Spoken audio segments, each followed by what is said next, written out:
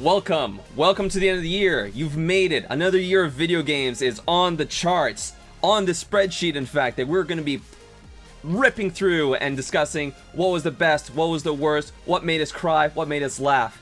Joining me is an amazing cast of video games people from around the world. I myself, Luis Fernando Sandrin, as always, co-founder of Beyond the Pixel, technical designer, worked on Gears Tactics, Gears 5, and the upcoming Gotham Knights. And to my immediate directions left, I guess, please introduce yourself. Jason Saltenes. I am essentially QA for many games, but I also worked on VFX a little bit for Star Wars, the latest game. Sweet. My name's Jordan Groves. I am a level designer, and I've worked on Gears 5 and Gears 4 before it. You can notice the trend. Those are pretty much my biggest titles. That's me. I got nothing to plug, so you can go ahead.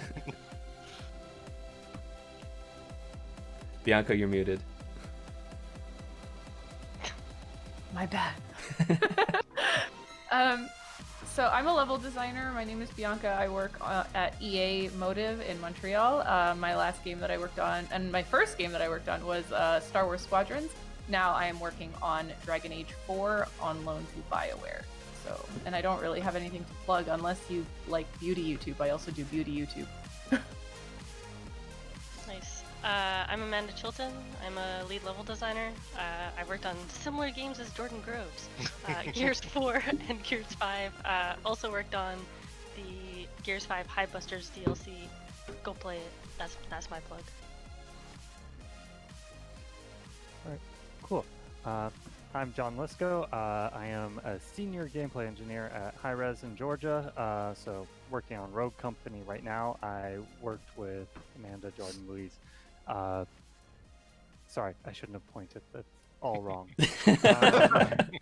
Gears 4 and Gears 5, which was fantastic time. Yeah, no plug. Except, remember, I'm open for bribes for my number one spot. And every other spot, right?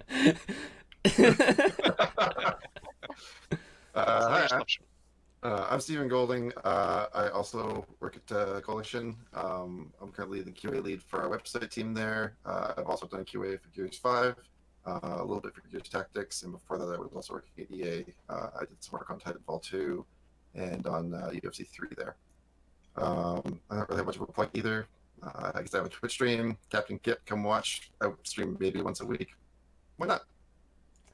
All right, so let's get right into it. We have, the way this list is going to work, we include the games from 2020 because, hey, sometimes you don't play the games in the year they come out. Sometimes you discover things way later. Sometimes even 40 years later. Who knows?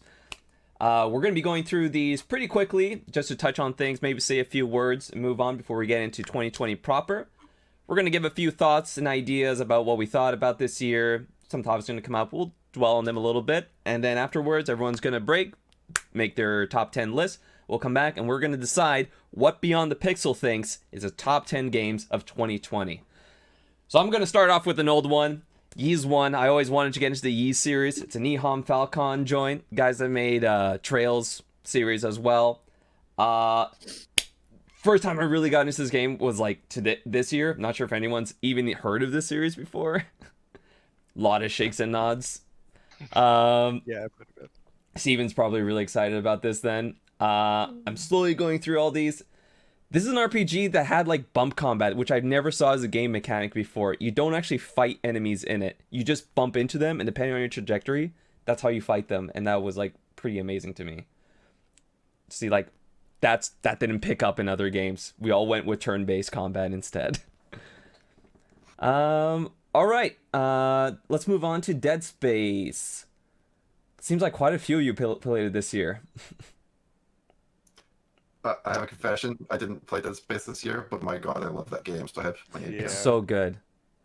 I played it for the first time this year. I had originally tried to play it like years ago, like probably 5 years ago. I tried to play it for the first time and I never got through it. And admittedly, I haven't actually completed it yet. But I just thought play it because I'd never played it before, and like one of my best friends, it's her favorite game in the world. So I was like, okay, what is all this hype about? And I'm not much of a horror person. I get scared quite easily. I get spooked. Like The Last of Us 2 was hard to get through just because I get spooked really easily. But for some reason, Dead Space, like the monsters are more like monsters than they are like grounded in real life. So I was able to kind of get through it. It wasn't so much horror as it was sort of like just like a monster action adventure sort of story. From a level design perspective, it was interesting.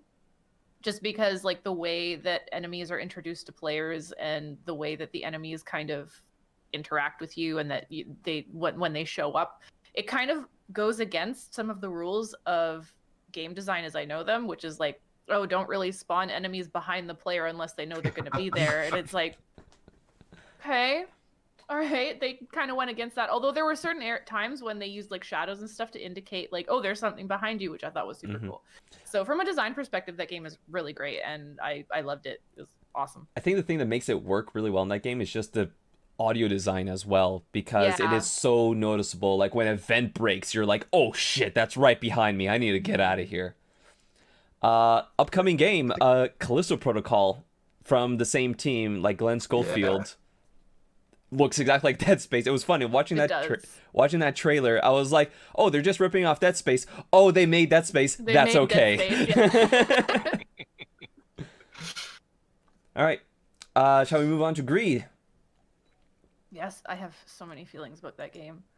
Oh, do you? That game is so pretty. It's so pretty. Like I played it when it first came out, but then I replayed it this year. I just thought like it was the first puzzle game, and I played this the first time when I was on a plane going to San Francisco. Obviously not this year.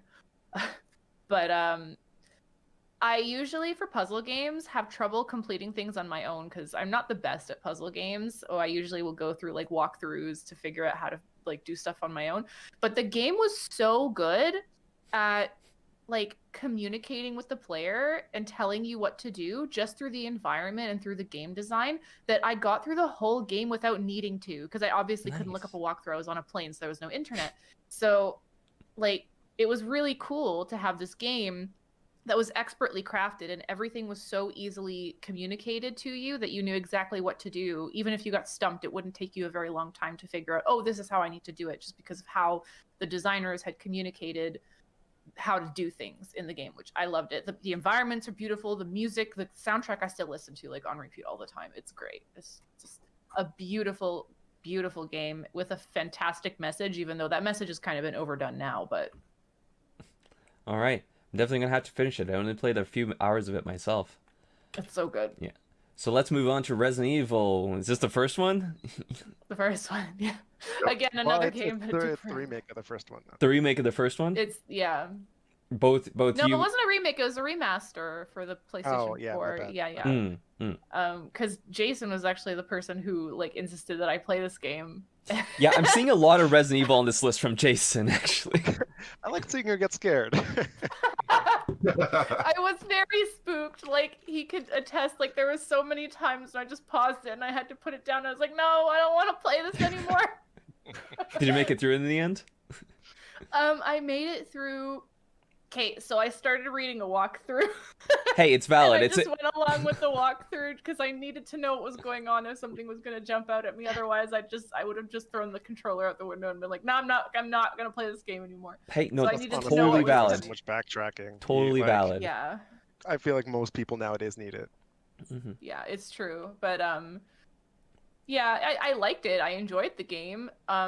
If I didn't have the walkthrough, I genuinely don't know how people would have figured things out. Like, I really just don't know, because it does not tell you, like, anything. You kind of just go in there and you're like, oh, well, just, this is what you have to do for the first thing, and then everything afterwards, you kind of have to, like, be a detective and piece things together yourself, and I guess I'm just not good at doing that, because I don't know how people would have figured that stuff out on their own. I really don't. Yeah. It's not an easy game. But that's part of the charm of like the older horror games where you backtrack, you keep going back to the old places because yes, you're backtracking, and though you think you know the environment, as you go through it, like because of something you've done at X point, now everywhere you went is now different, or like enemies are now there where they used to not be.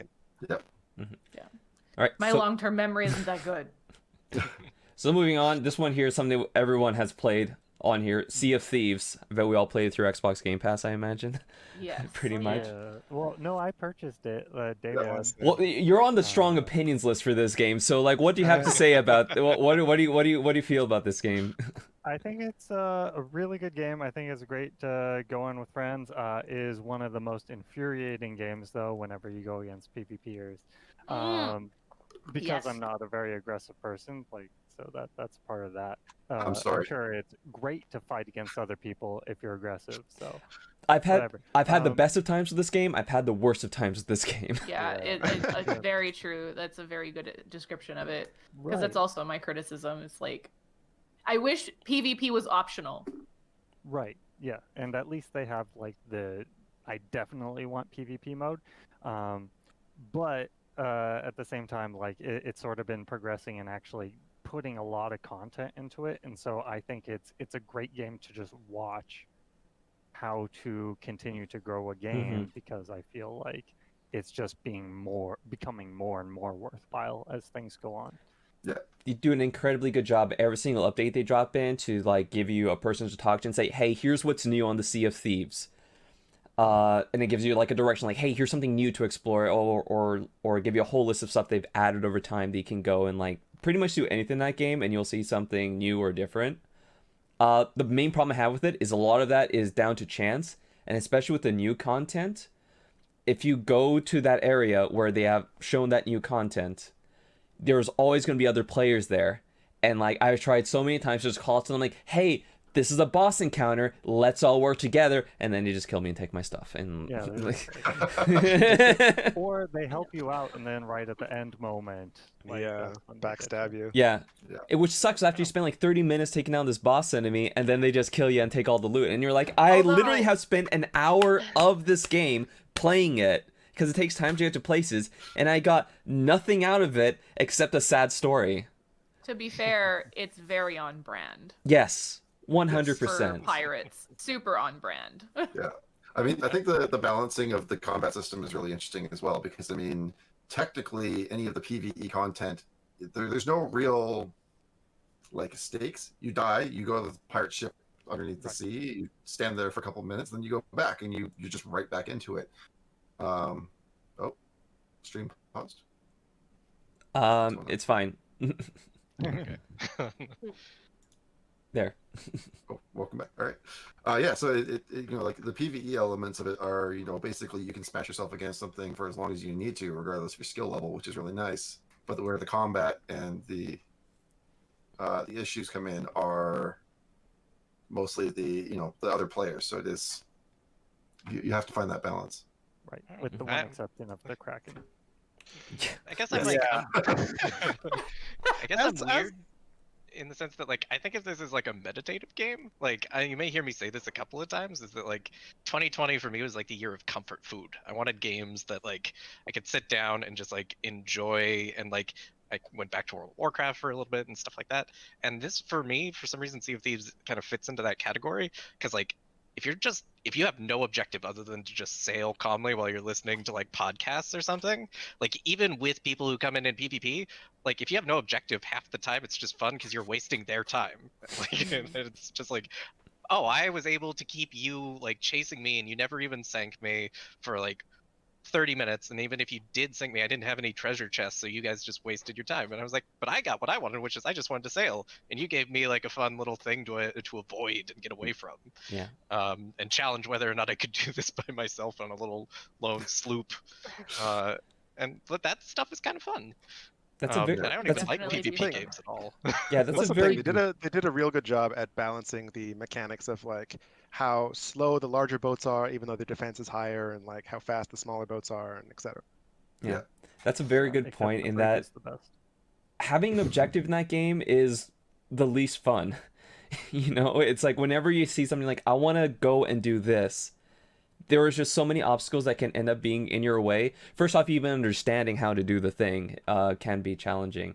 But like Jordan says, like absolutely, if you just approach the Sea of Thieves on its own terms, and you say, I'm going to join in, and there's a sea of opportunities out there, and I'm just going to do whatever comes my way, instead of being adamant of like, no, I want to do this, is probably the best way to enjoy it. Okay, I want to move on. Fire Emblem Three Houses, the game I wish I had time to play. That game, like I saw a Polygon video about it, and it's like basically if chess made you horny. That's basically the description of that game, because they're all so hot. They're all so hot, and you can romance every single one of them. That's the reason I was into the game. Like the gameplay itself was really interesting, though.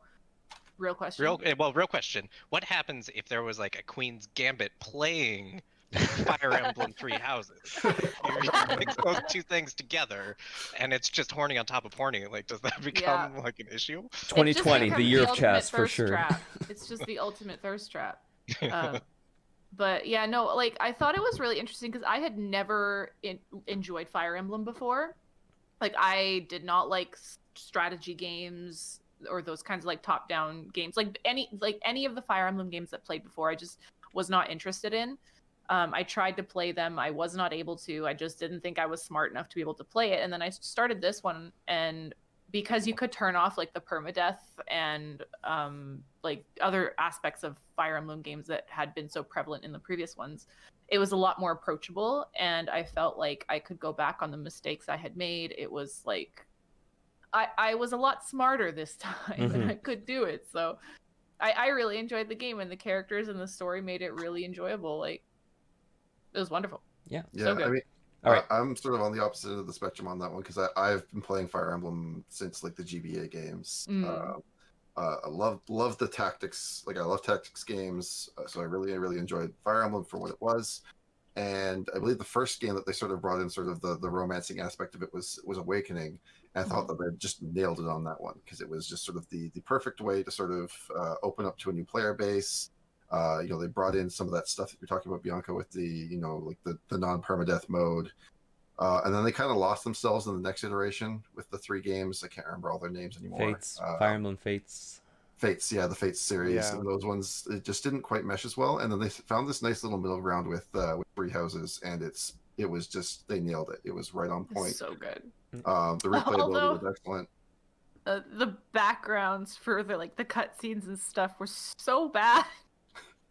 Like, for all of the time and money they spent to make this game, it didn't, other than like the main character models, like the environments and everything, did not look great. It's always been like that. Yeah. All right, we're at like 10-15 minutes in, so we're gonna have to speed up a little bit. All right. So Steve and Jason, real quick, Magic the Gathering Arena. Should anyone that's never played Magic ever play this game? Yeah, I mean, if you would like to play Magic or you're interested in Magic, this is the best way to start playing Magic because it teaches you about all of the order of operations and how things work. Magic is easily one of the most complicated games in probably the world, honestly. It has years and years and years of rules and different types of cards, and they're slowly adding all of them into Arena. So if you're interested in how to play Magic, this is the best way to learn. If you would like your wallet to love you and not hate you, probably just leave it alone and don't get sucked down the whirlpool that is Magic the Gathering. Got it. Though that being said, if you log enough hours, you will slowly unlock things for free. Like you don't have to spend money. It's just it will pull you in to spend money. Yeah, until you start playing physical cards, and then you start ending up with piles like this around your house. Oh yeah. And then it just spirals out of control. So what's not going to make my wallet angry though? Divinity Original Sin 2, biggest time sink of a game I imagine for value proposition. It's like it's a $20 game now at this point, but has like 200 hours of gameplay. Steven, did you finish it? I did. Me and a group of friends decided to delve into it together, so we were doing a multiplayer experience on it, and oh my god, like as a huge fan of the old Baldur's Gate games and like Icewind Dale and all that stuff, like this is just it was a magical experience. Like nice. the interaction of sort of logic, just the fact that oh, there's oil on the ground, so I'm going to cast a fireball, and now it's going to light on fire, and everybody's on fire. Like it's just the evolution of like what Baldur's Gate could have been back in the day, and it's just so cool to see that get incorporated into a video game, because I find it's like you always get your explosive barrels and like shooters and stuff like that, but this was so integrated into, oh, you're wet, so electricity is going to stun you, or oh yeah, there's oil on the ground, so it's going to light on fire. It just like the physics and the element system was just a pleasure to work with and a lot of fun. Makes sense that. But also the fact that, sorry, I was going to say, it makes sense that Larian Studios then got to do Baldur's Gate 3, but yes, even if it's not amazing right now. Yeah, early it's also access. the fact that like there's many ways of going about the same story, and like you can kill main characters and it won't stop you. Like, yeah, big game. All right, Beat Saber, fun exercise with lightsabers, right? Yep. Moving on then. Alien Swarm Reactive Drop. That's another one I put on there. Again, sort of me and my buddies picked it up as a multiplayer game to play together. I remember playing it when it very first came out, because before Reactive Drop there was just Alien Swarm that came out back in like 2008 or something like that. But it's a top-down game. Top-down game, sort of like Helldivers. But there's friendly fire on. You have 4 different classes: medic, sort of assault trooper, leader, and mechanic, or tech guy, basically. And you sort of need all of them to get through a level, and it's just a really, really fun, chaotic experience where you're trying not to shoot your buddies in the back. Gotcha. Yep. Trailmakers, John, I almost played this game. Tell me what I missed. It's basically Lego Racer and a sandbox. It's really dumb and undirected, unless you do there's a campaignish one where they give you pieces as you go along and little objectives with it. But really, it was just a place for me and a bunch of friends to go down, make a bunch of cars and slam them against each other. Nice. Or airplanes or all these other things. So really cool, simple game with somewhat decent physics. So you can actually make walkers and stuff too, but it's hard. Gotcha. And so challenging yourself to make a walker was pretty cool. Except mine. We don't need to get into that. So Children of Morta. That's like it. I thought this was a roguelike game, then I started playing it, but it's more like a dungeon diving game, right? I would call it roguelite. Like it has a set of dungeons that are mostly the same, but like each one is like its own individual little roguelite.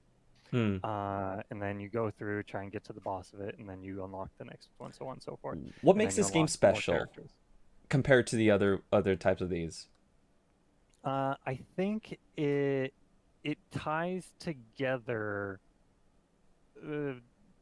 each run and like the different zones decently well into the narrative and like what's happening with the world and the family pretty well. I mean, I think a lot of the highlights of this game you probably could say about Hades as well. I was gonna ask. It's like, yes or no? Is this game better than Hades? I can't say. Okay. It's different. All right. Wandersong. John, this is one of your strong opinions, and you put an exclamation point. Yes, I love this game. It was just absolutely fantastic. It's super wholesome, has a lot of poignant messages throughout. Like it's just always, every single chapter sort of has a main theme that it goes through. The side characters help support everything. I really like the sound design the entire way through. It was really refreshing to have I don't know, where a game where the mechanics are more around benefiting the world than not, and getting through to the very end. There's not really a spoiler. There's a little Easter egg where you can go to a alternate plane where you can talk to the developers, and they talk about the experience a bunch. And I don't know, everything felt really emotional to me, like almost the entire time. I definitely really liked what I played of this game. It's another one that I feel bad about never finishing, but they took it off of Game Pass before I could finish it. Yeah, I bought it for one of my friends when he was halfway through, and it got removed from Game Pass. I'm like, I'm not letting you not finish this game. I ended up having it on Steam, so I'll definitely finish it as well, especially after hearing your recommendation. Indivisible, that's another one I heard a lot about. This is another one I have strong opinions about. Yeah. Yeah, Indivisible is like somewhere in between Paper Mario and Chrono Trigger. Is fantastically well arted almost the entire way through. They do a good job of bringing the narrative design in to most of the gameplay. There's the leveling system is kind of really obfuscated and actually is described more as a relationship with the main character that you're controlling. So I really liked like the way they sort of messaged a whole bunch of things. The UI design in general is really good. And it was much longer than I expected. I really felt like I got my money's worth. Nice. So I'll move on to A Short Hike.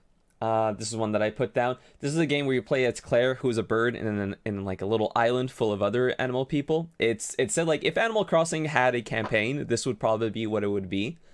It's just an extremely short, hour-and-a-half long exploration of different people's attitudes and opinions and just their own reasons for existing in life. And it's just the quaintest little game that I've ever played and one of the best hour-and-a-halves I've ever spent with a game, like from top to bottom. It is so lovely in how it depicts people's and like the most ordinary problems and how it twists like your expectations of these characters. You're trying to get to the top of this mountain, right? That you're just spending time there because Claire is waiting for a phone call. And you find out at the end of the game what that phone call is, and it's actually super personal and relatable. It's nothing really earth-shattering. It's just very small. And along the way there, some of the people you meet are people that are just training to go like on a marathon, and they need a lucky headband. You find a lucky headband, and then there's a small little truth they discover about themselves when you do this, and it's all these small little types of problems that are just so wholesome and relatable. There's a guy that you're trying to buy feathers from because that's how you get to the top, and you think, oh, this guy's upselling it, but then you find out he's actually trying to get money so he can afford to go to college, so he can stop doing this feather hustle. Small little quaint stories like this that just fill this game and make it an absolute joy to spend time with. I really recommend people to just play through it. It's so small, and yet so like fulfilling and relatable. Less fulfilling and relatable, Blasphemous, which is a Metroidvania game, very heavily inspired by Spanish religious iconography, and I thought I was through with playing Metroidvania style games. This one turned it around for me this year because I really was constantly surprised by what this game threw at me, by the different mechanics and enemy types that it constantly made you confront and deal with. Along with just very rigid and punishing platforming that just made that map both an absolute terror and absolute joy to explore. And that's something that I haven't really gotten a lot from many Metroidvania games since like Bloodstained came out, being an exception. Jason, did you have anything you wanted to also add on to that? Not aside from what you said. You essentially encapsulated most of it. The only thing I would say you may have left out is honestly the art style is beautiful. Like the you can tell that they put a lot of love and care into just how things work and how things look and the interaction. Absolutely. Earth Defense Force, another game with excellent animation, right, Jason? Yeah, okay. Well, you're going into this game not for the animation or the looks because there's so much going on the screen that you can't exactly blame them for not putting too much into it. Yeah, it's comfort food video gaming. Yeah. It's one of those ones you mindlessly turn on, you play with friends. It's one of the, I'd say, because it's local co-op, which I don't find many games are nowadays, and it's one that you can just easily pick up and drop down, and it's crazy, doesn't take itself too seriously, and it's just fun. All right. Is there anything more that we need to say about Crash Bandicoot? It being Crash Bandicoot, I think we can move on, yeah? Shadow of War. The Lord of the Rings game, sequel to Shadow of Mordor. I also played a lot of this year. I didn't really finish it because I was kind of getting full of open world games, but I still am surprised that we don't see more games incorporating like a spin-off of the Nemesis system, because it's so good, and like they just improved it with Shadow of War. I actually have a strong opinion about. I really dislike this as a sequel. You do, huh? I don't know if it gets better over time, but the fact that they took away from Shadow of Mordor, and we're like, you know what people loved? Our linear story. And I was just like, are you kidding me? Because like it takes like 5-6 hours to get to the part where you get control to like start doing the fun part of the game, That's which very is true. actually manipulating orc politics through murder and like saving them in gladiatorial combat and stuff. Yeah. Orc Like politics, yeah. like that's the fun stuff. And like for some reason you gotta spend time with, for some reason, sexy spider woman Shelob person with the remade version of the ring, and I'm just like, I don't care about this. And there's so much like so much lore and stuff that like totally went over my head as like someone that didn't read the books and only watched the movies. or read Silmarillion. Silmarillion. Yeah, sorry. Yeah. I knew I was gonna embarrass myself on the pronunciation, so I just dove right in. I was hoping I didn't have to say it. Because Don't like worry, everyone, I got you. yeah, because everyone always argues about like Shelob being a woman, but in the Silmarillion, it does specify that her parent was a powerful spirit, and powerful spirits are able to take form of humans if they wanted to. And so it kind of like doesn't directly say it, but it kind of hints at that could be a possibility. Like no one knows what Shelob really is. They Yeah, saw it their does specify opportunity that. and they went for it. They really Yeah, just wanted to yeah. make her hot. Saw a marketing opportunity more than anything else. Exactly. Again, and then I just kind of stopped because I felt like it didn't get there. It didn't get to the fun part quickly enough, and then it also like has that game of series like games as service bloat, right? Where you can feel like the game gets slowed down by the fact that they really wanted you to spend money somewhere, because everything kind of uses gear score level, and so like I don't. Again, it's been a really long time since I played Shadow of War, so I don't know how much of this is a direct. Or sorry, Shadow of Mordor. This is like a direct parallel to what they did before, but it just felt like it was much slower, and I didn't get to do like the fights with the orc chieftains and stuff as much as I used to be able to. And I started seeing the edges where you could find the like trigger boxes that would trigger like the event where someone surprises you. After like the glorious culmination of like the Shadow of Mordor campaign, where the guy who was weak to stealth, but I always messed up the execution where instead of cutting off his head, I just stabbed him. So he'd been stabbed in the face a million times. So when he showed up at the very end as the guy who was like the ultimate nemesis, and he had just a bag for a head, I died laughing. I was like, that was perfect. And that's what I wanted, and they weren't giving that to me. It's a lot of player reactivity, right? Building up your own story, and I think that's what that game like did well. The whole building up your own player story, and not their linear sexy Shelob story. Yeah, I'm in the exact same boat, so I throw that in quick. All right, Dragon Ball Xenoverse 2. Honestly, not much to say. It's what I feel Kakarot should have been in the sense of you kind of go through the original stories, but you can create your own character, so it kind of feels like you have more of a say, more of a role of a main character in the story. Yeah, I just don't know how many more times I can play through the Dragon Ball story in a video game for, like... Yeah, that makes sense. I wish they would make games with, like, original stories set in the Dragon Ball universe at this point, you know? Well, that's kind of what this was. It starts out being that you're following it, but at the same time, this side story is going on, and it's like the side story involves you, and then you are kind of dipping into what's happening in the main story, kind of like how the old Kingdom Hearts used to be. Oh, where yeah. It's like you have your main story and you're dipping into the Disney worlds versus it being like the Disney story, I guess. Gotcha. Right. All right, I'll probably check that out eventually. Then I own it, and it's still in shrink wrap. I need to get better about playing games I buy. Parappa the Rapper. I'll put these two together. Yeah, I'm like, it's more of like nostalgia. They did a good job remastering it and making so you don't need to have a CRT TV to play it. Yeah, exactly. Because that's the thing. That game is so punishing. I could never finish it. Yeah, once they insert the quarter notes, it gets real difficult.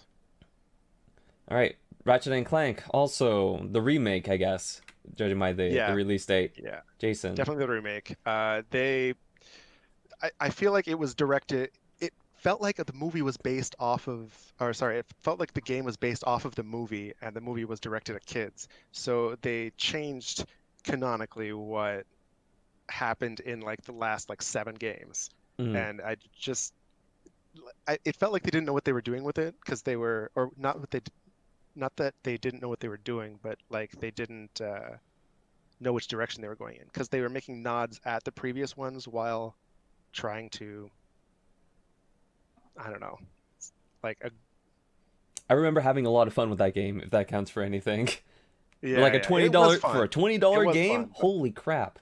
Incredibly enjoyable, and I'm really looking forward to Rift in Time. Rift in Time? Yeah. What? Rift Rift in apart. something. Rift yeah, apart. something like that. Generic subtitle. Infamous Second Son. I played this game in like a single day.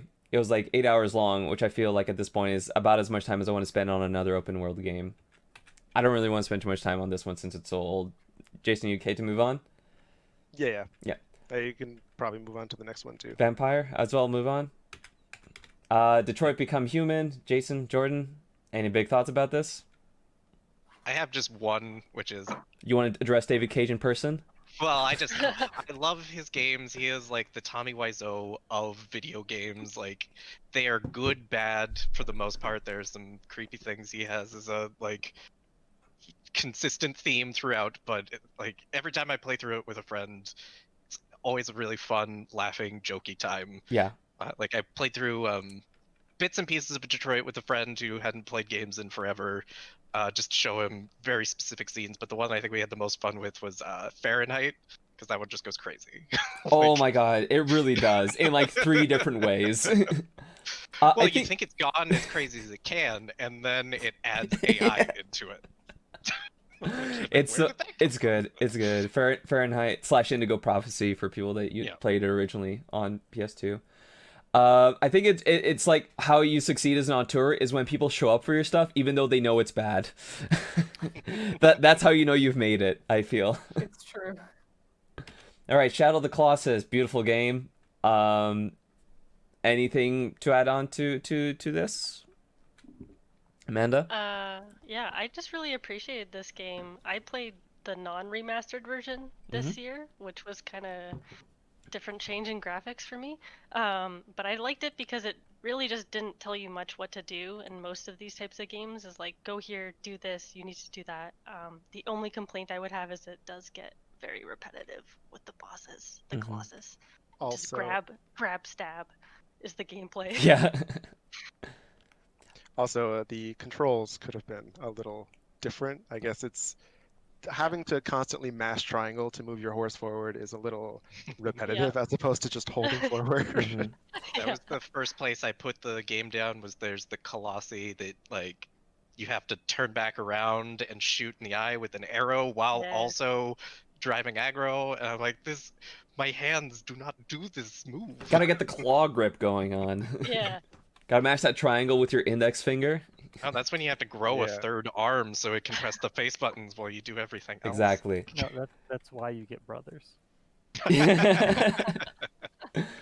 Shadow of the Colossus is a game for me that's like, there's a lot of games where I feel like it's more about a mood than the actual gameplay itself, and I feel like that's where it shows its spades, is just really selling that empty landscape and this very somber quest that you're on. When you put it at the time that it originally came out, like Yes. the controls themselves fit the time frame. I think the only place where it feels weird is something like Last Guardian, which was just in development for so long that still has that same feel. Yeah, very true. Sniper Elite 4. I'm up to 3 now, Jason. 4 is the one that they made open world, right? No, it still has a story. Yeah, I guess yes. It's essentially more of the same, but they did a good job. It's the first one I played, so it's the only reason I put that up there. But nice. I love that franchise myself. Very good, like stealth game. Darksiders 3. Jason, should I play this? I played the other 2. I'd say yes. It's definitely better than the second one, but it is still a classic case of different company making the third, like each game. So it does feel like its own, like it's changing the canon, if you really care about that. Oh, okay. Does it end the story? No, not at all. It's like it's a sequel while being a prequel. Okay. It's everywhere. All right. Hitman 1 and 2. I'm glad you played these. I love these games a lot. I already have the third one already pre-ordered. Yeah, with the third one coming out. I never played any Hitman game before these two, and the fact that you can play the second one, which gives you all of the levels of the first one, it's it's an amazing stealth game if that's what you're into. Yeah, I'm really Just so many excited to ways see them make their James Bond game. Soon. All right, we're gonna have to limit ourselves because I could talk about Sekiro for like an entire podcast. Just hashtag gush. That's all I have to say. Who was the first person who put this on the list and played this year for the first time? I did. Essentially, it was one game of the year. I figured I should probably sit down and play it. Like, but I I'm not 100%ed it this year. That's all I. Damn. Oh, you beat the super secret final boss, the one that's on fire. Oh, sorry. Like I don't yeah. consider that one secret. That one, like I'm Yeah. like, is there another one? No. No, I it's just mostly like, yeah. I don't know if I've done everything in the game, but like, no, I got like all of the achievements on Got the Steam. platinum. Yeah. This is the game that like I always go to and like say like this is good level design. This is how you give like players like options and how they navigate different challenges and communicate different sorts of gameplay in every single section. And I feel this is something that it was the Souls game that felt the most like Demon Souls to me, in that it felt very distinct when you went from an area to a different area, that it was testing you in different ways. While at the same time, unlike those games, it very much wanted you to play it the way it is meant to be played. And I know that rubbed people a long way, but being able to have this sort of growing mastery over time of this very core mechanically driven system that they created was so satisfying. And I'm done. Hesitation is defeat, Yeah, Luis. I need to cut myself very- off. It's very rewarding when you actually do end up beating X boss you've been working on for like a couple of hours. I think Okay. the only issue is sometimes like some of the bosses felt like you were just running around and like getting in a couple slices just to run away again. Like some bosses didn't feel as interactive as I would have liked personally, Mhm. but great game otherwise. That fucking 8 boss. Oh my god. Yeah, that's one of them. You can at least parry him. Sorry, no, let's go. Let's talk about this for forever. Devil May Cry 5. I played this. I played this one. I think I played this one this year. I finished it this year. I played it last year as well.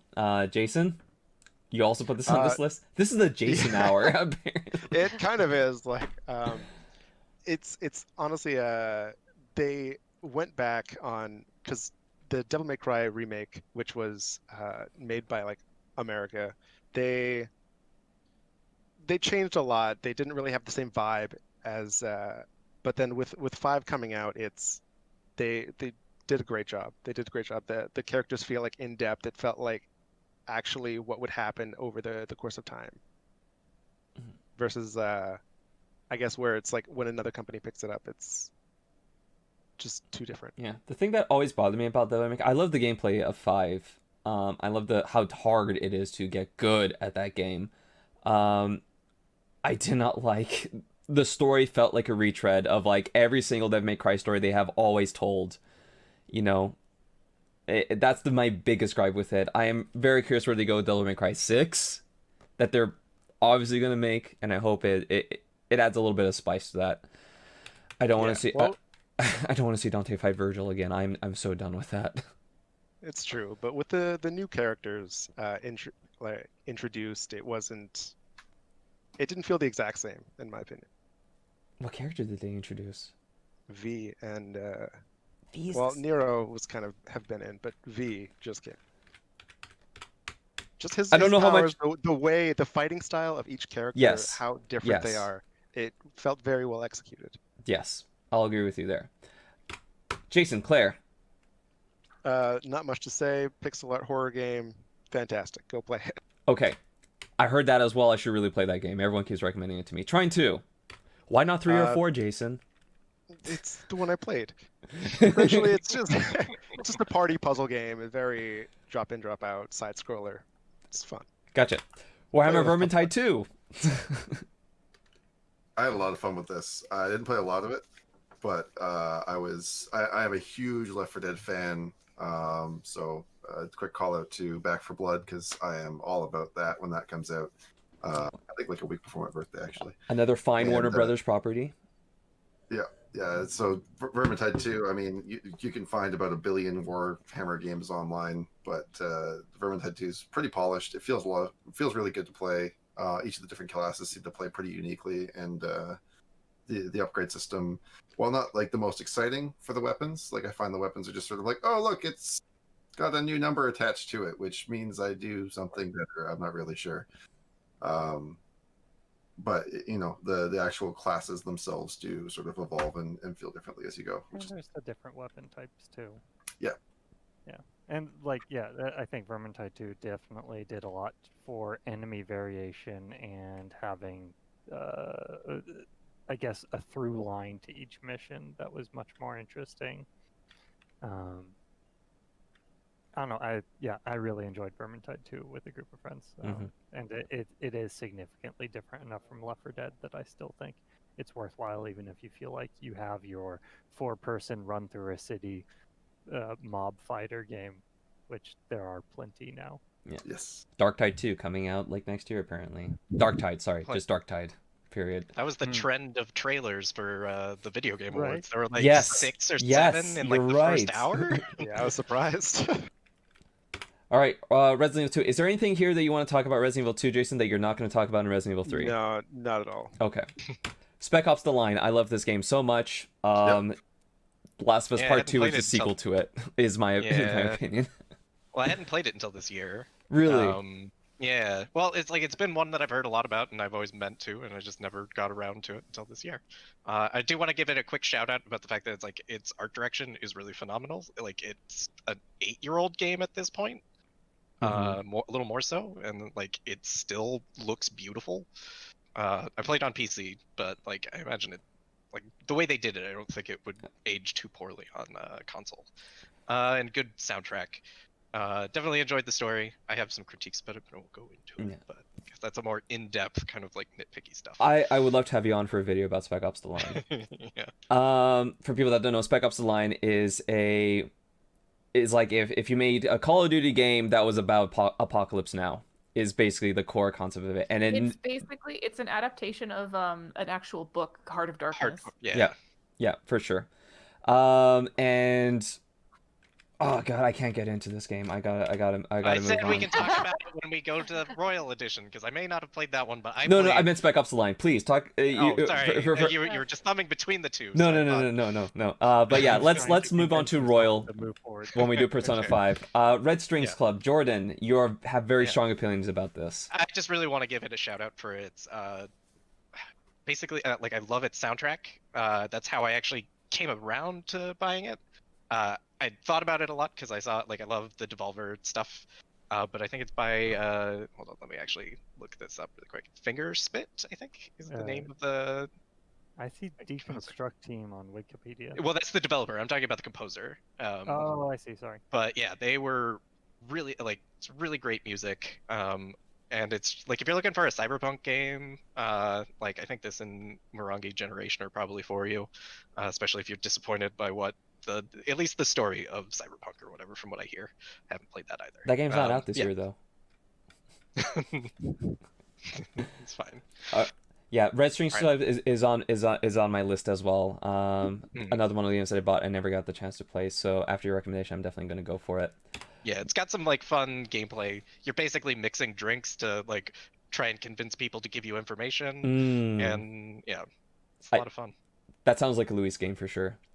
Metal Gear Solid 5, The Phantom Pain. Sorry, you spelled this wrong.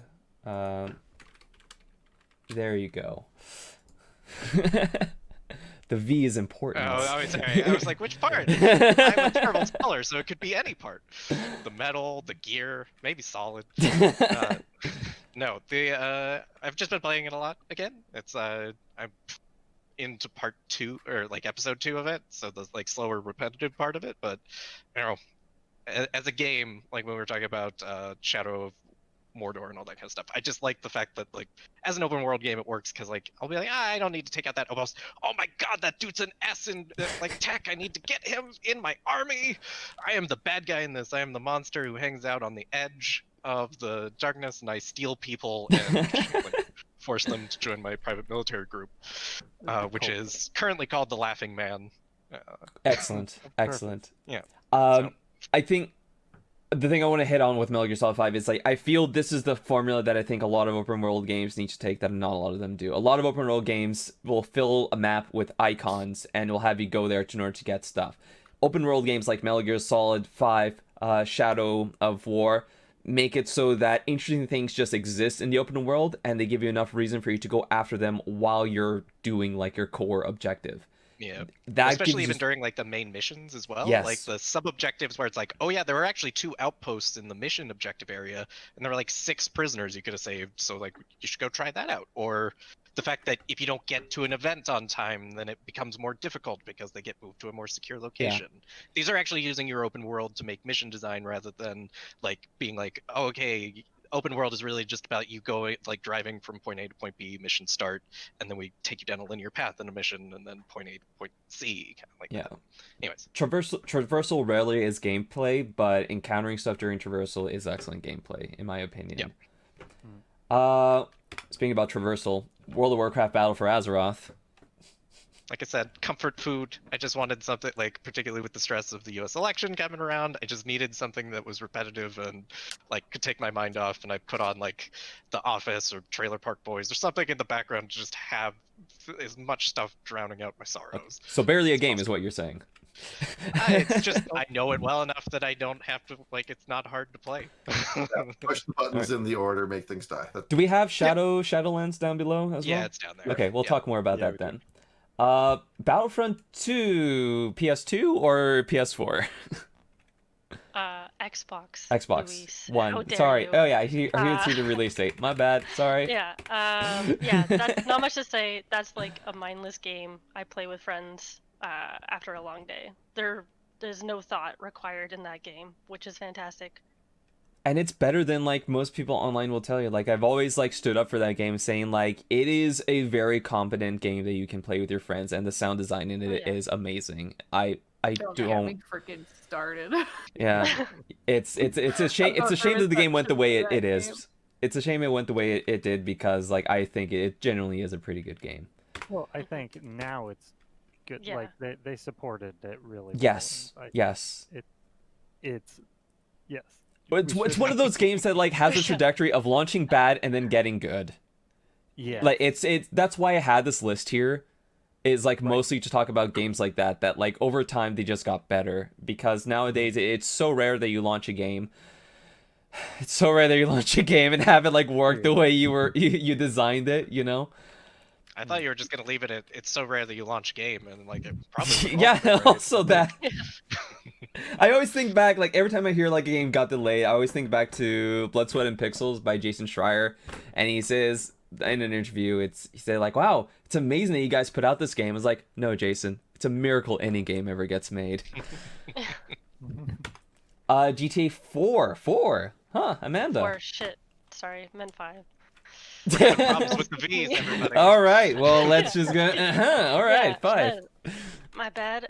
Yeah, I just play the online aspect with friends. It's just, it's like Battlefront 2 in the sense as you don't really have to think about it, but there's just slightly more thought that is required because you have to drive. That's about it. I think it's amazing that this game has existed on PS3, PS4, and it has a PS5 version coming out.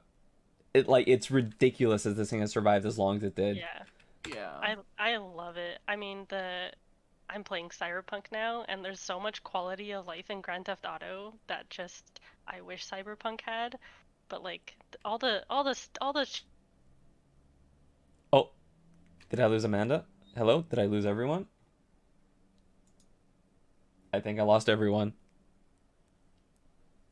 Oh, that's unfortunate. Oh, okay. Okay. Everyone's back. Yeah, back? Discord just had a hissy fit. It's fine. Okay. The mini games are great. That's my. Got it. That's the big takeaway. Yeah. Metroid Prime, Amanda. I heard you were playing through this. Oh yeah, I had to play this. I just had to play it this year. That's all I'll say.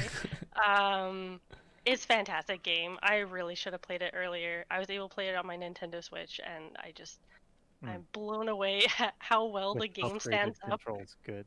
Yeah. Yeah, it's great, and that you can pause it as well and like take a step away without going back to your save point. I love the boss design. I love all the abilities that you get throughout, and the amount of choice that they give you is just incredible. And I think the fact that it feels like you're just stumbling upon stuff all the time is what really drew me to that game. I love it. I have never seen a game that made such a natural transition from like a classic like SNES. I say classic, but it also came out like in 2002.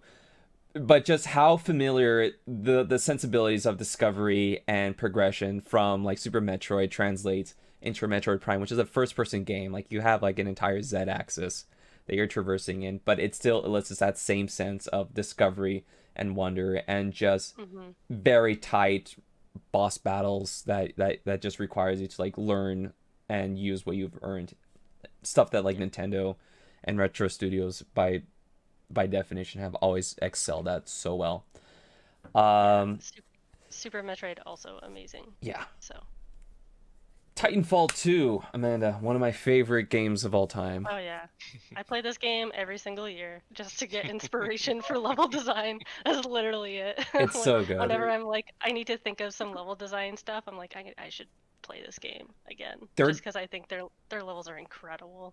Their design methodology was also very interesting, where they just separated off into groups and just said, just make a good level. It doesn't matter how you think it fits into the game, which gives it the campaign a very frantic feel of just jumping around all the place.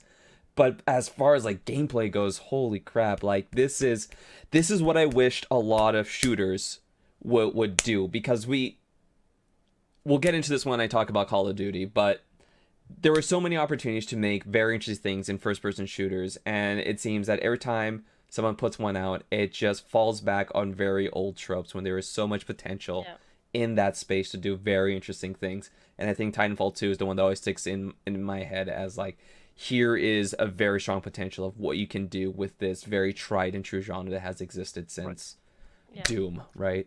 But I mean, also they have absolute top of class traversal, like just best around, hands down. You couldn't convince me otherwise. I think that's where I would actually levy a critique. I know I'm probably gonna get some flack for this for Titanfall 2, is the fact that the enemies in the game do not translate like in the campaign. Like the campaign has a lot of really fun elements to it, but like the shooting sections are very much, I need to play this like Call of Duty where I stay behind one place and I shoot at guys. You don't get a lot of the stuff that made me love Titanfall 1, which I know it's it's PvP, even though it had like the PvP VE component kind of stuff. But like getting into those like wall running battles with another pilot in between, just like kind of taking out the mindless drones, was kind of what made it fun. And like the unfortunate thing is there's not a lot of that. A lot of the combat spaces in fact have like things that block you from wall running long distances, or you don't get like a temporary like bullet shield for running along walls or anything. It doesn't feel like, it's not like people lose accuracy or anything. I think it's like, it's just like, to your point, Amanda, it's got great level design, and I feel something similar about like Uncharted 4, where it's like you go around the combat spaces, you're like, oh, this is actually really well laid out to do all these things, but the gameplay doesn't really allow you to do the cool like acrobatic moves, unless like, I'm sure there are some people who are phenomenal at the game that will just be like, you're wrong. But like, it's like watching people play The Last of Us Part 2. I'm just like, I'm terrible at this game. My only critique of it. As somebody who's played that game literally over 100 times, since I did have to playtest that campaign a lot. It always does bring a sort of just a warm spot to my heart when people talk about it, because it is, despite the fact that I have played it so many times even before it came out, like when it came out, one of the first things I did was sat down and 100% of that game, like at home on my own time, because it is one of those games I can play over and over and over again, and it doesn't get old.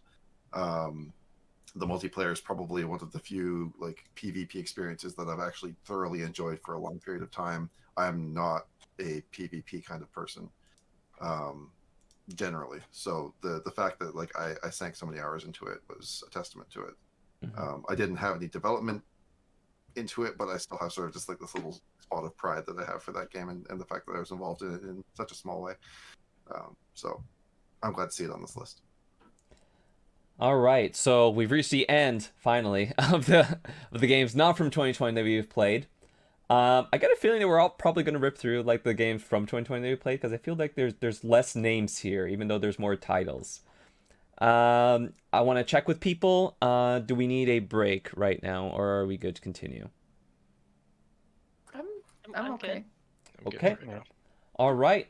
Let's just jump right into it then. The first game released in 2020 that I have on this list, Monster Hunter World Iceborne, January 9th. John, you're the only person that played this game, which is surprising. Yeah, there's so many other people in the world. It's really surprising that only one person right. I mean, for one thing, this is an expansion. Like, it wasn't exactly groundbreaking, but it did bring a lot of things to the world that I thought was really interesting. I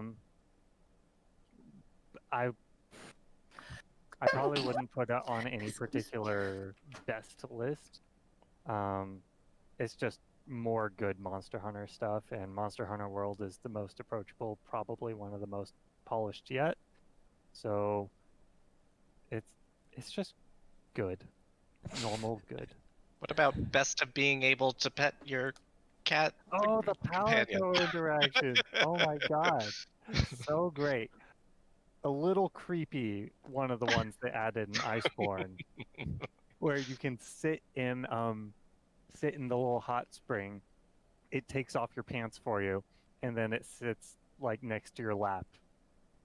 And it's just like, okay. But like you can switch between the different clothes modes, so you can be like full hot springs mode where you only have like shorts on, or you can be full suited. But I feel like the one it automatically switched to is like, you're in a hot spring with just your feet in the water, take off the lower half, you don't need to take off the top. And it just felt super weird to me. I felt so uncomfortable. Sorry, I brought those memories up. No, it's okay. What's a Capcom game if it doesn't make you slightly uncomfortable? All right, moving on. Dragon Ball Z Kakarot, that came out. None of us played it. I like Dragon Ball. Did you say Dragon Ball Z? Yes. I thought I was the only person who said that. I think that's like people who are like have lived a long time in Canada. Yeah, I can't read that letter. I can't read that letter any other way now. It just comes on. I know people say Z. It still says Dragon Ball Z. Like what? Even in the Canadian broadcast, it does. Still say Dragon Ball Z. Yeah. Well, it's not being sold. I read it on the list right now. Like, lay off. Come on. Okay, I forgive you. Don't do it again. But people call it ZBrush rather than ZBrush. Oh yeah, It's that true. also freaks me out. I said that ironically for a while, and then it just became the way that I said it unironically. ZBrush? ZBrush. Yeah. There's another one. I can't remember what it was that like someone fruit. Decal and Decal? That one threw me for a while. I still don't know which one is right. I still say decal. Is that the American way? I looked this up. It's Decal is supposed to be Canadian and Decal is supposed to be American. Is it really? Yep. Okay, I thought it was just our just Jerry at the coalition. I thought Nope. he was the problem. The source of it all. Yeah. Right. All right, Tokyo Mirage Sessions. Sharp FE Encore. This is the Fire Emblem Shin Megami Tensei crossover game. I wish I had time to play it. I still haven't, but I'll tackle it later. Walking Dead Saints and Sinners, one of the first VR games on this list. There's a lot of them that I played this year because I said I was going to play a lot of VR games. This is the first VR game that I play. I worked in VR, by the way, I should mention. This is the first game that I played that like started to have more reactive elements with how you interact with the world. So like you're pushing doors open, stuff that like Half-Life Alyx, I'll talk about more when we get there. But stuff like pushing doors open, peeking out corners because the zombies are around. And the melee combat in this game is the best of any VR game I've ever played. Because it requires you, like, you know, Walking Dead, you stab the zombies in the head, that's how you kill them. So you have like all these different items like a screwdriver or an actual knife. But you need a full range of motion to actually stick them in the head deep enough to actually kill them. So you're there creeping on this guy and you stick them and you realize, I did not push in deep enough, and like it's slowly turning around and you take out the knife and you push it again and then you get them and they slump over and then you're serial killer simulator. I know, right? and then your screwdriver is stuck in his head, and you need to grab his head and pull it out. It is like disgusting and so visceral, and I am terrified of that game because it's so intimate in how it really wants you to like engage with these zombies, and it's uncomfortable in a way that Half-Life Alyx didn't hit, like in terms of melee. Ask, how does that? But you kind of answered it, like how that makes you feel, because like I know like I've balked the few times that I've played VR games when it actually asks you to like, I think it was like, I know it's silly, but what was the Justin Roiland game that they released for free, accounting simulator or something like that? Oh, yeah. I think so, yeah. It's like there was just the weird part where you had to like grab like, because they were using, I think, just like Unreal assets or something you could pay for. Yeah. So they had like a more realistic looking knife, and then they had the guy with the like dotted line down his stomach. He was like, cut him open. You gotta cut him open. I was like, I can't do this. Like, I know that this is cartoony, but it just feels weird having to commit this motion. Yeah. Like in real life. No, 100%. There is. I played a lot of Gorn, so I got used to doing melee combat in a game, but definitely like early on, it was just a lot of like, it's hard to like really get into some of these actions because it does make you feel so uncomfortable, and I think that's just sort of very powerful when you consider like the potential of VR for things like that. It's a shame we only use it for violence. Journey to the Savage Planet. I've talked a lot, so Amanda, do you wanna give an overview of this game? Sure. I disliked this game. I thought it's supposed to be like a Metroid Prime 3D game. Metroid Prime is 3D. It's supposed to be like Metroid Prime. I was thinking Super Metroid. It's supposed to be like a Super Metroid in 3D. It added literally nothing new, and it ripped off all of Super Metroid. So I was extremely disappointed. It added bad humor. Yeah, there is that. But like you could just walk around the environments and you would know what you would need to do before you even got those abilities. It was very obvious, like, oh, I already know how I'm gonna traverse this area up here that I can't reach. Which I thought was extremely disappointing because I was really looking forward to another 3D Super Metroid type game that wasn't Jedi Fallen Order. Yeah. Pretty much same as me. I wanted to like this game more than I did. I ended up not liking it enough to finish it either. It was just it's too familiar to stuff that I've already played, and it didn't have enough of its own personality. And the personality that it did have was kind of grating to me. Like I'm not a fan of like gross out humor, and there's a lot of that in this. Yeah. Except the part where like you go to like eat something and then you just smash it against your visor and it's just smeared there for a little bit. I had a good chuckle with that, but like I hope they go back and they make a new a game that's better than this one, because I think there is potential there with that company. It is like pretty well put together. It's just not very engaging. For sure. They just need to do their own sort of twist on the gameplay. Absolutely. Rather than just straight up just taking it from other games. Kentucky Route Zero.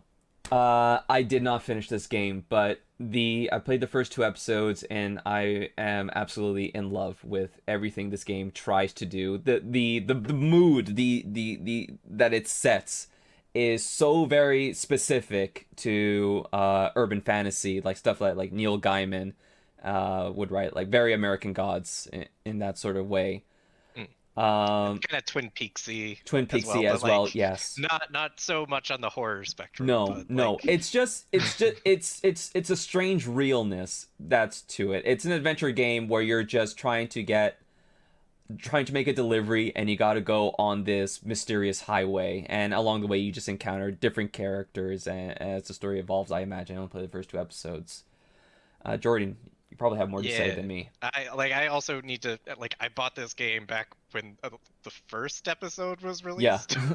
So I too need to actually finish it. I also recently just played, like, when it came out as the like TV edition, we played it as like a group, like the first I think the first 2 episodes. Mm-hmm. So I got re-caught up and I got to see other people's versions of it, because it doesn't offer like big branching choices or anything, but it No. does something that I actually really love and I think works well in games, is like by making things a little bit more vague in how they are being interpreted by both the audience and the game's narrative itself, that like you get this kind of lovely version of interactive storytelling where you're kind of like your interpretation is a form of interactivity.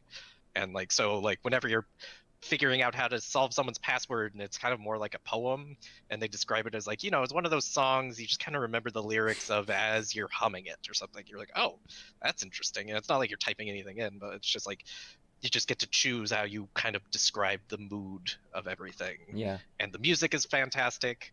There's that great scene in like the bar where you actually are controlling the song that someone is singing that is like absolutely gorgeous. I love the look of it. I also love Cardboard Computer's like marketing campaign. I don't know what they did this time, but like before episode 2 came out, they were selling like rotary phones on eBay that are like, this phone can only call one number, and it was like bringing their kind of like narrative voice out into the real world. And like, I found it clever, and they're very, that company is very near and dear to my heart. Yeah. I love what they do.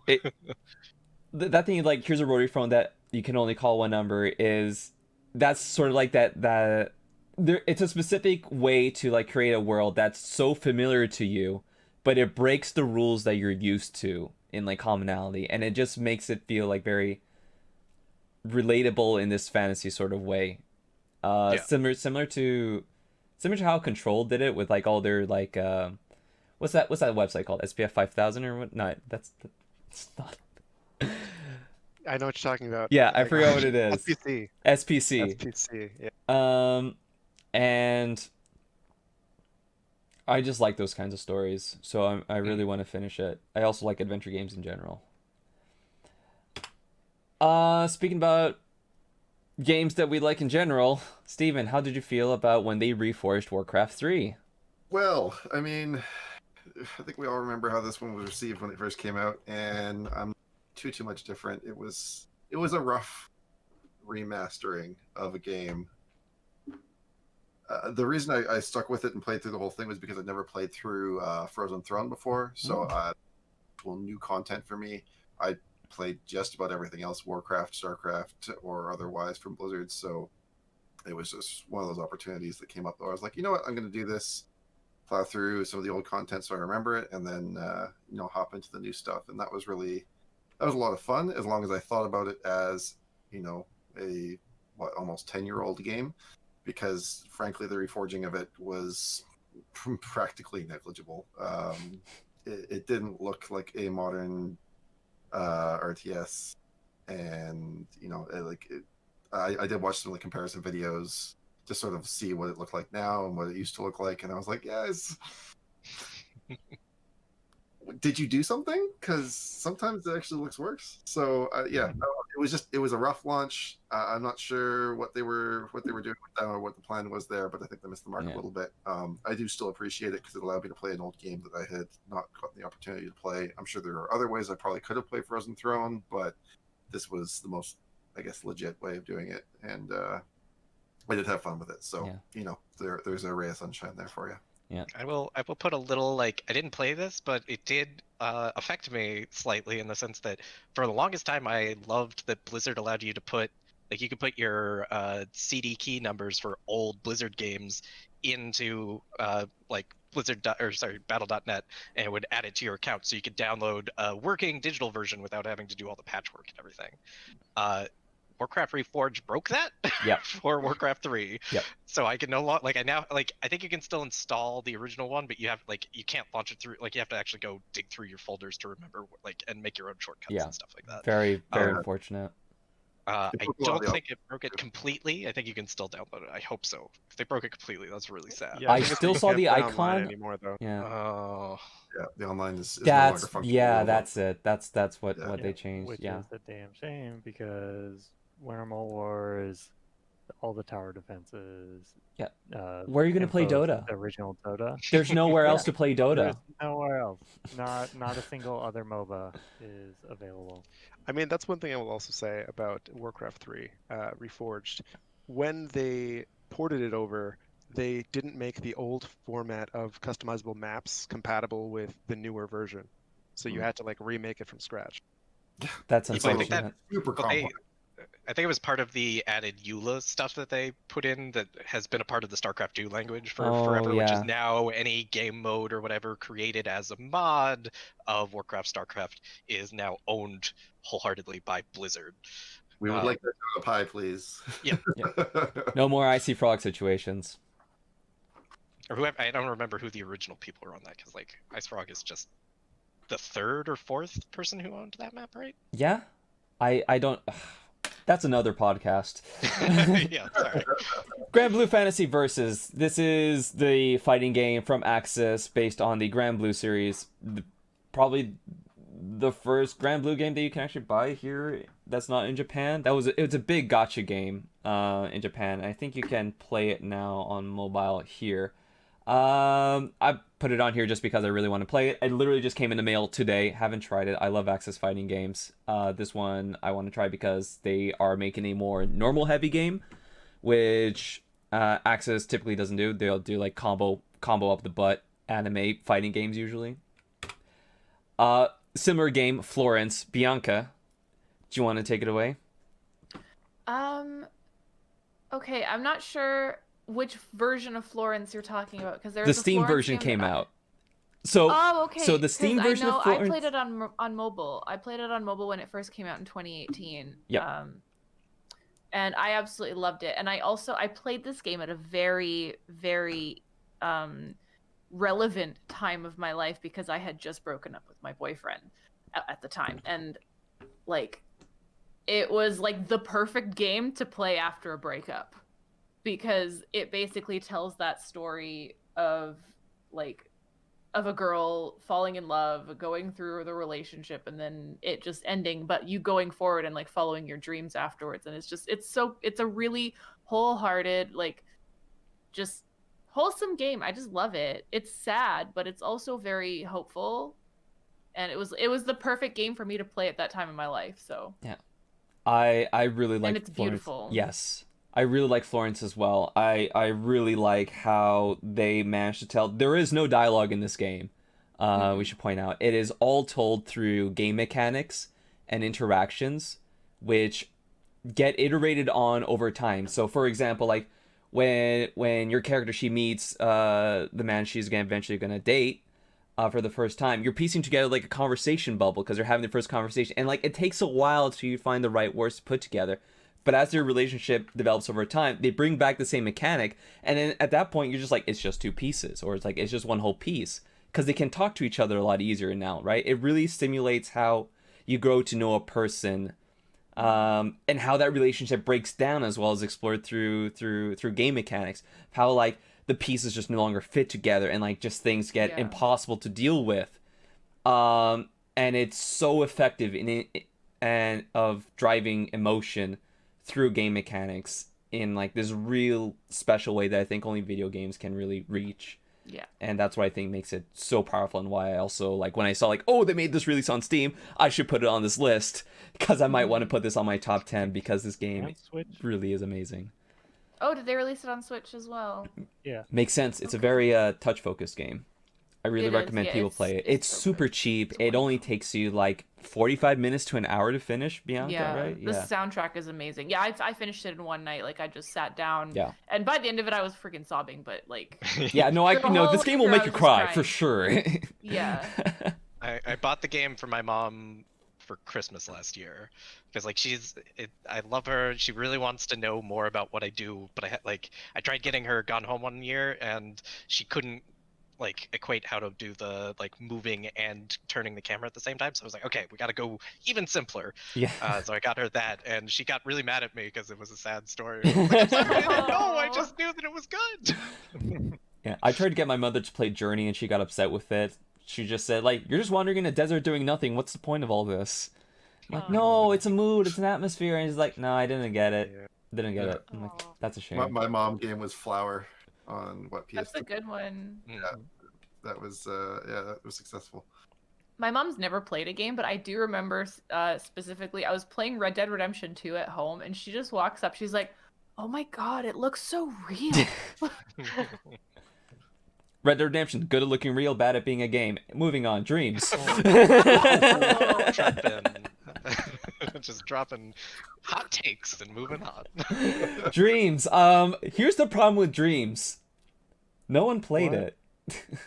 I don't want to do work at home. I know, right? Like, it's a shame. Like, I look at everything everyone has made in Dreams, and I'm like, oh my god, they're better at my job than I am. And I just wish I played it, but like, I wish more people played it too, because apparently, like, the servers are not the servers. There's just not a lot of activity on there anymore. But it's really cool that they made those tools, and apparently they're super successful. So, I'll play it eventually. I put this on here just because I like Vanquish. I'll admit it. This came out this year, but like Vanquish, we talked about Titanfall 2. We talked about how you can do so much stuff with shooters. Vanquish is the game that I say, like, this is a game that is legitimately cool. And like, we talk a lot about how Gears is cool. It's the cool shooter. They put chainsaws on the gun. But that's like cool in like a very brutish sort of way. It's like, it's edgy cool. Right. Vanquish is genuinely cool. It is like top down, the visuals, the suit of armor, the guns, the gameplay, the slowdown, the sliding, the dodging, everything top to down is such a creatively well-designed shooter. It's as if you took Devil May Cry and you were gonna make it a shooter. You missed one of the most important parts: distracting people with thrown sticks. Yes! Exactly that! The part that you're in cover, you can take out a cigarette, throw it away. The robot's like, what is that? And you're like, slow motion, headshot. Bah, bah, bah, bah, bah. I love it. Oh, God. Yeah, it did so much good stuff. I will say, I do have a gripe. Gripe away. The melees they made feel so good, but they're the absolute worst thing to use in the game. You wailing on a dude, you're like, I'm fucking this dude up.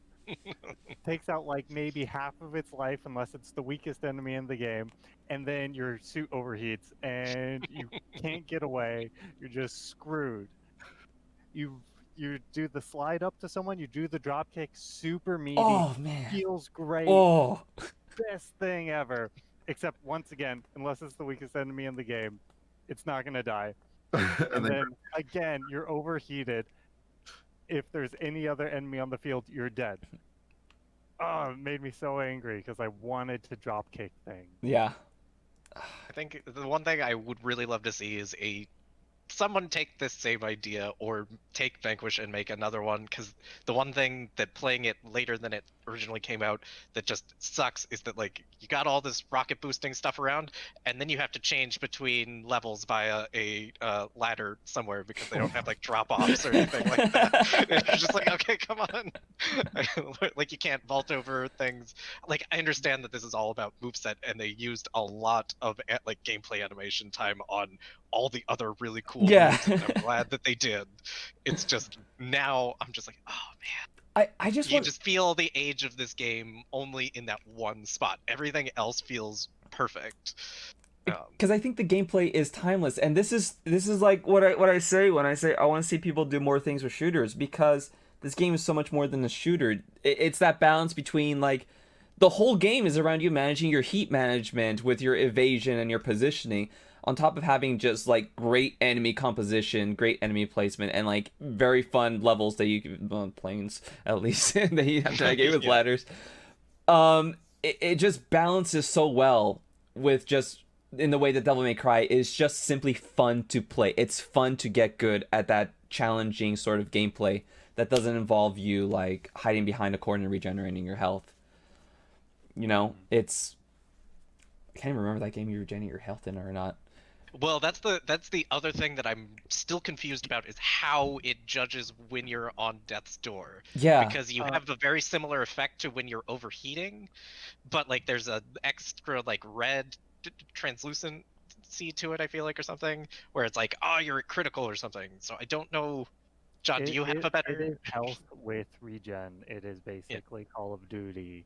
in that way, except you have a little bit more time before you die. But if you haven't overheated yet, it goes into emergency mode. That's right. Yeah. Where you slow-mo, you can see all the bullets. Basically, everything is 10 times easier to dodge. And also, I'm pretty sure their aim gets worse. Not 100% sure on that one. But, yeah, and then if you're not, like I said, if you're overheated, you're shit out of luck. Yeah. Speaking about overheating, Daemon Ex Machina. John, this is your show. Yeah, this is what I call a spiritual successor to, or a spiritual sequel, I don't know, to Armored Core 4, where Armored Core 5, Verdict Day, and then... No, I guess... Verdict Day is the last one, yeah. Yeah, Verdict Day was the last one. Those got really gritty and really paper, scissors, rocky, which was cool in its own way. This went the other way, where Armored Core 4 was a nice starting point, and then they went more frenetic action, where it's just sort of crazy shit going on. It's way more stylized, a little bit anime, which is okay a lot of the time. The story falls into a lot of the same cheesy tropes. Whatever.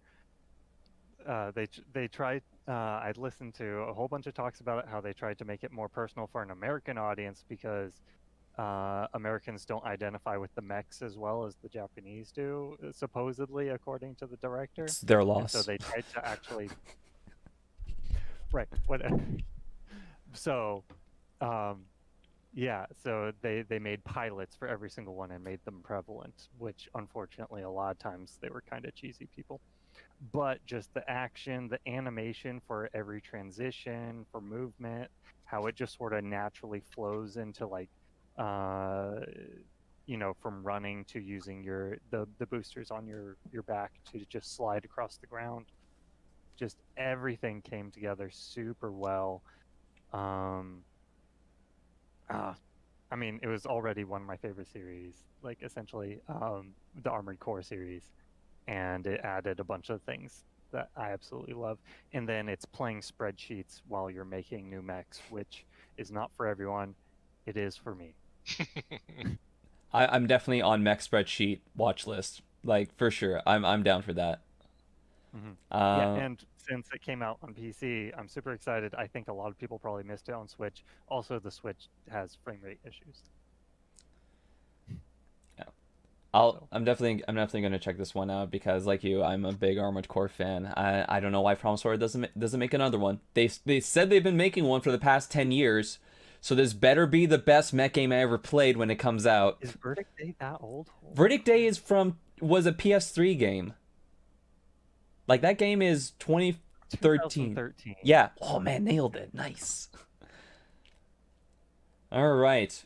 Talking about spreadsheets, Dota Underlords. No one played it, but it kicked off an entire genre of this auto battler thing, so I thought I'd throw it on there. It was the first main, I don't know, mainstream version? Yeah. The one that's not a mod. Right. So, I don't know. Nothing much to say. I don't think any of us really are into this auto battler thing. Auto chess? Auto chess? Yeah. They can't call it auto chess because that's the name of the mod. The genre that showed up when I looked it up was auto battler. Okay. Yeah, that's what they officially called that genre. I like active battlers though. Yeah, I looked into it. It's interesting. I wanted to see it get more polished, but I feel like it has the added thing of, like, if you don't play the MOBA it's based off of, you may have a lot more of a learning curve because they are all just the characters from insert game. Right. All right. Not saying that's a bad thing. It just makes it harder for me to get into. Yeah, no, I totally get you. And like, I'm never gonna get into Dota. Like, that ship has sailed. Mega Man 0/ZX Legacy Collection. John. You did it again. Sorry. Oh, I'm sorry. ZX Legacy Collection. Great that sounds. Especially with that tone of voice. Thank you. What about Zed X-Ray? I mean, you can't leave X out of this different pronunciation game. Perfect. Thank you. This all makes me love this series that I played in my childhood even more. Should I play? Should I buy this if I haven't played Mega Man Zero before? Is it worth playing in 2020? You played other Mega Man games, surely. Not as many as I should have. It's an interesting one. It does a lot of good mechanics for making a good Mega Man game that is usually more close combat focused. I thought it was great. I think there are probably better alternatives at this point. Not a whole lot. Like, I'm not going to say that, what was it? Mighty Number 9 is better, because it's not. But, like, the other one that Inti Creates made, Gunvolt. Azure Striker Gunvolt. Azure Striker Gunvolt? Mighty yes, Mighty Gunvolt? The original a whole lot. They made a sequel that sort of pushes it towards a little bit more ranged and Mega Man-y. I'm sure there was fans that really wanted that. I think the first one was a little bit more fun. Is this at all similar to Blaster Master Zero?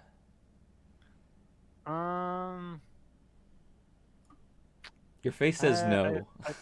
There's some significant differences. Okay. Yeah. Sayonara Wild Hearts. I know this one had a lot of attention, which is why I put it on this list. But it sounds like none of us played it. Yeah, I wish someone had, because I want to hear. Yeah. Like someone with a design mind actually talk about it. Yeah. But I wish I had. Kingdom Fire: The Crusaders. I put this on this list because I was looking through the release date and I realized, wait, no, isn't this a very old Xbox game? And it is, and they made a PC version this year, and I was like, whoa, okay. Don't know why someone wanted to bring back Kingdom Under Fire series, but all right, let's put that on the list to check it out later. Arrest of a Stone Buddha is a game no one here has ever heard of, but I made an entire video on this game because this game is fascinating. It is the most boring game I have ever played in my life, and I think it's awesome. It is basically, if you go on Steam and you look up this game, and it actually has a single line tagline that it. Hold on, I'm gonna look it up because I don't want to butcher it because it's. I mean, I can read it right now if you like.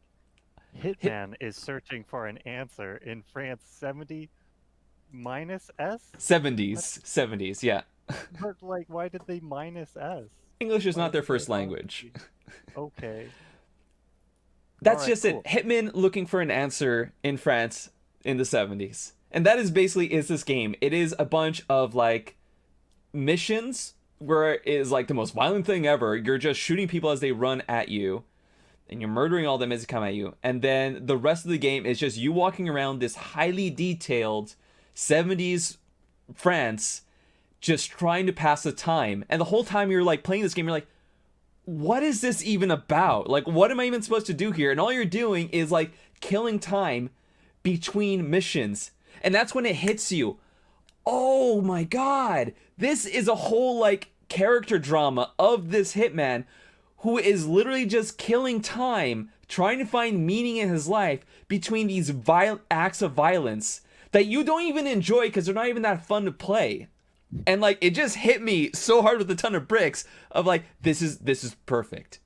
It's like, I will never say this is like a good video game for you to play, but as a character piece depicted in video game form, it is so well done in that because you feel this existential dread of like just being lost and like just looking for it. I just want to go shoot people again. This is the only thing that actually matters in this game. Even though the environments that you're walking around in is so beautiful, the small interactions you do are like so meaningless, and yet you have to imbue meaning in them because otherwise you're just gonna be bored and not play the game anymore. The ending is terrible too. Like it's like you finish it and you get nothing out of it. It refuses to give you anything. I love it. It's fantastic. It's fantastic. Don't play it if you're not ready for that. But like it's. I mean, It's such a weird thing that just came across my lap. I feel like it would end up being, I don't know, maybe not quite. I have this thing about Superhot where at one point, like, there's someone that says, turn off the game and never turn it back on. And I said, okay. All right. Black Mesa, Steven, do you want to take it away? Yeah, I mean, I was in a very small camp of people that had never played Half-Life 2 until, I don't know, or Half-Life 1, sorry, until like a number of years ago, like 3 or 4 years ago. And then shortly after that, I heard about Black Mesa, and I was like, okay, well, now that I've spent my time playing this really, really old game, I'll play it in a slightly more recently old game. And it is just, having played them so close together, it is really interesting to sort of watch like where they took the improvement points, and while maintaining this classic game, and staying true to the source material. And yeah, I haven't finished Black Mesa yet, but yeah, I understand they've added some levels at the end of it as well, and I'm curious to see how those sort of play out and what those are like. Yeah. And how close they sort of stick to the mark of the feel and the tone of the game. That's the big thing with the end of that game, is like everyone says like the ending of Half-Life 1 is not very good, and so a big part of this being in early access was really making a better Zen level.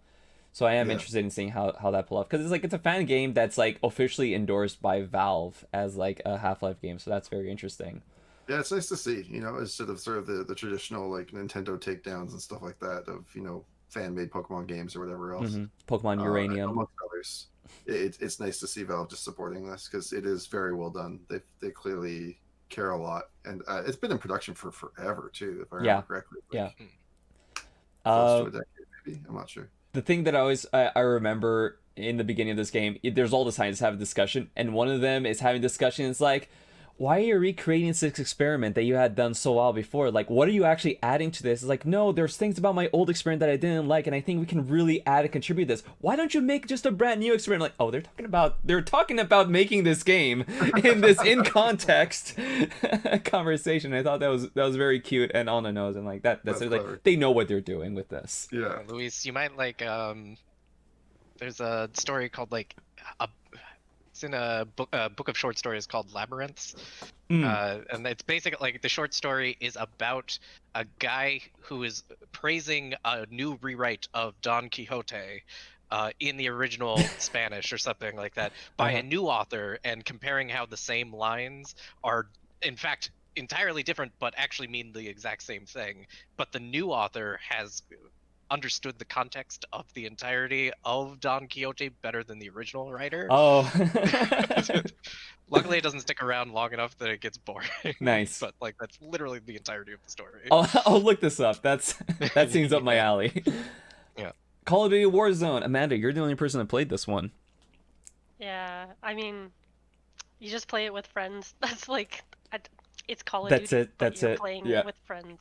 It's better than their standard PvP, is what I say, because it requires team-based effort, and like you have to act like a squad in order to win. You cannot just all fuck off in 3 different directions and try and win this game.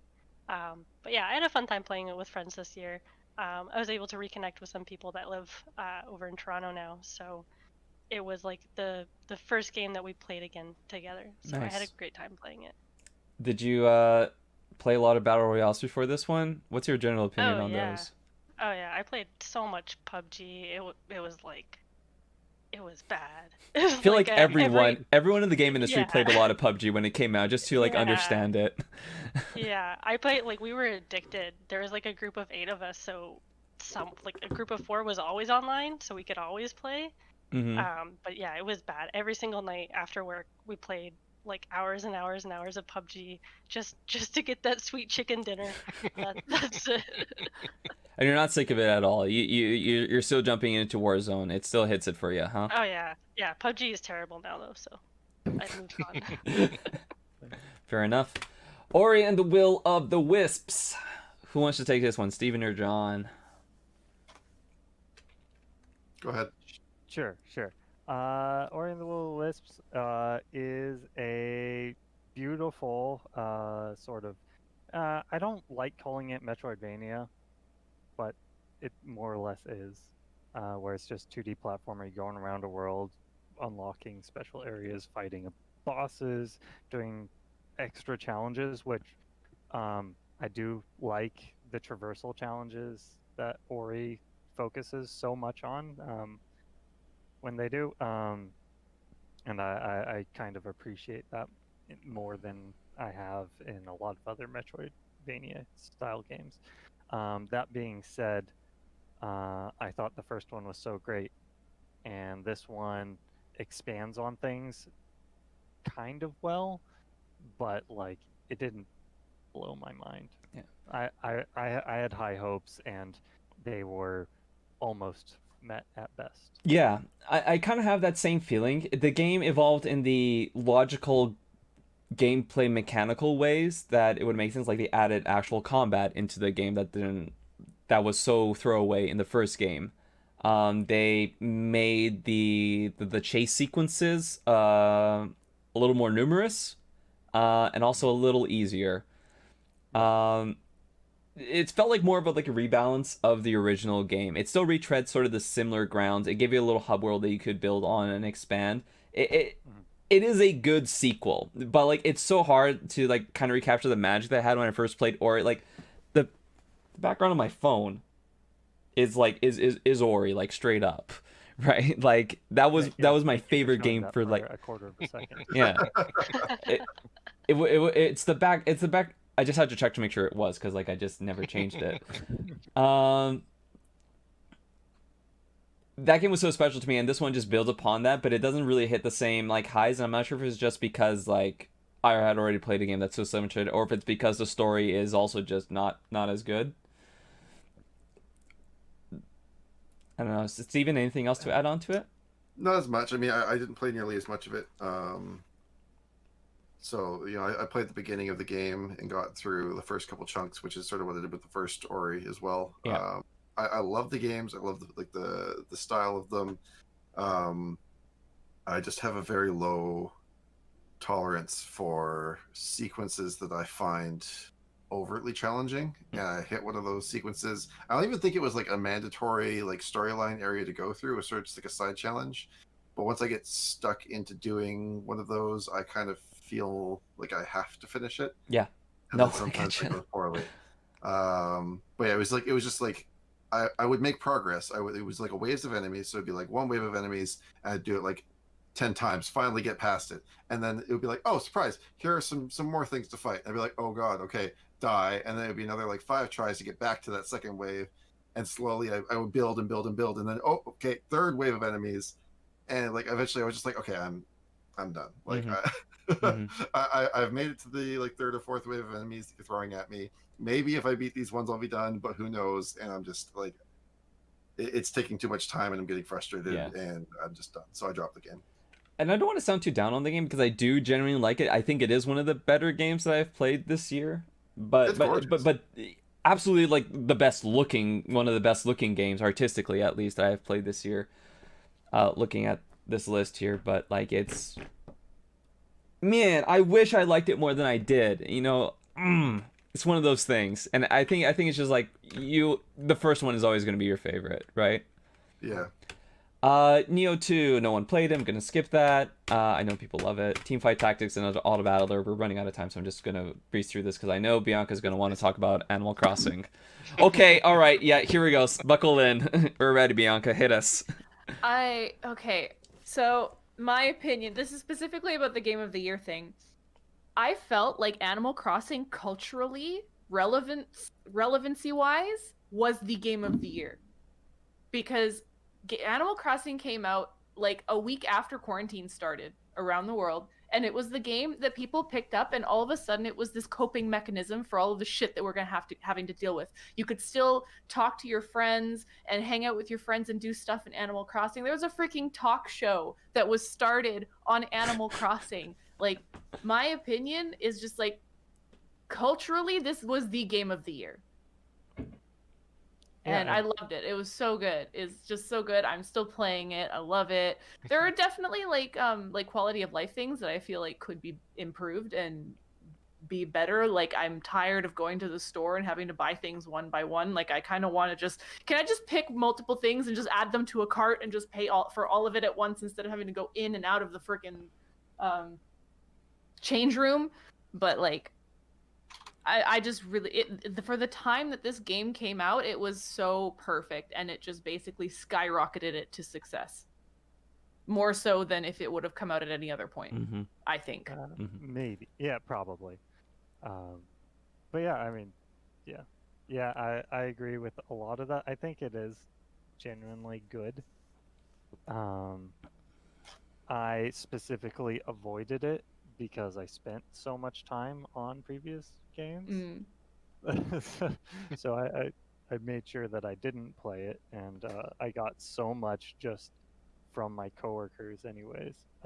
But like, yeah, on top of that, with the whole 2020 culturally thing, it makes a lot of sense, since like I saw, and part of this is probably a little bit skewed because my coworkers are so into it, but like there are so many actors and stuff who are participating in it and like got their own sort of buzz specifically for being good neighbors inside the game. Elijah Woods being I thought that was so cute. I remember.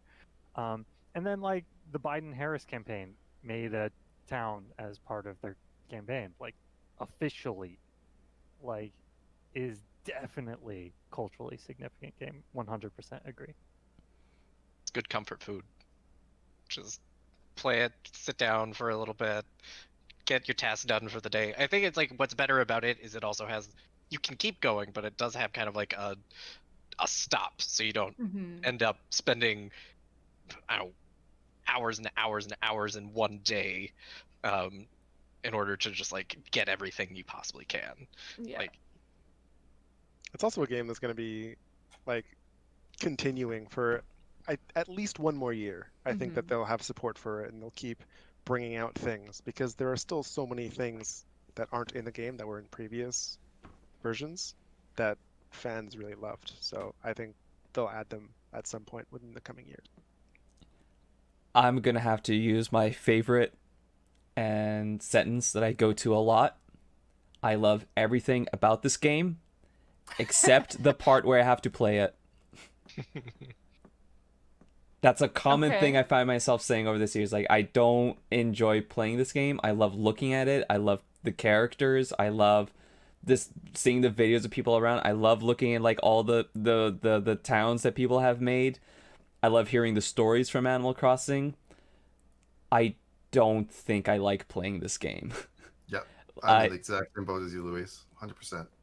I don't like how everything kind of feels like a chore. I don't like how everything takes forever. How you have to like make a schedule in your actual life to make time for this game every single day for like forever. If you ever want to get everything right on like you don't stop playing this game if you're gonna play this game until you do stop. And if you do stop, and I did at one point because I had to like play other games that are coming down this list.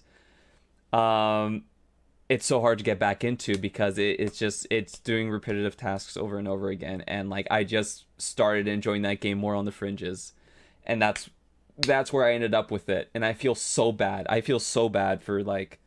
You should. Your villagers are waiting for you. I know, right? It's because I do genuinely like the mood and the atmosphere that Animal Crossing made. I like what it goes for. It makes me wish I was a better person and like that I could like this game, you know? What are you trying to say, Luis, huh? If other video games didn't exist, I'm sure I'd love playing Animal Crossing. You know, that's on the bright side. On the bright side, I think they do realize that you need, like, everyone has their own lives, and you can't always set time aside for it. Like in the past, it used to be if you weren't on for a week, maybe your favorite villager would move out, or just like people would start leaving, your town would go to shit, and people would start commenting on it. Yeah. Does that not happen anymore? I haven't bothered turning on my Switch because I was afraid. I was afraid that my villagers would have left me. I don't know about that. They will say they miss you and they'll wonder where you were, but they won't They won't there leave. isn't. Yeah, exactly. Just guilt trips, you know. They guilt trip you, but they won't move out. Like, you have to actually instigate them to move out. Like, they'll ask you, "Oh, I'm thinking of moving away," but you have to like tell them yes or no. Yeah. Right. My favorite villager like told me like, I'm thinking of moving away. I'm like, no, you do not ever leave. This is your home now. I will admit the one experience out of it that I didn't get that everyone else got was the stock market, because I never woke up early enough to buy turnips on Sundays. Change time on your Switch. I play, like I said before, I have strictures. Like, I stick to specific rules. I don't like to cheat. Yeah, no, that's fair. It's good to have morals. Speaking about having morals, Doom Eternal. Amanda, do you want to talk about this one?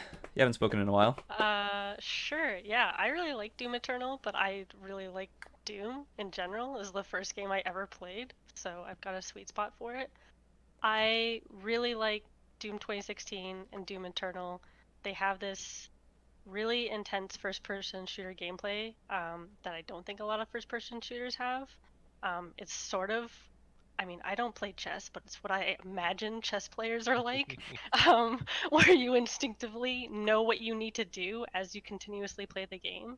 And Doom Eternal added a lot of great weapons and features and enemies that I think, like the way they spawn in, when they spawn in, where they spawn in, you're constantly on the lookout for all the enemies, and you're like, okay, now I need to use my shotgun, now I need to use my rifle, I have to throw a freeze grenade at this exact moment. And it really hooked me into that game.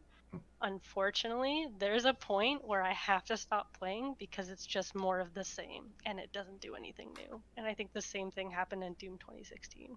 It's just like, so you're just gonna throw 3 of this hardest enemy of the game at me now? This is all it's gonna be?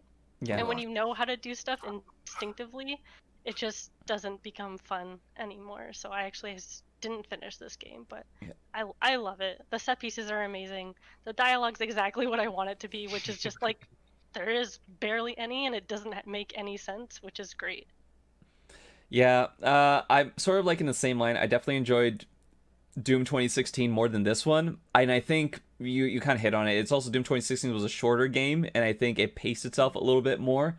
Doom Eternal feels breathless in a way, like someone is like you have a breathless like 6-year-old coming up to you and telling what their day was like. It is kind of like the mood of the combat of that game. It's like, oh, and then there was a snake man, and then I had to use my freeze grenade, I had to chop him in half, and then this guy came in and I had to counter all his shots. Like it's constantly just like, okay, all right, just breathe a little bit, and they come back the next day and they tell you the exact same story, and you're like, no, I heard about this already, but with the same enthusiasm, and you're like, I can't keep up with the same amount of enthusiasm. It also has. It's a good thing you didn't finish it because the final boss is terrible. It's 45 minutes long of respawning enemies, of like, you gotta hit certain weak points. It's like everything you don't like about boss battles and like the repetitiveness of the combat bundled up into a 35-minute chunk. Yeah. I think to comment on your breathless thing, there was moments during the combat where I stopped breathing because I was so focused, and I noticed just like when I'd finish it, I'd have like this big gasp of air, and I was like, oh, okay, this is finally over. And I don't think many like no games have really done that for me, which is pretty crazy. Potentially good, potentially really bad. Yeah. Well, it's bad when you have levels that are so long, like Doom Eternal. Like it's that you. It's a victim of its own success, right?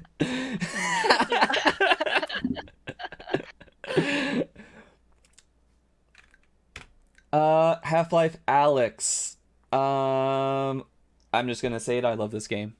I simply do. It is extremely well paced. It is a great showpiece for VR. What you can do with VR. It is absolutely disgusting as well, which was not what I was expecting. A lot of these things in this game made me not want to look at it, and in VR, that's really hard not to look at something.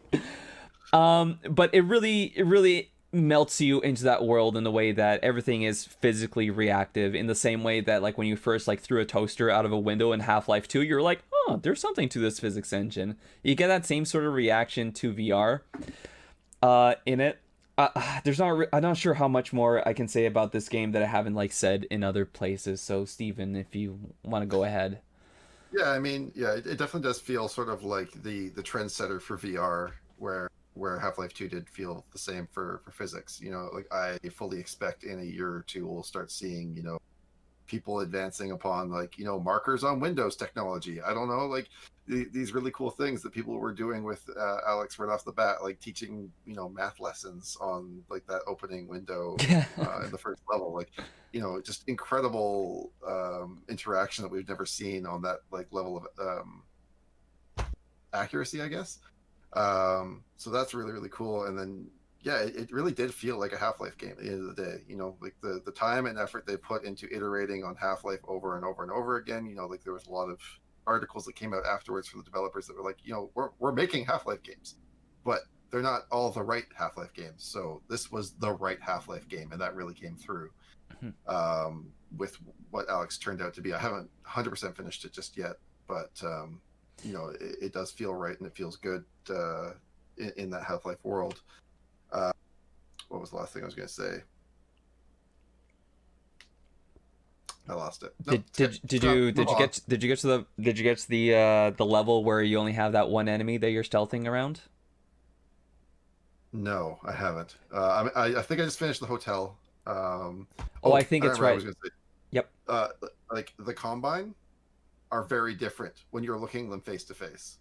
Like it's fighting scary. them as Gordon was one thing. Fighting them as Alyx when they are like almost as tall, if not taller than you are, and like running at you with this big freaking gun is a very different experience, and like definitely triggered some like, you know, flight or fight responses from me when that first happened. The first time one turned around the corner, I was just like, "Oh, you're really big!" Like, as a 6'7" guy, that's a weird emotion to encounter. So. I got the opposite feeling in most VR games where like I'm looking down on people. I'm like, this is not really used how I'm used to like seeing you all look really small. Yeah, no, it's a fantastic VR title. It's definitely going to pioneer some, you know, expectations going forward, I think. Biggest thing for me that I will criticize is melee combat is non-existent in this game, and that's a shame because like Walking Dead Saints and Sinners came out earlier this year and it absolutely nailed that very visceral feeling. That crowbar. Right? Yeah, is that what you're shaking your head about, John? Like they didn't have the crowbar. No, I was just gonna say, like, you really missed shoving your screwdriver into people's heads. Well, because it's another game with zombies, right? All this serial killing instincts No, it's not like that. It's not like that. They're zombies. They're not real people. Okay. Well, they're also alien sympathizers. I don't remember if the Combine are supposed to be some sort of weird combination of human. It's we don't have time. Bleeding Edge. John, you sort of played this. We can move on if you. I played it when it was early access. I didn't like it enough to play it for long. The art style is great. It's a hero arena fighter. It kind of tries to take a little bit more close combat than like Overwatch does, but otherwise it's pretty much Overwatch competitor. I was really interested to see how well they achieved the close combatness, since that's hard to do in a Twitch highly competitive setting. They do a pretty good job, but it's also not super interesting combat either. I don't think it's very active online anymore either, right? No, yeah. Yeah, it's unfortunate. Yeah. But moving on then. Good Job. Good Job was a game that came out on Nintendo Switch. I saw it on like the one of their trailers. It is just like a very good like little puzzler that you can have fun with your friends and just make a mess of an office as you try to do basic tasks like reconnecting the internet or plugging in a printer. Check it out on Switch. It's really fun. Moving on.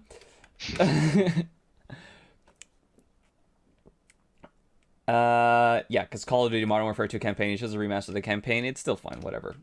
Persona 5 Royale. I only got through the first dungeon in this game. I really like it a lot. I wish I had more time to play it. Jordan. Yeah, I haven't played Royal, so I don't know all the new stuff. but god damn, I love Persona 5. Like, I only played it for the first time this year.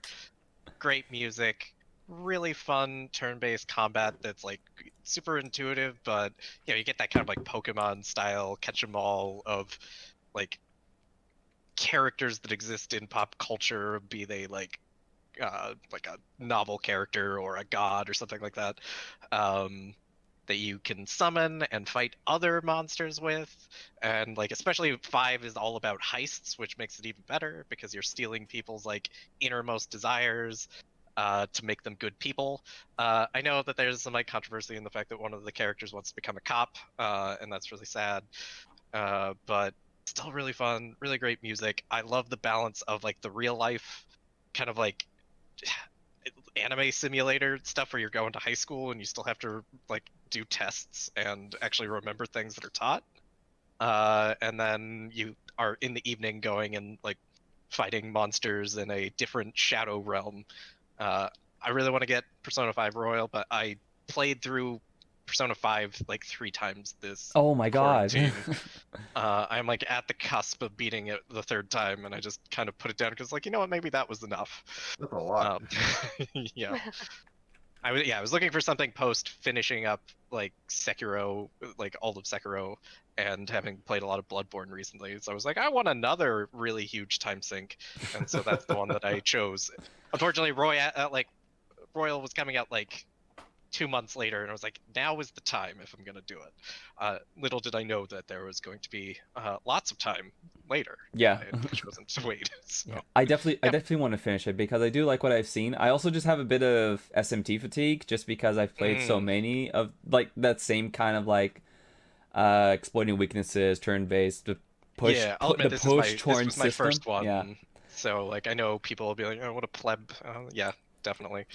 It's just one of those things. Like it's too similar to things that I've played before, but like this is the best version of that I've seen, and I do really, really, really, really love the themes of it. Like it's incredibly satisfying because it's all about just people in power getting away with shitty things, and you going in and you're like saying like, no, you're not. No, you're not gonna get away with this shit. It's really satisfying in that way. Yeah. My friend Pedro, I don't have too much to say about this game. I'm not a very big fan of it. It was so weird. Yeah. It was interesting. Yeah.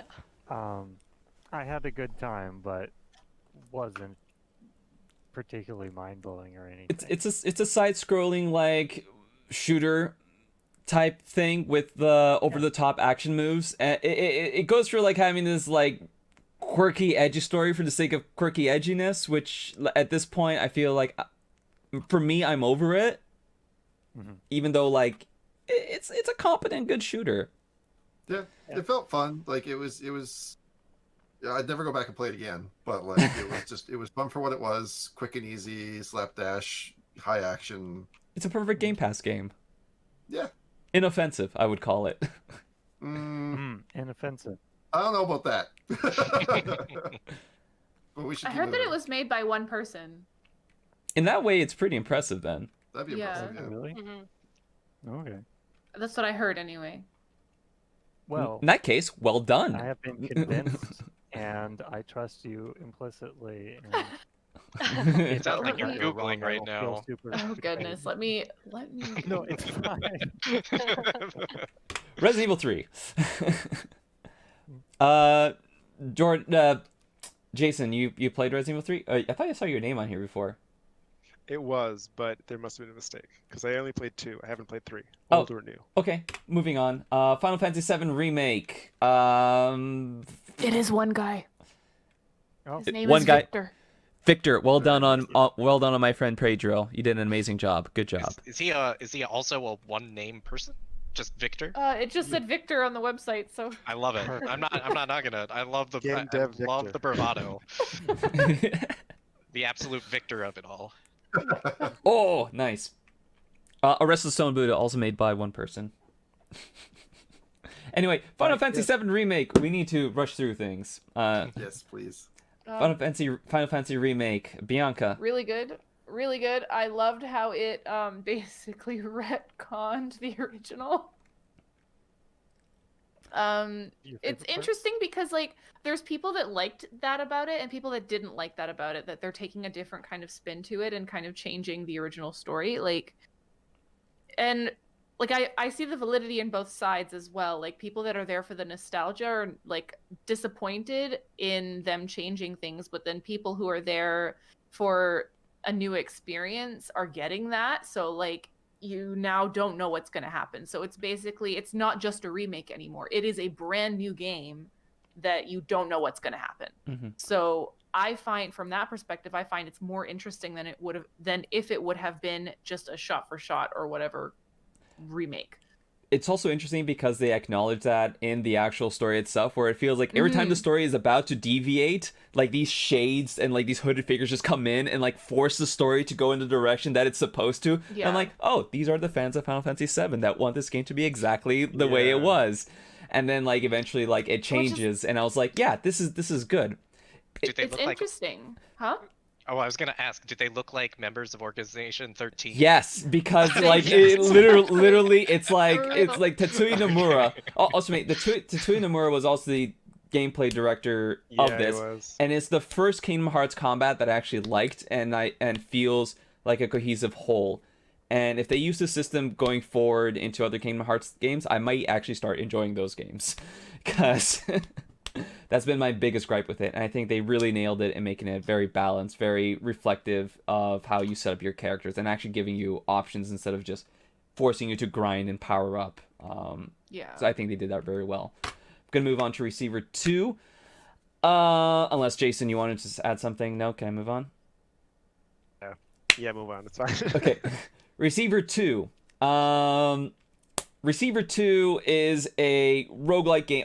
People that know me know I don't like a lot of roguelike games. I absolutely love this game. This is one of the best games I ever played this year. It is very strange in that all it is you have different types of guns that are very accurately simulated and hard to control with your keyboard, because you have to reload and store them properly, otherwise you end up shooting yourself in the foot by accident. And all you're doing is navigating through areas, getting tapes, and shooting out these different turrets that want to kill you. And the story behind that is that the world has ended because of an AI that released this thing called the Mind Kill, and everyone has been put into a catatonic state. And you're trying to regain awareness of the world to try and fight back against this AI threat. And the game is very focused on different sorts of like philosophies and ways to like promote mental health and wellness while you're picking up these tapes. As sort of like this training, it is so bizarre and so strange that I think everyone needs to give it a try and try it out. I also want to stress this is exactly why I don't like roguelike games, because I did not finish this game because it gets brutally hard. Even though there's only 5 levels, the 3rd level is a real bleep this out. And I wish. Huh? Sorry. Yeah. No, it's fine. Okay. I really wish it wasn't a roguelike, because I love this game so much. It is so special. I have streamed this game several times, and it provides the most tense combat and action in a shooting game I've ever played, because it is so punishing and so difficult, and every part of it is modeled extremely well. All the machines have like different components, and shooting them off affects them in different ways that you don't even predict. For example, one time, like if a turret has already shot at you, it has one turret in the chamber. And if you took out the ammo on it, you walk by it, it's going to get that last shot off. And if you forgot about that, you're dead. You start the whole game over again. Amazing for that. Predator Hunting Grounds, no one played. They released a Predator game this year. Did you know that? I didn't know that. Trials of Mana, XCOM Chimera Squad. Wished I played it, but instead I played Gears Tactics, which is an amazing real-time strategy game. I worked on it, so I don't want to talk about too much of it because I feel like that's pandering, but I do feel they translated Gears very well into a tactics game, and I enjoyed playing it. I'm the only one who didn't work on it that played it. I didn't technically work on it. Oh, okay. I played it, yeah. No, I really enjoyed it. I will admit I did not finish it because eventually long. kind of. Yeah, I mean that's a critique I have for a lot of games in general. And the fact that like they could have just been shorter, and they were, because I don't really mind short games. But, yeah, a lot of fun stuff in there. I like a more aggressive battle system, But yeah, wish it was shorter. The aggressive battle system was a really nice touch. One of the common complaints that I agree with as well was that you're stuck with your party of sort of like the titular characters a lot of the time, so you don't get to really use your extras as much, and you end up sort of having like one or two people that you really use frequently, and then maybe some like backups that you might use if somebody dies or whatever. But all said and done, like it did translate very nicely. It was a lot of fun to play. And those titular characters did have, sort of like their, they felt special, so that was fun to play as well. I ended up thinking I almost enjoyed playing it more than XCOM Enemy Unknown. I haven't played XCOM 2, so I don't know how that changed, but I did enjoy how it's less punishing in a way, but it also makes you feel so much more powerful with the whole execution, like plus one turn system, and I think that's... Yeah. It tries very new things that other tactical games I've played haven't tried, like Fire Emblem, XCOM, and like that Phoenix Point game that I didn't really enjoy. Moving on to Moving Out. That was a fun sentence to say. I love this game. I played through it completely with a friend of mine on the couch. It's a game where you play as these movers and you just have to move stuff well in different situations, and the story takes you to space in a lot of different situations. It's a lot like Overcooked in that sort of way. John, you're on the strong opinions for Moving Out, so... Yeah. Moving Out is everything I wanted Overcooked to be. Okay. In terms of experience. Like, it's a good time. Wacky things can happen. Unless you're trying to get like really good times, which you don't have to do, you're really not punished for anyone doing anything, right? Like it's so much more forgiving. Like I feel like I could play it with anyone in my family, have a great time, everyone has a good experience, everyone walks away happy. Overcooked really seemed like it should have been that way, but like also it's repetition, mastering, and like really not fucking up, and it ends up with people yelling at each other. Moving Out, if something went wrong, we laughed. And it was so much nicer. And also the little added bonus challenges they add are just fun things 90% of the time.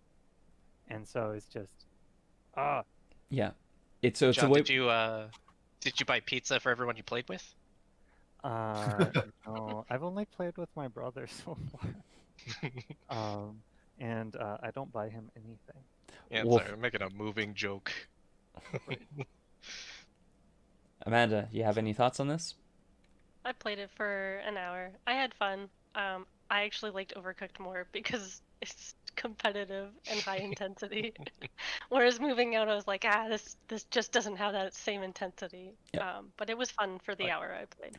That's the main thing that I'll say about Moving Out compared to Overcooked is that, like John said, there's like a mastery involved in like Overcooked, where like Moving Out, there is a mastery level as well, but that level of mastery isn't as enjoyable because so many things can go wrong in that game. It ends up being very frustrating for trying to like hit that high bar. We still hit it. Yeah. Like my friend and I, we 100% in that game, like 100%. Like we did everything we could do because we enjoyed it that much. But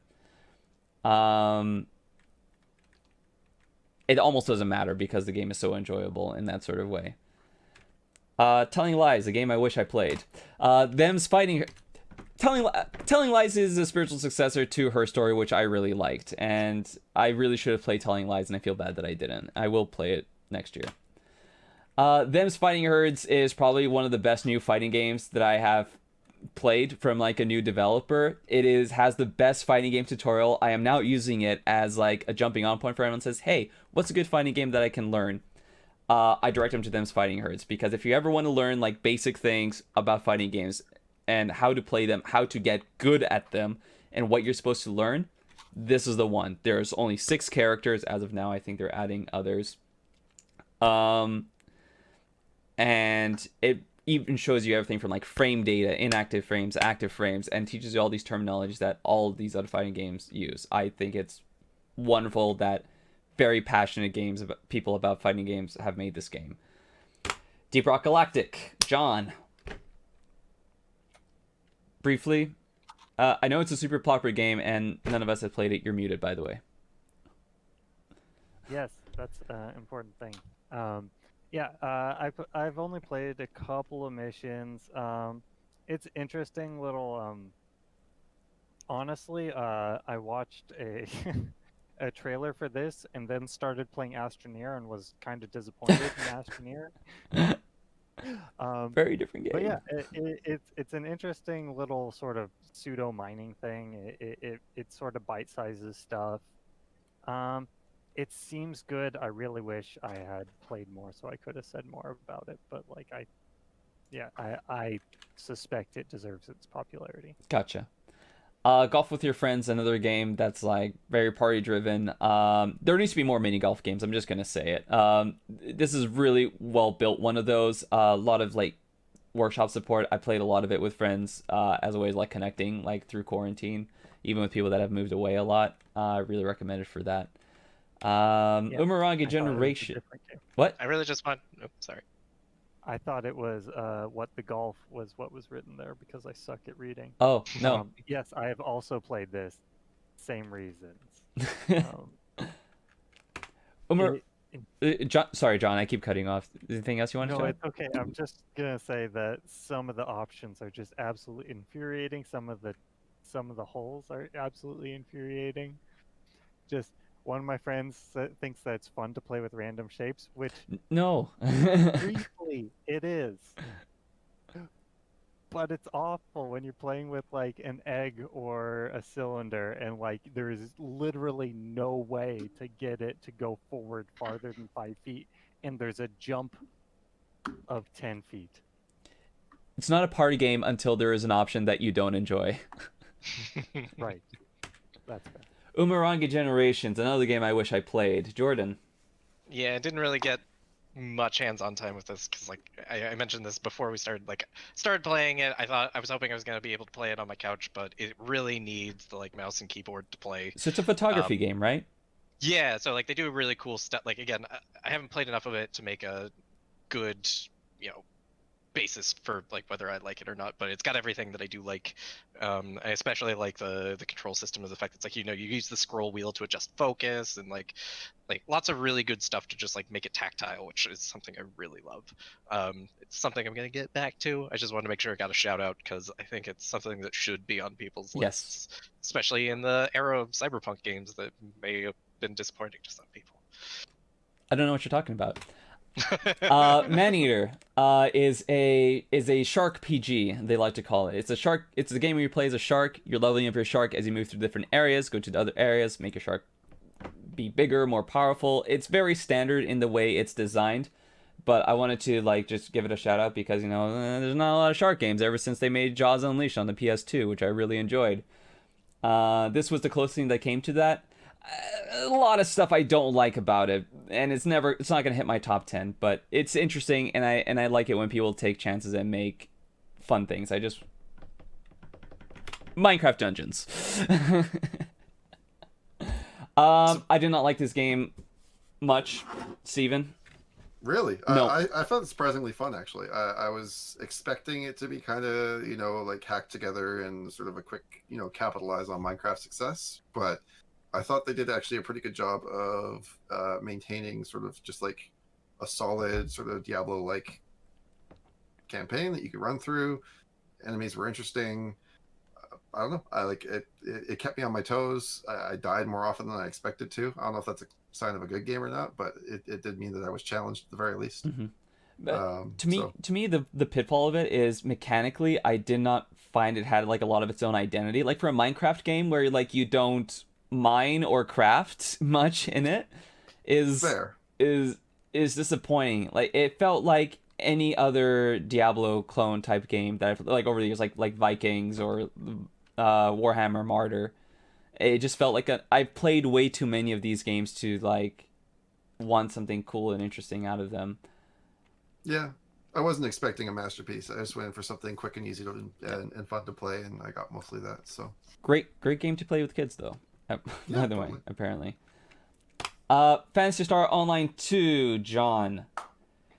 Yeah, John. This is easily one of my favorite games. So this is actually, it came out in the West, early access in like March, and then it officially came out finally after they promised it, I think originally in like 2012. Finally released in the West on PC, Xbox, everything as a full featured thing in May. It is Sega's big money maker in Japan. It's sort of going to come up and become that in the States. It's essentially, it's an MMO JRPG, which all the benefits and problems with that. But the gameplay turns out to be basically somewhere in between Dynasty Warriors and Devil May Cry, like just a lot of my favorite parts of both. And it's just super fun.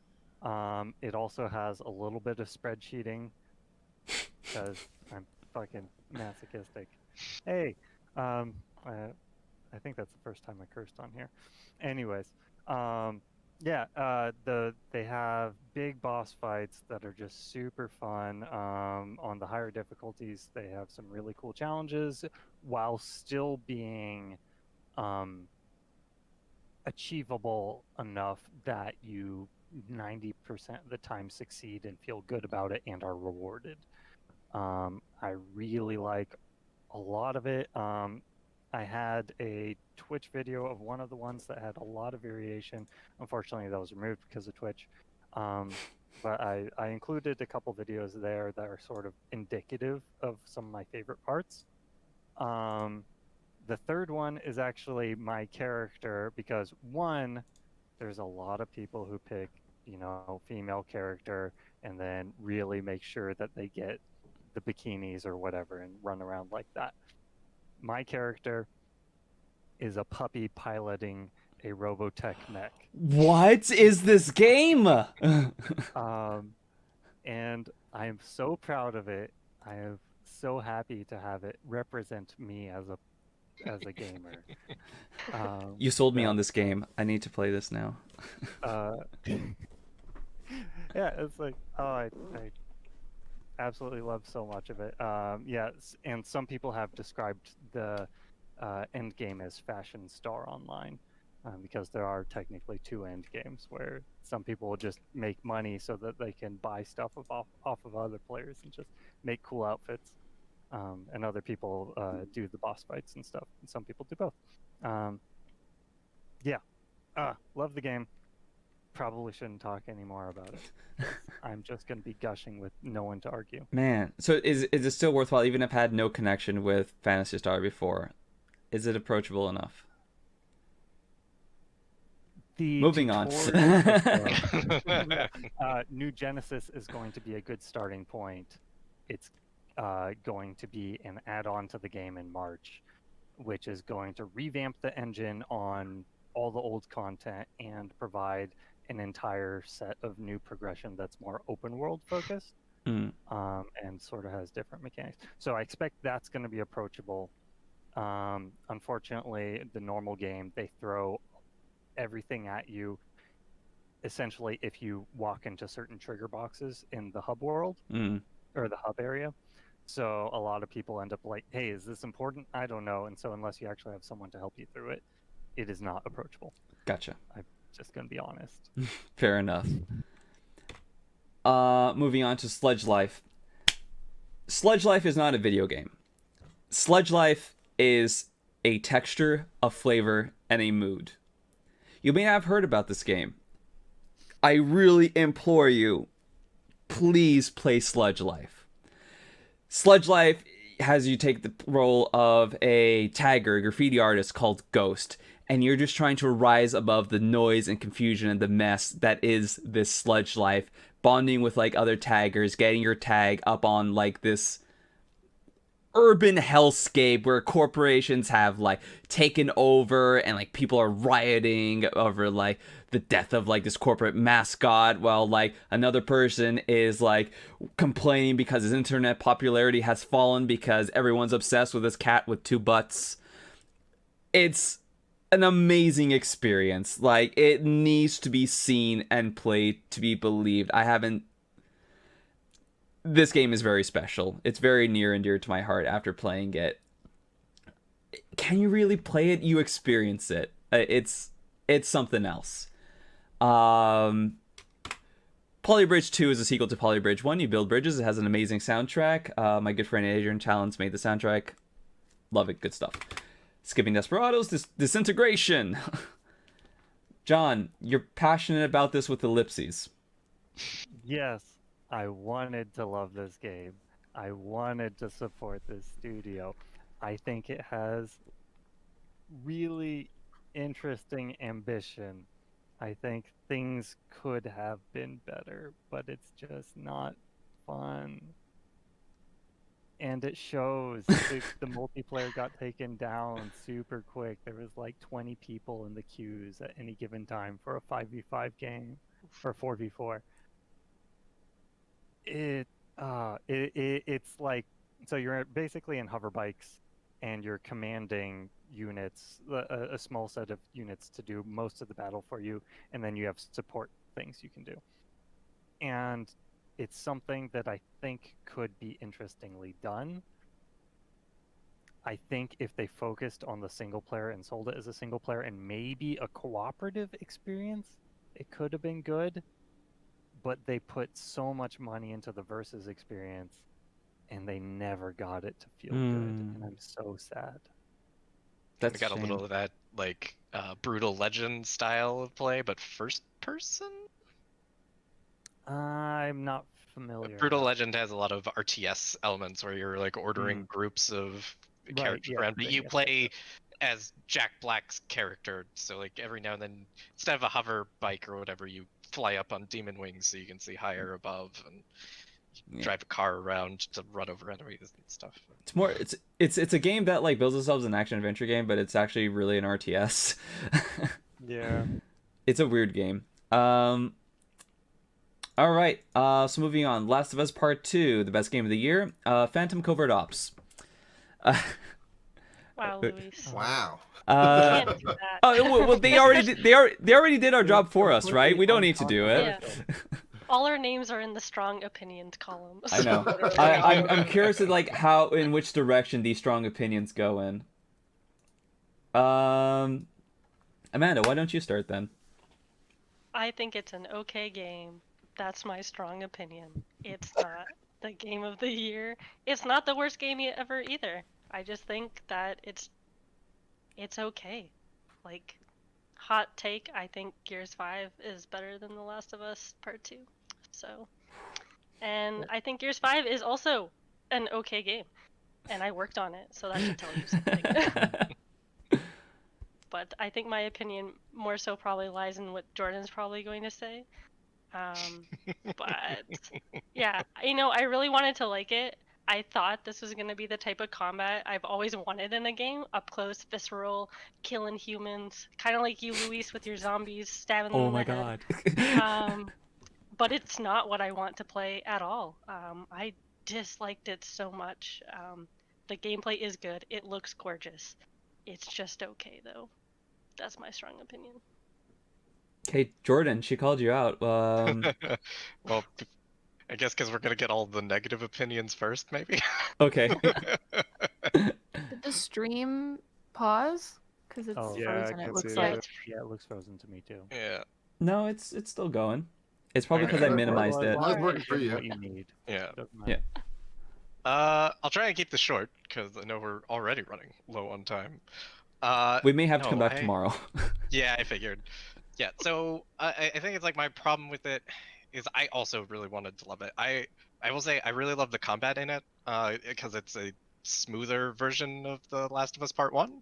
But I think that kind of is a detriment to it because I think it kind of revels in the glorification of violence to the point where it's actually goes contrary to I think the point they want, where it's kind of fun and kind of I think at times it gets like it takes itself so seriously that it makes itself comedic. Like the first time someone calls out a name of a person they find dead is really like, oh man, that hurts. And then afterwards, when it's like the 30th time that I've heard it and everyone kind of reacts the same way, but it's a different name, it just kind of becomes sort of a joke. The moment it lost me, I have to talk about some spoilers. This is before the halfway point on the game, but I don't know. Like people put up X's if they don't want to hear. I think we've all played. Yeah, I was gonna ask if anyone. I haven't played it, but I will live. Okay. Go on. Is that there's a moment where as Ellie, the way they teased it is it kind of seems like Ellie does not know what Joel did. Like she has an inkling of it, but doesn't know the full details of it.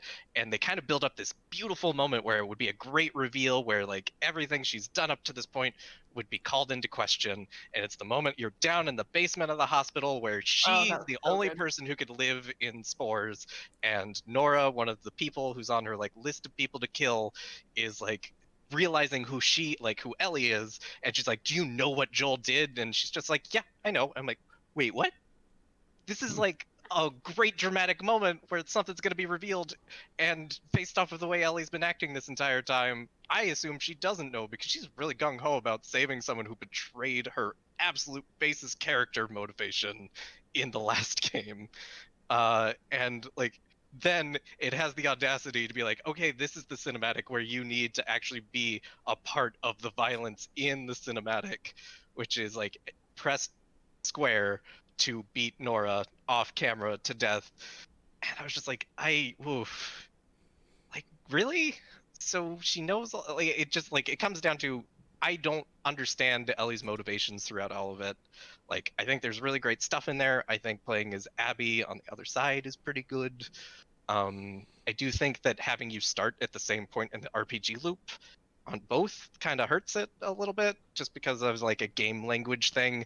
It makes the second half way more repetitive than it needs to be. I wish there was kind of more intermingling of how those timelines worked. I could do a whole thing on it. It's just, I think it wants to say something, but it fails miserably at it. And I think it doesn't help the fact that it does so in a very cinematic way, where I think it would make it better as a television show or something like that than a game. Like, because as a game, it doesn't do it, especially with some of the other games that came out this year that use game language to tell their stories versus like really heavily relying on your cinematic storytelling and like the gameplay component really doing the opposite of that. So yeah, I think it's a very technically polished game. It's got some things that I really love about it, but it's too long. Doesn't say what it's like. I don't think it does a good job of saying what it wants to say, or it kind of said it before the last little bit where you have to go on full like rampage. Like they even give you like a machine gun so you can really just full archer it. Like yeah, it was a disappointment. I really love the first game. I really love Ellie as a character, and I think they done her dirty. Yeah.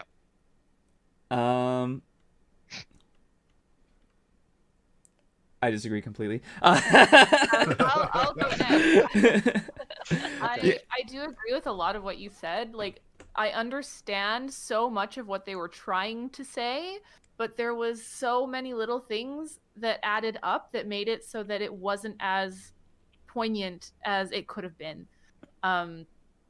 Like the whole idea of violence being this like horrible like cycle that you go through, like that message it didn't really drive home in the video game media, just because, especially in this one, because like going from Ellie to Abby, you have these groups that you're either antagonistic towards or you're sympathetic towards, and then your perspective shifts. But through the whole game, there are groups that both as Abby and as Ellie, they're enemies to you. So you really feel nothing when you kill them. So I think that really just went against the theming of what they were trying to say. And it kind of it took away from that. Because I felt no remorse as killing those people as either Ellie or Abby, versus like the groups where, oh, they're my friends as Abby, but they're my enemies as Ellie. That I felt more strongly about. I was like, oh, okay, I understand this perspective shift. And there's like I could talk about this for ages, but I loved the game, and I really liked the ending. It was not a satisfying ending, and that's what I loved about it. But it was like the contrast between both of the character storylines, where Ellie's is very like downwards. It's like a downward spiral, where Abby's kind of is a positive one, where she goes upwards, Ellie goes downwards. So like I don't know, I have a lot of feelings, and I could talk about it for longer than 3 hours. Yeah. Yeah. Steven and another friend of ours, Nick, literally did make another video that's 3 hours long of us talking about this. So yeah. I watched it. So it's like it's I don't know how much I want to repeat of that, but like it's not that I disagree completely with Jordan. I mostly said that as a joke. Like, you're absolutely right. There are parts where there is like an emotional disconnect with what you have been experiencing in the game and what they have chosen to portray the cinematic part of it. But the part that really works for me is how engaged you are with the story as a player and in the actions that you take on, and how that's reflected to you like through just the desperation that you have in that combat, right? And that's accentuated by the technical parts of that game that really work, like the sound design, the animations, all that really comes together to drive forward how tense you feel in that situation where there are people hunting you. You are again, this is the big gameplay thing that sold it for me, is how you can dip in and out of stealth modes in that game. It's not just you're detected and then you're gone. You can still flit around the corner and hide. Basically, Steven's hard cut was a really hard cut. We're now on day 2, so we're going to resume talking about Last of Us Part 2. Okay. After Amanda and Jordan absolutely demolished it. I'm kidding. Hey, Bianca had positive things to say as well. I had positive and I have mixed things to say about it. Yeah. Like, I think it deserved Game of the Year? No, I think there were better games out. I think you know how I feel about what should have won Game of the Year. Yeah, definitely. But, you made it very clear. But I did still really love the game. I thought it was very good, but I thought that they tried to hit certain thematic points, and oh my god, I'm trying to figure out how to say this. Like, they tried to hit certain thematic elements and didn't quite get there. Mm-hmm. Yeah. Mm-hmm. Right.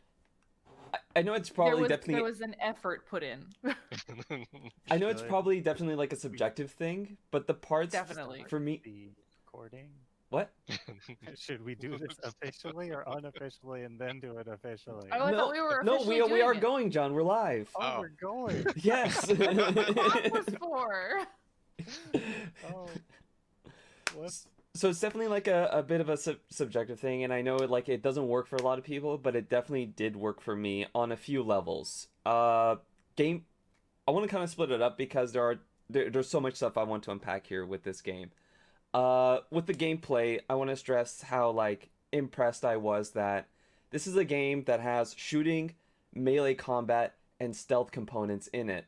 And that's already hard enough to make work one of those components in a game. This one has all 3 of them working really well together simultaneously, and you interleave between those organically as a player. And they really twist those encounters in ways that really make you take advantage of pretty much every system the game has to offer. And to do that over the course of 25 hours and still have very different setups, like the hotel with Abby, or when you're fighting the cult that does the whistles. I forget what they're called. The Seraphites. The Seraphites, yeah. The Scars, yeah. The Scars, yeah.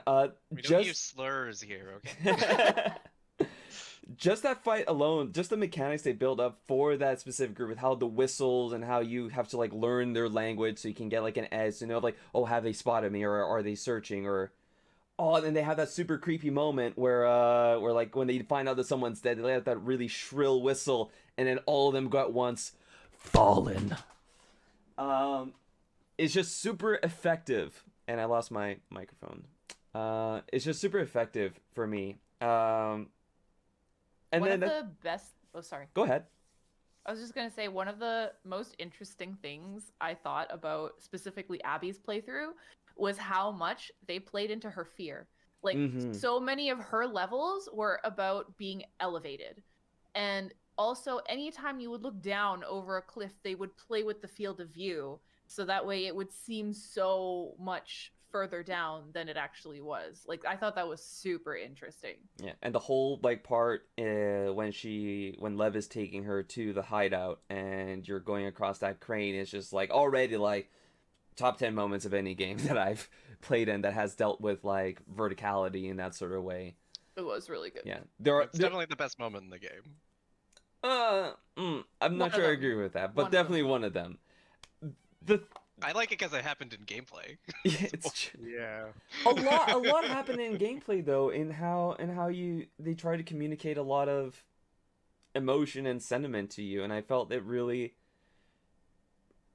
put you in an emotional point with those characters, and just having to react to situations they're in just immediately after like something tragic happened in cinematic form. I thought that was a very good balance in a way that I have always criticized Red Dead Redemption 2 about this, in that it is more of a movie than a game. Like nothing of the game really like portrays what is happening in the story. It's all just, it feels like it hates the fact that you're trying to play it, whereas Last of Us 2 definitely tries to involve you much more as a player. Granted, I will say that I felt as a player, I felt more like I was watching a movie, to be completely honest, because really? like, so especially compared with the first game was all from Joel's point of view. The story felt incredibly personal. The story asked me to sympathize with the main character and put myself in his shoes, whereas this one felt so much like I was just watching some stuff happen, because that personability wasn't there anymore. And you could understand that with like the backstory of the game, because the first game was written from the perspective of a father who like, and their director really put that like about himself into the game, whereas in this one, Neil Druckmann is not a 19-year-old lesbian female, and it's like he's not, it just didn't feel as personal. Like the story itself just did not feel as personal, and I felt like I was on the outside looking in, whereas in the first one it was a lot easier for me to put myself in Joel's shoes, I guess. It felt more personal. And I don't know if that's just because of if there was a shift in direction, if that's what their intention was, is to make you feel like you're there on the outside looking at this, criticizing what these people are doing. I felt almost the opposite way, in that I almost felt more attached to what was happening, because it also related to how I felt about the characters from the first game as well, and how like when like Joel is like taken away from Ellie, like that hits on multiple levels, especially like with the fact that I really ended up loving Abby as a character. That ended up having like my own conflict with like these characters. And I think they do really sell that bond with, or the decay of that bond with Ellie and Joel, and how they try to recover it through the flashbacks they have, like with the museum, which is like it's a really strong part of that game for me. Like you see Joel like trying to make up for the fact that he did literally betray Ellie, and you see snapshots of that. And what I think ultimately makes it work is at the end you see, like Jordan, I remember before you mentioned how you felt like Ellie going like, yeah, I know what Joel did, and she's not caring. You caught her at that point in the game. Like this might be an editing part that maybe could have been improved, but when you catch her at that point, she has already had the conversation with Joel that dealt exactly with that, because you see that scene at the end of the movie, at the end of the game. Right? Where Freudian slip. Yeah. I think that's part of the issue, though. Yeah. Like, you think like that would be a perfect moment for you to find out and for her to react. Like, sure, it would have been a little predictable, but like, it would then open up. It would make you kind of sympathize, make you, I guess, understand where she's coming from more, like her revenge and her hate, and then maybe it would give her time to turn around and allow what happened at the end of the game to kind of be justified. I felt after everything that happened in the game, it just didn't feel justified. Like there's a way they could have kept it going, like left it open so that they could have a sequel, while still kind of going the same path they went on, but they took the other route. Because I think again, like I'm clearly trying to be spoiler free, by the way. yeah, I know. It's like again, I think it's like my problem with it is that like you play those two things completely differently if you're writing it that way, right? Mhm. And the problem is that they kind of try like because what you're talking about, the reveal at the end of the game, it means that our motivation is supposed to be some sort of twist. And like yeah, in the Naughty Dog games, they treat you very much as an actor. You like I completely agree with you, Bianca. You're supposed to embody this character. And so like when like you do that in a play or a movie, you have the chance to read the entire script so you can actually know where that character's supposed to go and play that character the way you feel like that's supposed to be. In a game, if you do that, you need to give a strong sense of like the base motivation for that character and why they're doing this up front. You can kind of play with what like the details of why along the way, but if you kind of are playing with like the core of the reasoning of it, like there needs to be hints of that along the way. And like they have all this time, and I think one of the biggest mistakes is the fact that they cut Dina out so quickly. yes, Yeah. absolutely. And like the fact that like you can have like I wanted moments where she is conflicted about what she's doing, but like the way they kind of portray her is she's trying to be mysterious about it, and because of that, you as the player then have to use all of the gameplay as an avenue of understanding the character. Mhm. And like the gameplay is literally glorifying in killing lots of people who have nothing to do with this whole vengeance storyline, other than the fact that they are in your way. And in order to make it feel like you're not the worst person in the world, they had to put graffiti on a wall that said like "We'll kill anyone who comes in here." And it's just like I guess it's just like there's a little bit of stuff in there every now and then where she's saying like, oh, I guess maybe we'll make it more about finding Tommy, but it's never like the problem is like when given the chance to have that like initial moment, which is her and Tommy talking immediately after Joel's death, she's the one who's like, no, we have to get vengeance for this. People need to suffer, and he's the one who's pushing back. Mhm. And like I feel like it almost need like the way they went with it, it needs to be the other way around, Mhm. kind of more like it is at the like false ending of the game where he shows up and is The like, second false ending. no, we need to finish this up. Like I want her to be kind of dragged into this in some way, like.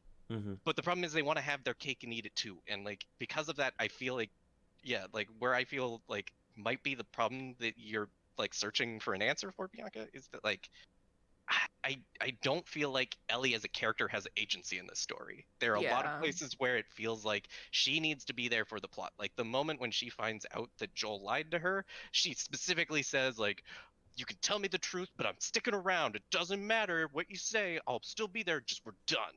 And I'm like, that's dumb. You just And I proved you honestly- can survive. I think that's the reason why they didn't have Ellie find out. They found that she found out earlier, like before that whole hospital segment, because otherwise she would have started to question her path. Like she would have, like gameplay wise, there would have been not really a reason for her to be there anymore. Like she would have questioned like, why am I saving this man who lied to me, blah blah blah blah, or why am I avenging this person who sure meant a lot to me, but like he also lied to me and now I'm mad at him. So like there would have potentially been no game after that moment. So Especially with for the the sake of Seraphite. the story, yeah.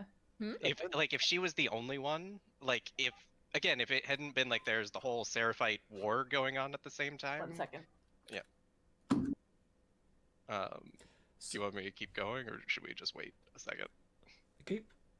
You're talking directly at her, so Yeah. we should probably wait there. Yeah. My TV just turned on automatically, so I had to turn it off. Talking all these smart TVs are so dumb.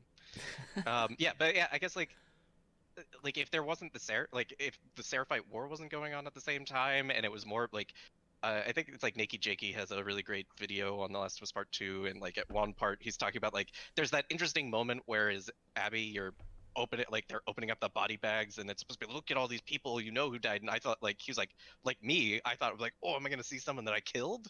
And like this is supposed to be me reflecting on that, but no, it's no one. It's just teasing the fact that there's a greater conflict going on.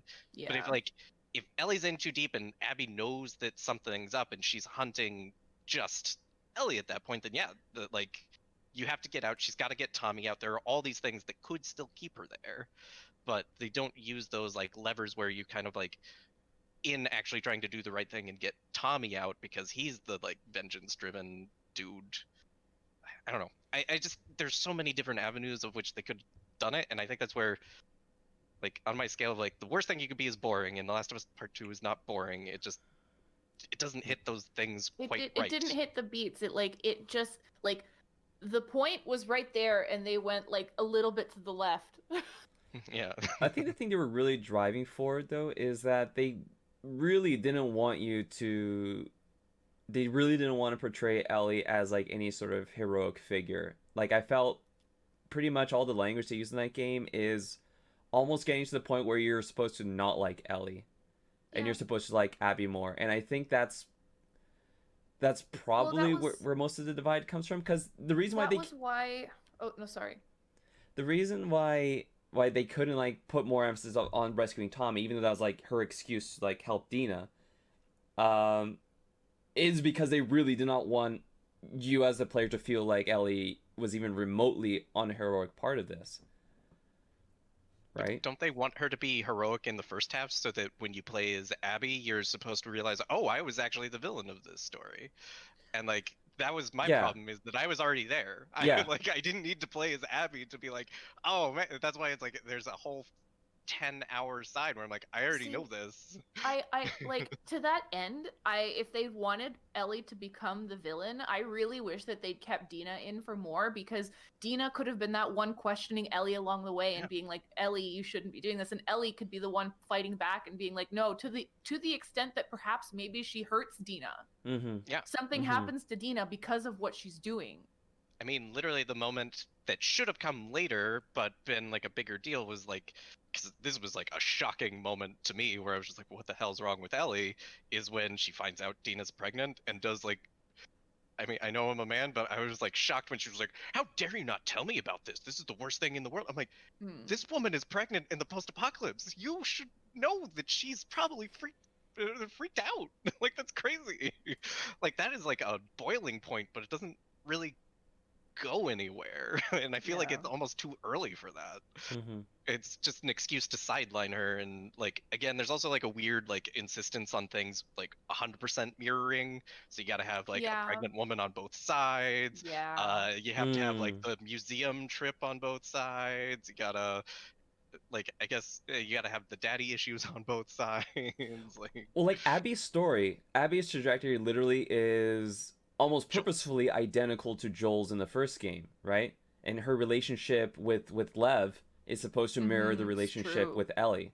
Like, you are supposed to, as playing as Ellie, grow the same fondness for her as people did for Joel, because it is a redemption story, right? Like, Abby is known. She had the same upwards trajectory. Yeah, Abby is known to be like this brutish, get the job done at any cost, at the cost of anybody's lives mentality that Joel had in the first game. And like, where it changes is where she meets Lev and Yara, which is when Joel starts changing, is like when he meets Ellie. And she like same with Joel and Ellie, gives no hells about Lev, and then eventually that relationship builds over time as they both like suffer and struggle through things. Abby getting involved in stuff that she by definition had no purpose getting involved in, just like Joel. But like, that need for having this human connection changes her, right? Yeah, and I don't knock that part of the game. I think the Abby section is the best part. Oh, I agree. 100%. I agree as well. I loved how they made you hate this character, because like, I felt so strongly about that bit in the beginning, like that the big inciting incident. I felt so strongly about that because Joel actually reminds me a lot of my dad, and it upset me. It genuinely upset me. But I loved how it got to the point where I did not want Ellie to succeed. By the end of Abby's story, I genuinely just did not want her to succeed in her quest for vengeance. I wanted both of them to come out alive. I actually really wanted Ellie to die at the end of the game, because I felt like, because I look at part 1 as a tragedy. Like, I don't think that there's like really much of an ambiguous ending. Like, Joel didn't learn not to be selfish, and so he did a very selfish thing to save someone. And like, that moment at the end is wonderful because it doesn't matter whether or not she knows. He can never have the relationship with her that he wants, because like, he is living in fear of the day she finds out about that lie, and he's not brave enough to tell her that he lied about it and did a horrible thing. Took away the one thing that she cared about, which is making that like death of her best friend in first love and like her being infected worth it. And and so like for me, it's like you basically made another tragedy, and yes, she doesn't like she loses some fingers and comes out on the other end not like it's a metaphor. Yeah, I actually like the guitar part. I think the guitar part's it's really good. good. It's really good. But like, it's just like she didn't learn anything. I think if you wanted to go with the ending they like had, you end it at the moment where she's about to leave, like that conversation between her and Dina, and you get the same level ambiguous ending that you got from the last one, where you're like, I don't know if she's gonna learn from this. But then I have to play like another part of the game where I think you mentioned this, Bianca, where it's like there are two groups that are just like evil for the sake of being evil. One is awkward because it's coded towards Palestine, which is the Seraphites, and then there's just like the evil, like we turn people into zombies and the gang, use slavery people, stuff. That you're supposed to feel no sympathy for killing whatsoever. Yeah, and it's like this game presents to me this thematic element of, oh, look how terrible it is that you're going on this like war like rampage, killing all of these people. You should feel bad about that. But it's like you present me with two groups that I feel no sympathy towards because I hate them on both sides. Like, I think that was part of, I guess, Abby's story of traveling with Lev. I think Lev was supposed to partially ease you into understanding that they're not all monsters. Like they just have this way of life, and it's just their belief that they're following. And I think they're just trying to convince you that it's not as messed up as you perceive them. I wrestle with that one a little bit because they don't do anything to make redeeming factors of anyone who's still like actually a part of it. I think the one thing they could have done for that, where you still get the tragic part with Lev, but like it moves, like it still gets to the same crux that he was at with his mother, is that no, she redeems herself and she's like, I will accept you as my son, but like other Seraphites killed her and like he still had to defend her, and that's still like the traumatic sequence that they want, but there's at least some little good for like this poor boy who's like trapped in between, and you see that there are redeeming qualities within these other groups, but like they kind of go out of their way to dehumanize the Seraphites in general. They do, They have cuts on their face, like even with the whistling they don't give names to people when they die, like sometimes they do. Sometimes did they? They do. Okay, yeah, maybe I just missed it. And then just then they have all like, then like when you actually go to like their island, which I'm still trying to figure out where in Seattle that's supposed to be. Wherever the Space Needle is. Well, you can see the Space Needle from there, but like there's no island that close, so I don't know. Space Needle Island. Haven't you heard of it? I mean, there's enough, like everything's eroded, so I guess you could make a case there. It's 2050. Climate change is a hell of a thing. But yeah, it's just a little sad because like when you get to the Seraphite Island, it's nothing but enemies, and like I think the one thing that would have made it just a little bit better is like I just wish that like not every enemy stuck around. Like if they saw dead enemies, I wish there was more than just anger within them. Like I think that like there's missing like an emotional system where if you really want to get what they're getting at in the themes, is like there needs to be like sometimes I see that, oh man, my buddy Denman, he died. Like I love that dude, but like now I'm super afraid, and like runs away and tries to get out of there. And then that becomes more of a player choice of like, oh, do I go that far to like fight that guy that's running away, or but everyone just responds with anger, and it just seems like this cynical, like it's something that permeates the entirety of this game. It's just cynical and thinks everyone wants to just get theirs and get out. Well, on that, like there's a couple instances in the game where there are people, I think you might have to interrogate them or something. I'm unsure because I kind of sped by it. But where they drop their gun and they're like, oh no, like please don't kill me, and then they drop all their weapons.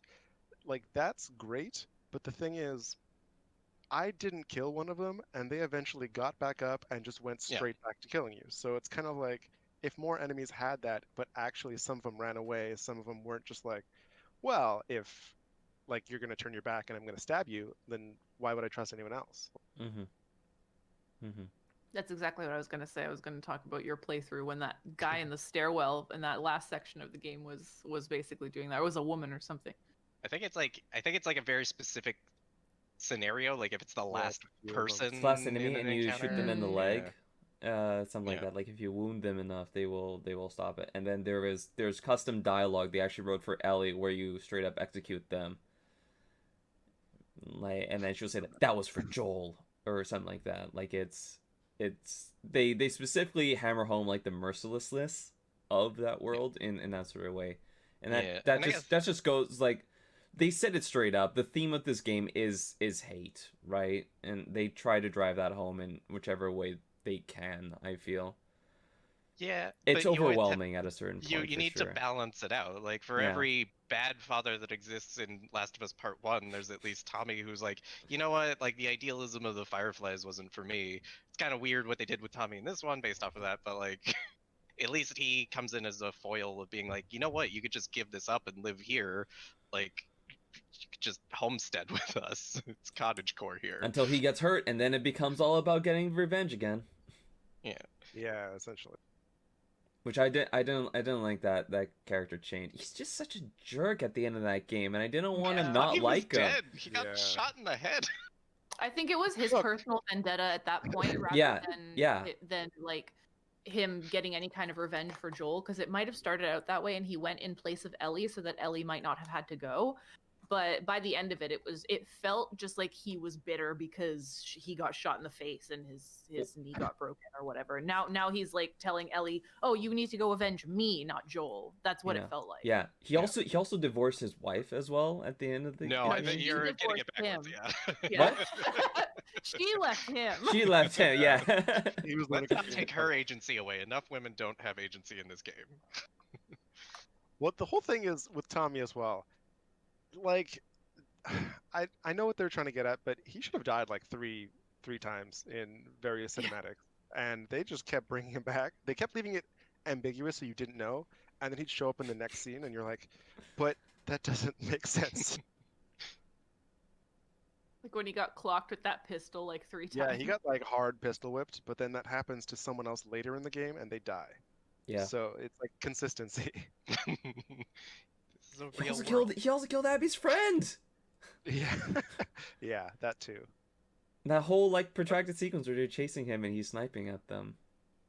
Honestly, I wonder if at the end of the game, if given the choice where, say, things went differently, say you end up getting Abby like a knife to her throat or something, and say Lev was still coherent and like Dina had traveled with Abby, and then Lev, and Lev essentially had his bow aimed on Dina, like, and then at that point you're given a choice at the end of the game. I wonder if it would have changed a lot of people's perspectives. I'm not a fan of like choices in games that are like so story driven.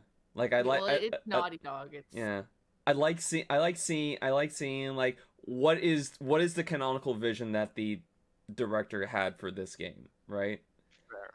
If you give both options, and at that point it's like, oh, it can be whichever one. You can take whichever you like the most. Like, no. Which one? That's so like wishy-washy. I agree and disagree because it's Naughty Dog. I understand why they did it the way that they did. There's a certain type of audience that they cater towards, and that's people who like linear storytelling. But at the same time, with the themes that they were trying to deliver on and drive home, you being given that choice would have made it a lot more poignant. Yeah, or like, because I think of it like, I've been thinking about this a lot recently, is that I think the best way to think of those types of endings is like there's the like traditional comedic ending where it's like happy stuff happens. Oop, do we have an Amanda? Oh no, what happened to me? Oh, did I mess it all up? No. Nope. It's good. Hey, there we go. It's actually quite fine. Yeah, there we go. Sorry for the lateness. No worries. That's okay. We're still talking about The Last of Us. Oh, no. I think we're wrapping up, though. Are you serious? Are you serious? Yeah, well, we're not joking. But I think based on the unless someone else was currently speaking. I just wanted to finish up like a quick point where it's Go like I think it's like the way you can view it is like there's the traditional like comedic ending, which is like the happy ending. I learned my lesson. Like I understood what my fatal flaw was as a character, and that should be something that you get taught throughout the entirety of the game. That's where foils come in. And then like the tragic ending is you choose the thing that's wrong, and it may be what you thought you wanted, but like again, so it's like an interesting one would be like I choose to kill Abby because that was what my goal was. But I didn't learn the fact that like, oh, this was actually a pointless endeavor. I needed to move on, kind of stuff. Yeah, it breeds continuous hate and vengeance or whatever. Yeah. But then you don't. But then Continuing you the might not cycle of even see. violence. But then you might not even see the actual ending that they wanted you to see, right? It's the same problem that I have with like when people say they wanted to have an alternate ending to Last of Us Part 1, where Joel like chooses to sacrifice Ellie and you don't go on the rampage in the hospital. Or at least you don't kill the fucking doctor. Sorry. Yeah.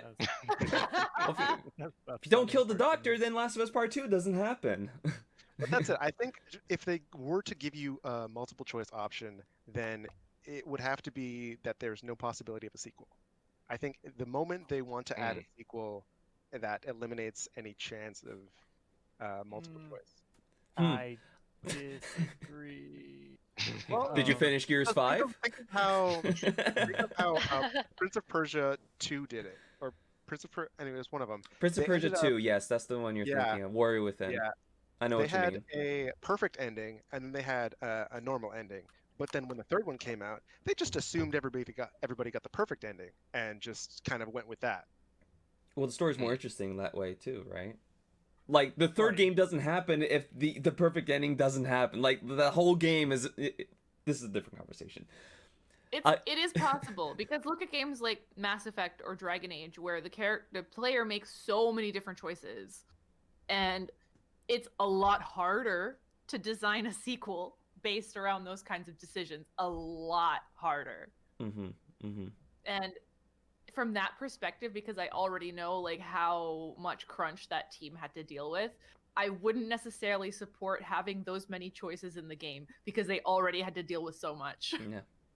And adding that much onto the game, I'm like, I don't think it needed it. I don't think, just from an ethics standpoint, I don't think they should have done choices. As much as I would have wanted choices, I don't think they should have done them. But I mean, like, there's also stuff like the old Walking Dead games, right, where there's a bunch of choices, but then they have forcing functions that sort of normalize back to the plot line. And then there's also the scale of the choices that That's you make. true. And then you can also actually do a sequel where, God forbid, you have different protagonists. Yeah, that's what I was gonna say. Like, I think that was the biggest disappointment for me for this game in general, was that I was like, oh, I was kind of happy where we left Joel and Ellie because that was like a complete story. And I think where this suffers the most is that I just don't know if they reconcile. Like, again, I feel like the way I see the ending of part 1 doesn't feel like it gets echoed into part 2.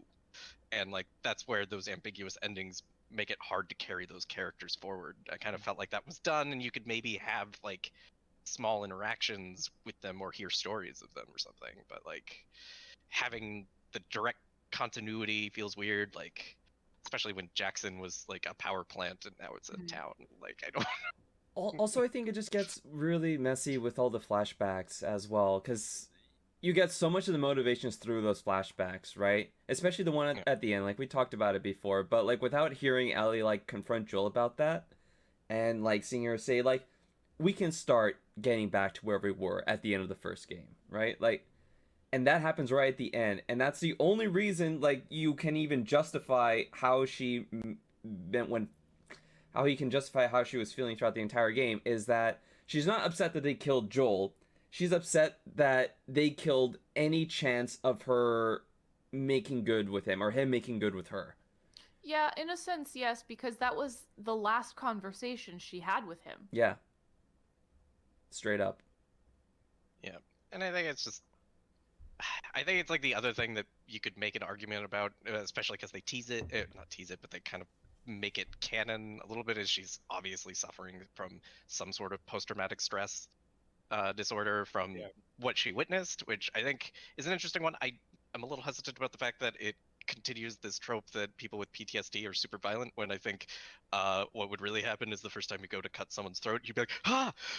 And like probably have a actual flashback to the things that you saw that aren't, sitting well with you. But I don't know. Again, if these are the things that you're trying to tell your story as, and like it's like part of it is drama and getting over it, I just wish that was something that was explored, because like, yeah, the problem is so much of that story is like encapsulated into the cinematic sections, and I don't get it in the gameplay as much as it could be, and then the game is just too long.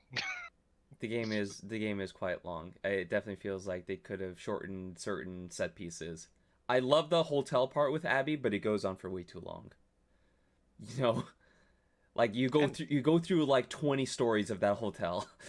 Yeah. Yeah. Cutting between Abby and Ellie in sequence rather than it kind of having to be a twist. I don't know if that would actually work as well, but yeah, I agree. Some of the time frame stuff is so hard to reconcile. And again, part of that's the mirroring, because everyone has to have a day 1 Seattle, everyone has to have a day 2 Seattle, and like you kind of learn by proxy some things that happened. Like there's like a throwaway line when Ellie's in the basement of the hospital where it's like, what's the power doing on down here? And you find out that it's like because Abby turned it on. Oh yeah. But like it's like small things. It's never like it never has any impact. And like the ones that should, like the dog names and the people names and all that kind of stuff, would have more impact if you're kind of seeing them one after another. Like yeah, that's the part. But it throws a lot of other stuff into the air, so it's not like I can't say it's like that's how they should do it. I feel like that's how they actually started the game, right? Is that they wanted to do those alternating cuts, because like the whole thing where they restart your upgrade path breaks so many fundamental gameplay rules that I feel like that had to have been like a late decision of like, no, and they even start with doing like a cut between Abby, like when she's at the snow lodge, right? They do it once and then never again. So I feel originally that was their plan, and maybe when they saw that together, said, no, won't work as well as if we just split it up. It's all theory crafting. All theory, yes. Regardless, Sorry, the game is what the game is, right? At this point, and I can definitely sympathize with a lot of the points that you guys brought up.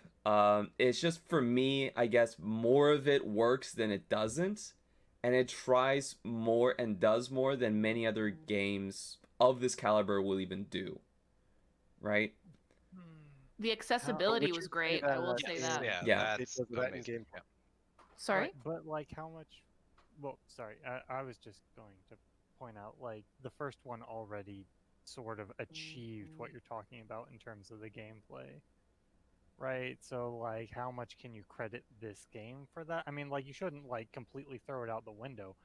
But at the same time, it's not a particular achievement, surprise, delight that they have the gameplay interwoven in the way that they did when it's consistent. I will defend this because I actively don't like playing the first Last of Us game. Like, I don't like that combat. I don't like that stealth.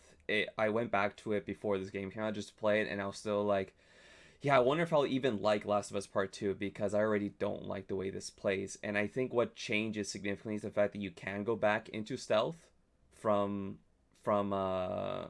being detected, which wasn't possible in Last of Us Part 1.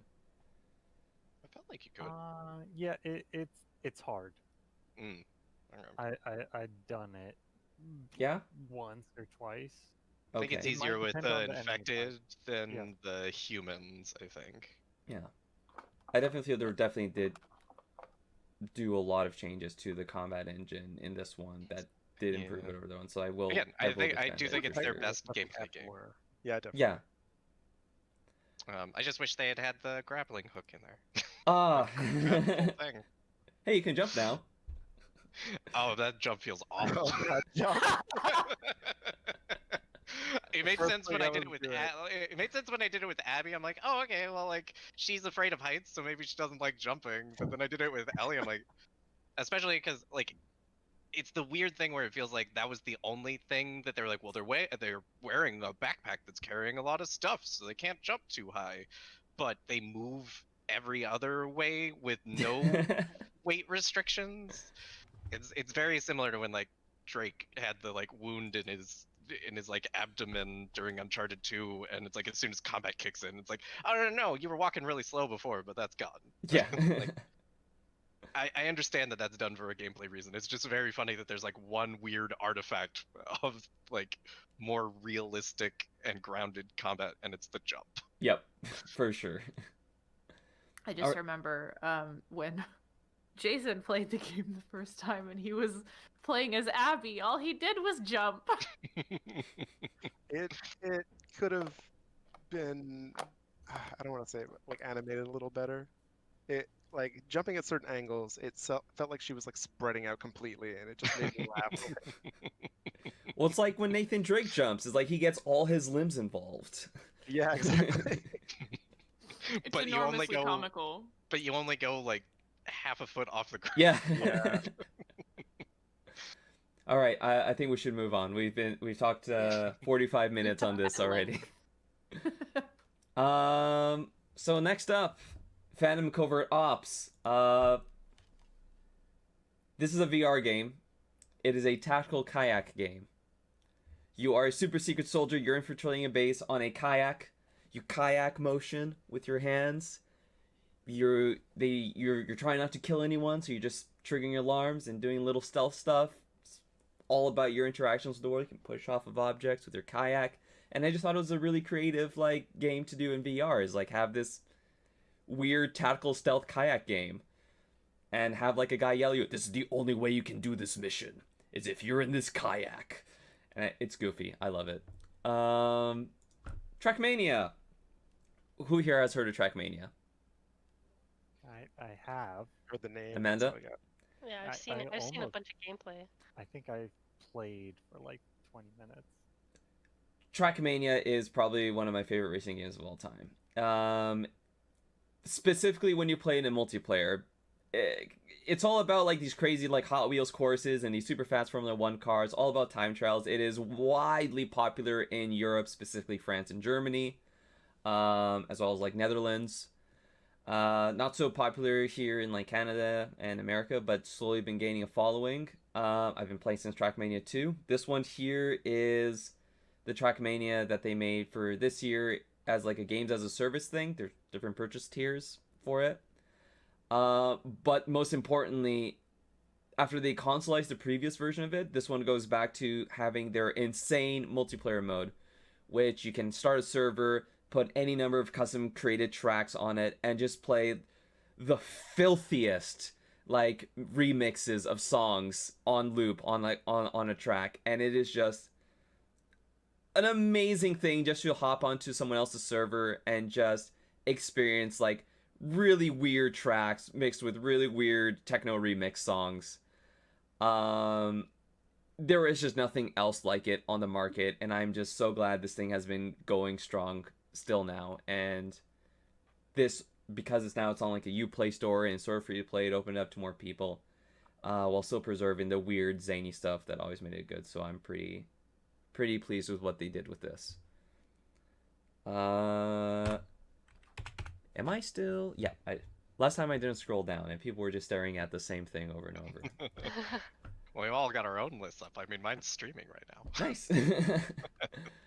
Bloodstained Curse of the Moon 2. I played Bloodstained Curse of the Moon 1. I don't think anyone has played Curse of the Moon 2.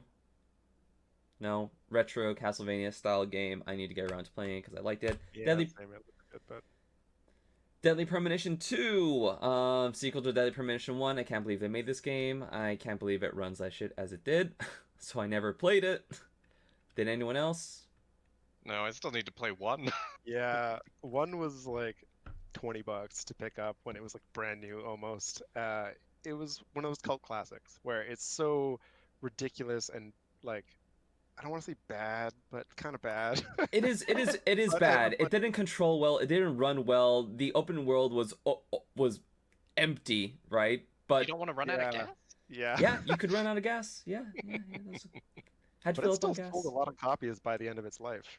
And that's essentially Yeah, because it was so weird. It's from Swery65, and like Swery65 has always made strange, very quirky games that all were kind of broken in a way. So I keep hoping that one day he'll be able to make a game that has a stable frame rate and good controls. I don't know what it is if he doesn't get the budget that he needs. There's a new game coming out called The Good Life, which is a murder mystery where at night everyone turns into cats, which seems really cool. People are definitely gonna love that one. Also, it got revamped, so now has different graphics, and you can turn into dogs after his. It's weird. His Kickstarter failed, and then when it showed up again, it looks better, and now has dogs.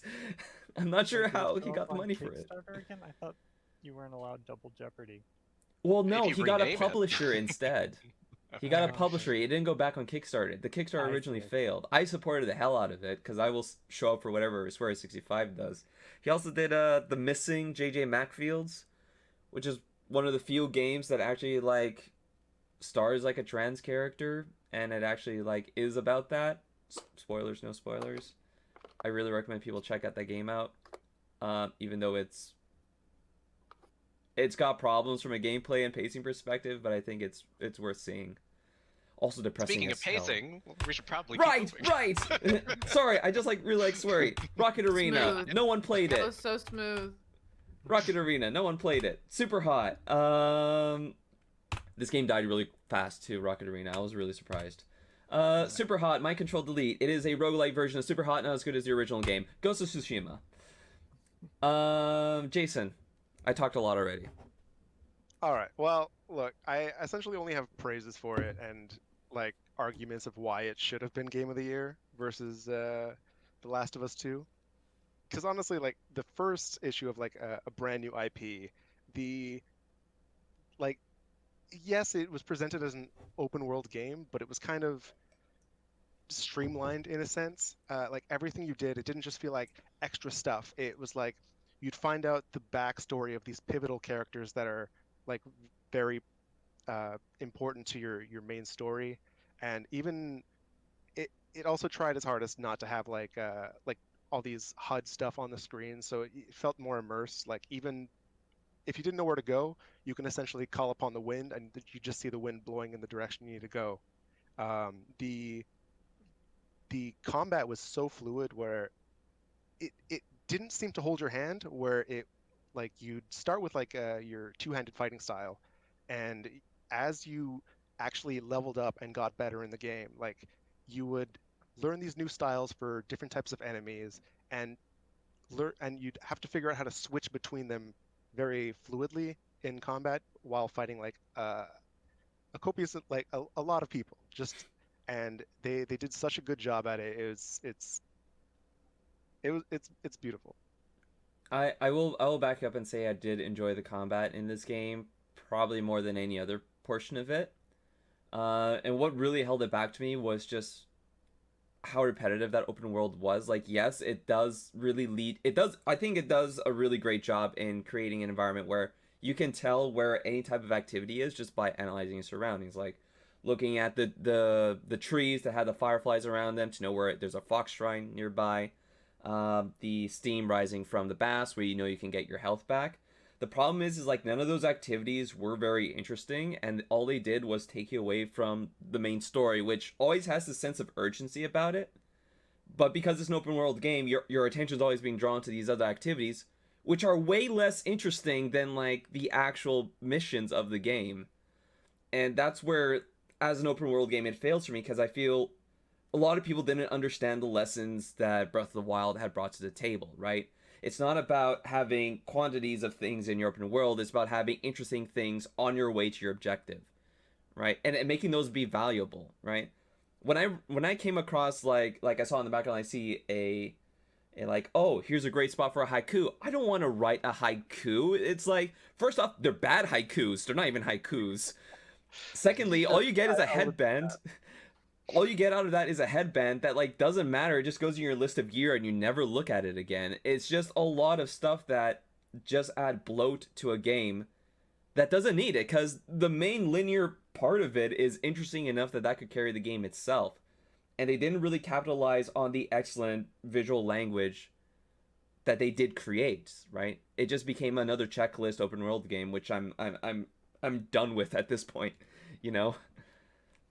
Fair enough. I mean, though you have to admit that the side quests, like there was a certain amount that, like, just learning about the background, the history of these people, Yes. and like the fact that the whole story is based on, well, Loosely. anyways, that's why I'm like loosely based on like history and the fact that you don't find Mongols on horseback is a very big and like. Well, you do though. I may have the wrong point in Japanese history, but is this like the first Mongol invasion that was destroyed by wind in real life, but like it actually made it to Japan's shores? In this No, case? this is This is the second one, I think. Second one. There's definitely the one where like the kamikaze comes from, right, the divine wind. But I did look this up, and there was an invasion of Tsushima. There was. Like, and that part is accurate.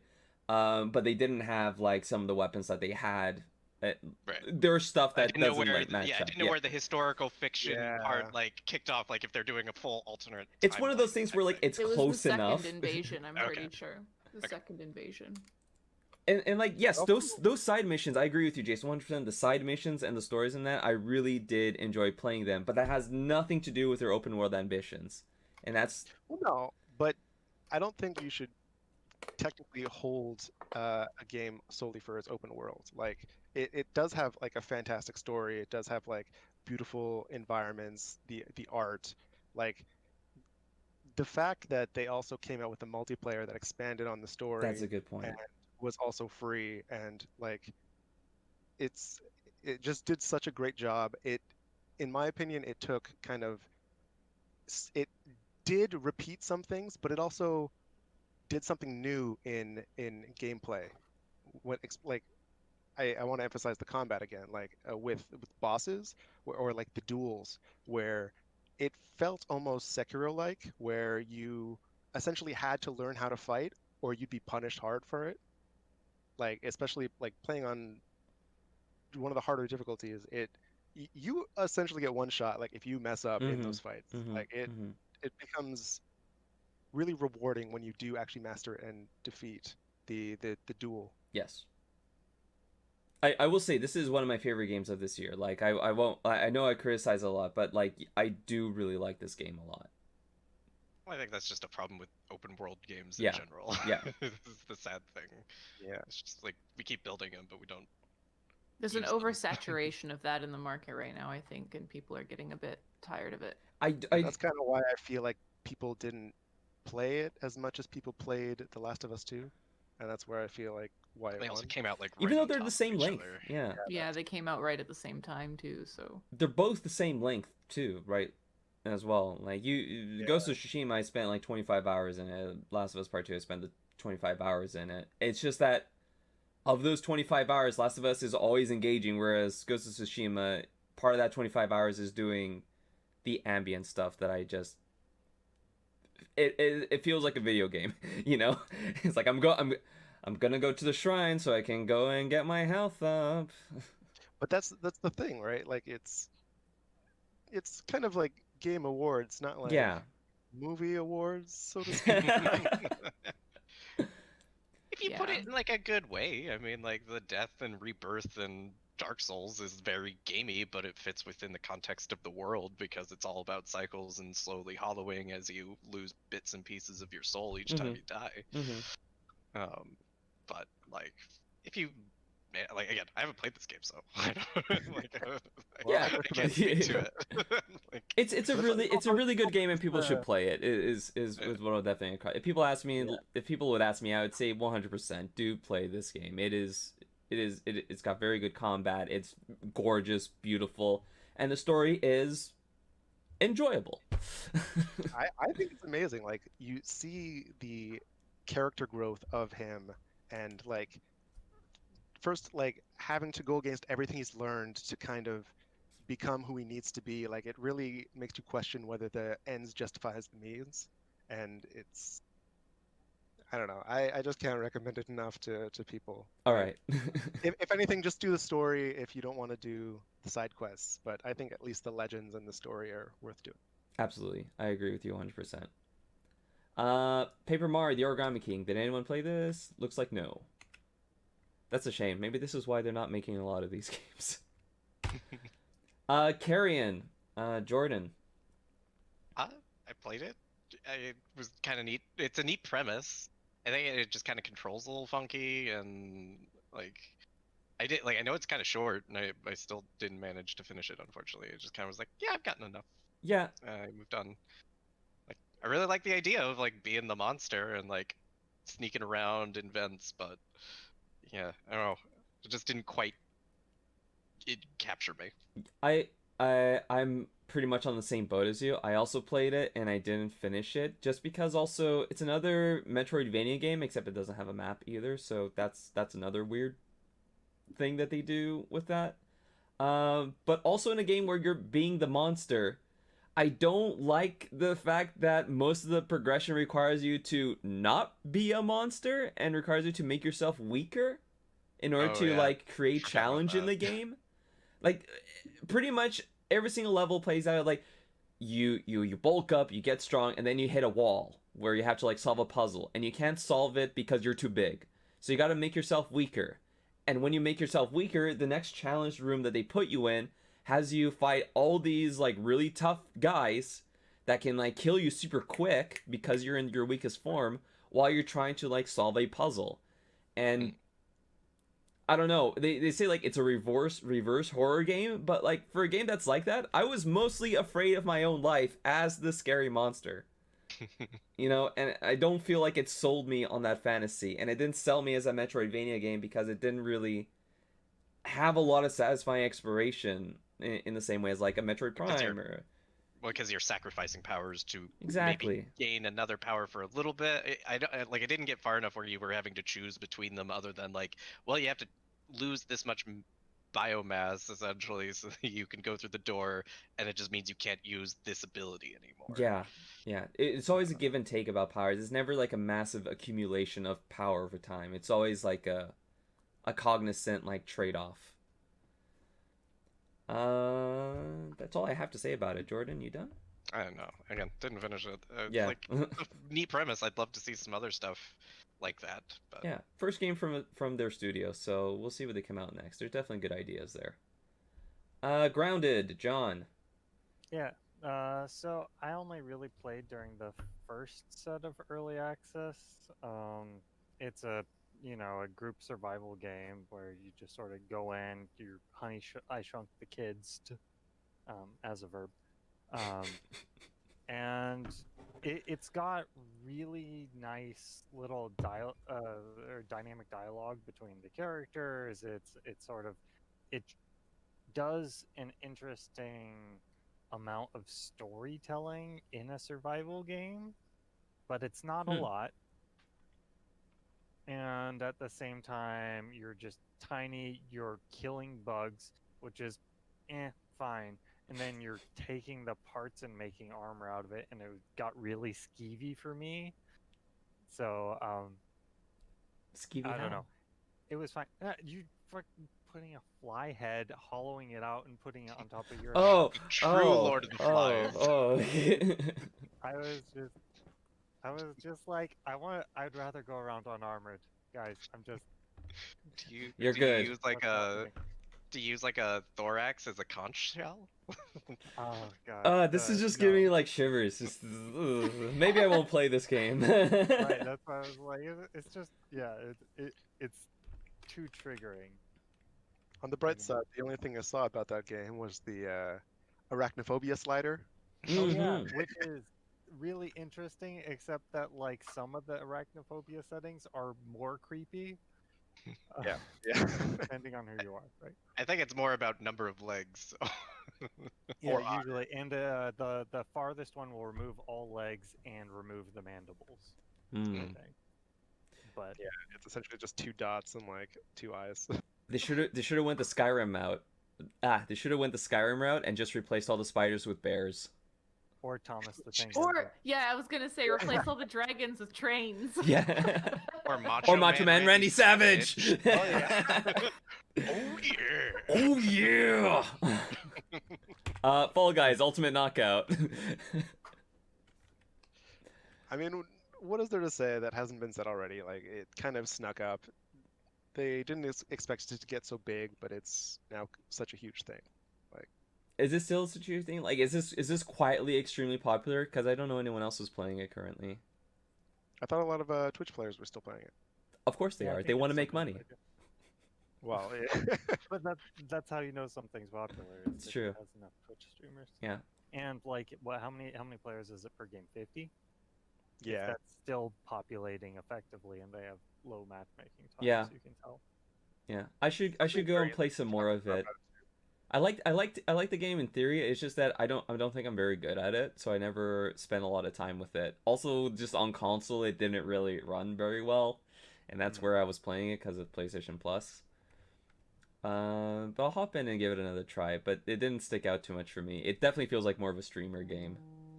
Yeah, I just like the one gripe I had with it is some of it is skill based, but then there are certain ones where it's essentially chance, like, or everything that happens in it doesn't matter except for like the last 3 seconds or something.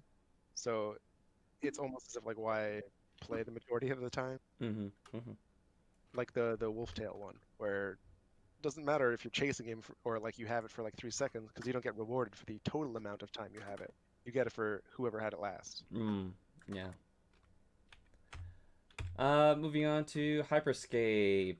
This was a battle royale game from Ubisoft that now also has a deathmatch mode, so I've been meaning to check it out because not interested in battle royale, interested in deathmatch. Amanda, you didn't play this one, huh?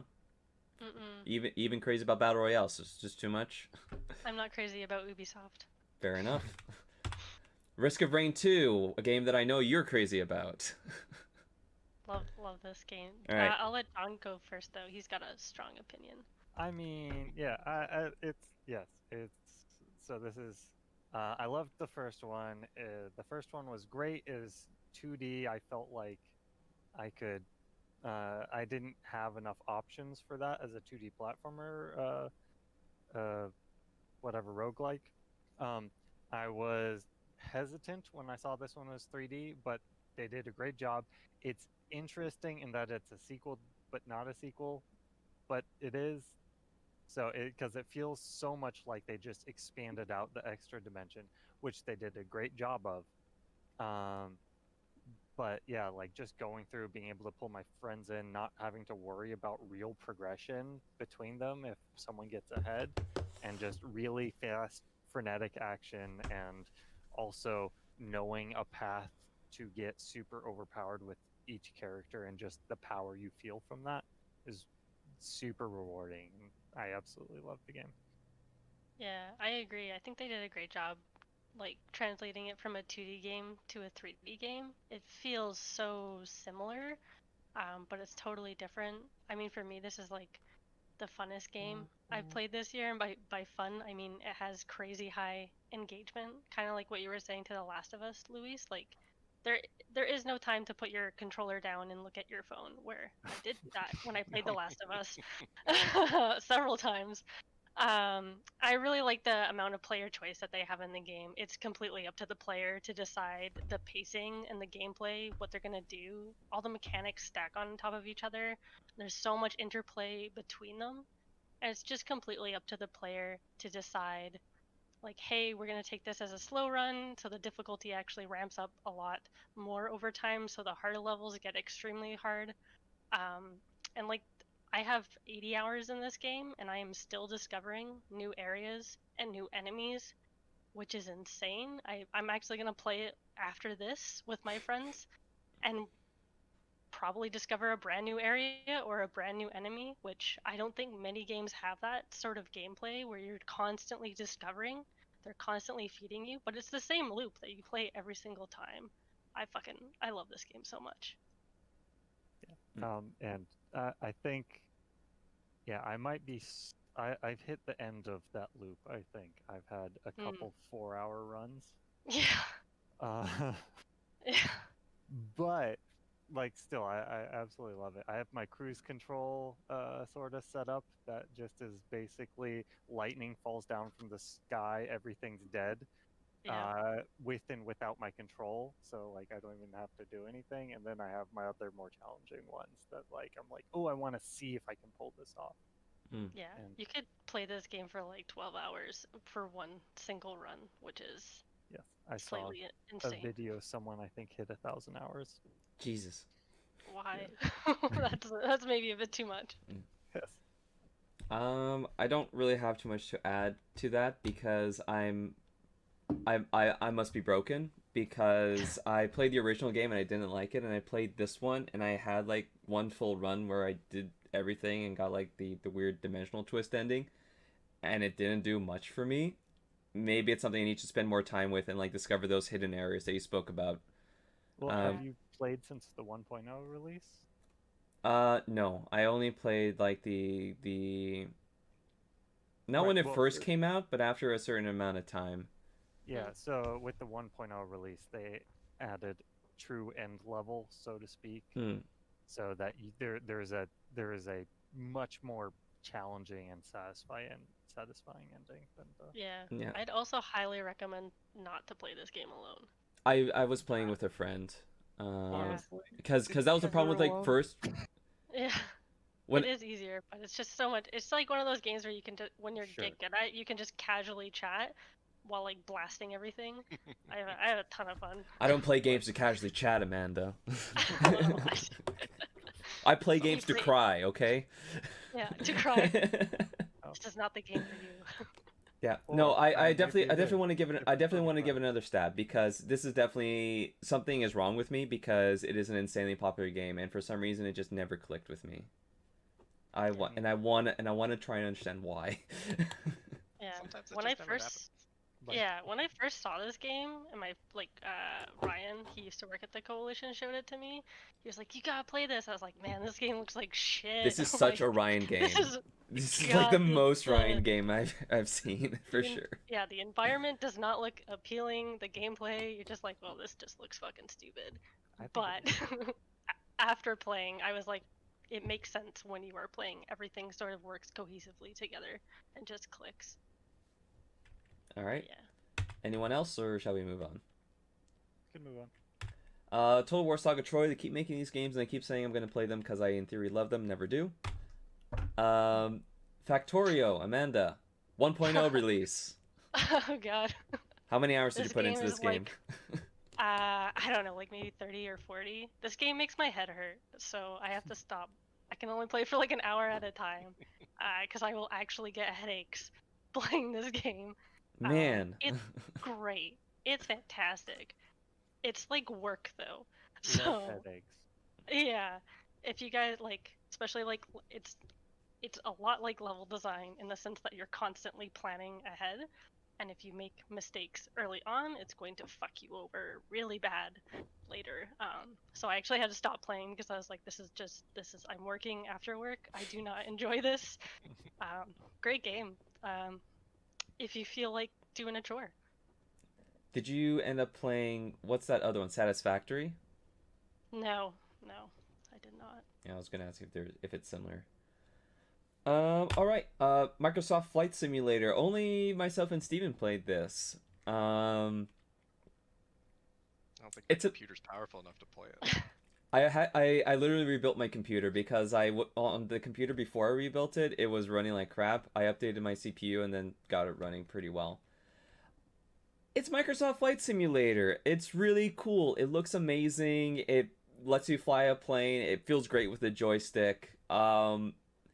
It's still not that much of a game, which is my biggest problem with Microsoft Flight Simulator. It's still, you kind of have to make your own fun with it. And I don't know how much fun pretending like, hey, I'm moving to Montreal. I'm going to make a flight from Vancouver to Montreal. And then like I get off the ground, I take off, I fly over my house, I head over to Quebec. And then I'm like halfway through, I'm like, this is literally as fun as taking a flight.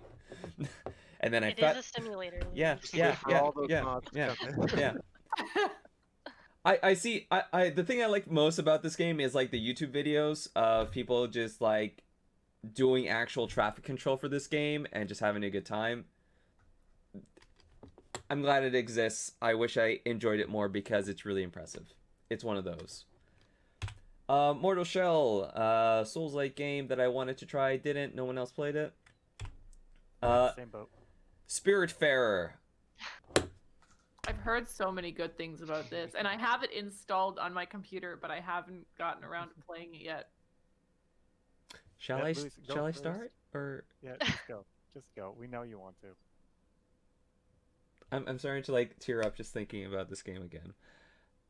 Right, This game, I can't. I don't know how much to say about this game that I haven't already said, but like this game is like super special for me. It's a game where you are funneling spirits who have died, taking care of their needs on this boat that you customize with like various different like kitchens and like gardens, and it's sort of like an upkeep game in that sort of way where you're just trying to make sure that all your guests on your boat are happy, and you learn about them, and eventually you take them to the Everdoor, which is like their last stop, you know, where they go and they become one with the universe, or whatever happens to them. It's just such a beautiful and wholesome game. All the characters that you end up meeting along the way are incredibly relatable. They have stories from friends that like you recognize these people as you play them. You relate to them, or at least I did, through like relatives you've had that like eventually pass away, and like all you have left of them is their memories. And a big portion of the game is also each character having their own sort of activity that you do with them, like your frog uncle who loves food. He's like very thrilled about catching lightning in a bottle, so whenever there's a thunderstorm he comes out and is like, hey, I'm gonna play a music and you're gonna catch this lightning. I'm like, yeah, frog uncle, we're gonna have a great time. And they leave you those types of activities even after they go away, so you always have this sort of memory of how these people have impacted your life, your afterlife, basically, as you continue progressing and growing your boat as you go along. I love this game so much. I do. I really do. I'll say that I didn't like every character. Yes. I don't think you're supposed to, though. That's the beautiful part of it. Yeah, which is fine. Yeah, it's fine. I guess I felt like you were implying that every character was to be liked. No, I implied they were relatable. Not that not that you had to like them. Sure, fine. Yeah, yeah. Like, yeah. It definitely was a game that made me feel a lot of things. There are some things that happened that I think I spent 4 hours. The next 4 hours of gameplay, that was like, am I like? Because I tried to play it like I'm role playing the actual role, right? Like I'm doing what I would do in the universe. I'm trying to be a good person as the Spiritfarer or whatever, right? And when something bad happened, I was just like, am I a bad person? Did I do a bad thing? And because I didn't want to actually look up anything because I was so emotionally invested, and I didn't want to actually find out something that was going to ruin an emotional moment later, I spent a good 4 hours essentially just sitting there just frustrated with myself because I wasn't willing to look up if that was a forced moment or if it happened because of my choices. Mm-hmm. And that was kind of a weird, profound thing for me, where it was just, I can't decide if that's the result of good game design or my psychoses or what. Why not both? Why not both? Why not design around your psychoses? I had a similar part where I had to stop playing. Was after like I first took Gwen across, and I thought I was ready for it. You know, she's generally going to be the first character you take, and I thought I was ready for it. And then like after that whole scene, we went on and we continued on the boat, and I had the rest of the game to play. I just went about doing the rest of my tasks, and I walk by her door, and then they do the thing where like you pick up the flower from her, and then I was just like, I can't play this game right now. Like I'm not. It's 11 p.m. I'm really invested in like the gameplay progression as you get more stuff and you get more recipes and you get the ability to explore other areas. I was already invested in that core gameplay, even though it has like a few problems, like that first stopping point with the rocks. Like I didn't like the pacing there, but I had to stop playing the game because I was still trying to process the fact that I wasn't gonna see Gwen again, and that her story still it got to a point where she was okay with what happened to her, but I was not, and it's a lot. That game is a lot, and most of it good. and it's a somewhat similar point. It is a game that you can pick up and put down really easily mechanically, but not emotionally, not Yeah. like cognitively. Like there's always stuff that you can be doing. Like sometimes I actually found myself essentially doing chores and like sort of mentally reprimanding myself for just like jumping between all the things. I'm like, I don't need to do any of these things to progress through at this point. I have like a billion fucking things of steamed fish and salads and the favorite foods of people who aren't even here anymore. Like yeah, it was interesting, and knowing that I could quit at any time, but finding that I played an hour or so longer than I needed to most nights. Yeah, I think my critique, similar to other games, is it's a bit too long in the same. I feel like this game could have ended a lot shorter. They didn't really need as many characters as they did to drive home the points that they were trying to. Because I agree with you, Luis, when Gwen was, or Stella was got Gwen? The deer. Gwen is the deer, yeah. Stella is the Spiritfarer. Yeah, when Gwen was gone, yes. I was like, that was sad as fuck. Like, I cried. I was like, Yeah. Jesus Christ, this is, why is this game doing this to me? But every character after that just didn't have the same amount of impact, and it wasn't because I just couldn't get attached to them at all. It was something like Gwen was the first, and I did so much for her. Like when she went, spoilers, when she went missing, I was like, I would fucking like, where the fuck did she go? Like, I was sailing around everywhere looking for her. I was like, she couldn't have gone here, because she always says she's not gonna go here. And I was just like rattling around in my head. But all the other characters just didn't have that same level of storytelling, I feel like. So every single one that I dropped off after, I was just like, okay. Like, I just really think this game could have been like 4 hours long. Mm-hmm. And that's about it. Also, your ship gets massive. Like, the mechanics stack like crazy. Literally, they stack. Yeah, I was like, holy fuck, this is overwhelming. Yeah. But maybe that's what they wanted. Animations Yeah, are really nice. like that's a lot of personality and all those things. Yeah, I do struggle with it, because I do agree it does feel like it sticks around for a while, but at the same time, I don't know if, because like I actually surprisingly did feel a lot for each character as they went along. And so like I don't know if I would have felt that if I didn't have these like longer entwined stories with them. Like the moment that I think John is talking about. Alexa, stop! Apparently my voice is just very spurring to your TP. But yeah, like I think the moment you're talking about, John, like that was like another twist for me that was just like a whole different feeling, where I realized what was going on, and it was just like I felt hurt. Yes. Yeah. Because like this is so like when I talk about my critiques of The Last of Us Part 2, like not really using the medium of the game to tell the story, this is the exact opposite. This is exactly what I want. Like everything seems so centered around this idea of knowing when to let go. And like even like I don't know if it's intentional, but it feels intentional that every little mechanic is about holding a button for just the right amount of time and finding those moments. Like I can't speak to how intentional that was, but it just like all of those little things built together that made me feel like this is the type of game that I really love. Like it made me connect with characters. It still uses like cutscenes to tell like to have characters connect, but it felt like I had done more of the work myself. My two biggest critiques are, number one, I'm sad that there isn't at least one character that is okay with hugging you multiple times a day. I understand people need boundaries, and it's fine if people refuse, but there's got to be one person who's like me who's just like, no, I want to hug this anthropomorphic deer. If Atoll can eat whatever food you want, you should be able to hug one of them as much as you want. But the other one is that like the platforming mechanics, I don't know what it is. It feels like it's missing coyote time or something, because they just feel they're just a little loose. And there are a couple of things, because I got really into just exploring as much as I possibly could, and doing some of the side quests and everything.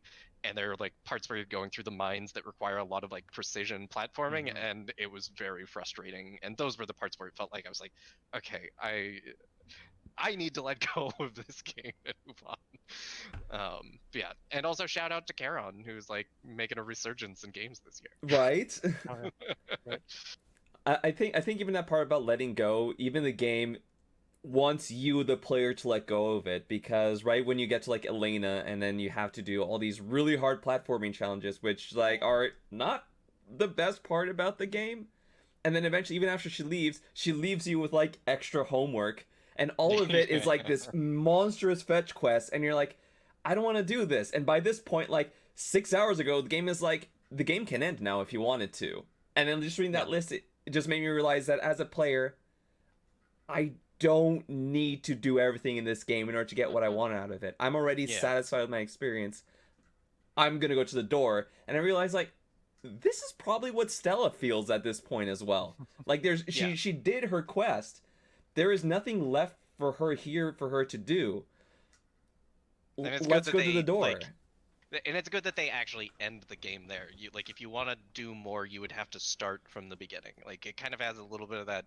There's something similar at the end of like the final ending of Nier Automata, where it's like, because the whole thing's about nihilism, it's like you should be willing to let go of your own past in that. So it's like, do you delete your save so you can be one of these people that help out everyone? And it's like, I like that kind of level of permanence to something, where it's like you make that choice of like, yeah, exactly what you said, Luis. It's like, I am choosing. It's like, no, I've gotten everything that I needed out of this game, and I'm ready to move on. And like, yeah, it's kind of like you're doing it with the game. It's so refreshing when all these other games always say like, no, you need to come back every day. No, you need to fill up this battle pass. You're missing stuff if you're not here all the time.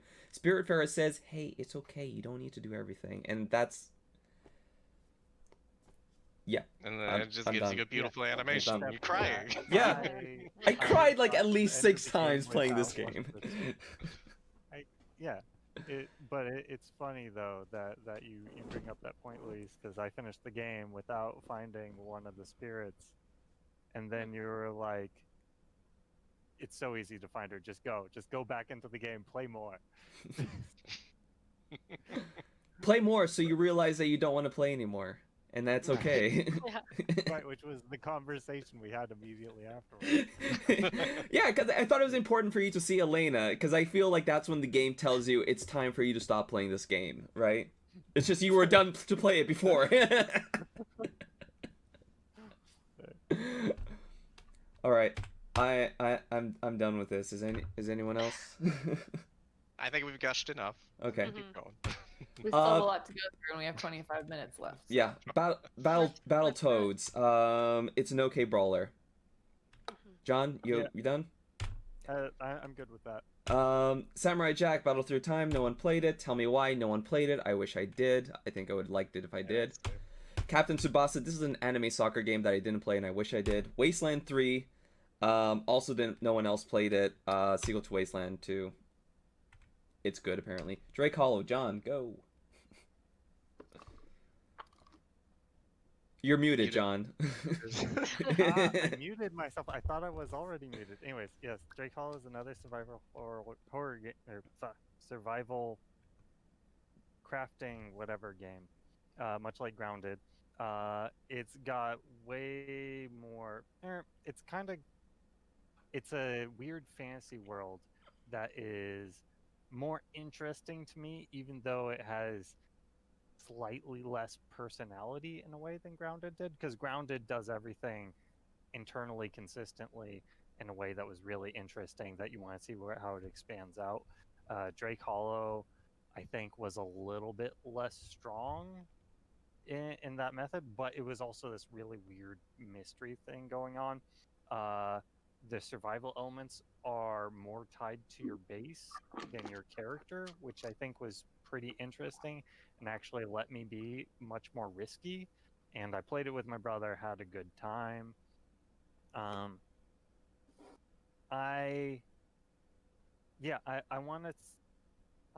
It was a lot of the experience I got out of it. I wanted to get in Grounded, but I never did.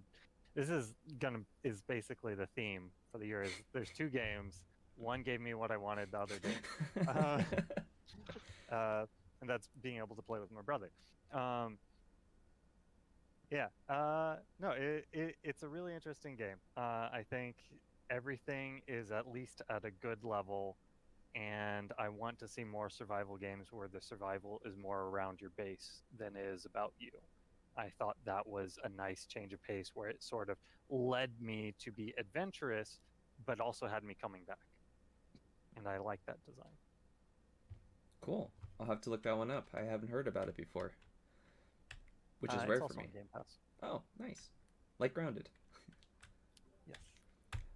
Iron Harvest is an RTS based on Scythe. No one played it. I probably should because I love Scythe.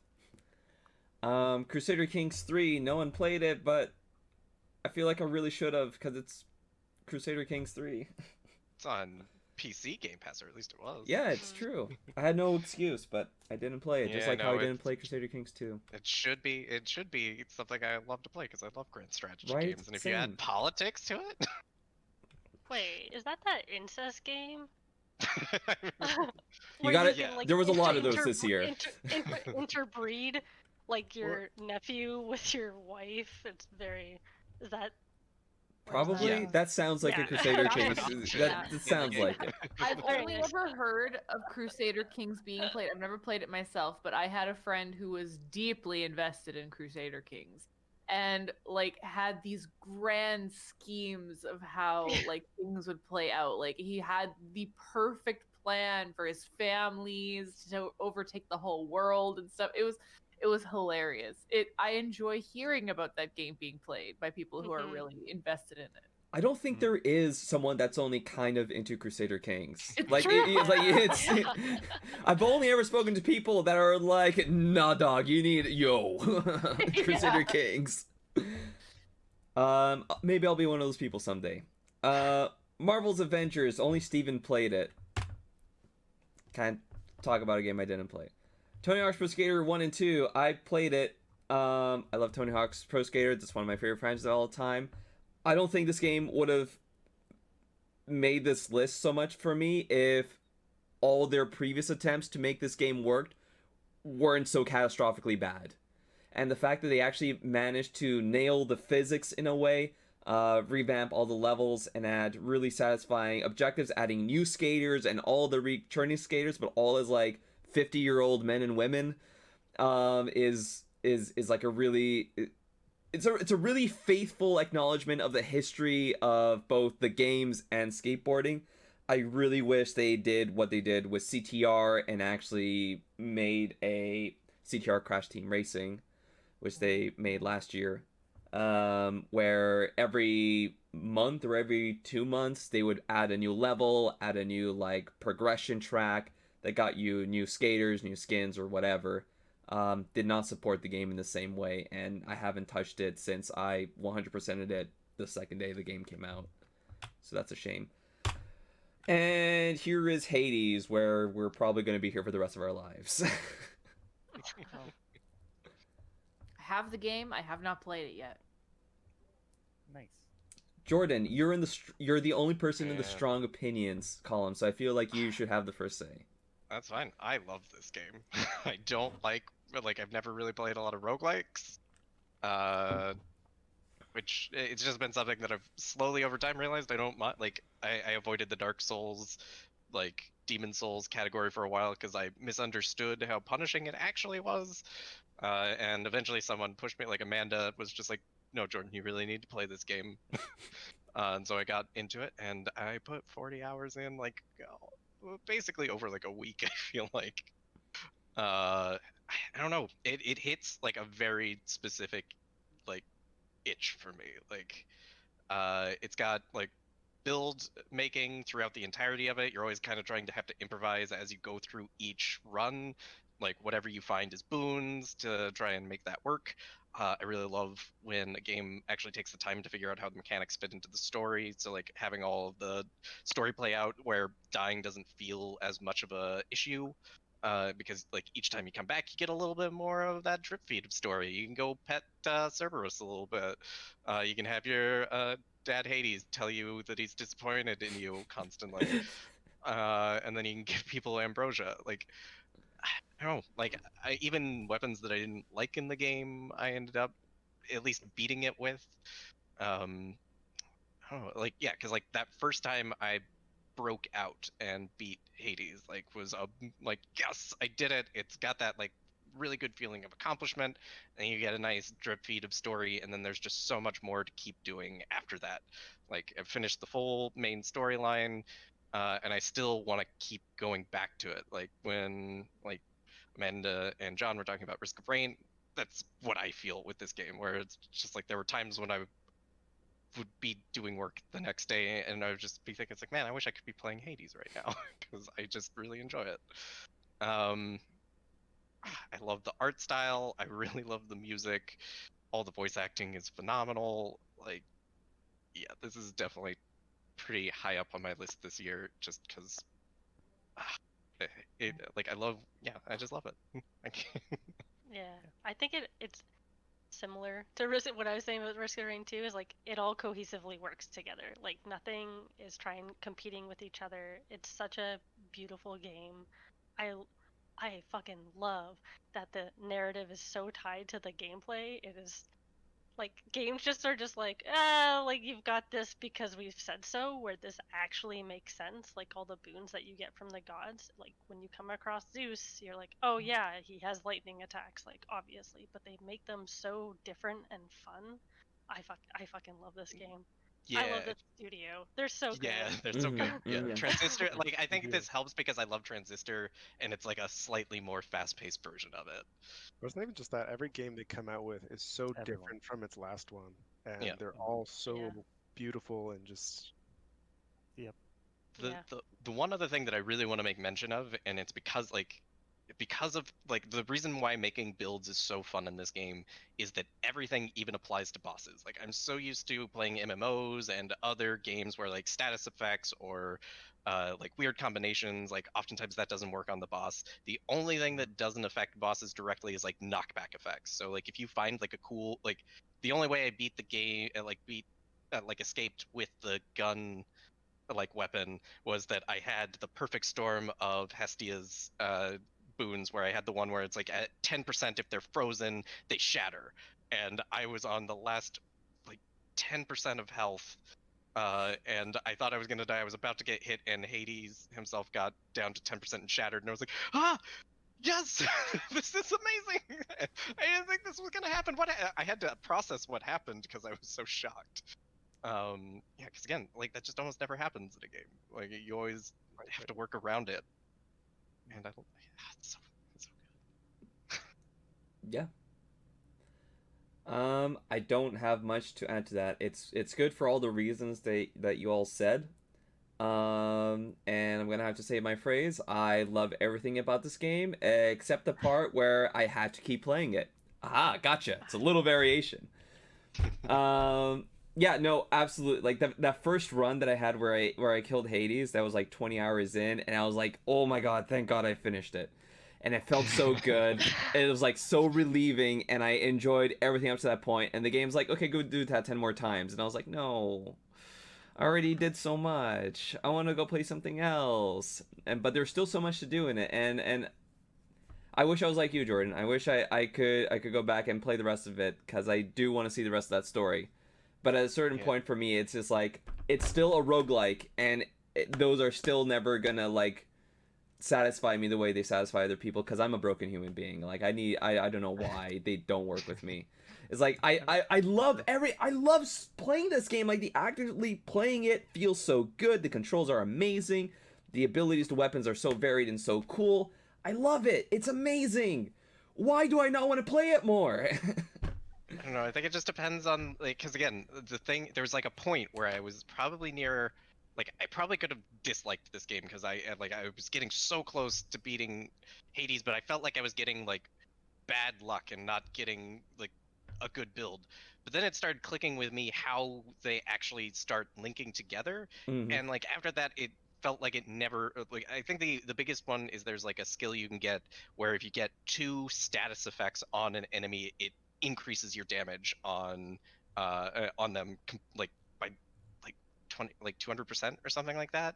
It's a really good thing, but it means that a whole bunch of things that used to not be specifically good unless you got a whole bunch of like lucky rolls on things suddenly became really useful. Like the biggest one is like Aphrodite's stuff is all weakness based, which like is good if you're taking damage, but I was trying to avoid that.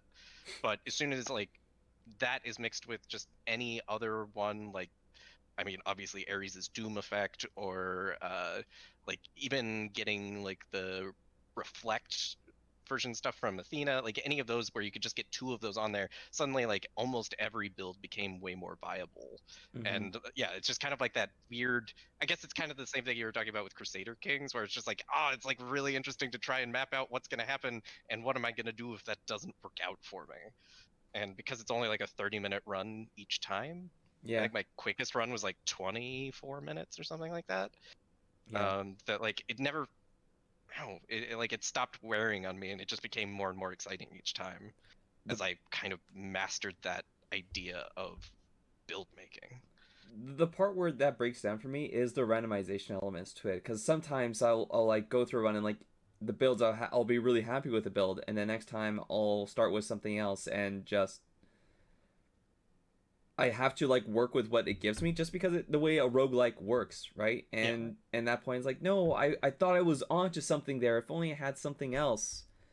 Right, but like at the same time though, like it's sort of, I love how roguelikes expose my hubris sometimes, where it's just like, I'm like, I have the perfect build, I'm just gonna go wreck everything. I do something super reckless, it works out. I do something super reckless, it works out. I do something super reckless, wiped, completely over. I'm just like, I see what happened. And then later, I feel like I have a terrible build. I'm playing super like cautiously and very carefully, and like I get to the end, I beat like the final boss of whatever roguelike it is, and I'm just like, I never thought this would work. Like I just used my brain differently, and all of a sudden, like this thing that I didn't think would be viable was, and like I just and it, I don't know, it makes me think about so many things without intending to. And I really appreciate that part of roguelikes. It is the best roguelike I have played. I'll say that about Hades. Dead Cells is really good. Yeah, I was gonna say I really like Dead Cells. Yeah. I had to stop. I might like Dead Cells a little bit more. It's just so fast-paced. Yeah. I think I like the combat of Dead Cells more, but the Dead Cells doesn't have a story, straight up. No. But Hades, the story is what kept me coming back for sure. Even though the combat was really good, what kept me coming back was the characters and it's the got story. It's got a nice twist on all of the myths that are tied to it. Also nice characters. Again, I do like where the randomization stuff does eat at it a little bit is like encountering some of the characters along the path. Yeah. And then the other one also, and I don't know how you solve for this, they did so much to try and make it feel pretty seamless with making sure that the plot moved forward at the right time. Is that like towards the end when I was doing like pushing forward on the like last bit of the main story, because I was almost always getting to Hades each time, there were some of the stories like with Achilles that I needed to talk to Hades with, but if you don't beat him at the end, he's not sitting in the chair. So like that kind of got put on pause. So it was fine because I was still pushing forward on the main story, but I like now when I go back, it literally is just runs about trying to get to those specific points, which again, it's a small quibble in an overall, like again, 40 hours into the game, and I still love it. Yeah. It works more than it doesn't. I think that's the important part. Yeah. We are at 9 minutes until our heart out. So you know, again, I also underestimated how much we were going to talk about Last of Us. It's almost like we work in video games or something, and we could talk about video games for a really long time. Yeah. Phasmaphobia. Who played Phasmaphobia? Let me check the list. A bunch of us, I think. Yeah, a whole bunch. Everyone except me. Awesome. Didn't play. Who wants It's to take great. the lead? I don't know how much I can say about it because I am the truck bitch. I've never gone inside any of the buildings. I just stay in the truck and watch the cameras. I'm inclined to do the same, but my friends very often make me go in, especially when the ghost just wants to hang out with one person. They're like, Steve, you always hang out in the truck. You should go in by yourself. And I'm just like, yeah, sounds like fun. Yeah, so I mean, like, just to sort of expand upon the game, like, yeah, Phasmaphobia is basically just like, you know, haunted building simulator. You know, it plays into a whole bunch of the different tropes and stuff like that hauntings do. So you got, you know, EMF readers, you've got Ouija board, all that stuff, and it's just about sussing out what type of ghost it is, using all these different sort of ghost hunting tools. And I'm a big wuss, so I get scared really easily. But there's a lot of stuff you can do in the truck, like monitor cameras and like people's like sort of like their sanity levels. So I kind of enjoy being sort of the support crew. The map too. Yeah, the map. Yeah, so you can sort of track where people are in the building. Which is sort of where I get my jollies out of the game, because there are no jollies inside. It is all fear. Oh, one of my favorite bits is like, I remember I was playing with Jason and another friend, and at one point I was guiding them through and telling them about their like sanity levels and the activity and stuff, and I had to go to the bathroom at one point and I came back and they're like, we felt lost without you. I felt so validated. Because it was pitch is important, okay? Yeah, because it was in the asylum where everything looks the exact same. It's just long hallways everywhere you go, and you're like, all these rooms on the side look the exact same. Where am I going? It's not bad level design to features, what you're saying. Yes. Essentially. So is this like, I haven't played it, I've seen video of it, so it's more like ghost hunters and not like supernatural. You're not like shooting shotguns full of rock salt at No, ghosts. it's not supernatural, the video game. Yeah. You're being ghost detectives. You have to go into the building and use the tools at your disposal to find clues that will let you know what kind of ghost it is. And one of the other like benefits of being in the truck and watching the cameras is you can see ghost orbs, which is one of the clues that only show up on the cameras. So essentially that's what I'm looking for mainly when I'm in the truck. Yeah, no, there's almost no combat, really. Like, the only thing you can do to sort of protect yourself from a ghost is carry a cross, and then if it shows up, you can sort of haphazardly drop the cross at it and hope that it goes away. No, even then, the cross is not very clear on how to use it, but what you're actually supposed to do is whenever you see it spawning in the same area, like literally it has to be like the same corner of a room or whatever, wherever it keeps like initially spawning, you drop the cross there on the floor. And so next time it's going into hunt mode, which is like when it chases you and kills you, slams all the doors, it won't kill you anymore. Like it won't go into hunting mode. So then the cross will be used up. But you won't know because the cross will still be there and fine, which it has one use. But that's you can't pick it up again, right? I think you can, but it doesn't do anything after that, and you have no idea to know that. So how do you win? Do you have to just find out what type of ghost it is and then like fill in a form? Yeah, lore-wise, you are people who go inside the building and figure out what kind of ghost it is, preparing the ghost hunters who actually get rid of the ghost to go in. And so you're the bureaucratic scientist. Yeah, essentially. So you go in, you identify it, and then you fill out your journal, and it's like as each option you select, like fingerprints, freezing temperatures. Each option you select, it kind of helps narrow down which creature it is, which kind of goat. Yeah, and each one has like a write-up on it, and it'll be like, you know, this kind of ghost is more aggressive, or, you know, this kind of ghost, you know, does this, that, or the other. So you can sort of get some clues from that as well, just based on its reactions to you. And essentially you get paid minimum wage for this, because like at the end of it you get paid money so you can buy more equipment. But the funny thing is you get more money if one of your teammates dies and you take a picture of them. True. Well, the whole thing is insurance money.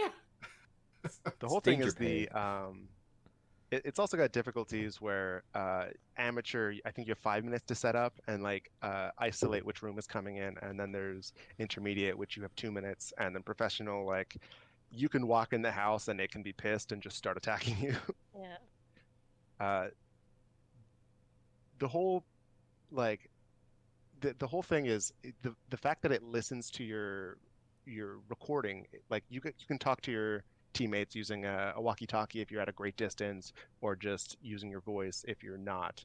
And I feel like it's going to open up a whole new kind of step in horror games, because at least personally, this is the first time I've heard of it being used in a game where it actually Positional listens, audio? where you can, Alien and Alien Isolation. If you have like, it's rarity. You have to have it connected. I believe. Yeah, Alien Isolation had like, trust me, I know because I did this. Not aware that there was that happening, and I had my girlfriend walk into the room while I was playing and hiding in a closet. I know we're off topic, but yeah, I was hiding in like a locker, and the alien was prowling the room. She's like, "Hey, what are you playing?" The alien like oh god! But honestly, that won awards for the best AI though. I think it did, yeah. But I think Phasmaphobia is created by one guy. I could be wrong. I think it's either one, max 3 guys, or 3 It's a people. very small team, yeah. Most of them programmers, definitely not artists. Yeah. Or animators. It's got some jank going on, but it's a lot of fun. I think the only place it falls short though is after you get the formula down, like it's almost kind of samey. So you'll know exactly the key places, like the most popular places to look, and you kind of stop being as scared. Mm-hmm. So until they add more, like I know there's a website where the creator has plans for what he wants to add to the game, and there's certain things like Ghost can start interacting with certain things in the truck. It can start traveling between rooms more often. Not even the truck is safe now. The day that the ghost can attack you in the truck is the day I stopped playing the game entirely. Honestly, when you said it can get in the truck and then can travel a little bit more, I thought it was going to actually drive the truck. Oh. Just takes them away. Like, now you don't have a map. It locks the truck door and then drives you half a block, and then you're stuck there half a block away from your teammates. Yeah. Or it just changes you to a new map. It's like, you know what? I'm done haunting this building. I'm going to haunt a new one. Yeah. And then the other people have to like call a cab and catch up to you. But it's the cab from Ghostbusters 1 that's got the ghost driving out. Naturally. I really want to play this game, and I'm fine with like most horrors. Like I can do like pretty much any type of horror except ghost horror. That's the one thing I can't stand. You can't take my job. No. Yeah, unfortunately, if you play with us, we're already going to be clashing on truck pitch, so you'd have to go inside. I think the only trouble with the whole like truck bitch role as well is the fact that when like essentially if you die, you lose all your stuff. You get some insurance money, so you get some of the money you spent on it back. But if you're in the truck, then, or like if someone consistently stays in the truck, they can just buy all the equipment and then they have no chance of dying. So everyone kind of will always have everything. Yeah, because that's what I do. I'm the one who like buys everything and just stocks up because I know I'm not going to lose it because I don't die. Why do you lose everything? Only the stuff you bring on the mission, or even stuff? Well, yeah, that's what I mean. Oh, okay. If you bring stuff, because you get money at the end of everything, and I guess the point of continuing to get money is like you're expected to lose it when you die, and you have to buy more stuff. But now I've just accumulated so much money because I have everything. I'm stocked up and I don't die, so I just keep getting more money. Do you lose money if you lose all your money if you die? No. Okay. Your family inherits it. Yeah. Your family inherits it, and then they send another person into the same profession. Yep. They often look very similar. It's like it's your twin brother or something. Oh, gotcha. Yeah. I definitely want to actually play. Crusader Kings, but with ghosts. Man, that's not a bad idea. Yeah. So I guess if we're done with that, Amanda, you're on this list, but you haven't said much. Are you good? They've covered everything. All right. Pretty much, except for one thing I will say is yelling expletives at the ghost to taunt it to come out. Yes. That is my favorite part of the game. But that's about it. Stupid scaredy ghost! I ain't afraid of no ghost. Well, that's it. I've seen videos of like where it's amateur and you're like you're so scared, you like peek in the room, turn on the lights, and then throw the book and leave the room, close the door, like. And then as you get higher, it's like once you're on professional level, you run in, you're like, "Get out of here, you piece of shit!" Like Yeah. keep saying their name, like Mary Taylor, Mary Taylor. Like, I honestly, the more I hear about this, I just want like crazy things to go in this game, like the ability to play as like Scooby and Shaggy. yeah. Something where it's like Oh, you're really good at luring out ghosts, but you're easily scared, but you have to keep eating to keep your nerves down. man. There's always an archetype of player I'm fine when I play this game. With any group that I've played, there's always an archetype. So there's the person who's afraid and stays in the truck. And then there's the person who just intentionally pisses the ghost off and usually dies first. Yeah. And then I don't know, like it's a 4-player game. Like there's only 4 people that can go in like into an instance at once. I'm not sure what the other 2 archetypes are, but those are the 2 like pretty consistent ones. This is one person that's really scared and stays in the truck, and then the second one who's just intentionally a shit disturber. Yeah. All right. Well, I guess moving on to Super Mario 3D All-Stars. Only I played this game, and in honor of this game being removed in March 10th or whatever, and you'll never be able to buy it again, we are no longer going to talk about this game in a minute. So, Well, I mean, Wait, why is it Is being that- removed? you haven't heard well, about this? Is that that's not 3D All Stars though, no? It That's is. the anniversary. That's the X anniversaries one, no? The Super Mario 35, yeah, but also Super Mario 3D All-Stars. They're removing it from the eShop. They're removing it from the stores. Do you They're know why? really, Yep. they're giving off like real '90s Disney vibes, like Yeah. put it in the Nintendo Yeah, the vault. locker or whatever. Yep. So, like, straight up, you won't be able to buy this game next year after March 10th. Oh, okay. Yeah. Weird.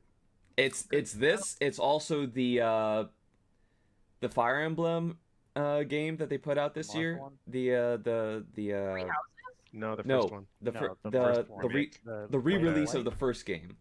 Oh, Yeah, the but re- with yeah. English translation. Even though there's actually an actual remake of that game for DS, they put it out just the NES version of it translated. No, Shadow Dragon? Shadow I thought it was Dragon. the second one that was remade for the DS, not the first one. It's both, I'm pretty sure. It's 1 and 2, I think. No, I think it's just one of them. Pretty sure. Yeah, Shadow Dragon and the Blade of Light. Yep. We got 2 separate halves. That's probably it then. But yeah, this is on the list of the games that they're just gonna remove. So, Do you know the No, the- reasoning or? yeah. What's his name? Bowser. What's his name? I only remember his last name because it's Bowser. Bowser. Doug Bowser. He went on to an interview with Polygon, I think, and they asked him, "Why are you doing this?" And he's like, "Well, we wanted to really capitalize on the feeling of celebration. You know, these things only last a limited time, so we really wanted to get. It's all about celebration. It really comes to And they're like, so, but then people aren't going to buy it next year. It's like, yeah, it's a celebration, and like, I mean, the real reason is they saw how well the like SNES and NES Classic did in short spells of time, and they're like, well, digital doesn't have any of the same scarcity issues, but if we give it for only a limited amount of time, will more people buy it right up front that Yeah. wouldn't have bought it before? I also It's don't. that FOMO. Only if it's to stay afterwards. Like if they're removing it and I can't play it even though I paid for it. No, No. If even you more buy it, you can expensive. play it. Yeah. Oh, okay. You just can't buy it if you didn't buy it. Yeah. It's like FOMO. it's like PT. Like if you had it and you had to download it, well, I think you'll still be able to download it. Yeah. PT. You can't download PT anymore, even if you did own Yeah, it. no, PT, they even blocked you off. So if you did have it on your console and you connected it to the internet, they would essentially hot fix it so you couldn't play it anywhere. Wow. Wow. That's why all the PlayStations that were selling online were ones that just never touched online, but still had the game installed. Huh. Huh. It's I crazy. hope they put a piece of tape over the like network port on that. It's like, Yeah. don't plug this in. They'd have to. But yeah, going back to this game, it is a collection of an outdated Mario game, a bad Mario game, and a pretty good Mario game. So Sunshine is fine. Thank I really you. like Oh, Sunshine. that's the one? Yeah, it's Sunshine Galaxy and Super Mario 64. Super Mario 64, some people will say it holds up. I'm a little bit in the outdated camp, so Yeah. I'm not agree going to with you. argue with you there. I'll play it definitely. I did play it through like 50% of Mario 64 before it started getting not fun. Yeah, I think the Put issue simply. with that one was that on the N64, each kind of corner or each part of the corner or the circle, sorry, had like a corner, so you could move in specific directions. Mhm. It doesn't translate as well to the Switch controller because Which is you'll all try and go 360, diagonal, yeah. but then it'll Right. not really know where to go. True Yeah, the analog. question: did they change the C button camera movement stuff to a stick? Nope. Or no? Yeah, It is on the Yeah, they stick, did. but it's still directional like a C camera. Right. yeah. Yeah, I think that's like the weird. Sorry, I know this is a strange tangent. Stop me if you don't want it. But like like with older cameras, it's just like strange to see like even in the early PS2 era where there was still just that like specific like lock-on camera Yeah. design for the most part. Yeah. I went back to like Zone of the Enders this year because I love that game, but it's so strange that even though like other games had come out with like orbital camera or right stick controlling the camera, it's still in that era of like aim is a separate thing from actual like camera facing. Yeah. Like God of War didn't even have any camera control. You used that right stick for evading, which was an interesting choice. I mean, it worked for that game because it's all about like the what is English? Cinematic angles. Mm. Yeah, they were usually pretty good about putting a camera where you needed it to be. Yeah. So. But yeah, that's all this game is, and yeah. There's not really any like special features in it, which is weird, right? Because I remember when the actual Super Mario All-Stars came out, they remade all those games in 32 bits for the SNES, right? So you were playing like an updated version of to remake all those games at the time anyways, right? Like Super Mario All-Stars, they didn't have engines. Mhm. Like you're basically making every SNES game from scratch every single time. Yeah. Which is why some people like even refuse to play that version of Super Mario Bros. Even though it looks nicer because they say the jump feels off. Yeah. Okay, cool. Yeah, I know, right? Some people are so like frame specific. They have an eye for that. It's wild. Well, they're in luck because this game here, apparently it's exactly like the other ones, except I think they're now using this version to speedrun Super Mario 64 because it's faster for some reason or another. Well, I think that's the screens and stuff. Was that? Probably just like loading screens, like when you go in a building. Maybe. Or like transition to another level. Yeah, because they always used to use the Japanese version for some reason, and I'm not sure why. It's usually, when it comes to that, it's usually specific bugs where you can like clip through certain parts of the wall to get to like X boss. Oh right. Oh, now I remember. Those are like patched out in American versions. There's actually a glitch that's specific to Super Mario 3D All Stars version of Super Mario 64 that they're using. I think that's the story behind it. But silly. Cool, great. Yeah, right. Moving on then to another thing focused on story. 13 Sentinels Aegis Rim. I'm the only one that played this, and I wish that wasn't the case. 13 Sentinels is a game from Vanillaware, which you may remember from Odin Sphere and Dragon's Crown.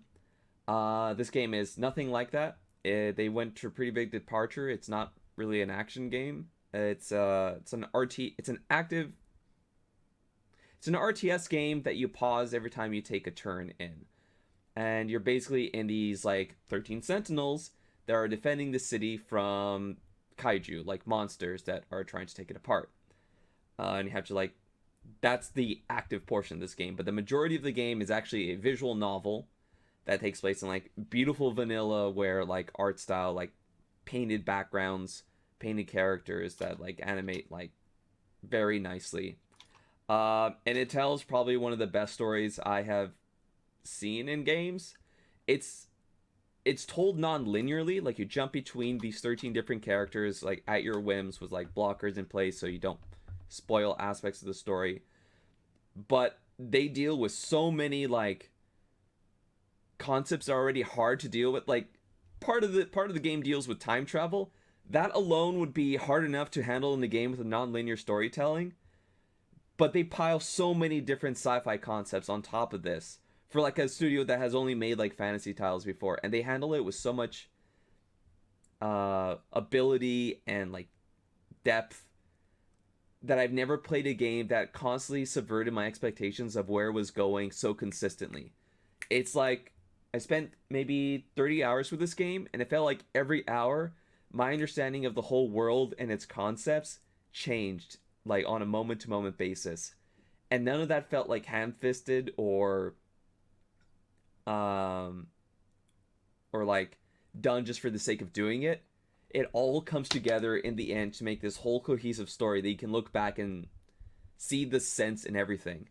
And the most fascinating thing about it is every single character that you deal with in the story part of the game feels like they're in their own genre. Like one of them is like in a murder mystery, one of them is has like amnesia and it deals with that sort of like anime trope. There's one that's like has you like stalking like the other characters and trying to like shoot them with a magical gun. It's just so varied in the types of like genres that it tries to tackle, and it's just an impressive like storytelling feat that on top of it has like a pretty interesting like RTS element to it in the other half of the game that you sort of jump back into. It's definitely the less interesting part of it. It's not even that challenging, but as part of it, like giving you a gameplay experience that's not very common and attaching that to a story that is by far probably the best, if you can even say that, out of any of the games I played this year. It makes it such a compelling package that I really encourage people to play. It is probably one of the best games I've played this year, 100%. I was really sad that I hadn't heard about this. Like, I only saw stuff about it as people were talking about like the Game of the Year stuff from the Game Awards. Yeah, and, like as you describe it, I'm like, this is right up my alley. Yeah, you should definitely try it. I think it's even on sale on PlayStation Store right now, which is the only place you can get it. I think it's a PlayStation only game. That's unfortunate. Do you not have a PlayStation? No, I do. It's just it's a weird thing of the fact that my PlayStation account is still attached to my like it was made when I was in the US. So it's still like there's a whole weird thing about the way they do their like regioning that is annoying as hell because you can't change it. Okay, I thought you were gonna say you had tape over your Ethernet. No, I didn't have a. Unfortunately, I didn't have a PlayStation 4 when PT was released. All right. Well, we're gonna move on to Serious Sam. Yeah, it's only on PlayStation 4. I was just double checking. Move on to Serious Sam 4. No one really played this, so I think we can hop on from it. I will say one thing. I get really confused whenever I see Serious Sam because in my head I'm like, isn't that like kids game? Oh, Pajama Sam. Pajama Sam. Pajama Sam. I'm like, I keep getting confused whenever I see Serious Sam. I'm like, why is this like kids game getting so much hype? No, Pajama Sam is not serious enough. He just wants to have a good time. Serious Sam is Sam when he grew up. Yeah, I'll say like mad. Yeah. I played a lot of Serious Sam, like first encounter, second encounter, and I didn't finish 3 because I didn't like it that much. 4 seems like a lot of people like me also didn't like it that much, so I never got into it. I'll play it eventually, I guess, but not much else to say on that. Mafia Definitive Edition. I'm also the only one that played this. I never played the original Mafia, so I went into this kind of to see how it is, and it's a competent third-person cover shooter with an interesting Mafia story. They rewrote a lot of the script. Like I went back and compared to it. Like that original script was like really not that great, and they made a good job in like updating the story and rewriting the dialogue, rewriting certain scenes, and making it enjoyable to play. But I don't really have much else to say on it than that. Spellbreak, John. This is the Battle Royale Wizard game. Yes. So it's a Battle Royale game. They added a Team Deathmatch play mode. Oh. I want to say 2 or 3 months ago. That's much more casual. It's like Apex Legends, max squad size is 3. It actually can get super hectic when there's a lot of people together. So I think Team Deathmatch is max 9 versus 9. It is a little bit lower numbers than PUBG, Apex, all those other ones. Fortnite definitely much less. But I like it a lot. I like the combat that they have. They do much like Steven, I think you were saying it yesterday about Divinity. It has the mixing elements with your spells. So if you see like someone has a tornado down, the tutorial is like, hey, why don't you shoot that with lightning? And then it becomes like a sort of shock cloud little storm thing, but briefer. Nice. And there's a bunch of different things like that. There's 6 different magic types, and I think there's like probably about 10 interactions within them, so it's not like super complex yet. I don't know if it will change to be more complex. I figure they'll probably have to add a new element within a year. But I think it's pretty neat. I think they're doing all the things they need to do for a battle royale. I think they finally brought it over to fantasy in a good way. And I think that they did the important parts of fantasy. So, well, the important things that you can do with gameplay mechanics in fantasy. In fact, I don't think there's enough action games that allow you to combine elements like this. So I was really excited about it. I have not been disappointed at all. It's free. They're coming into a market where battle royales are really always the same main ones. Other than COD, I don't think another one has succeeded since Apex. Apex, I think, yeah. Yeah, Apex was, it's been so long. I really like it. I probably would say, even though it's not the most fun I had, I think this is probably going to be a pick for me as most interesting, and therefore will make my list. Nice. Yeah, I definitely falls into the category of it's a battle royale, so I didn't give it a chance. But now that it has like team deathmatch, I might try that. 9 versus 9 is pretty big. Like even COD only goes up to 6 versus 6, so that's still like in Warzone. No, in I guess multiplayer in Warzone COD. you don't Yeah. have the right. Yes, of course. Yeah, so that seems like still pretty but I mean, big. like as opposed to Fortnite, when it has its, you can do there was a 50v50 thing in Fortnite. Never heard of this I Fortnite. don't think. But you surely have heard of MAG, right? Oh yeah, MAG. Yeah, massive action game. I remember that on the PS3. Is that really what that stood for? Yes. Yes. Yeah. I'm amazed to remember that. It's so blunt. How could you forget it?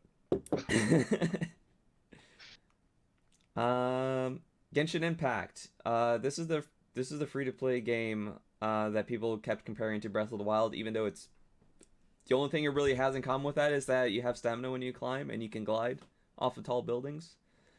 It's an interesting game. It's one of those gacha games where you're rolling to get new characters, but keeping in theme with this year, the concept is you have a party of 4 people. They can swap like on the fly between them, and they each are related to a different elemental affinity.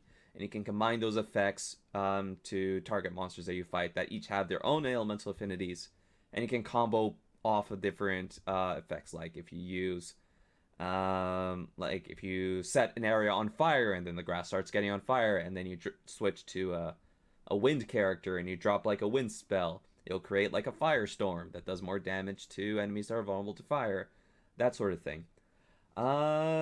It's basically one of those games, like it's open world, you go to different areas, open up more parts of the map, do ambient quests in them to gain more resources that enable you to upgrade your weapons, upgrade your characters, and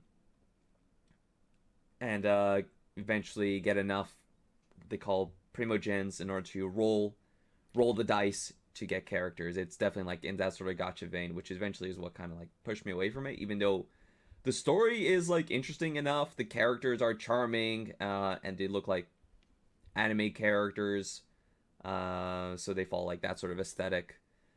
It's fun. I wish there wasn't so much dice rolling in order to get the cool characters, because it's definitely like once you get like 1 or 2 characters that are deemed like the OP characters, which you have a 0.03% chance of playing the game, the rest of the game becomes a cakewalk. So it's definitely one of those, but worth checking out even for a little bit, because I think it has some interesting ideas in how to make an open world game interesting. Yeah, and I hear the main storyline is actually worthwhile, even if you don't want to invest in the long term. Yeah, you just have to grind a bit to get to it is the main problem, Ugh. which is what Okay, pushed me well away then from it. I'll wait 2 years, Yeah, and then everything will be accelerated, Yeah. and it'll be fine. I finished. They're adding zones as the game gets upgraded. I finished the first zone, and I think you can complete the second zone and start the third zone. But the story I played in the first zone is it's pretty fun. It's fun. It's cute. You know, it's not. It doesn't take itself super seriously, even though it's like, oh, this dragon's gonna destroy the world. But you know, the dragon is still kind of good, and the people should have worshipped the dragon, etc., etc., etc. That sort of story. Does the dragon have like really big eyes, so you know that it's supposed to be somewhat cute? No, it's kind of a mean-looking dragon, like it always is. Oh, okay. Right. I don't know how far it goes. Like, But it's a cool-looking dragon, at least. like, you know, it could be one of those that, like, in silhouette is like the Smaugs that they wanted to have in the original Hobbit that looked like a battle axe, but when you get up close, it's just got big old anime eyes. You're like, oh, you know what? It was good all along. Yeah. No, these are Skyrim-style dragons, not How to Train Your Dragon dragons. All right. Spelunky 2. Surprised I'm the only one that played this. Spelunky 2 is a sequel to Spelunky, and it really lives up to that sort of moniker. It's very much like Spelunky 1, but they add different mysteries, different zones, different effects, a whole fluid system, which is both aggravating and also extremely cool. When your AI buddies might throw a bomb and then cause a lava spill and kill you, it's funny. It's a funny game. Spelunky has always been a funny game. This game continues to be a funny and frustrating game. It's really enjoyable. I recommend people play it. It's the 4-player one, right? Where it's a kind of drop in, drop out co-op. I don't know if it's drop in or drop out, and I've only played it in 2 players. Okay. So I can't answer those questions. Again, it's a game that I wish I played more, but because I played so much of the original, I didn't have a lot of incentive to go back and play more of it, even though it's really good. Super Mario Bros. 34, no one played it, and it's going away to March 10th, so let's just move on. Yeah, see, that's the one I thought you were referring to before. It's a celebration. It's a celebration. Better celebrate before it goes away. Rogue Company. John, you're the only person that played this, and you also made this. Yeah, so, Rogue Company is a high-res game, and I work at high-res, so I'm biased, and I hear good things about it, but I am in a bubble. I have played it, obviously, and like it's enjoyable. It's a third-person sort of a arena shooter, objective-based. So people will compare it to Counter-Strike, but third-person. There's some elements like Overwatch, but not a whole lot. It's definitely much closer to Counter-Strike in feel of what you do with the tactics, because characters have their own individual shops, they're an inventory they can buy in the shops that other characters can't get, and there is an individual ability on them as well. It's free to play. It's good. Like, I mean, I'm not a competitive shooter person, so like I find it hard to get excited about it, but it's good. Is there only a limited lives mode, or like Counter-Strike, no, or is there a respawn mode, and there's a permanent respawn mode, there is a mode in the permanent rotation that has respawns, and then there's 2 other modes that have lives per round. Okay. Cool. I've been meaning to give it a try, and just you've seen how big this list is. Yeah. I haven't played a lot of free-to-play games other than Genshin Impact, so yeah, I'm gonna hop on and try it soon. But yeah, just give me money. That's cool. Okay, gotcha. Good that you're honest about it. Crash Bandicoot 4. Speaking about giving me money, Crash 4 is a really good game. They did a really good job in like taking. Again, I'm the only person that played this, so I'm gonna just say my piece and move on. It feels like what a modern sequel to those games would be, and they do a lot of really good work in making those levels feel a lot bigger, a lot more expansive, and have a lot of different mechanical variety. They introduce these 4 different masks that have different sort of abilities. The only one I've played with so far, because I haven't played too much of this game, because I literally only started playing it last week, allows you to press a button to toggle which platforms are active or not. So it adds a bit of variety into platforming challenges once you get to a zone where that mask becomes active. There's also a ton of collectibles in this game, a ton of skins that you can unlock by getting fruit or by getting all the crates in the level, which has been like a classic challenge in all the Crash games. There are these new inverted levels, which is they not only flip the levels and make you go through them again, they add a lot of these visual filters, like everything will be black and white, but as you smash crates, it'll add color to the world, these really cool like artsy effects in that sort of way. There's also a number of different playable characters in special missions, which I haven't even like gotten to yet. There definitely seems like there's a lot to this game, and the only thing I can think about when playing this is, man, I really hope they make a Spyro 4 in this same vein, because that's always been the one that I always liked more than Crash. Is like I really enjoyed Crash, but when it came down to like saying like this is a really good PlayStation game that I always kept coming back to and even playing on my PS3 just by putting the disc in, it was always Spyro. And definitely when they remade Crash, I played a bit of the remake. Not, is it a remake? Yeah, the remake that they made with the Insane Collection.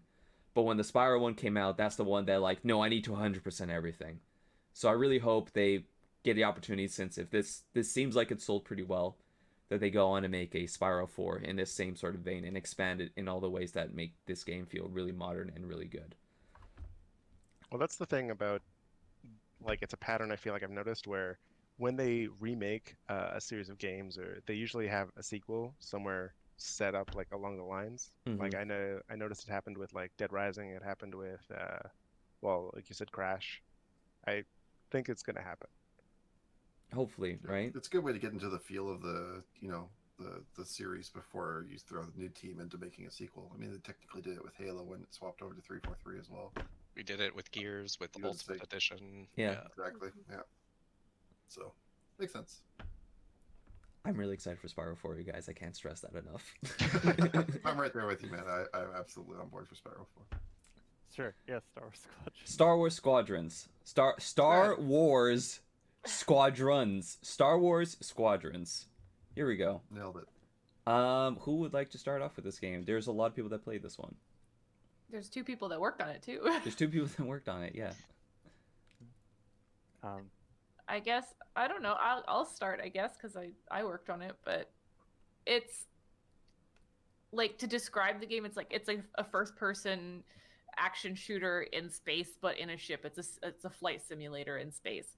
It was interesting, because I didn't work on the multiplayer segment of it, I only worked on the campaign, but it was super fun. I had not played a flight simulator before, so it was interesting to try and like change my design philosophy and what I'd learned to make a game like this.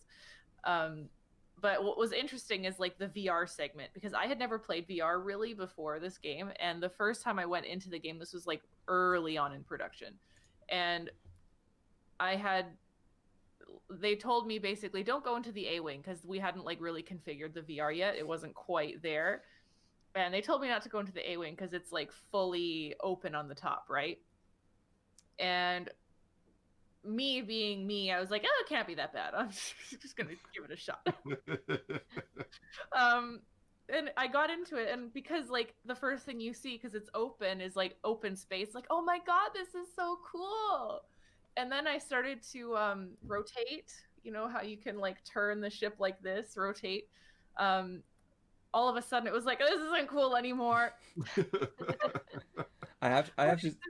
It's a fun experience. That's a really good game. Again, I'm pretty biased the same way that John is on Rogue Company, but I really enjoyed my time on the game. It was made by a very passionate group of people, like super passionate, and you can feel that love and that passion in the game for sure. It definitely shows, just with, especially with like the audio design of all those ships, all the clicks, whistles, and whirs that happen when you're in that cockpit. Because the really bold thing that I like that you guys did with this is that it's locked to first person. Like, you're stuck in that cockpit, and it really adds a lot of personality to the different ships that you piloted, of course, the campaign and in multiplayer, because it really changes how you play the game, especially in VR, which is to be honest, it's like one of the most immersive and entertaining VR games I have played this year was Star Wars Squadrons, because when you're inside that TIE fighter, it feels so claustrophobic because you only have the one window in front of you.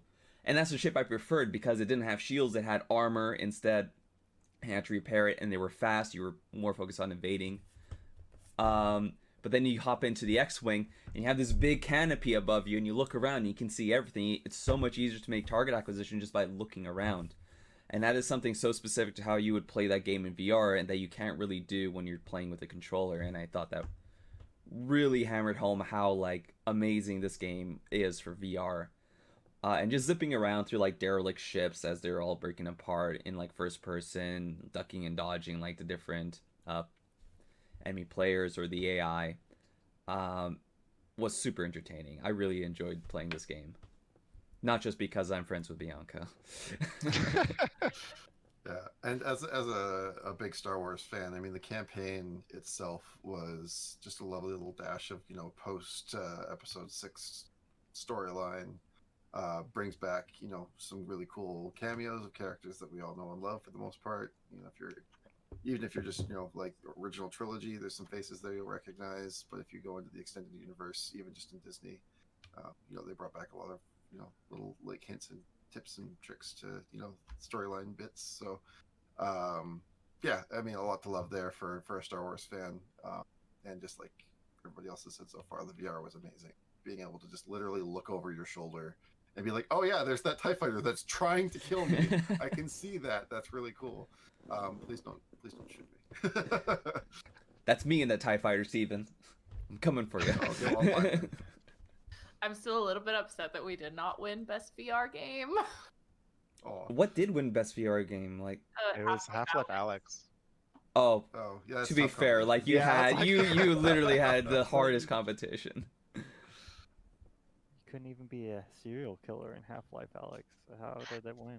Oh my god, you need to let that go. It's been 3 days. They don't know that. There has to be a through line, Louise. Did it have to be that one? Apparently. Has to be. Yeah. I wish I was better at it. Honestly, Don't worry, me too. Yeah, it's a hard learning curve. Just hop into the A-Wing and do support.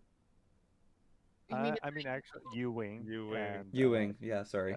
I play support 90% of the time. And like I'm pretty good at it, but if there's any like remotely competent interceptor, like I am toast if I'm not like super far back. And it's hard. And the other thing is I play on controller, and my understanding of the joystick and VR for that matter is much better. And so playing on console with a controller, the controls, I can't quite get it to be precisely the way I want. The default controls control really well, but it's not how I like to fly ships with my joysticks. So Yeah. I can't roll and pitch very effectively because it separates it out. So the diagonals of your roll and pitch will do like 75% roll and 75% pitch at max instead of being able to do 100% roll. Oh, did I lose everyone? I feel like I lost everyone. Hello? Yep. Luis? Yep, hello? Hello. There we go. Hello? Yep, we're back. Yep. Hey, we're moving again. All right, cool. Yeah, I was just saying that with the controller, if you put roll and pitch on the same joystick, I can't figure out how to let me do 100% of both at the same time, which is just unfortunately the way I like to play dogfight or flight sims on the controller. Yeah, I think I actually changed my controllers like 4 times throughout the campaign before I settled on one that worked for me.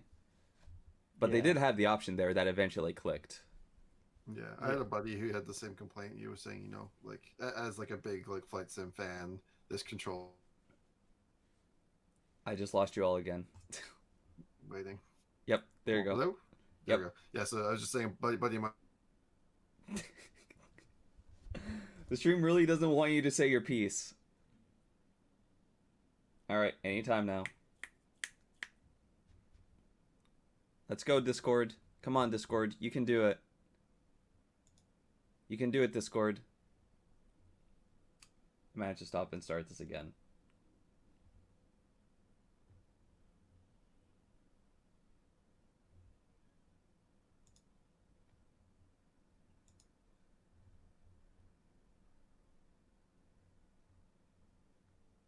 Hello? TV. Hello? Hello. Hello. Yo. I mean, yeah, Hi. his audio's here. Yeah. Yeah, guess Discord is just not having a good day today. What happened? Okay, well, I won't try and change things. Okay. Okay, there we go. Amanda's back. Try to Everyone's say this back. one more time. Yeah. All right. Third yeah, time, so- Steven. Let's go. Yeah, my buddy had the same sort of complaint about the yawn pitch. You know, he said as a big flight sim fan that was just not what he was used to. But as somebody who hasn't really played like a space flight sim or other flight sim in any large capacity since Freelancer, it didn't really bother me that much. Freelancer or Free Space? Freelancer. I never heard of Freelancer. Oh man, Freelancer is the best. Excellent. You can't find it anywhere anymore because the publisher disbanded and they didn't sell the rights to anybody. So you actually can't, unless you have a physical copy. You cannot play it anymore. Oh man. Okay. Yeah. Now I'm It's one good. of those games that you gotta spend like hundreds of dollars on to find it on eBay. Yeah, basically. I think I have a disc copy at my parents' place. Is this a PC game? PC game. Yeah. Yeah. It's just basically it has a campaign mode. We're taking a big jump backwards here, but Freelancer has a campaign mode that you can follow. That's like a really solid introduction to the universe, decent story, and then if you want to skip it at the beginning or once you're done, it just opens up into this big sort of like open space, open world. I don't know what you call an open world space game. But yeah, basically you can just explore around the galaxy. You can join up with different factions. You can become a pirate. You can become a merchant. You can become part of a military force. Like it just really allows you to sort of, join whatever group of people you want to do and do whatever you want to do. Pick up missions and fly them. It was a fantastic game. I've sunk so many hours into it. That's exactly what I was hoping Nintendo would do if they ever had the courage to go make a Star Wolf game. That'd be nice. And they said just play as the members of Star Wolf, and you're a freelance mercenary group, and you're going around in this open space environment and picking up missions because you are a rogue mercenary group. And then you have dogfights with Star Fox when your missions intertwine with them. That would be really dope. You don't even have to make it open world. You could just do a similar version. I still love the campaign structure of Star Fox 64, the branching one, depending upon whether or not you complete or fail the objective. That was really cool. So if you do something similar to that, but it's like notoriety based off of how well you complete your missions and stuff.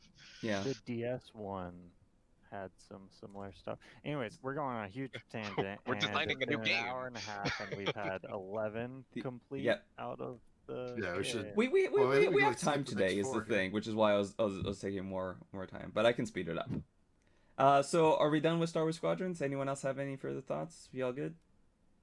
Bueller? I will say one thing. It was interesting after that game came out, and I was in Destiny for a little bit, and suddenly these ships in Destiny started to look a lot like Star Wars ships, and I'm like, I wonder why this is. There's one that you were piloting that looks exactly like Kylo Ren's ship, and I was like, huh.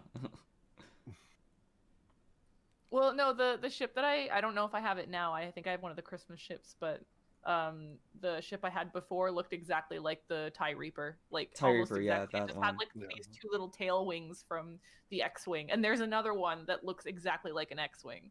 Yeah. Star Wars is popular or something. Who would have thought? I know, right? They're making 6 different TV shows about it now. Yeah. All right. Moving on. Werewolf the Apocalypse, Heart of the Forest. No one played this, but it was on my list, and I still haven't bought it, but it's in my cart. Because this year I got really into Werewolf the Apocalypse, even though I didn't play any of it. I just discovered it through Vampire the Masquerade. And I just thought it was a really dope universe. In that it was all about nature being corrupted by people, and then the Garou, which are the werewolves, basically having to like fight just protect both the spirit and the nature realms of the world, and it's basically a futile mission.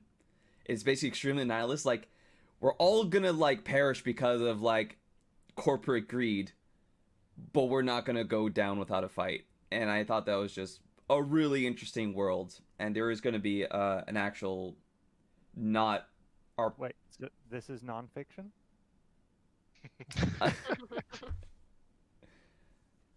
Yes.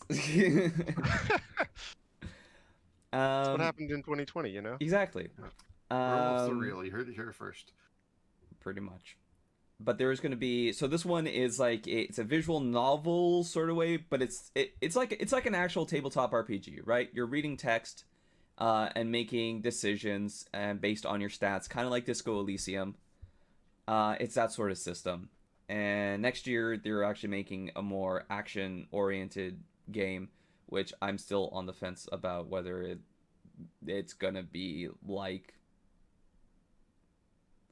what the tabletop RPG game is like, because there doesn't seem like there's anything more to it other than stealth and action, but we'll see. Age of Empires 3 Definitive Edition. Steven, your name was on here and then it went off. Yeah, I realized that I had not played enough of it to talk anything about it. Okay. I know they made some pretty interesting changes with how again, it's a game about colonization, so that already makes it like a tough thing to like remake. But it looks like they went a long way to portray like the different cultures appropriately, having people from those cultures actually voice them, which is why I put this on the list, just to like if anyone had played to talk about that. But we can move on then to Amnesia Rebirth, which no one played. I really want to play, but I'm a scaredy cat, so haven't yet.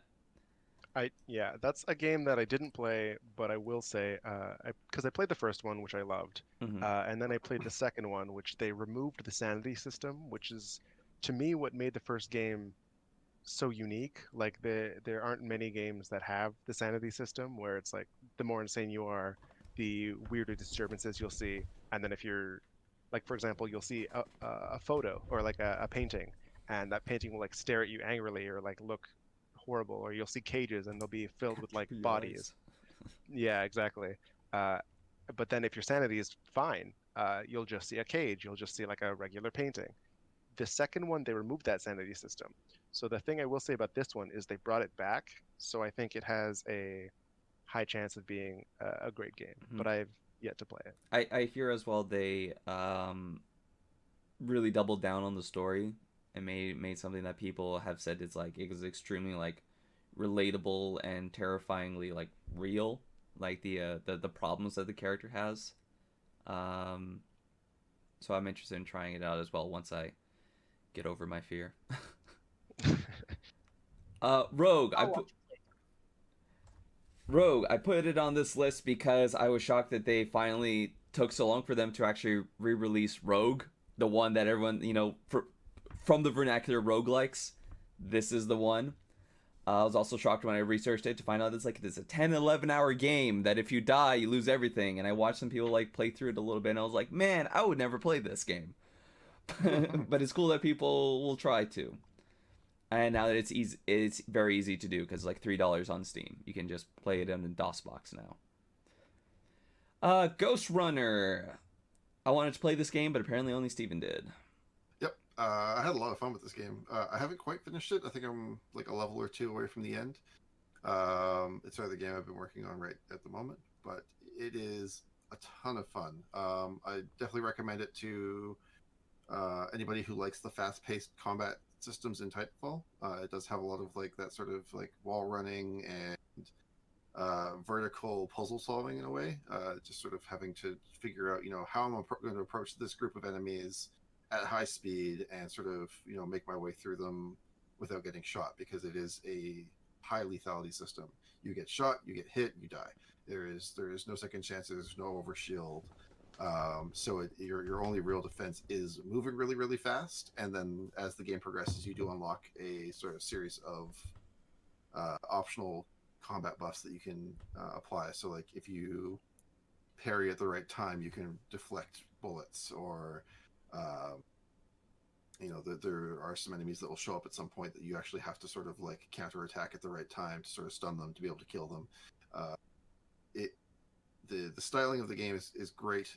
Another sort of one that could fill that cyberpunk void if you're feeling a little left out from that game. And I've really been enjoying sort of the fast-paced, sort of hectic combat sequences. It just ramps up really nicely as well. They slowly introduce new elements to combat, like having shielding orbs that you have to destroy before you can attack the enemies directly, and guys that shoot, more like streams of bullets as opposed to single fire.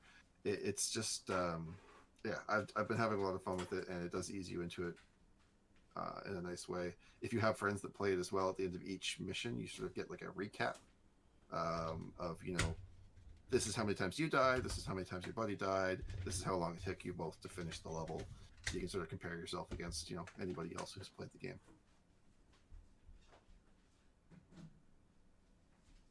I can't tell if any of that. I really hope that. Yeah.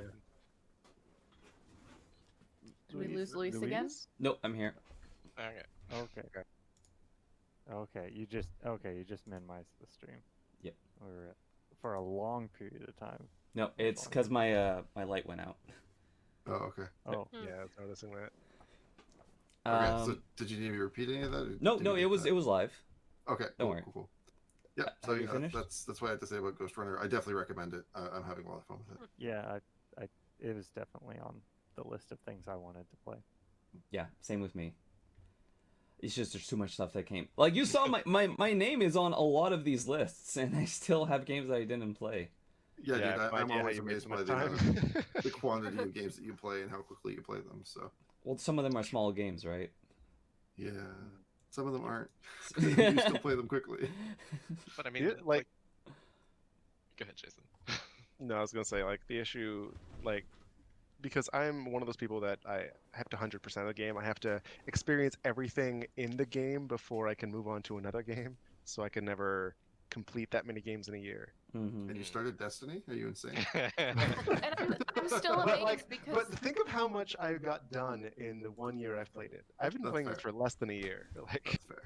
It's true. Like, I'm really amazed by how fast he goes through games. Like, I was thinking about this yesterday because he's playing through The Last of Us 2 right now and 100%ing it, and I'm like, I'm just amazed at how many games you can get through, even though you're 100%ing them all. Like, I can't even get through that many games, and I don't strive to 100% games. Yeah. I think it's like there's also a lot of games that are expecting a lot more time of you. Like, so Yeah, depending that's upon tough. what your poison is. Trust me, we'll get there. Well, it's a looming thing. Yeah. The one I'm surprised at is that you were able to like grind in Genshin Impact and also do all of these and play some more games as service kind of stuff.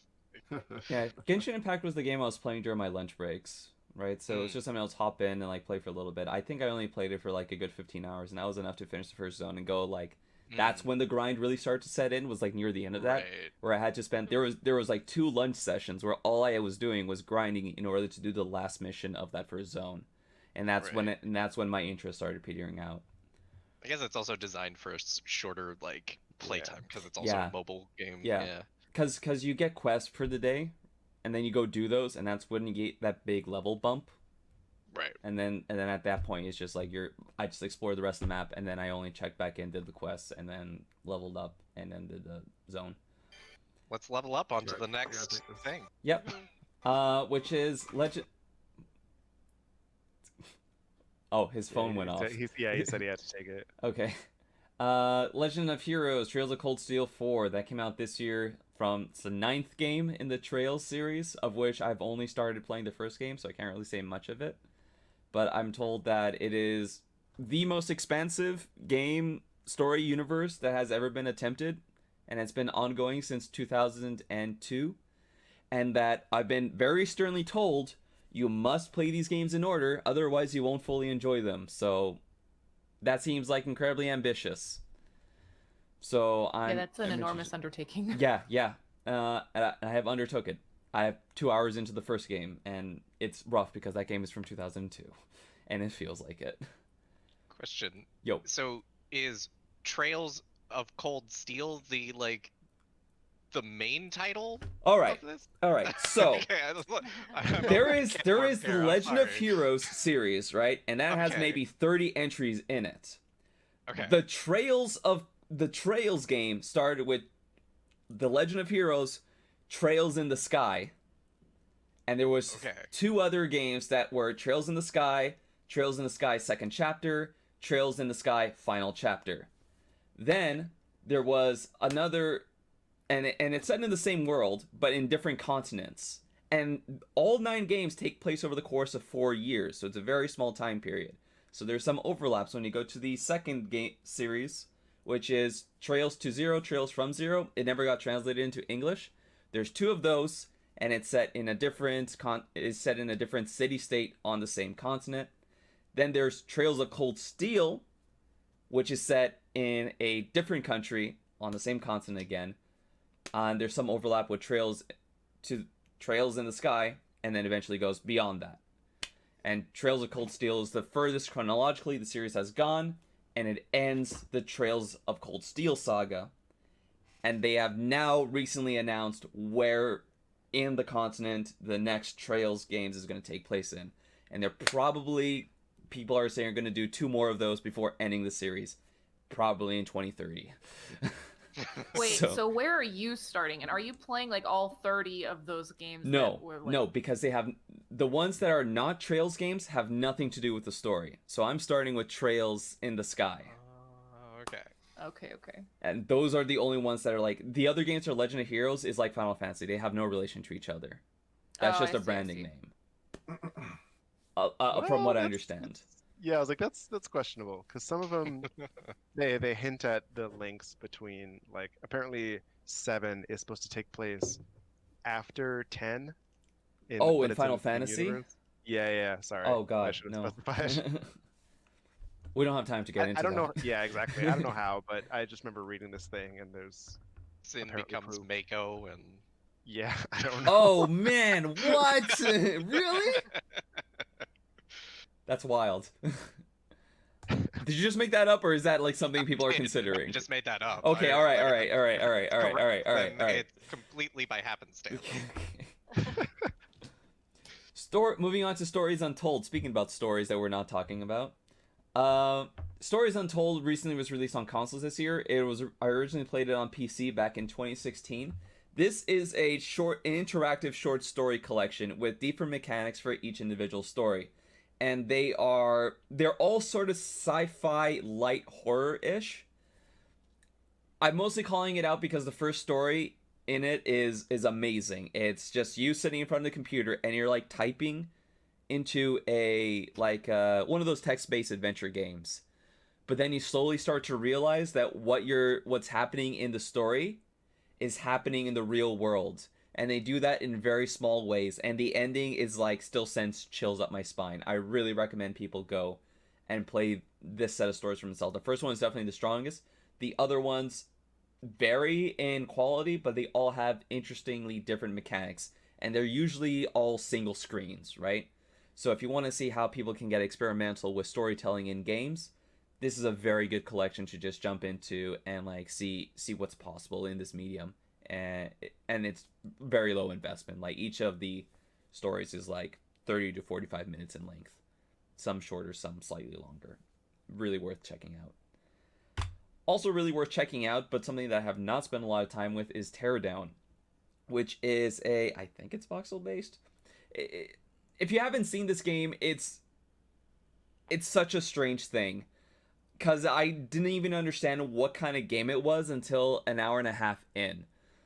Basically, you have like this construction/deconstruction/ odd jobs company that you're just taking on different jobs for. For example, one is like, oh, there's this old building that you need to knock down, and you basically engage with this very destructive system. Like there's a fire propagation system, there is like support beams that you can knock down to knock over objects. It's like a voxel-based version of Red Faction Guerrilla. I don't feel like it's as realistic as Guerrilla is. which is amazing, because how old that game is and how well it holds up in terms of destruction is really phenomenal. But eventually the game turns into a heist game where you basically go into these different areas, you scope out what are the stuff that you have to take in, and before you nab them, an alarm will go off, basically as soon as you take one of the items. So you basically have to plot a route, destroy the environment in a way that lets you like bust through down this wall so you can avoid taking the stairs, or build these ramps across buildings so you can get for one objective to another objective super fast. Or some of them requires you stealing 3 cars. So you'll steal one car, you'll push it against another one, make a plank between them so you can drive both cars at the same time, so you can actually have enough time, because you're always on a 60-second time limit in all these different objectives. It's just incredibly creative, incredibly diverse, with built upon a lot of interesting mechanical systems. It's in early access still. They're adding more quests and mission variety. And I don't know how far it goes with the systems, because like I'm like 2 hours in, and I only just started getting to these heist missions. I'm not sure if this is what the rest of the game is. It's very bizarre, very interesting, very, very much worth keeping up with and seeing where it goes. That's all I have to say on it, I guess. Watch Dogs Legion, another game only I play. I only play like 2 to 3 hours in it. I think the recruiting, the play as anyone system was very unique to the game. I'm not sure how much it really adds to the game after all, especially since it comes at the expense of not really having a lot of interesting characters in the story that really push me along and like to motivate me to go back and play the game. Even though the basic core loop of Watch Dogs is something I did enjoy in the past, this whole using technology and cameras to sneak through areas that you're not supposed to be in, that are riddled with extremely bad people. I like playing these games non-lethally, despite what I've said about Watch Dogs Legions. I prefer games where you have the option to not murder everyone. And I want to play more of it, but so far it hasn't really like engaged me like how Watch Dogs 2 did with its story. So we'll see where that goes. Dark Pictures Anthology, Little Hope. I haven't played a single game in this series. Not sure if anyone has played Man Up and Dan. I watched both of them being played. Again, I'm not a horror person, so I like to watch horror more than I like experiencing it myself. The first one was really good. Until Dawn was fantastic. Man of Medan didn't have that same sort of supernatural quality to it. It sort of did, but then by the end of it, I was like, oh, well, that's it. Like when it was done, I was kind of like, oh, that's it. The first one was a lot more poignant and really stuck with me a lot more. But I haven't heard anything about this new one. Yeah. I'm based on Man of Medan. I don't have high hopes. I feel like Until Dawn was just like the best one that they did, and then it kind of just went downhill from there. But I have yet to watch it. I'll probably watch a playthrough at some point. I did watch. Sorry.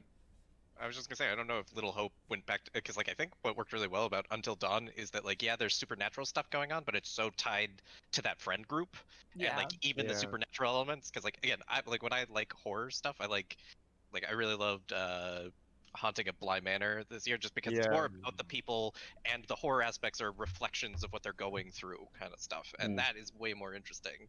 And like Until Dawn is like typical like 80s slasher movie, but it does it really well and remembers to like keep those characters together. Yeah, and it was like what was happening to them was a direct correlation to their own actions, whereas in Man of Medan it was kind of like it was too objective. Like the characters, this just happened to them by just random happenstance. They just got really unlucky and this happened to them. There wasn't as much of that like reflection of their like inner demons, I guess.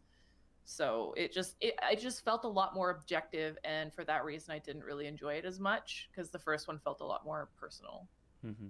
I saw a little bit of Little Hope just to see what it was about so I can get into it. It definitely seems to be leaning more into a Silent Hill direction. Like it seems very directly inspired by Silent Hill. There's like these people got into a bus crash and they're stuck in Little Hope. Because there's a fog surrounding the town. And every time they go into the fog, they end up to where they were before. Essentially Silent Hill for you. Essentially, yeah. Yeah, so I was interested in that regards. There seems to be a lot of interesting things that they're doing with time periods and how characters relate to other characters in the past.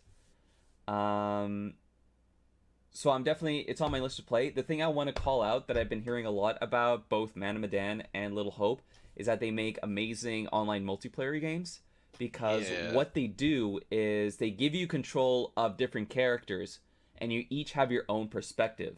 And sometimes what you see is not what other people are seeing. And when you communicate with each other based on that information, it makes interesting stories. Wait, without so spoiling I don't things. remember Man of Medan being online multiplayer. It had that as well. It had that as well. And Man of Medan is the one that I've heard called out specifically. There are some moments that you only see in the multiplayer version of that because of the different perspectives and how that influences your decisions.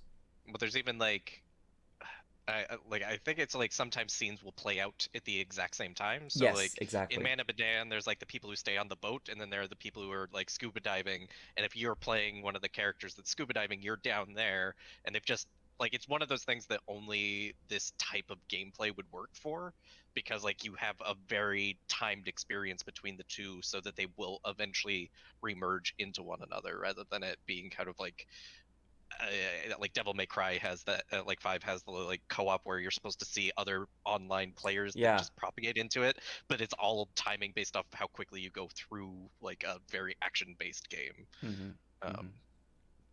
Yeah. So I think another game that did that was Dead Space 2, where 3. in the co-op it was like, oh, 3. it was 3? 3. Okay. Yeah. That's what I saw very briefly, and I think it's a very cool way to go about it. I think more games should do that, but honestly, that's all I can say on it. That was one of the things I heard about Dead Space 3 that people actually really enjoyed, was the co-op. I have a story about it. Yep. But do you want to go into it or no? Another time. Okay. For everyone's sake. But yeah, Jason, you were saying you were hoping that more games to do this. There's 8 games planned in the Dark Pictures anthology, so there will be plenty more of that to come from. Are they full price games, right? No. They're $30. They're $30 Canadian, $20 American. Oh, totally worth it then. Yeah. I'm definitely going to pick those up soon.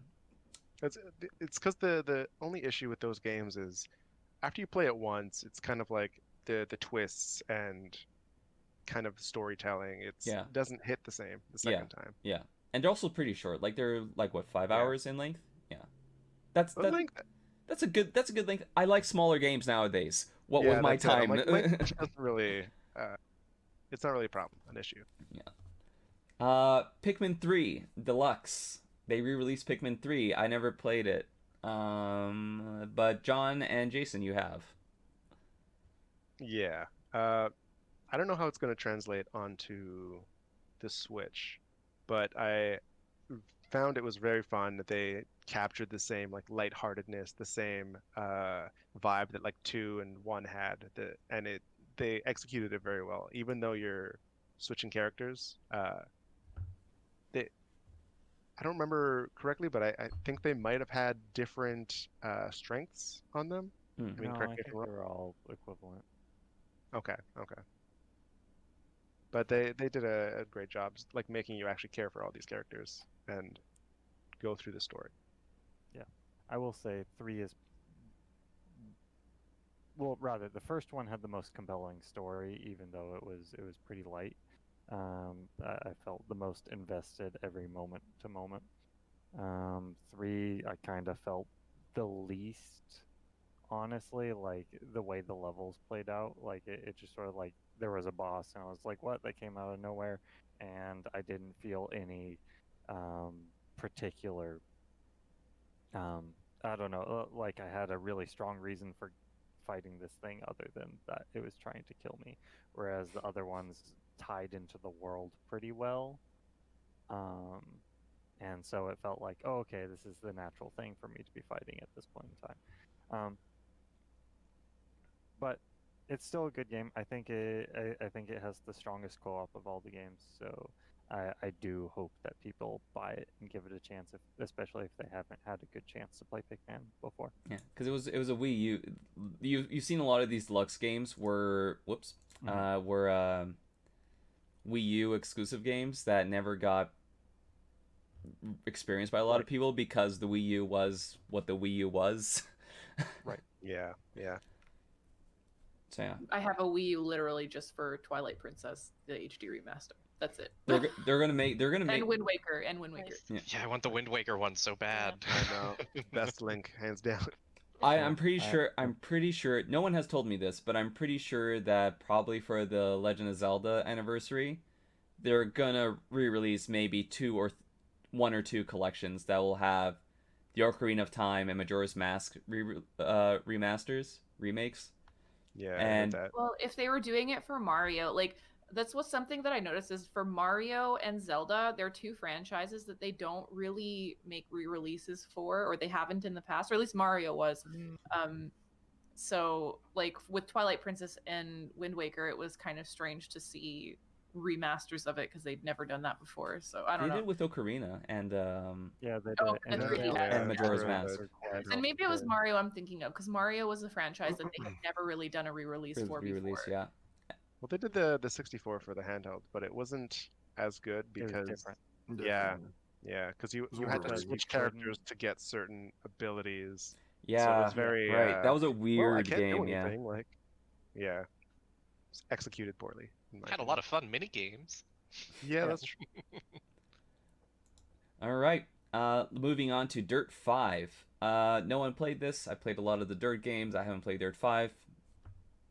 I should play Dirt 5. It's up my alley, but I just haven't yet. I'm not sure how well a fifth game in the Dirt series would hold up. Need for Speed Hot Pursuit Remastered. I love the original Need for Speed Hot Pursuit from 2010, which was the one that Criterion made. Criterion from Burnout fame. This definitely... I platinumed this game on PS3, and I played a bunch of it online. So seeing it get remastered was interesting, because that online leaderboard stuff was amazing. It's a shame this one is not on PS5. It's only on PS4, because the PS5 actually has amazing leaderboard connectivity where... I'll talk about this now, I guess. In Astro's Playroom, when you were doing speedruns, you actually go to a system-level leaderboard on the PS5 that tracks your scores versus other people. And when someone beats you, you get a system-level notification. If you press the PlayStation button, you can then immediately jump to that exact speed run in Astro's Playroom, and because it's on the PS5, it takes literally 3 seconds, and you're running that again. And that seems like such a wasted opportunity for Hot Pursuit, because that was literally all that game was about that speed wall and getting alerts from your friends that they beat your score, and you jumping in and saying like, how did he get that fast? And you going in and like just playing that over and over and over and trying to beat them to get up in that speed wall. And it's a shame that a game that released like so late in this year, like November 6th, the PS5 was literally out 6 days from then, to not have support for that stuff feels like a waste opportunity, but which is why I ended up not buying it. It was a shame, because they should probably let Criterion make more Need for Speed games, which is actually what they're doing, I think. I think the next Need for Speed games are... I don't know. Anyway. Need for Speed Cinematic Universe. Destiny 2 Beyond Light. It's an expansion to Destiny. Moving on to 13. I just wanted to see Steven's face. Did not disappoint. Steven, this is your baby, so, you know. This is my baby. So, I mean, I've been playing Destiny since it originally was released. I've been there for all the highs and lows.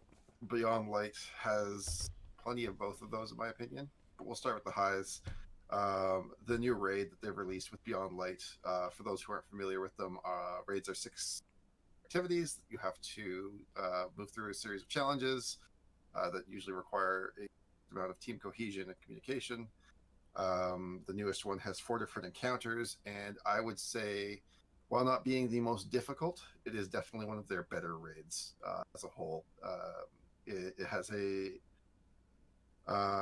pretty good, like, easy to get into but difficult to master kind of thing. The challenges that they've added to it are interesting and make you play it differently, which is something they haven't always nailed. A lot of the time, the most efficient way to complete an encounter ends up being the same thing as the thing that they want you to be, the challenge mode of the encounter.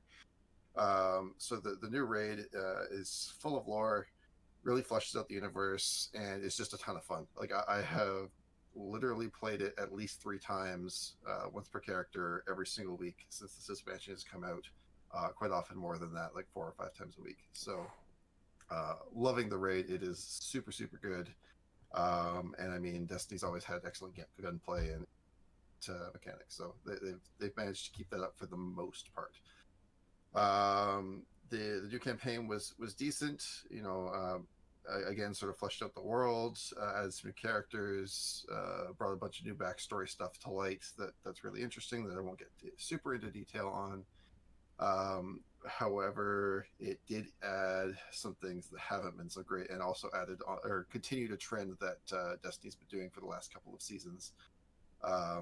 The bad was, in my opinion, they added a ice class to the game, which was their first class to use the darkness instead of the light to sort of empower your guardian or your character. The ice class was interesting. It's not too bad on PvE, but in PvP it makes... I mean, nobody likes being frozen. I think that's something we can all agree on. In almost any game, having your controls removed from you and your ability to do anything just sort of stripped from your controller is a bad feel. And for some reason, they decided that was a good idea to put into PvE, or PvP, sorry. One class in particular, the Warlock, was particularly overpowered right at launch. People complained, they nerfed it, and they nerfed it way too hard. So now the Warlock is the only one that can't really do anything with their ice class, and the other 2 classes are just running rampant around, causing tons of problems. Like their most competitive PvP area is called Trials of Osiris, and it is basically made up of teams of 3 hunters running ice class because their ability is that strong. It's just a bit broken. And I'm not a big PvP person at the best of times, but right now it is just such a toxic experience. I'm kind of disappointed. I honestly haven't played PvP since the expansion came out. You're not missing much, other than being frozen. The other part that they've sort of continued doing since last year's seasons is they've sort of built up this system of like, okay, here's a new vendor, here's a bunch of quests they want you to do, and as you play through these quests, you will slowly unlock modifiers to those quests. And it's just sort of been the same thing season after season after season, and I'm starting to get some fatigue after 6 years or 7 years, or however long this game's been running now. It's just formulaic.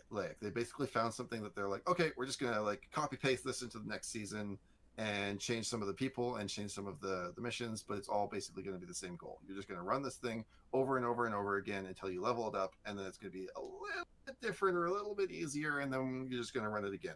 So every season just becomes a grind. And obviously with the big expansion attached to it, it's a little bit easier because there is other things to do as well, but it has just become a bit formulaic and a bit... It's just grindy. Like, it's grindy for the sake of being grindy. They've relied on a system of triumphs, which are sort of like in-game achievements, to really sort of forward player engagement. And triumphs were fun as a side activity to sort of be like, oh, I unlocked this thing and I'm up my triumph score.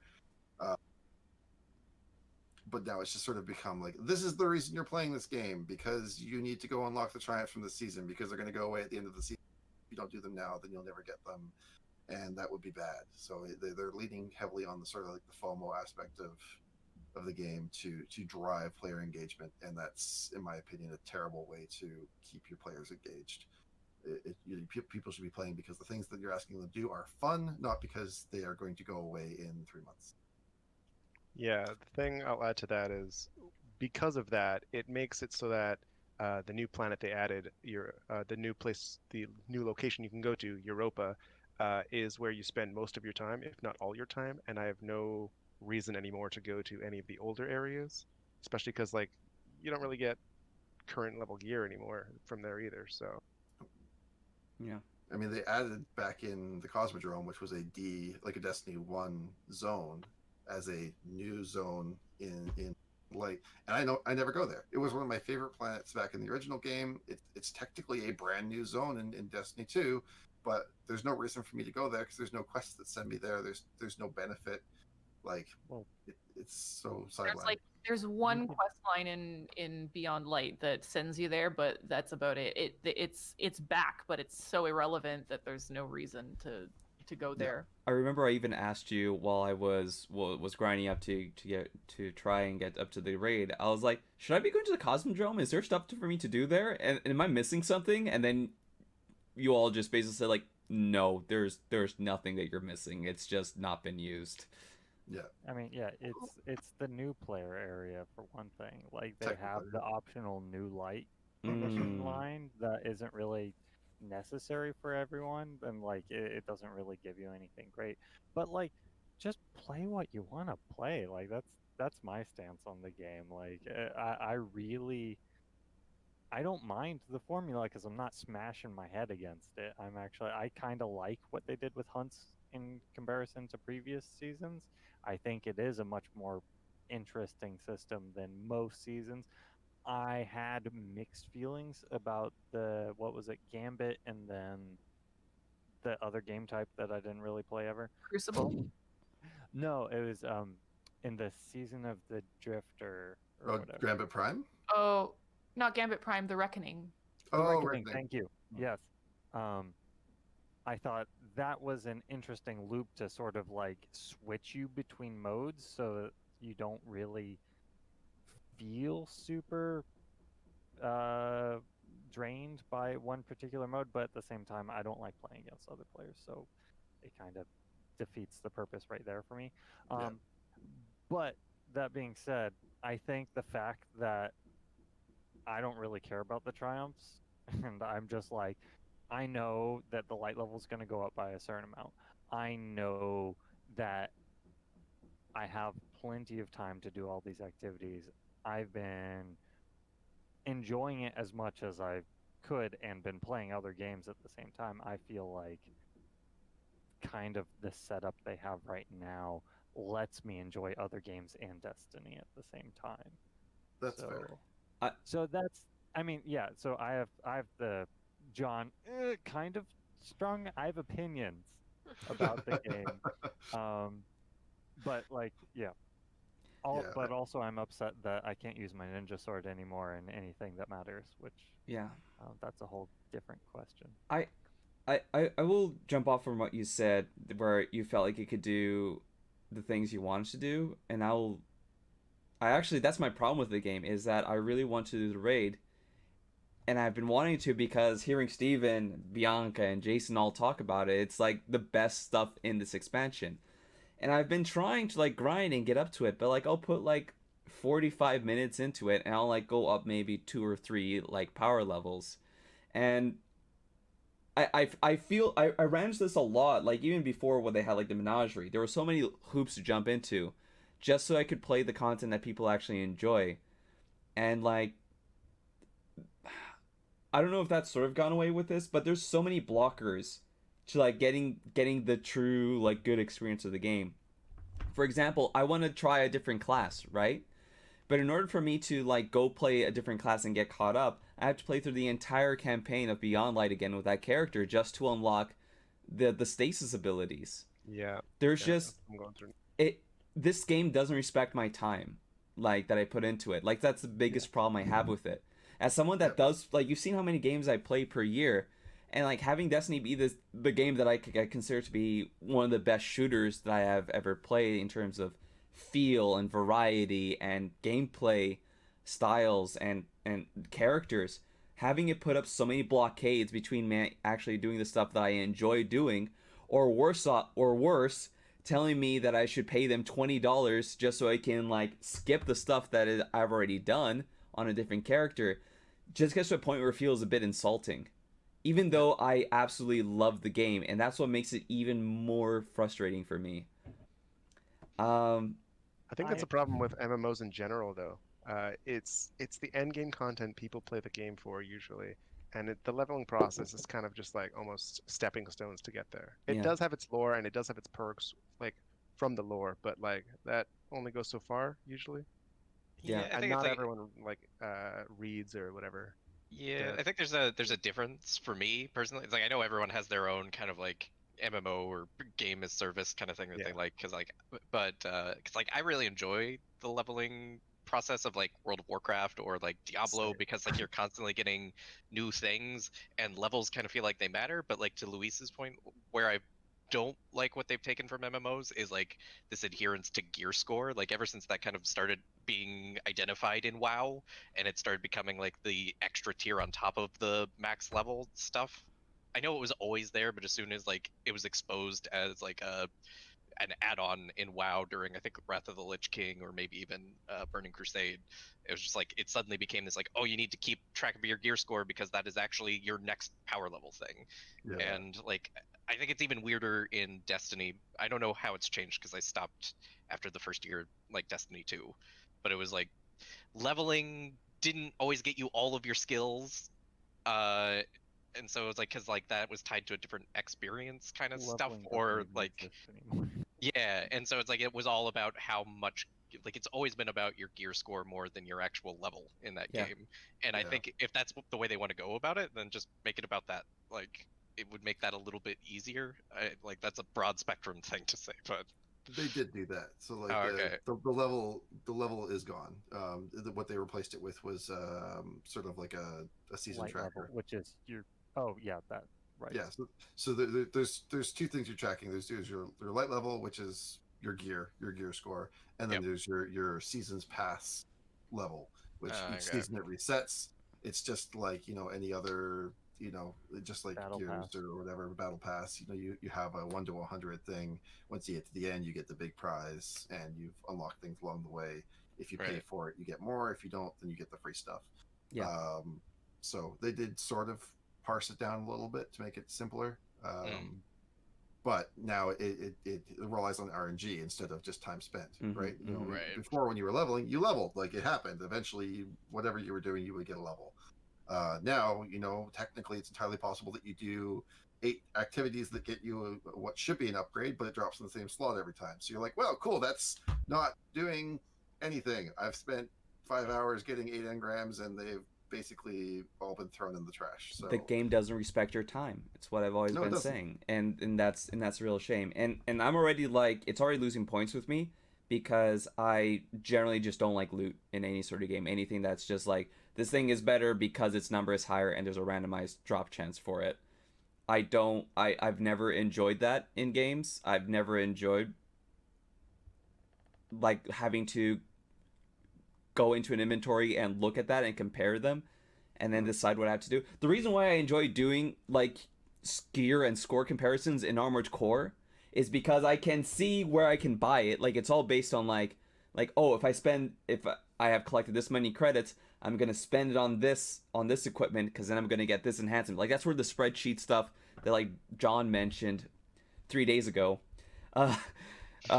is enjoyable for me. I don't like, there's so much stuff in Destiny where I just have to look up, and like to even understand how to like progress to like an additional power level, and like I don't think it's set up in an intelligent way. I don't think it's fun at all to me.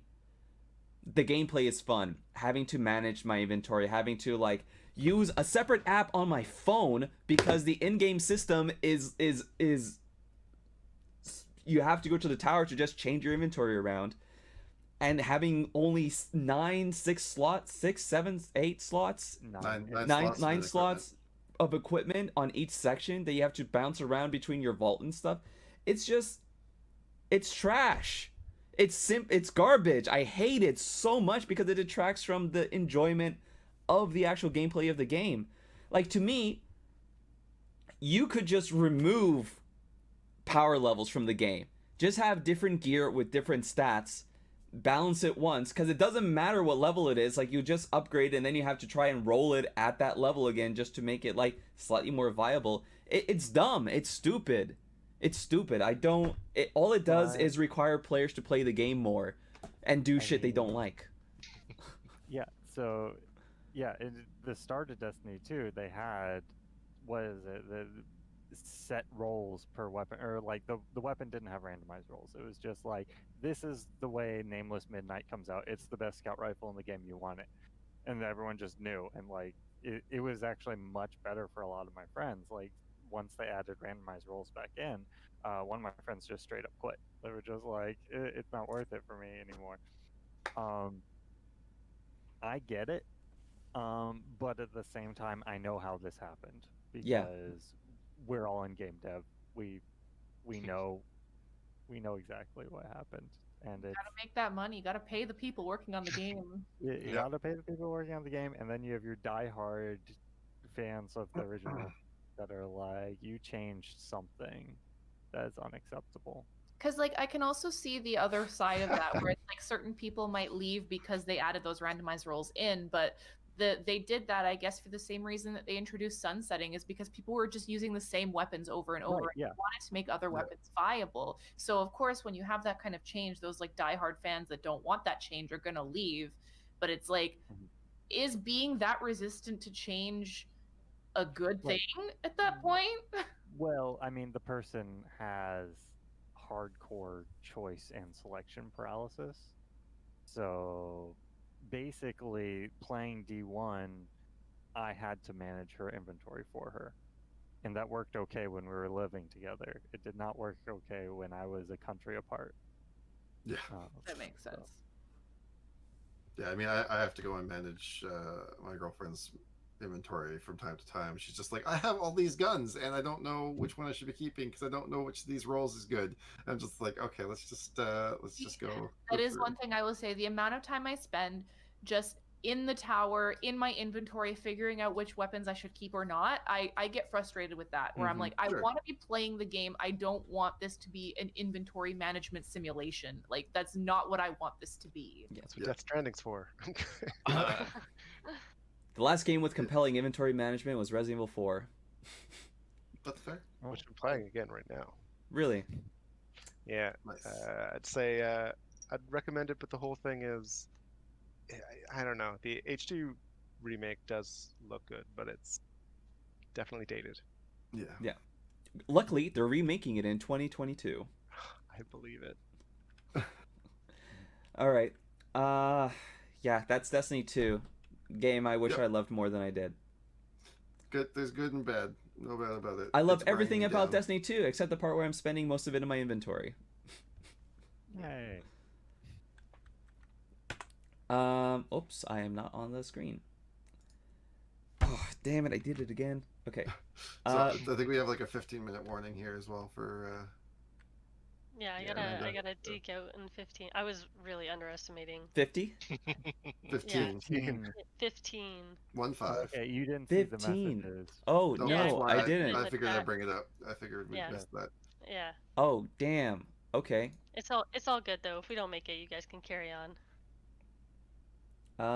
Let me see what's left here. I mean, do we want to jump to Cyberpunk or Hivebusters? No, we can just keep going. Okay. I'm good with it. Also, you lost all of us? I yeah, think? I did. Okay. I'm trying to figure out how to get back to that. Uh-oh. There we go. Whew. Damn, are we gonna have to come back again? All right, 13. No one played it. Yakuza. No one played it. Probably should have. Astro's Playroom. I think this game is amazing as like a showpiece for the PlayStation 5 controller, and it feels good, and the levels are fun. The leaderboard stuff I mentioned before are amazing. Jason, any more thoughts? Essentially, it's just a play. It's like a kind of a tech demo for the PS5, but it turned out to be a lot more fun than I thought it would. Yeah. Like, I think they should actually make this like a full-fledged game series that they kind of follow through, not just one per console. Yeah. I wish more games made use of the technology that they showcased in it, because it's really cool. I think it will. It's just so early that games are made for PS4 and they're kind of being ported to PS5. Yeah. So. Very valid. Like Bugsnax. Yes. Which is a wild game. It's like half photography game, half puzzle, half adventure game. I think it has extremely relatable characters, which Did I lose him? What? Can you hear me? I still see him. I can hear you. Yeah, I can hear you. Okay, what part did you miss? Hello? Who lost him? No, it sounded fine the whole time. Oh, okay. Yeah. So Bugsnax, really relatable characters that I really enjoyed. The puzzles to catch the Bugsnax themselves was really good. Some of them were challenging, in which case I was the first time I actually used the PlayStation 5 hint system, which worked surprisingly well. They have like videos and descriptions and hints in like 3 different steps that will give you like hints, and then the third one it will show you straight up the solution to the problem, which I thought was a really good use of that. It was the perfect game to showcase that in. No disrespect to Laura Bailey, but whoever voiced the Bugsnax needs to have won best voice acting, because oh my god, the voice. It's probably Deborah Wilson because she's the literal best. I don't know. Like some of these Bugsnax are it's just straight up someone with no voice modulation or effects placed on the voice that is just shouting the name of the Bugsnax. Like the one to remember is like the Bopsicle that just oh no. Their internet died. They thought they were back. Yeah. Okay. Okay. All right. Well, it's all falling apart here in the last minute. Bugsnax! I mean, Much like Bugsnax also falling apart at the last moment. Oh dang. Oof. Yeah. It does a really good job. That's a very good point, though. Yeah. Jason also finished it, I know, and we talked about like the ending of it, and it works so well for the majority of the game. The ending I don't think really sticks it. It goes into a wild, weird tangent that's really worth playing the game just to see. It gets dark. It gets dark, surprisingly itself so. as like a cheery, happy game, but then it takes a complete 180. Yeah. That said, though, I really, really do like the game. Yeah. And again, just hearing like the Bopsicle just going bop bop Bopsicle Bopsicle Bopsicle is amazing. The bungers just going around. Pokemon Snap. Yeah, totally. They're basically Pokemon. The bungers, really, which is just like a hamburger using curly fries as legs, just walking around going bonger bonger bonger bonger bonger. Is there not a burger Pokemon yet? Surprisingly, not that I know of. Give them time. They're They'll get there. Next generation, yeah. Lost Keys, the Pokemon. It's a thing. It's already a thing. Kefki, yeah. I know, I'm not making a joke. I mean, you are making. It's a real thing. You did not know? Yeah, it's straight up. Kefki, Keflki, whatever. Klefki. Demon's Souls. Demon's Souls. Demon's Souls? Demon's Souls. There we go. It's a remake of Demon's Souls. It's pretty faithful in like all the layouts and stuff. It looks amazing. It's probably the best looking PS5 game out there right now. I've went through a few of the sections of the game. It's Demon's Souls. There's not really much I can say about that. You know, it feels dated at this point when you compare it to Dark Souls. Yeah, I don't know if it should have been remade personally, but I think they should have because those servers went offline.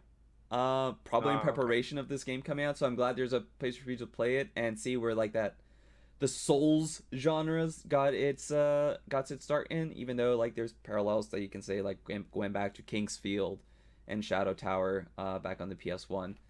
But you know, hey, it's glad they made it. It looks good. It looks amazing. It's well worth it. The Pathless also apparently worth it. Didn't get a chance to play it. Sackboy didn't get a chance to play it. Spider-Man Miles Morales, the not sequel, not expansion, definitely standalone follow-up to Spider-Man game. Plays a lot like the other game. Has a very predictable story that I still enjoyed for the most part. Steven, do you have more to say about it? Yeah, I was going to say, you know, you sort of covered it in broad strokes there, but like, yeah, I really enjoyed it because, I mean, I really enjoyed the original Spider-Man game on PS4. Like, it's just a solid, you know, action superhero game. So I was more than happy to hop in and play more of that with its own storyline. Like you said, it was a bit predictable, but it was still fun. So that wasn't a huge issue. But yeah, it really did feel like a DLC, in my opinion. Like, it was not super long. It didn't really change the game world or anything like that. Obviously added a whole new suite of powers for Miles. Snow. Sorry? Snow. Oh, snow. Yes, true. But yeah, I don't know. Like, I wanted a little bit more for, you know, a full new release. Yeah. I mean, go ahead, Jason. Something else I will say about it, though, is I guess since it's owned by Sony, it does do a good job at placing music in the right place. In my opinion, it has an Into the Spider-Verse like vibe when it comes to music, where their timing is so good that it kind of makes you love the song because of like the happy moments that happen in the game. Or at least it did for me. Yeah, no, I can see that. The music was really on point, and it makes sense for the Miles character and his exactly his background. So even just putting like your record on in your house was a nice touch. Yeah, it was very. I felt like it was very. It did a good job at the representation of so many different kinds of, I guess, I don't know what to call it, groups that just aren't normally represented in like popular culture or whatever. It does focus a lot like on the Harlem culture and the way how like that community takes care of itself because no one else does. Yeah. And like how they over time like Spider-Man endears himself to that community. Like they don't know he's a part of it. Because the whole story is like is Miles used to live in Midtown or something, and he moved to Harlem. So it's definitely like he's growing to love that district of the city as he evolves as a person and as a spider person.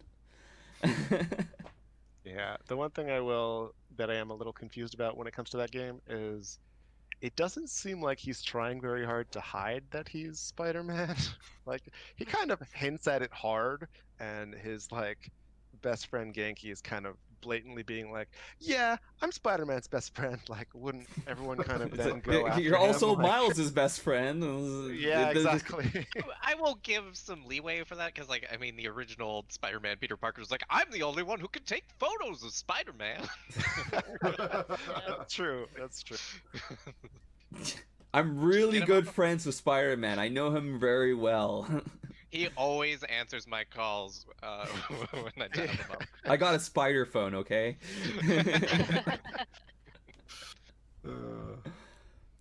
Okay, I'm thinking like, because people don't have a lot of time, do we want to come back and like deal with the rest of this? Because there's also like everyone's top 10s, and that's going to take a while. I mean, I'd like to get to the end of it and then just say we'll break for the top 10, and the top 10 will be another day where we can yell at each other. You picked what? Yeah. Yeah, that will be short at least. Are we good to get through like some of these? Like I have a lot of thoughts on Valhalla. I can make them short.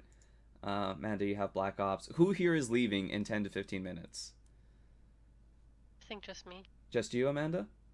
Yeah. Okay, we'll hit Black Ops and we'll hit Cyberpunk because that's the ones, and Gears. You can say your thoughts and then we'll finish. In 4 minutes. In 4 minutes, Amanda, what do you think about Black Ops in 4 minutes? The first half is all the biggest Call of Duty tropes that I've seen. Very annoying. The later half is actually quite good. I would recommend it just for the later half of the game. For the campaign. I did not play the PvP. You did not play the PvP. Okay. Yeah, I was gonna ask how the multiplayer was. I'll talk about the multiplayer then in my own time. The campaign, I really didn't like the campaign at all.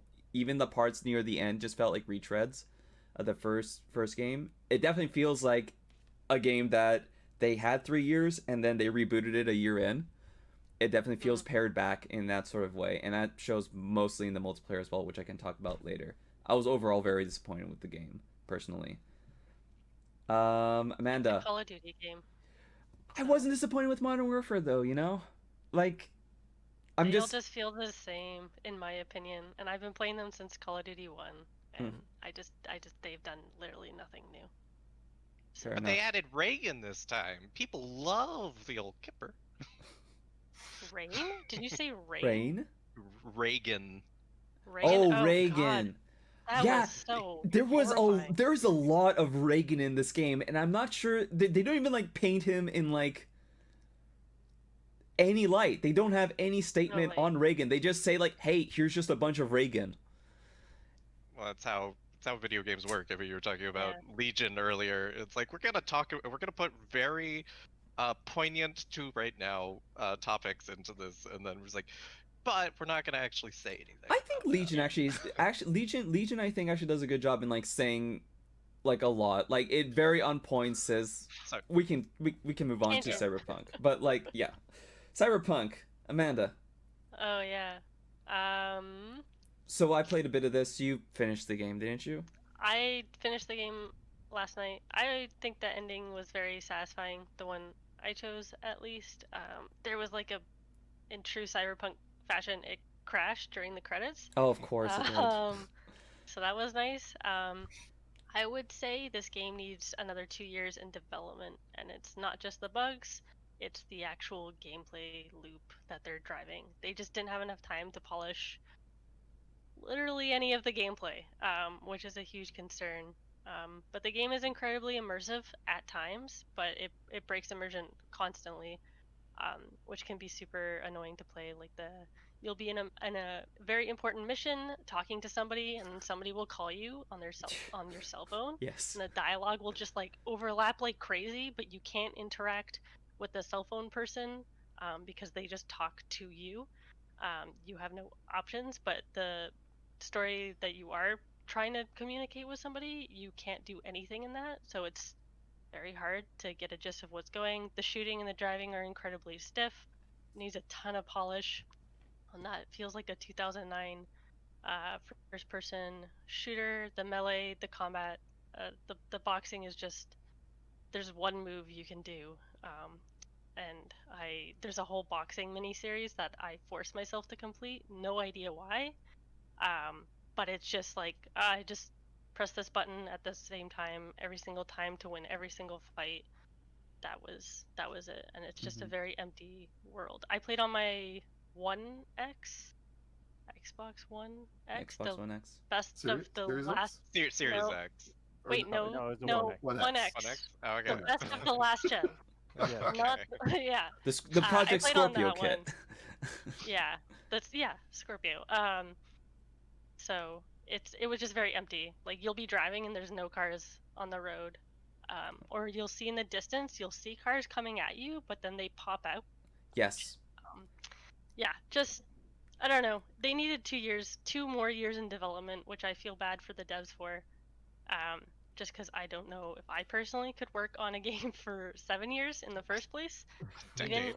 Yeah, so Yeah. another 2 years, and I feel bad for them because they actually will probably have to work on that game for another 2 years just to fix the bugs and get the optimization up to date. Yeah.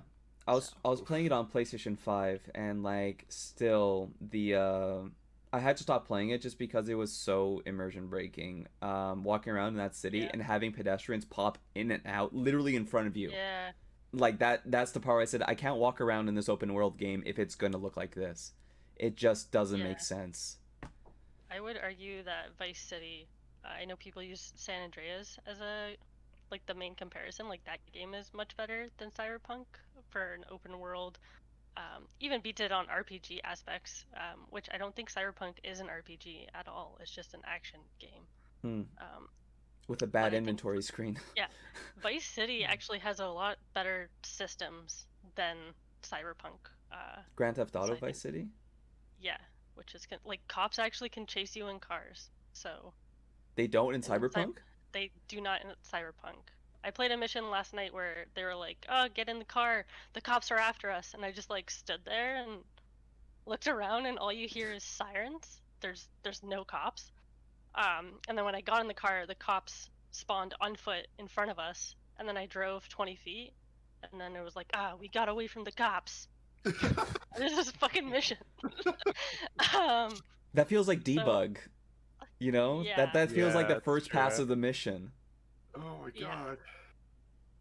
The more I these hear spawn about cops. this game, it's like the less I want to play it. Yeah. The main story's pretty decent. I know, after the right? first 2 or 3 hours. I had a great time with the ending. I'm not gonna say anything actually, because that will spoil. Yeah. I would no. recommend to play in like a year. That's what I would recommend. Yeah. But the That's issue the is plan. it's their gameplay that suffers. It's not just the bugs. I'm really interested which in I- the story for sure. Yeah. Keanu Reeves not so great in this game. Yeah, I think Yeah, that that's too. what I've heard, sadly. Yeah. I hear he he's grows just- on you over time, though. I think that's just sheer Kinda. Keanu Reeves. Yeah, that's him in general. Yeah, he's just there constantly, and you're just like, the dialogue options you have with him is either like, "Shut up, asshole," or like, "I'll suck your dick." Like that's the I heard- dialogue Is option. he I a heard that it's romance also not option? believable though. He is not a romance option, which is good because you just be romancing yourself to some extent. I heard that his Self-love role is was the not best love. believable though, because I heard that he, like, I guess it's so hard to separate because he looks so much like Keanu as well. Keanu's known as such a good guy that, like, in the game where he's like, "I'm gonna stick my head out and blast the head off of these guys," and you're like, "But would you do that though?" Yeah. Yeah, I've seen That's not I've seen some Keanu. I've seen some choice dialogue excerpts from this game that just make me go, this game was translated. Clearly, Yeah. none of you have seen The Bad Batch, where he plays kind of like, I guess, a sort of similar character, but he's like a cult leader in a weird, like, mega prison that's a desert. Oh, And he has- what? I really love that movie. This It's sounds like very the best strange. Riddick movie I've never seen. Well, it's got like, yeah. Sorry, I don't want to like go off on a tangent because I know Amanda's got Yeah. one more game to talk about in time. It's all good. I just extended it by 10 minutes. Okay. All right. If you Watch if The you wanna- Bad Batch. It's a good movie. You'll hate me. Some of you will hate me. Yeah. All right, Amanda, do you want to hit on Hivebusters? The The only people that played this game are people that worked on it. I Yep. noticed. I did. Steven? Did you work Yeah. on this game? I Do you mean, work at the that- Coalition?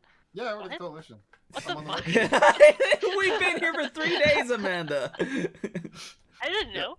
Yeah, I did no, not know. I'm the lead QA on the web team for Oh, shit. Coalition. Yeah. Well, that's dope. Nice So, meeting not- you. Thanks. Fuck. Yes, extremely biased towards this game, as I was mostly in charge of the combat of this game. I joined a bit late on the project, but yeah, my goal was just to like fix up the combat and polish it with the level designers. I really like this game. I think it's better than Gears 4 and Gears 5, maybe even potentially Gears 3, which is huge because the original trilogy sits very, very high up in my heart. I think this is a very solid experience. Once again, very biased. The combat is fucking awesome.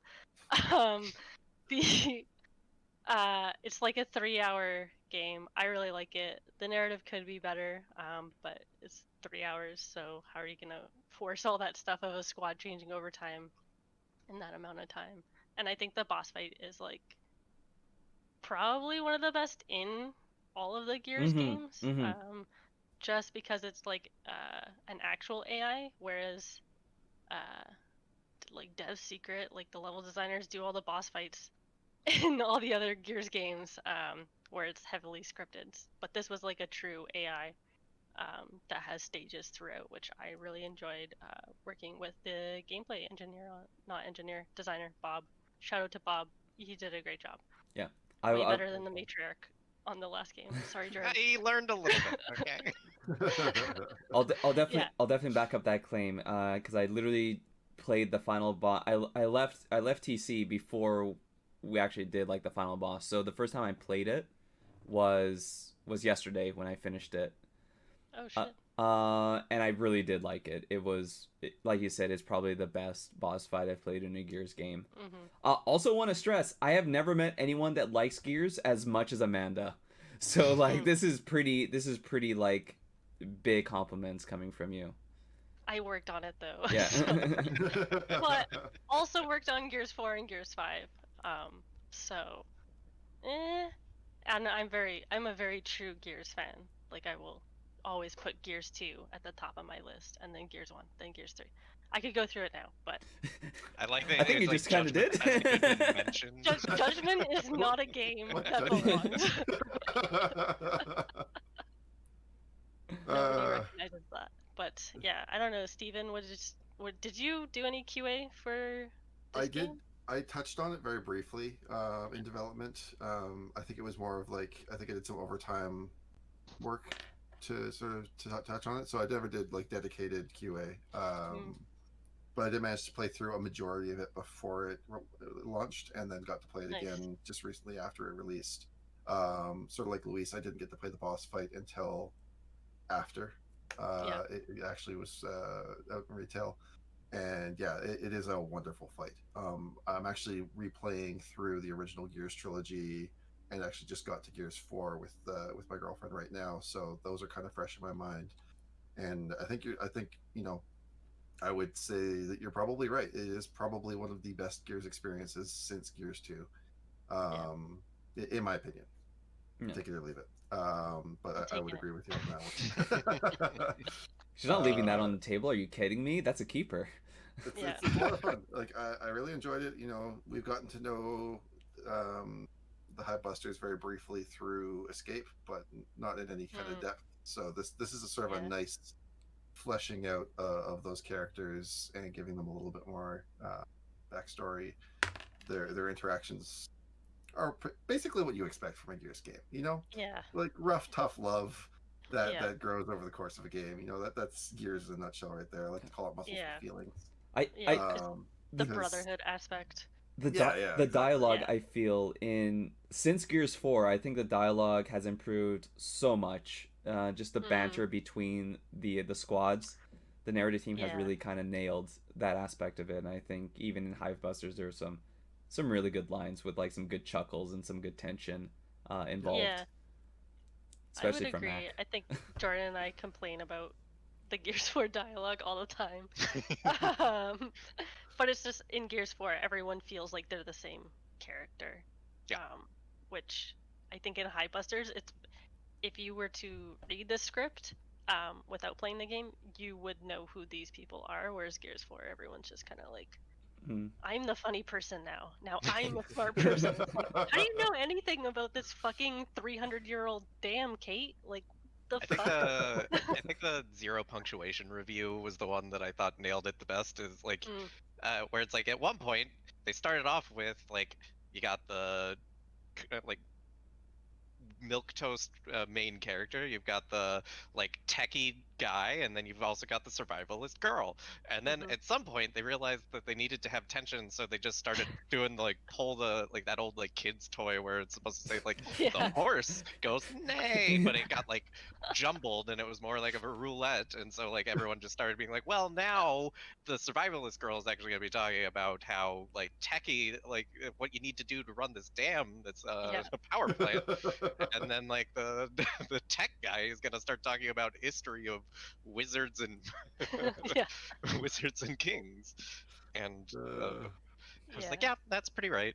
No, I guess it's like it's a fine line. Like I think I played a little bit of it. I also am really good friends with the writer Curtis.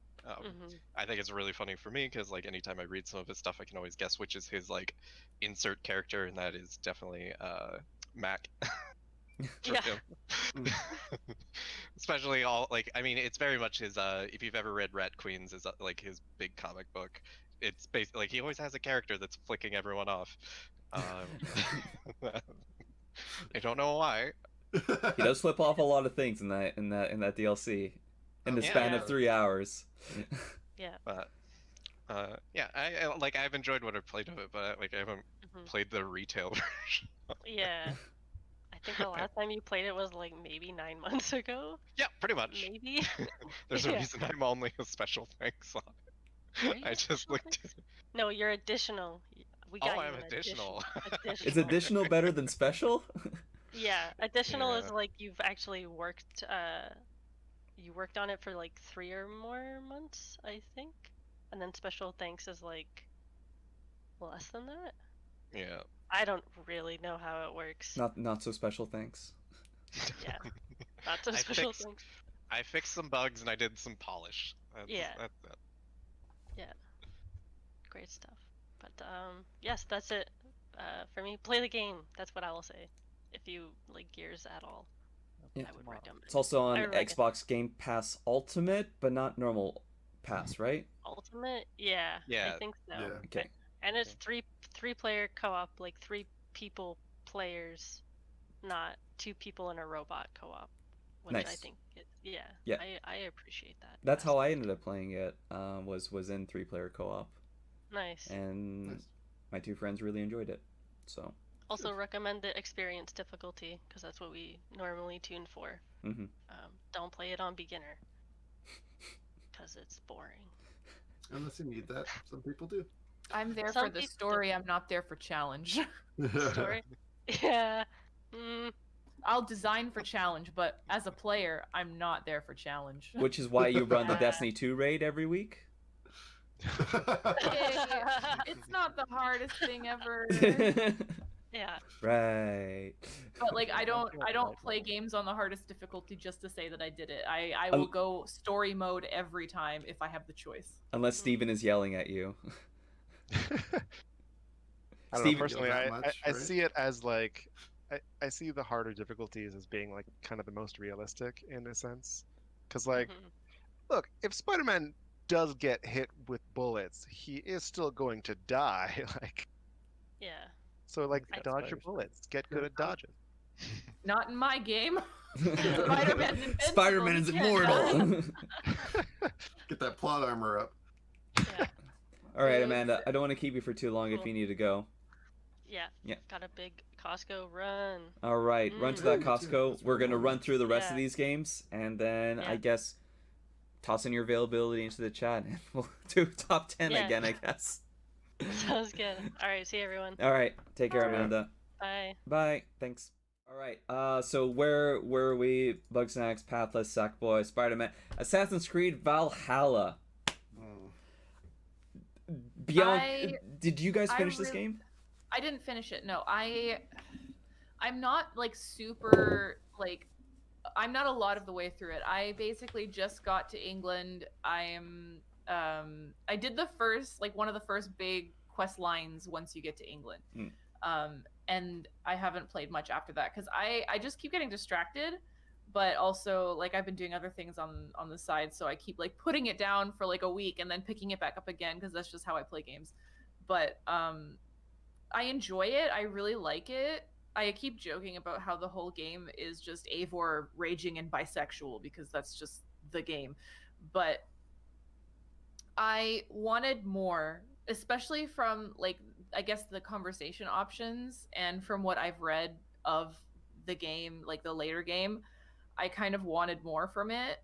But this is coming from a person who's played a lot of Dragon Age and Mass Effect. So when I have games that introduce these like romance options and like choices that affect the world, that's kind of what I'm expecting. But this falls short of that. Understandably too, because that's not their history. Their history is like with the previous Assassin's Creed games, they were open world, but still the storyline was quite linear. You didn't really have choices to make. The first game that really introduced that was the previous one, Odyssey, because they had Mike Laidlaw, who was a big component of Dragon Age when BioWare first started. So, and then he left, and now this team who didn't have that experience was kind of working on a game that was similar to that because it did so well. Also different. So it makes sense why they are where they are, but with my experience playing Dragon Age and how much I love that style of gameplay where I have a lot of choices to make and the choices that I make really affect the outcome and specifically the romances, I just wanted something deeper. But I still really love the game. I love the environments are gorgeous, absolutely beautiful. Some of the side activities are really engaging and interesting. Like the sort of semi-boss battles that you have to go through and that are entirely optional. They're challenging enough even for me who hates challenge, but they're doable. I do enjoy it. Mm-hmm.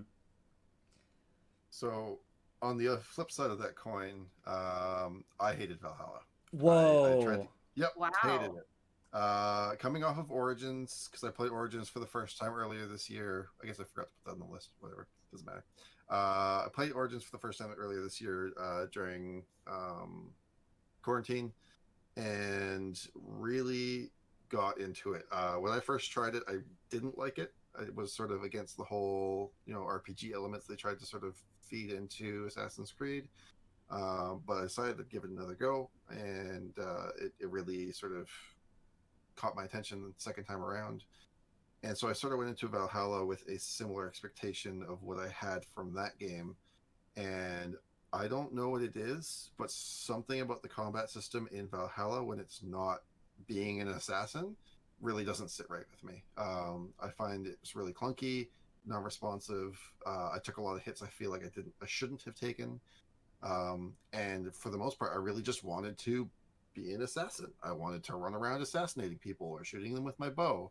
And there are like parts of it that allowed me to do that. But anytime it was like a raid or any major sort of combat sequence, where you're fighting like a entrenched position. It's like, no, run up to people and attack them with your axes or whatever. Like that's basically your option.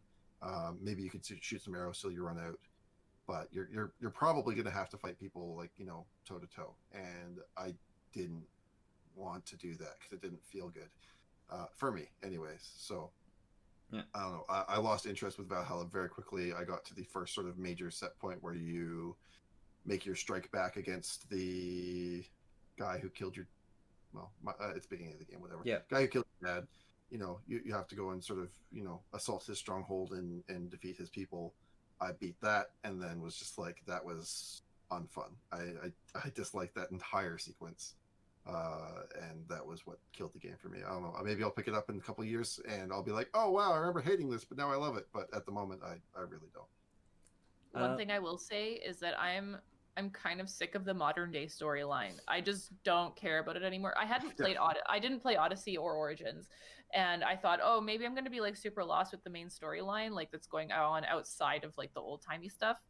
So I went back and like watched a video explaining the whole modern day storyline so that I wouldn't be like completely like over my head with what was going on.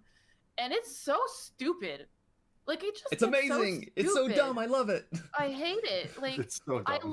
I loved it when it was like Desmond's story and like those first few games with like following Desmond, and then after Desmond dies in the third one, it just gets so dumb. Like it feels like, oh, we're just gonna put this in, but then we're gonna have a really like weird explanation for it. Like a good indication of it is like the main boss that they have all the way up to the third one that they introduce in the third one or the fourth. I can't remember exactly which one it was, but they introduce like a main villain, which is one of the Juno, whatever. She dies in a comic book. They destroy her and defeat her in a comic book, and then she's never spoken about again. Yeah, it was so stupid. Like she's definitely still I don't know. around in Odyssey, I don't sure. give a shit about the modern day storyline anymore, and those were the parts of the game that really just took me out of it. And I was like, just get me back into freaking Viking land. I want to play as Eivor. I want to romance these people. I want to have choices. And I feel like getting rid of the modern day storyline entirely, if it wasn't even there, you'd have a lot more leeway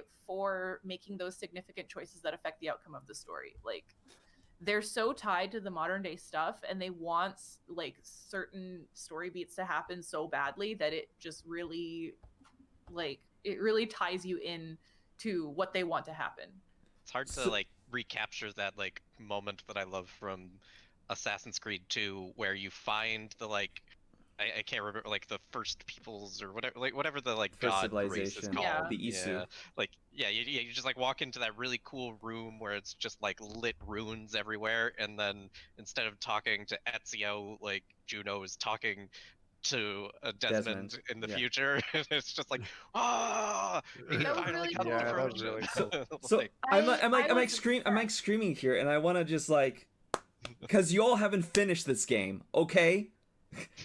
Y'all haven't finished. Okay. And I want to stress the only time that the modern day stuff comes up during your time with Eivor, and like I played this game for 80 hours, I finished it. The only time that the modern day stuff ever interrupts your time with Eivor is literally at the beginning. It never happens again for the rest of the 80 hours until you reach the very end of the game. And then they pivot the modern day story into something else, which is actually interesting, and I want to see where they go with this. You can basically think Valhalla as the ending of a trilogy for Origins, Odyssey, and Valhalla. Like that ends a certain modern day trilogy, and it sucked. I'll admit, I'll be honest with you. Like it is that whole series and stories that they told is bad. The ending for Odyssey was batshit crazy, and they don't do a lot with it. They do something with it, and it's to pivot into a new type of story. And it's interesting. I want to see where it goes. We should talk about it in like a spoiler cast once you finish it, because it's interesting. Right. But if your concern is that the modern story is going to interrupt you while you're being Eivor, it won't. All right. I want to also... Sorry, go ahead. No, I was going to say, even those like little puzzles that you have to do in the world where you're suddenly playing as, what's her name? Layla. The main Layla. Yeah, even that was like I considered that to be interrupting my time with Eivor. So I don't know how many of those there are, but I really don't just enjoy those, those very much. just those. And there's only 12 of them, I think. Too many. It's a lot. I might be wrong. Oh wait, no, there is one thing that I do enjoy about it is that like within those puzzles, they brought back that element of like in Assassin's Creed 2 where you're piecing together those like videos of the first peoples or whatever. Mm-hmm. So like that was interesting that they brought that back from the second game. Yeah. The actual I was obsessed with the second game. I loved that whole Ezio trilogy, that like, and the first game. I was absolutely obsessed with Assassin's Creed during that era of the 100%. franchise. Yeah.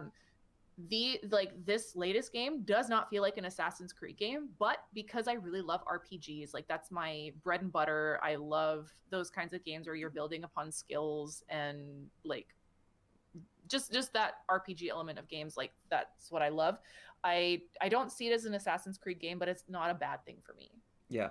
I will build upon that and say that I think these systems that they introduced with this game is the best refinement of that they have done when they introduced them in Origins.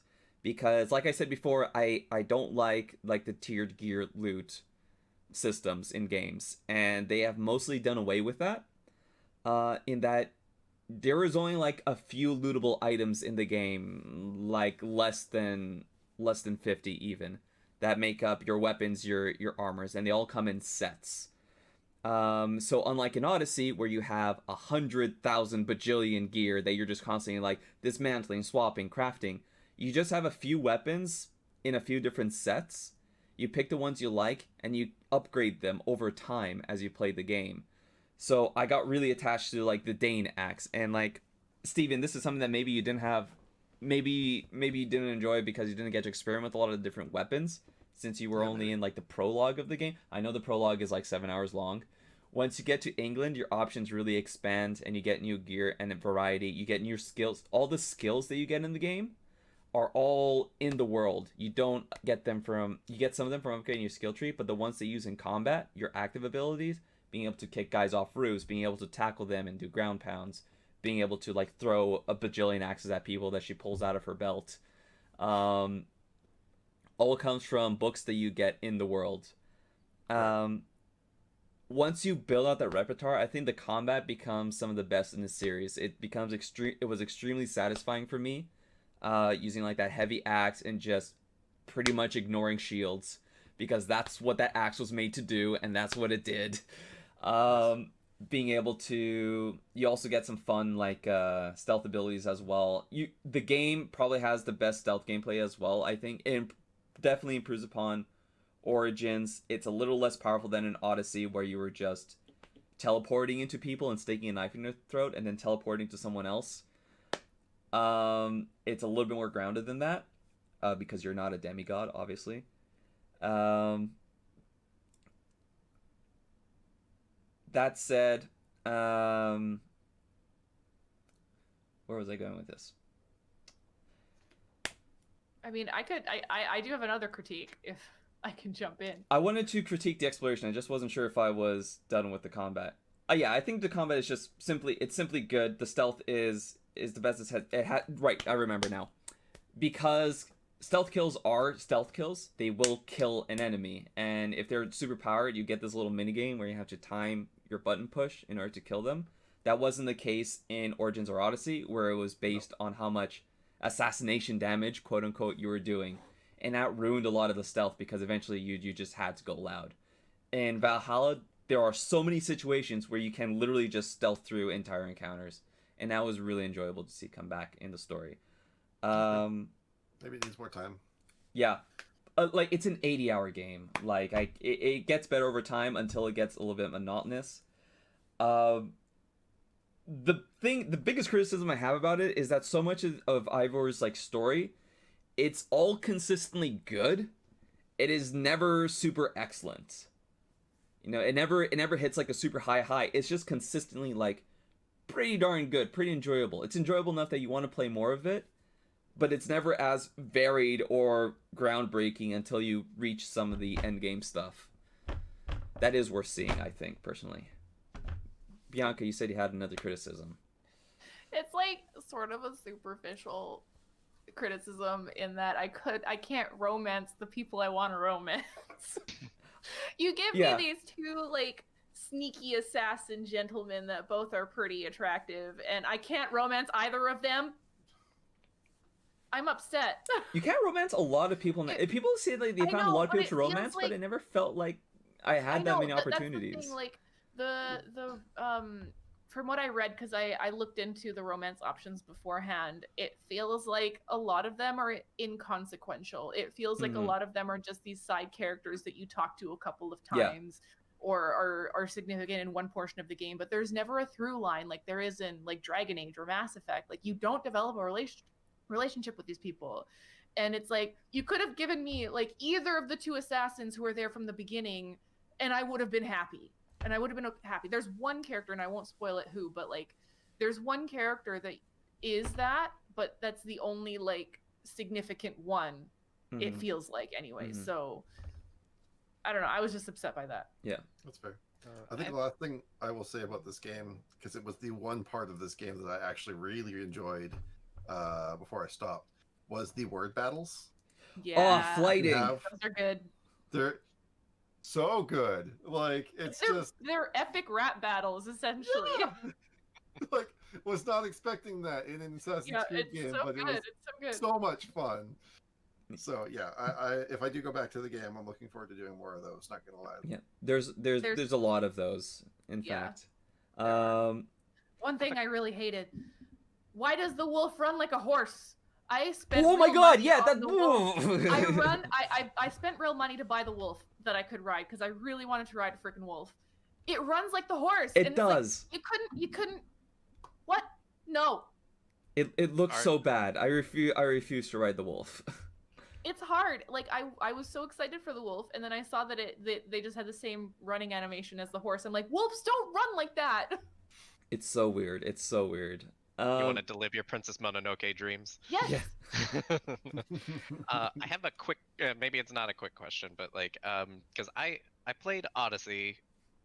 When I talk about games like being too long, like I typically mean that they like run their course and there's still a lot left to go in the like playtime, but like I don't have any interest to play it anymore. Like it's weird because you can have a really long game that has a lot of stuff in it, but I feel like I get more value out of a shorter game that's dense and got like good stuff in it. And like with Odyssey, and I also felt this with The Witcher 3, is that like there are times when like I want to progress the story, but it wants me to like do a grind loop where I gotta get to a certain level so I can actually progress the story of the game. And like especially with Odyssey, and like I'm probably gonna get flack for this, Witcher 3 do not have super strong combat loops for me. So like having to go and do really repetitive, like especially with Odyssey, you like I see the same like house over and over and over again when I'm doing a side mission to level up. Like did they fix that? Because like I think that was the biggest problem I had. Like I'm fine with like a cheesy story, which is what all of the Assassin's Creeds have kind of been the last couple, like at least with Odyssey, and it sounds like there's a bit of that with this one as well. But like, have they fixed that progression stuff? Because like, so there is levels and gears for stuff, but they are extremely generous with how you level up. And even if you're underleveled for something, I never really felt very challenged by the game. Okay. And in fact, it's if you want to just mainline the story, you can do that, and you'll probably be at the appropriate level. There is one area at the end of the game that you can do. It's literally the last area you do, and that ultimately ends the story. It's the weakest part of the game, and it's also the highest leveled part of the game, which I can see why they put it literally after credits, I think. Actually, no, I don't think they ever run credits in this game. It's weird. It's after the main, like, story of the modern era that you can go into this area and just wrap up some Ivor stuff and give her story a little bit more of a conclusion. Okay. Yeah, because I think like the one that like the games I'm talking about typically have like that, like if it is a level or two above you, they kind of have the same thing that Destiny used to do at one point, where it's like you just have no ability to do any damage to those characters. No. And like it always felt really, again, because like I don't mind going underleveled into something if there's like a fair fight, but like I felt this in like the God of War remake as well, where it's like, it's got like a purple name, I'm not going to do any damage to it, so like it's not worth my time. There are some bosses past that. There are some bosses that you can encounter in the open world, and they're leveled higher than the zone you're in. And I took down a boss that was 50 levels higher than me. Okay. Like it took some time in trying, and I had to be like very careful, and it was challenging, but I managed to do it just by playing well. I didn't feel like I was doing like so little damage, because your damage that you do doesn't scale with enemy levels. Okay. Like it's still, at least not in a significant way from what I have seen, at least. Okay, so that is a pretty significant change, because that was what it used Yeah, to do. Odyssey definitely, there was like a hard block to it. But they're very, like in this one it's very generous. The problem that I have with it though is like you said, the core combat and gameplay loop of it is not engaging enough over the course of 80 hours. This game is definitely overlong. It got to a point where I just wanted to mainline the story because I was curious to see where it would go. And even then, they would keep hitting certain plot beats that were similar to things they have covered before. And the game became a drag. It got to a point where like, I was even coming to my friend, like, no one has ever finished this game. I refuse to believe that anyone has ever finished this game. This game doesn't end. But eventually it does end, and it ends in interesting places, and it's worth playing through for that. But it definitely becomes a plot grind, which is interesting, right? You're literally just playing it through it for the sake of getting through the plot, and it's not really engaging you in terms of combat, because it's all stuff you've done before. It's stuff that you've seen before. And that's probably the biggest problem I have with the exploration elements of the game, in that it feels like Ubisoft is consistently taking the wrong lessons from Breath of the Wild. Probably even more so when you look at Immortals, from what I've seen of it. It's in the mail. I'm going to play it eventually. But someone looked at Breath of the Wild and said, exploration is interesting in Breath of the Wild because you don't really know what you're going to find. Which is partly true. And they took part of that truth and applied to this game, where on your map, instead of populating like in The Witcher, it has the question marks and stuff. They don't go as far as that. They color code stuff as mysteries, artifacts, or bounty or something like that. Wealth. And then wealth is stuff like gear, gold. My light just went out again. Gear, gold, and I think that's literally it. No, those are the mysteries. And mysteries is like your side quests, your secret boss battles, and those types of stuff. So you can look on your map and you see those and like, oh, if I go there, I'm going to get one of these experiences. The problem with that is that the whole thing about Breath of the Wild is not that they didn't tell you what you were going to find, is that they populated unique and interesting things systematically into the world along paths of interest. So as you're going to an area, you'll see like, oh, this looks like a Korok seed could be here. And then you go and explore, you solve a little puzzle to get a Korok seed, and that's super useful to you.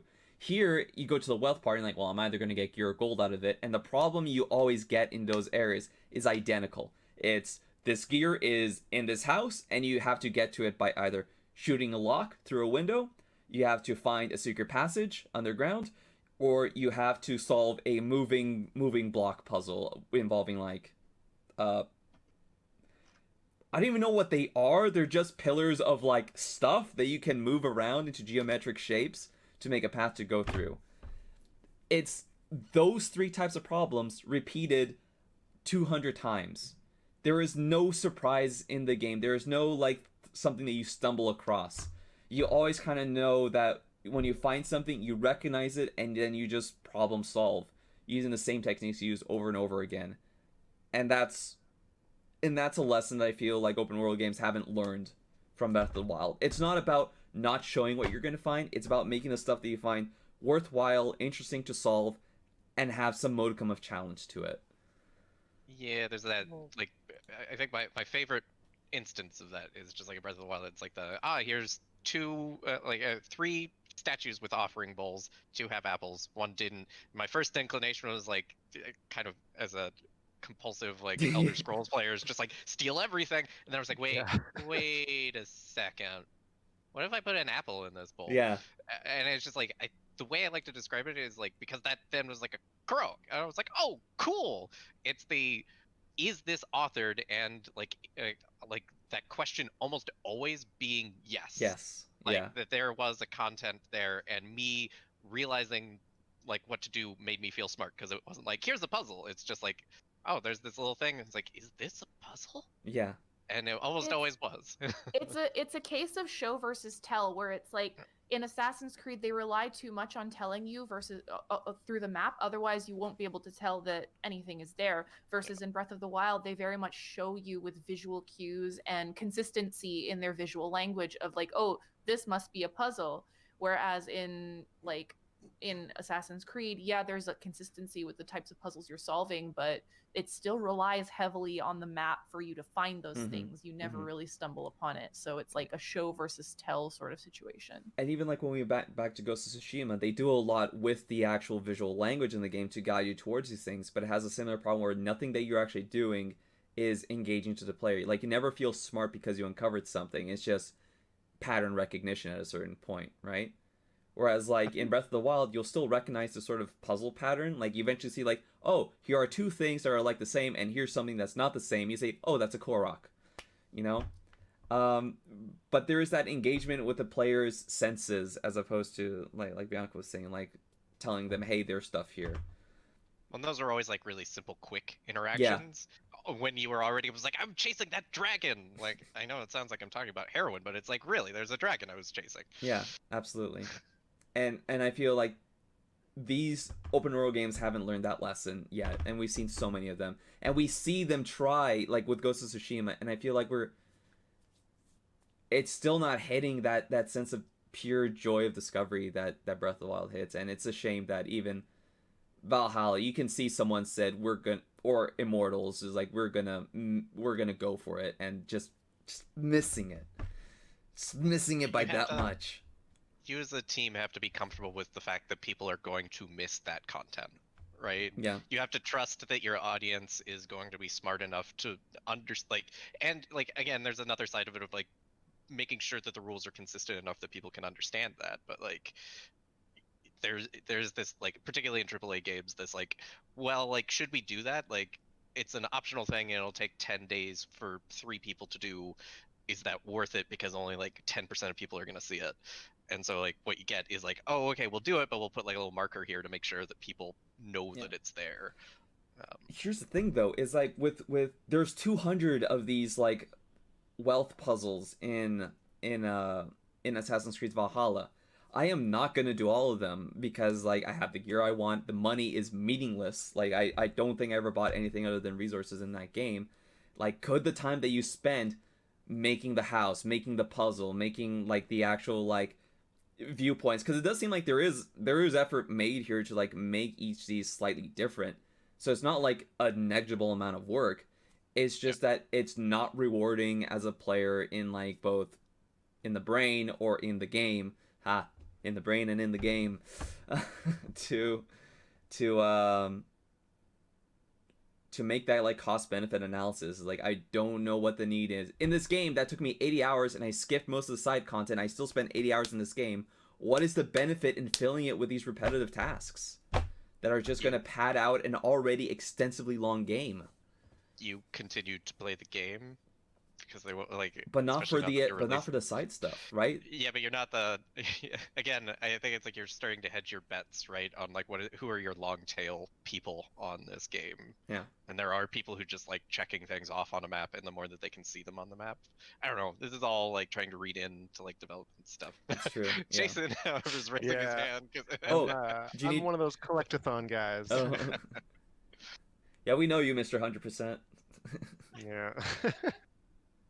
Well, you're gonna have a fun time with Valhalla. There's a lot to collect. For me, like, to take it 2 years. in those kinds of games, it's like I get so distracted. Like, I'll be doing the main story, but then I'll say like a blip on my map being like, oh, there's something here. I'm like, oh, well, it's not too far out of my way. I'll go get it. And then I eventually will just go from one thing to another, and I'll forget the main storyline and be like, oh, maybe I should go back to that. Just because my brain just works that way. I just get distracted very easily. But yeah, I enjoy it and dislike it to a degree. Like, as much as my brain can tolerate it, I enjoy it, but then there's always a moment where I'm like snap back to reality and I'm like, oh, I should probably like get on with what I was doing before the main story. So yeah, I liked playing it. I liked the 80 as art of play. Like, now that I'm at the end of it, I do appreciate the things the game does with the story, and I did enjoy the combat throughout it. It's just way too long I feel. Another thing that actually it bothered me, and I don't know, I'm still trying to figure out exactly why, but the gender coding of Eivor as male or female, it felt very much like even the female version of Eivor was still coded male. Like it was basically they put the female one in there for like consideration for their female like audience or their female players, but at the same time it still felt like I was playing a male character just in a female body. Interesting. And it bothered me a little bit just because the world never acknowledges, I kind of like that the world never really acknowledges your gender and never questions it, whether it's male or female, but at the same time, within that culture, there were still differences. Like with the roles that they had in society.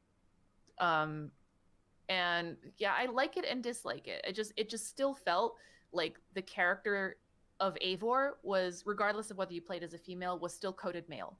Like it just bothered me a little bit. It's interesting that you say that because having played through the entire game, and also using the gender, the auto select gender thing, it definitely seemed to me that canonically Eivor was supposed to be female. Oh, interesting. Again, I haven't played through much of the game, but you'll see. I actually suggest that you play with the swap the gender for me option, because it does bring to light some different sort of plot points about that. Wait, what is this auto swapping? So when you get the choice to pick a gender, it says like, oh, there's 2 data streams here, and it says, do you want to be male Eivor or female Eivor? And the center option, which it defaults to, is let the animus decide. If you pick that, then it will switch at certain points. But the majority of the game, like 90% of the game, is played with female Eivor. Interesting. I'm curious if it's a randomized thing or if it's something that it's very plot driven. It's very plot driven. Oh, that's interesting. Maybe it's a case of in the areas where I'm noticing that is when it's supposed to switch to the male in the canon. I can guarantee you no, unless it's because you're not far enough to have seen it. Okay. It's like the first time you switch is probably about like 20-30 hours in. All right, well, I'll play through the rest of the game and see if I still feel the same by the end I'm of it. I'm interested in hearing how you feel about that. Anyone else have anything to say about Valhalla, or shall we move on? I just have one other question. Is Cassandra in this game, like in the timeline of the game? Because I keep seeing like video of the game, and I'm like, is that Cassandra? Or do they I had the exact same thought, and I thought like, do you want me to spoil it for you? No, please, no. Like it's not really a spoiler, so but I still won't say anything because I had that exact same thought. Say nothing. But yeah. You saw the end into Odyssey, right? Let's keep moving. Yes, I have seen the handing off of the spear. Yeah. So you probably know the answer to already. Yeah, I guess I just wasn't quite sure because I was like, I'm not sure. She's not. Yeah. Anyways, go on. Call of Duty Black Ops Cold War. Amanda talked about this a bit. She only played the campaign. I played every single mode of this because it's a Black Ops game and it's a Call of Duty game, so it has like zombies, it has the multiplayer. And it has like the campaign. I thought the campaign was one of the weakest that I have ever played in a Call of Duty game. It just doesn't have that many interesting, cool set pieces, which is what I come to these campaigns for. The plot is dumb, and it had a lot of potential because it's supposed to be a spy thriller, and it has interesting parts where like, oh, it's cool, you're a spy and like you're being undercover.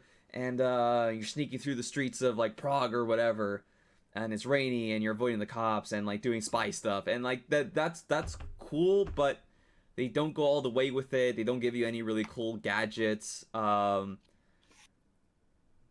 ending is sucks. It sucks. It's bad. It's unfortunate. It doesn't go the places where I hoped it would go. Hearing people say like how it goes off the rails in the end, and then like playing through that, and then just saying like, no, you've done this better in other games. In the same series, we just lost someone.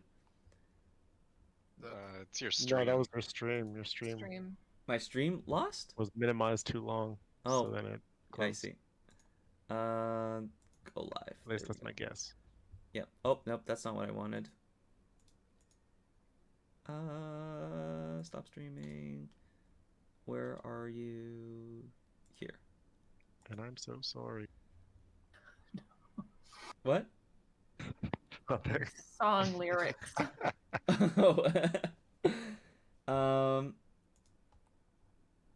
Yeah, so the campaign was disappointing for me. The multiplayer is also disappointment because they literally, this is like I said before, this was a game they had 3 years to make, and then they rebooted it a year into it, and they brought Treyarch into it to take over for Sledgehammer, and it feels like that because a lot of the mechanics they introduced in Modern Warfare, like being able to mount your gun, being able to peek around corners, all that's gone. It's a very stripped down, basic version of the Call of Duty multiplayer, and it's simply not as good as last year's game. And I think about it every time I play it, like how I could just play last year's game and have a better time with it. It's unfortunate. See, my one question with it is, in like the last one I played was Call of Duty World War II.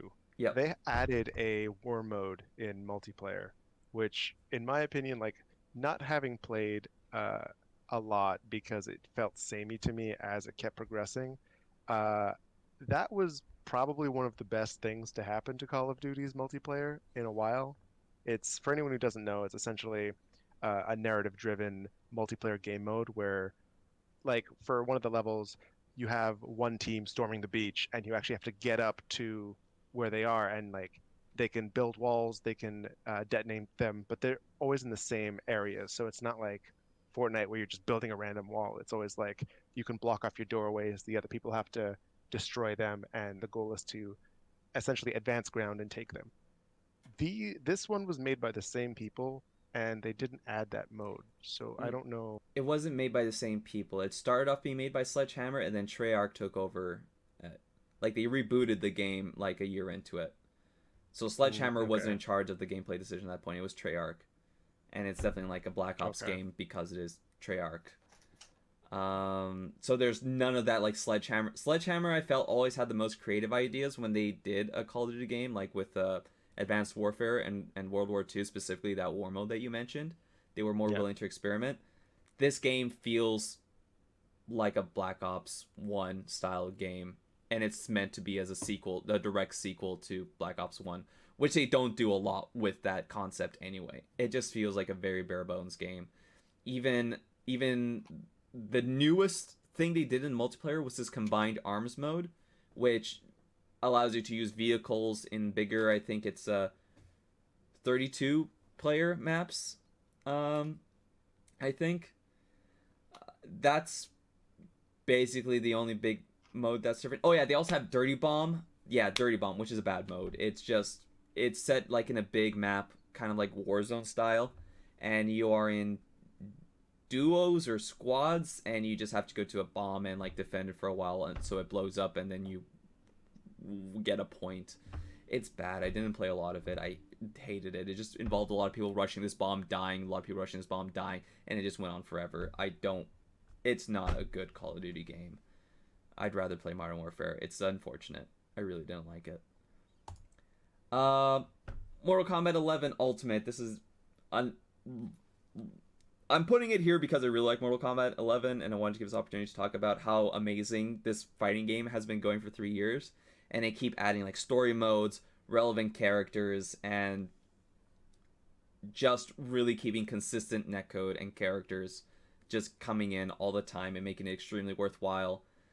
I get free versions of this because I would now work for Warner Brothers, so yeah. I've been probably exposed to more of this content. But the new story mode they added with in the previous expansion they did, called Aftermath, brought in like the original voice actor for Shang Tsung, which they already had like pop up in various times in the game.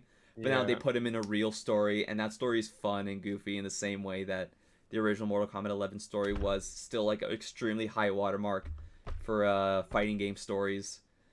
And they just continue to like hammer home with that expansion. And this Ultimate one brings in like fan favorite Melina, which everyone had always asked for every time Ed Boon posted on Twitter. So that was a big get for people that were a fan of that. Yeah, I don't know what more I can say about that. This is one of my favorite fighting games of all time. It's definitely the one I spend the most time with. I have 200 hours in this game. It's just a really good fighting game.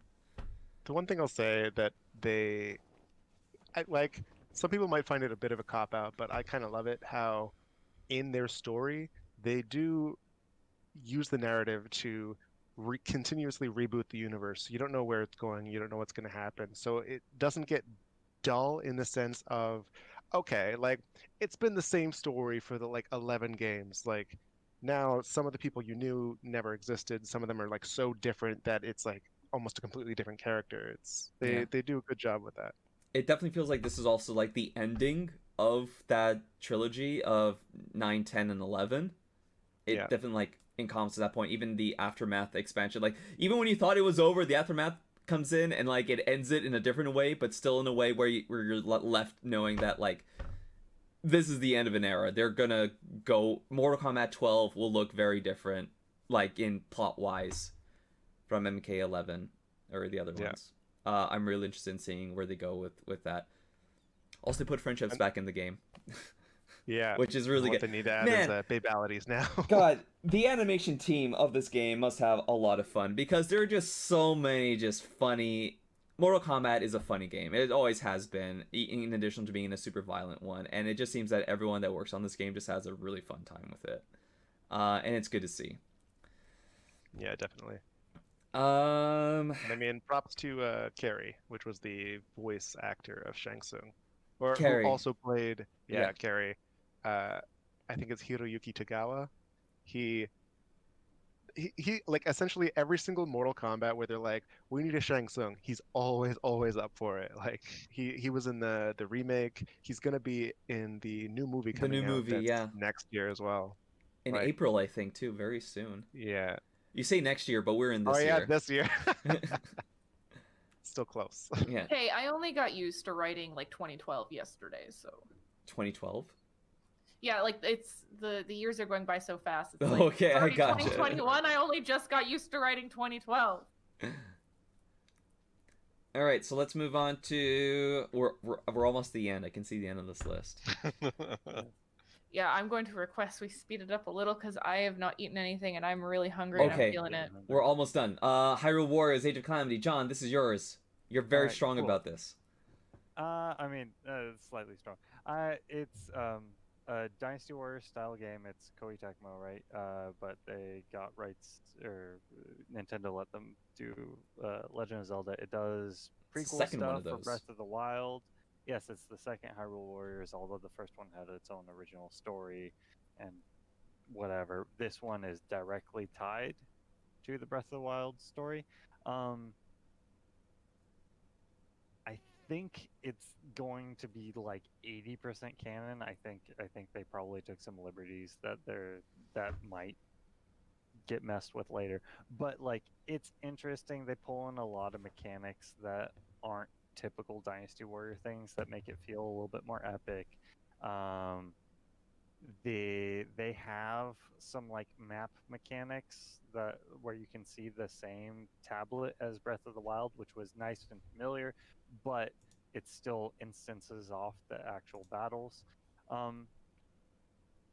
The gameplay is good Dynasty Warriors sort of style, where it's casual, not super challenging, but interesting and fun. I play it with my brother, therefore it is a good game in my book.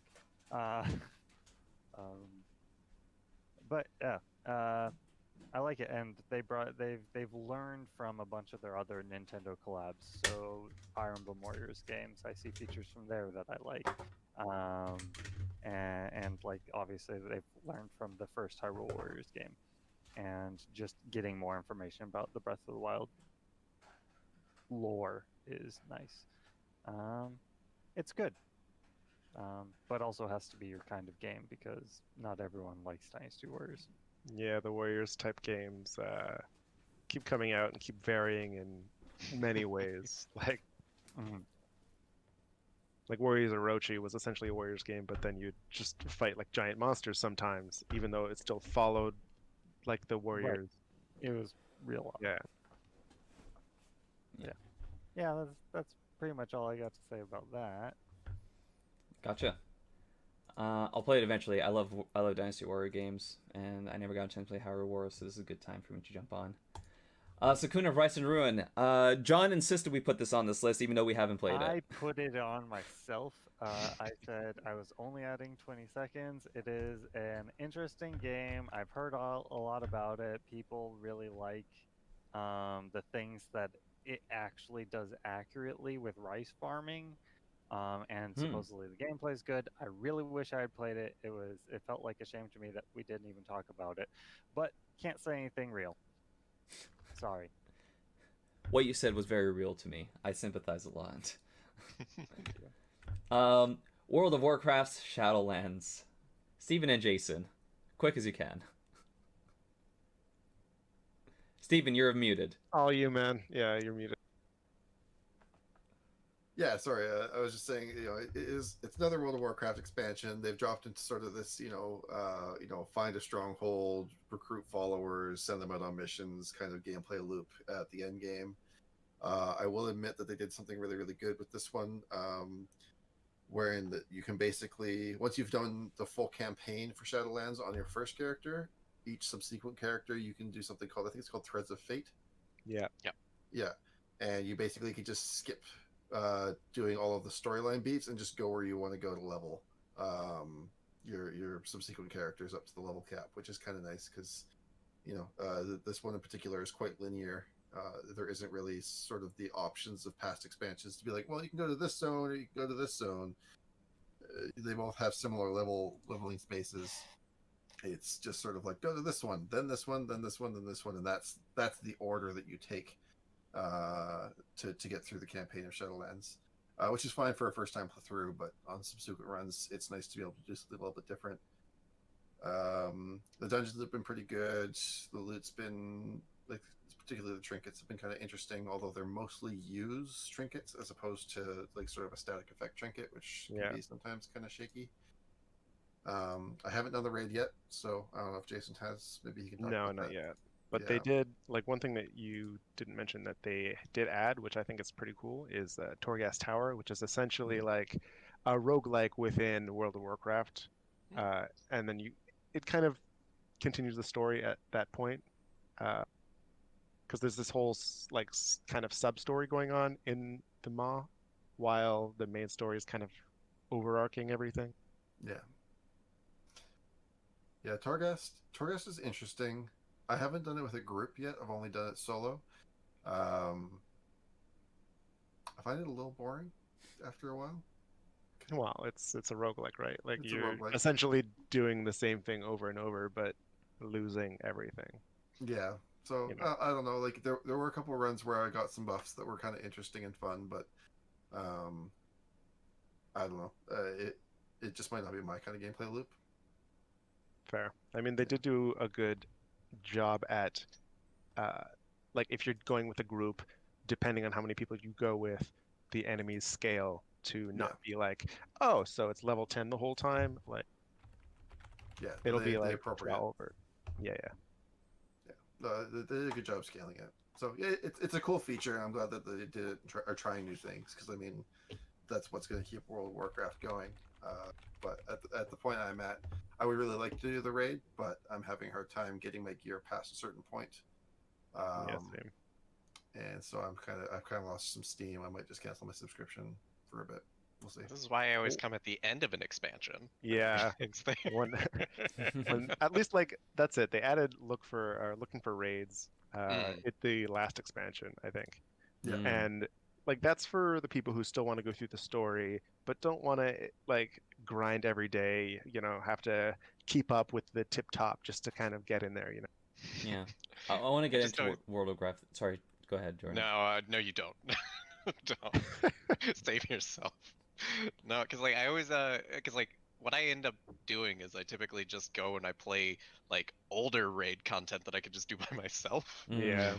Because I find that really funny. I especially thinking of World of Warcraft as the perfect representation of 5-dimensional space, where you're just kind of walking around in the new expansion. It's oh, hero, thank you for helping us with the thing that happened last expansion. I'm I haven't done that yet. But but you know that I did it. It's just a really small inside joke I have for myself, and I chuckle about it all the time. One thing that I did like that they did in older expansions and less so as they proceeded was they kind of acknowledged that you were a raid and you were doing this with a lot of champions and it wasn't just you. And Yeah. then it got to the point where they were then like, you are the hero that is doing all of this. And you're like, but I'm not soloing it. Like, Yeah, I think they kind of like there's like a weird reaction that happened within some MMOs after the Old Republic came out.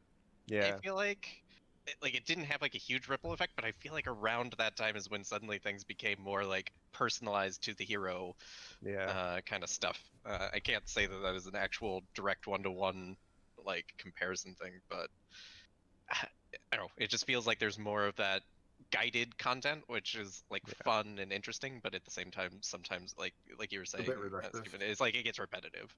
Yeah. Yeah. Also, I mean, just but have in to the keep end, making a bigger thing. in the end, it is still WoW. It'll Yeah. always be like a warm sweater for me to put on, whenever I'm just looking for something else to do. Yeah. Probably even more so now than it was with the last expansion, because I think what shocked me was like when the pre-patch came out, it was like, oh, they added skills back in. Yeah. Like rotations kind of got thrown for a loop. Like it wasn't as simplified as it had become. Yeah. That's why. All right. That's WoW. Wow. Wow. Wow. Okay. Empire of Sin. No one played this. This was the new game by Brenda and John Romero, published by Paradox. It's like a crime strategy game. Didn't get good reviews, so I didn't end up playing it, but I still want to check it out.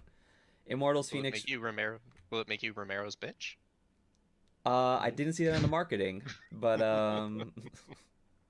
not every game can be Daikatana.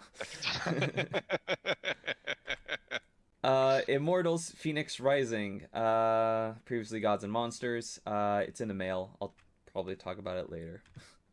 I gotta say, like, okay, well, I don't wanna bash it because there's nothing that bad to say. It's just from what I've seen with like I've watched YouTubers play it, it doesn't seem to be too unique. It seems like kind of every other 3D adventure game, I guess, like hack and slash. I mean, let me know what you actually think when it does come out, because this is coming from a complete like outsider point of view. I already started feeling like, knowing what I know about the exploration elements, I already know I'm partially not gonna like it just because it has my least favorite exploration mechanic, in that you go to a high spot, you pull out your telescope, and then you have to like make an icon pop up on your map.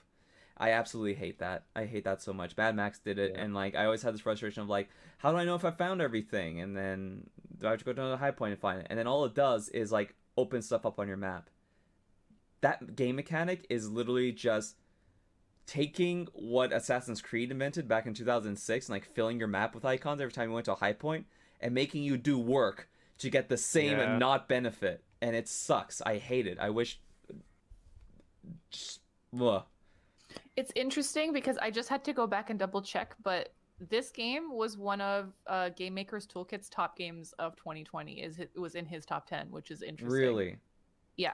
Again, I'll have to play it and see, but like just the addition of that mechanic already makes me upset. I don't think that's compelling. I could talk for ages about. Taiko no Tatsujin Rhythmic Adventure Pack. I put this on this list because I love Taiko no Tatsujin. You may know it as Taiko Drum Master, what you can see in like many different arcades, where you have like a little drum and you can either hit it on the top or hit it on the rim, and then it's rock. It's like Japanese rock band. It's lovely. It's fantastic. Y'all should play it.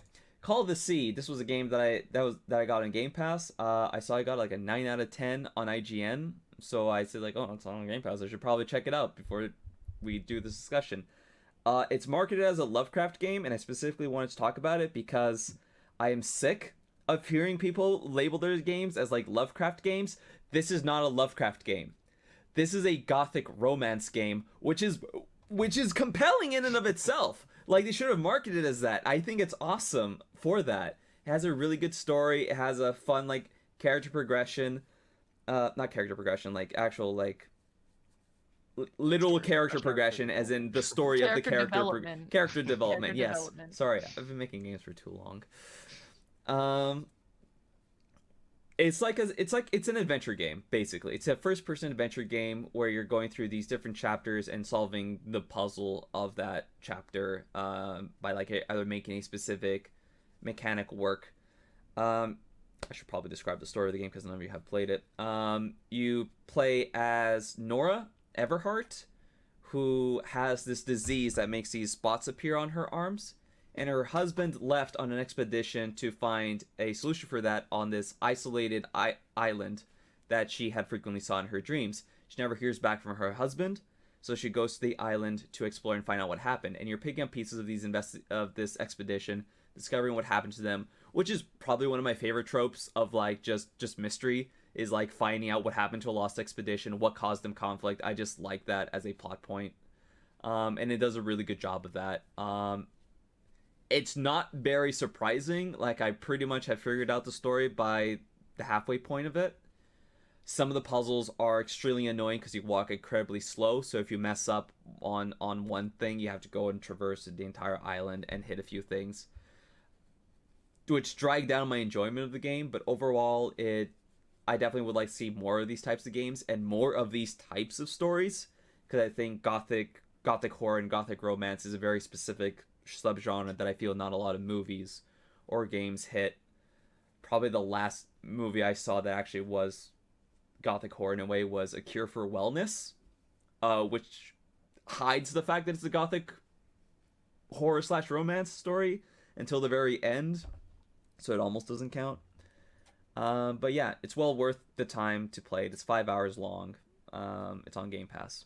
Give it a shot. I wonder if like the reason why they called it Lovecraftian is just that sells, like, right? Oh, it's kind of like when the Social Network came out and someone said it's like a modern day Rashomon, and it was like, just because people are telling different versions of a story doesn't mean that it's Rashomon. This is like, people are comparing there's that to Rashomon, really? Yeah, I never heard that. Jesus. Yeah, but there's like, I could see someone be like, ooh, there's an island that someone's dreaming about, and that's why people keep going to it. And I guess that's like, I mean, that's a part of Call of Cthulhu, but yeah, like, there's fish people.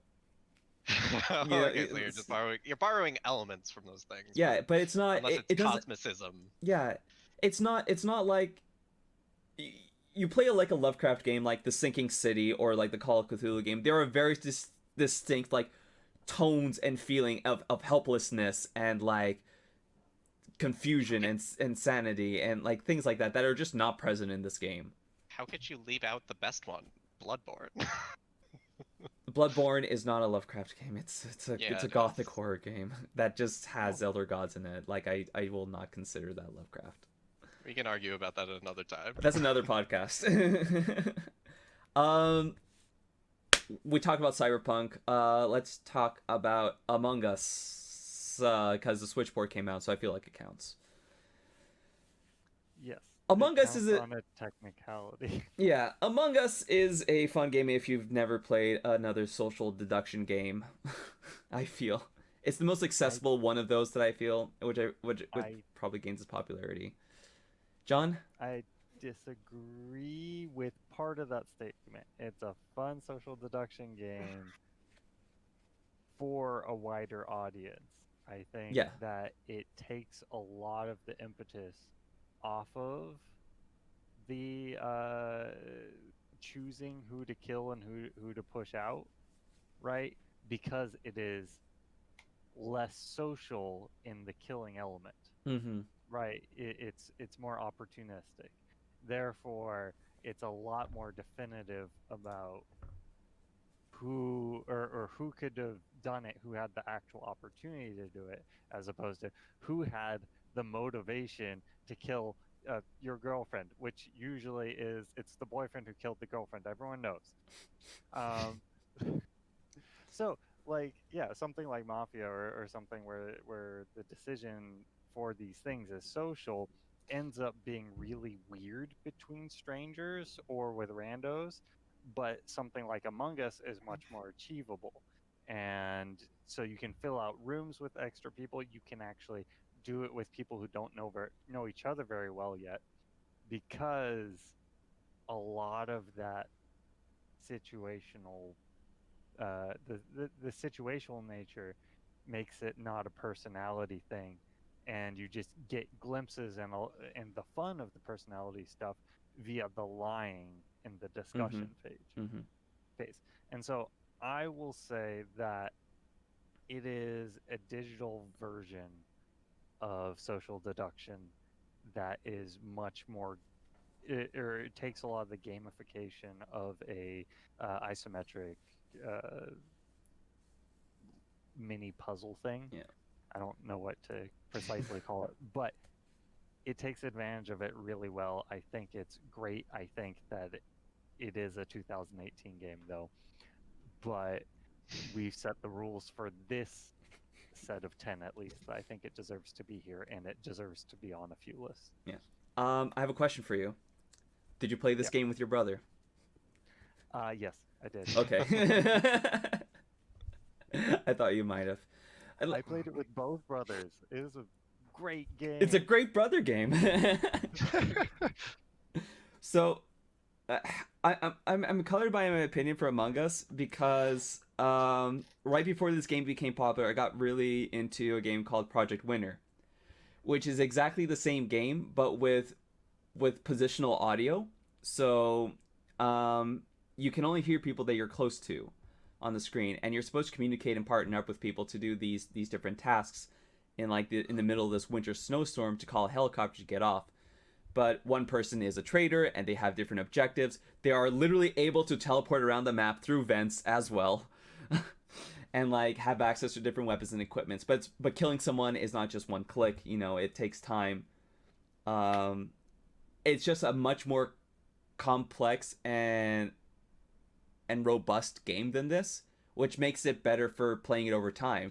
The problem is not many people played it, so there isn't that big of a player base. Not many of my friends want to play it because it is more complicated, and now that Among Us came out, no one will play this game with me. Even though pound for pound, gameplay for gameplay, Project Winter is a better game than Among Us. It is not as accessible, it is not as easy to get into. But you just described things that are very easily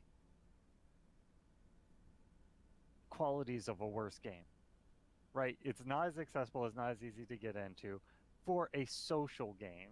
It's sure that works for some people, but and it does sound fun. I would be interested in playing it probably at some point, but at the same time, target audience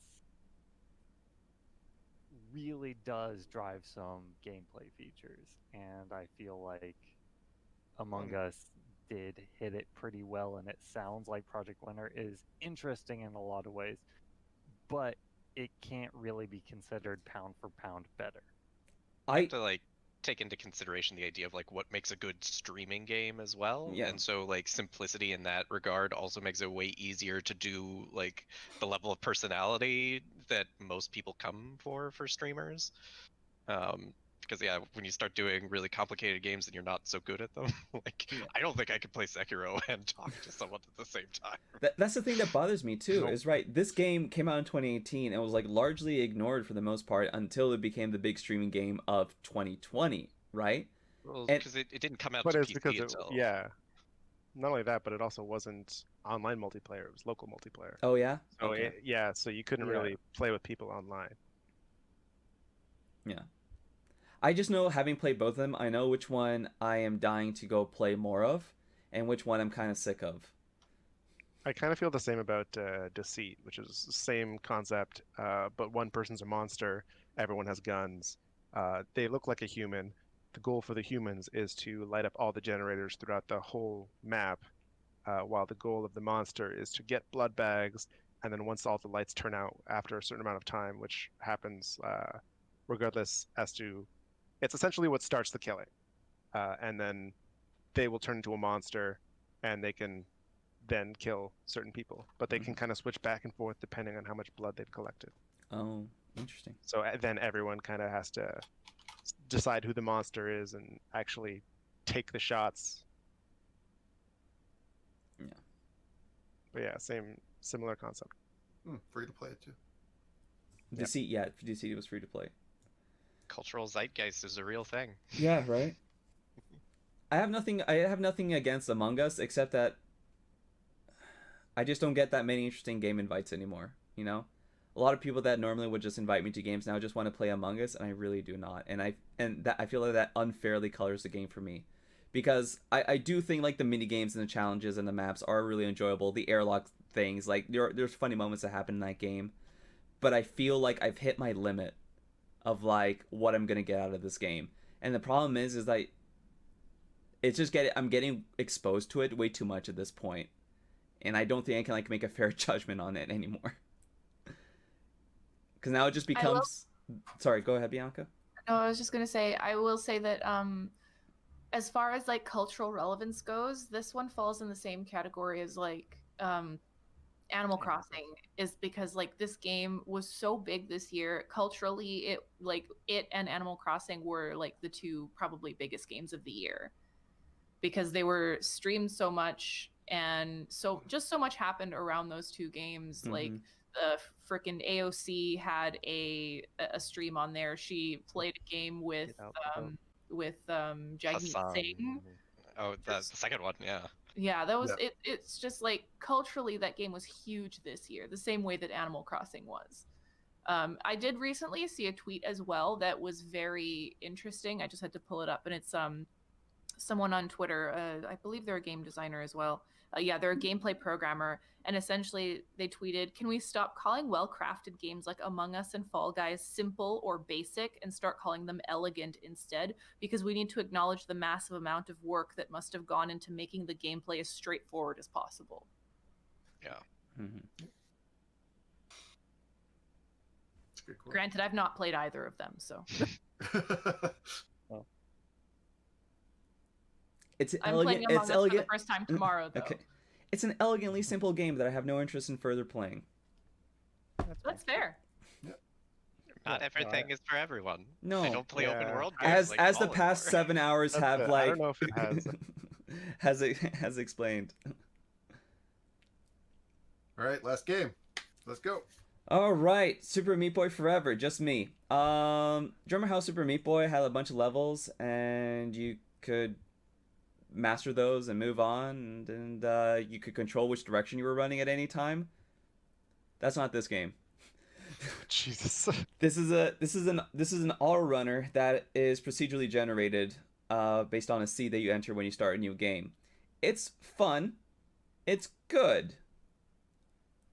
I think once you get over the fact that it is what it is and you can only jump, punch, dive, and switch the direction depending on if you jump off a wall or not, and you come to terms with that, it's pretty enjoyable. It's a weird game to follow up Super Meat Boy, I think, especially after 8 years or whatever, 6 years, something like that. Oh, it's definitely like 8, unless you're talking about like a re-release or something. No, yeah, it's like 8. Yeah, I think that game came out in 2012. I think it came out on 360. Yeah. Yes. Yeah, it definitely did. Yeah. It did.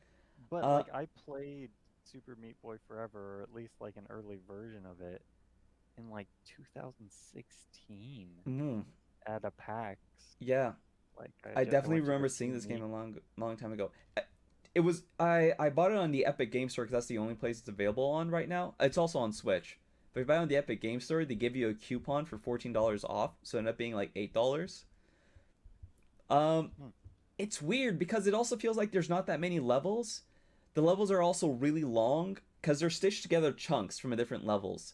So getting good at the game requires you to just get level at your generated chunks and hitting their par times on each one of those. There is no quick restart button either per level, unlike the original Meat Boy, which I feel like is a sin. You have to like exit to the map and then start the level again if you're trailing on time. I don't know. It's just because levels are longer, it also is there's only 6 levels per world, and there also seems like only 4 worlds. I'm like halfway through the game and I've only been playing for like an hour. It's not exceptionally challenging either. It's only a little bit frustrating. It's weird. It's a weird game, and I'm not sure where it goes after you do those 4 worlds. And not having the... Well, okay, so I'm making an assumption here. But I assume you don't get to see your meat boys go against the grinder once you finish. You a do, level. you do. Oh, you still see that. You do, but it's like longer over time. So like, they'll show you like the meat boys that you used for that chunk. So you'll see like a bunch of them in a chunk they had a lot of time with, and then like the one gets through, and then that spawns a few other ones for that chunk that you were in against. But because the levels are so long, I never watched the whole of one of them, right? Right. Because the levels do take you about like a minute to get to the end of it. So you got a minute long replay instead of a 20-second one. It's just not that interesting to like get good at that game, especially since you know the levels aren't curated, only the chunks are. And they're mostly like puzzles. It's like finding out like, oh, where do I jump, where do I dive to make use of like this auto running thing. And like it's enjoyable in that way of finding out like what's the correct solution to get to this chunk. But once you do it, doing that faster and without mistakes over the course of a minute, that's not fun. That's not interesting. And the fact that you can't quick restart either when you mess up, I don't see myself hammering levels like I did with the original Super Meat Boy. Like I want to get through this and see all the boss battles because they're fun. And I think that's it. That's when I call it quits on this game. It's a weird release for sure, but it's not bad. It's just strange. We did it. Oh my god, we made it! Oh. We're done. And we only lost one we're person. done except, yeah, we have to come Top back 10. to yell at each other. I made my list already. You guys have not changed my opinion on moving anything from last night. I was convinced to move some stuff after our second conversation, Yeah. and after the first conversation, that's how I chose one of my extras. Yeah, I'm gonna probably bump Hades a little bit. Hades wasn't even on my list, and then I decided that Hades deserved to be on that list more so than another game I had on there. So spoilers, Hades is on my list somewhere. What?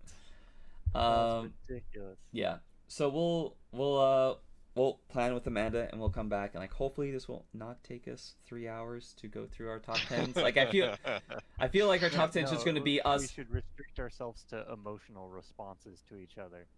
Just yell the emotion. That's it. Huh? You didn't put Last of Us on this list. Work? Huh? Okay.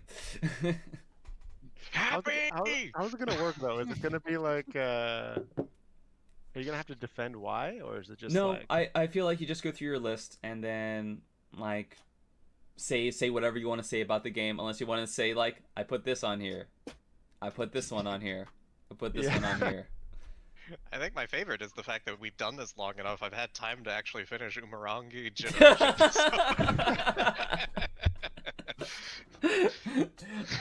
Is it on your list now? Oh yeah, absolutely. I should like see what's actually on my Steam list because I started putting games on me. Oh, Steven, wait, we missed something. There's a game you didn't get to talk about. Oh yes. You did? Yeah, Avengers. Yeah. When did Avengers come out?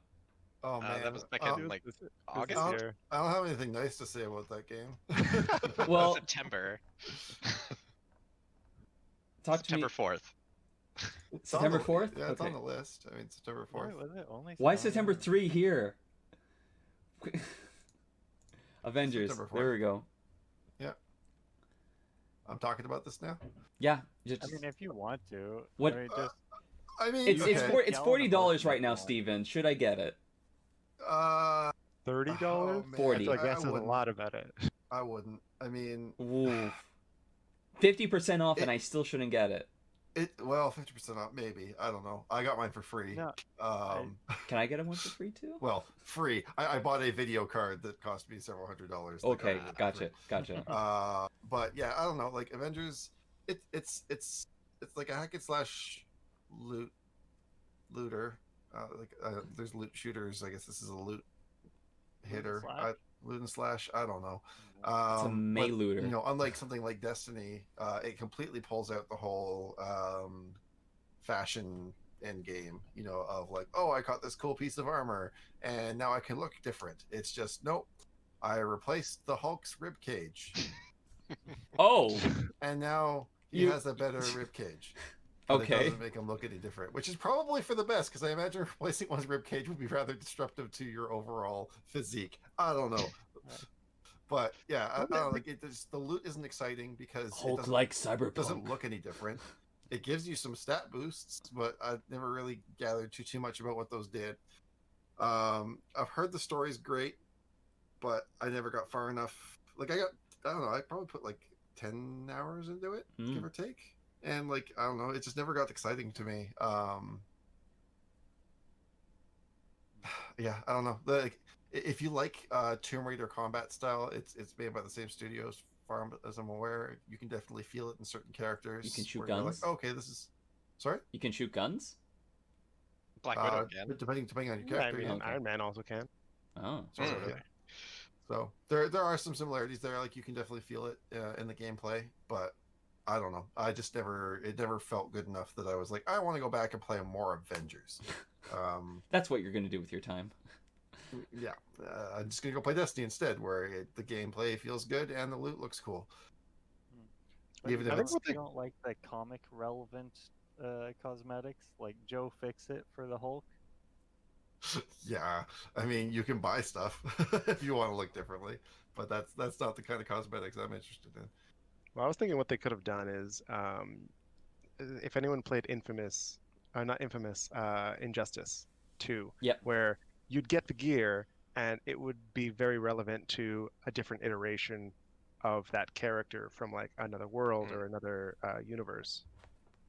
But they could have done that where it's like, I don't know, now he's Venom Hulk, like with this legendary gear or whatever. Yeah, but This then is they the can't sell version that. that was. This is the one where it was like not gamma radiation. It Yeah, was omega radiation. I don't know. yeah. That's I'm like, I don't know enough about Jordan, it. for the next hour, tell me everything you know about the Hulk. I have like so little comic book knowledge. It is embarrassing. Like, Just say it very slowly, and then uh, I'm gonna head out because that's too Yeah. much for me. I All guess it's right. just like the But one- I recommend that anyone looks up the actual lore behind Joe Fix-It because it's kind of hilarious. Okay. Go fix it. I'll put that on my list then. I imagine it was a note that you need to go fix it, but like it was like in a bad handwriting style, so someone thought he said Joe fix it. Yep, no, that's you got it. Well, I thought you knew nothing about comic books. I just You're a know genius. people. All right, let's call it here before Yes, my I face think falls so. off. Cool. And tell me your availability later, and we'll come back with our top 10s right after this fade. And we're back. We're ready to do our top 10s now. Finally, day 4. It will look like nothing if you're watching the video. It will be a separate entry on the podcast. You know this already because you clicked on it. Whatever. I'm done with this by now, if you probably noticed. It's been 8 hours. I have 8 hours Like before I'm actual going to parse it. 2020, it stuck around way too long. Yep, basically. Thank you so much I for forgot what my making family it looks here. Thank you so much for making it this far, you guys. I really appreciate it. So let's end it now with John giving us his top 10 games of 2020. Starting with... All right, number 10, I put Drake Hollow, one of my played with my brother games. The survival one, it's pretty great, but it didn't deserve to be on the list, but it is anyways. Number 9, Spellbreak, the Battle Royale game I enjoyed the most this year. Love Battle Royales. Number 8, Animal Crossing. Talking through the games over the past couple of days, the cultural impact argument really got to me. Had to be on my list. Number 7, Hyrule Warriors. Once again, brother, had to put it on my list. And I love Warriors games. Moving Out, played it with my brother. You know the story by now. Great game. Oh, yes, thank you. Age of Calamity. So yes, number 6 is Moving Out. Number 5, Daemon X Machina. Special place in my heart. Couldn't not have it on the list at any opportunity. Number 4, I put Among Us. Played it with both my brothers. Even higher on the list. Also, I think it is a cultural impact game, so I really thought that was important to get up here. Spiritfarer made Louise cry, so had to be on the list. Also, I enjoyed it myself too. Number 2, Risk of Rain. Played it with my brother, and it's near and dear to my heart. Had to be super high. And Phantasy Star Online 2. I've put multiple thousands of hours into this game. Any opportunity has to be on a list for me. And I have honorable mentions of a whole bunch of games that I really wanted to put on the list but couldn't. I'm sorry. Okay, and with that, we'll move on to spoilers. To my top 10 games of the year. I'm actually gonna like put some addendums here because I started off with the honorary mentions. I put Trackmania because I love Trackmania, and I thought this entry was great, but there was a lot of other stuff that was deserving that to put on this list. I put a short Hype because it came out in 2018, but I only played it this year. But it's a really good short 1.5 hour game that everyone should play. I put Vanquish because Vanquish is Vanquish, and we need more Vanquish in our lives. I can see John doing a little fist bump, I think I saw. Yeah, there we go. I'm also going to put Animal Crossing because I only don't like this game because I'm a terrible person. And I'm also going to put Among Us because Among Us as my honorary mentions.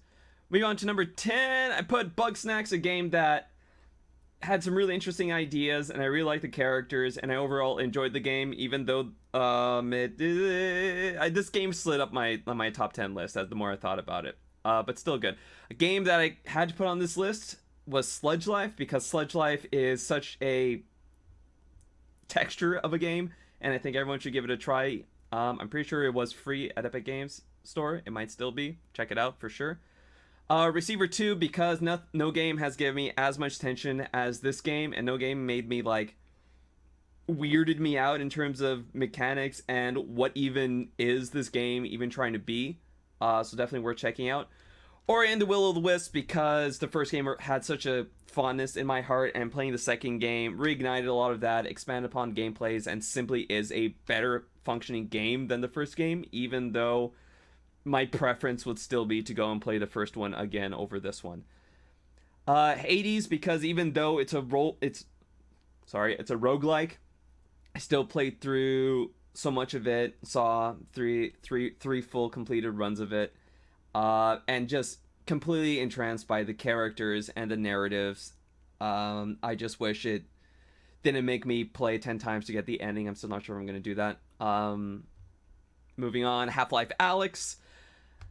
Pretty much one of the best VR games I've ever played. Definitely the one I played like the longest all the way through to an actual conclusion. Not a lot of VR games you can say that for. And just thoroughly engaging throughout. A lot of variety in the mechanics and the encounters that you have in. Special shout out to the Jeff chapter of the game. I think it's called Jeff. It's a J name, I'm pretty sure. Fantastic like stealth thriller experience. Tony Hawk 1 and 2, just for the fact they got all the soundtracks back and they finally managed to make a good Tony Hawk game. I loved it for the 2 weeks that I played it and 100%ed it. I really wish they did more with the live portion of the game or the multiplayer. Definitely could have been top 1 on my list, but as it stands, it's going to be at number 4. Number 3, some people might be surprised it's not higher, but Last of Us Part 2. Number 2, Sentinels. I already said way too much about Last of Us Part 2. You know how I feel about it at this point. Number 2, 13 Sentinels, Aegis Rim. Just a surprise for me. A joy of a story to experience. I'm amazed they managed to pull off pretty much all the narrative threads they throw at this game. The actual gameplay is pretty unique and different for an RTS, even if it did start to wear a little thin for me by the end. Thankfully, you don't have to do too much of it in order to see the full, complete story. And just constant twists throughout this game. I think everyone that loves a good sci-fi story needs to play through this 100%, especially you, Jordan. Yeah, I actually saw it's on sale and I almost bought it this morning. Do it. Do it. Yeah. Luis, scroll down your list. We can't see it. Number 1. Don't know what you're talking about if I don't see it. Thank you. Number 1, of course, Spiritfarer. Of the games that made me cry this year, this is the one that made me cry the most and the most profoundly. This is the game that gave me so much motion that I had to take a break from it. I can't remember the last time a game made me do that. And tying that together with just a genuinely engaging progression and core like loop involving you taking care of some wonderful, some arrogant, some just very human animal characters. This game is just a pure joy. I love it so much, and I'm can't wait to play it again in 2 years once I need that little revival spirit to remind me of this game. And moving on then to Jordan. Oh, cool. First of all, preface this, I only have a top 6. I did not play enough games, and not everything I played this year made it onto the list. So yeah, we'll start with number 6. I gotta give it to Animal Crossing New Horizons. It's not 100% my type of game, but like I definitely got pulled into it a lot more just because, again, that like friend aspect. Like I really enjoyed hanging out with all my friends online during a time when I couldn't see them in person. All right, number 5. We did this so long, I had time to play a couple of games that I hadn't yet. And I jumped into Crusader Kings 3, and I now have like probably about 24 hours into the game. It is extremely my jam. It is just like weird intrigue with a whole bunch of people and grand strategy. I still have a lot to learn about it, but super fun. If you like really overly complex games where you don't know what the hell everything is doing yet. Number 4, Kentucky Route Zero. I just really enjoy this game. It's kind of simple. It's not hugely in depth in mechanics, but what it's doing with what it has is beautiful. Exploring the Zero itself is great. I need to finish it all the way through, but just I love the art style. I love the music. I love it as an experience.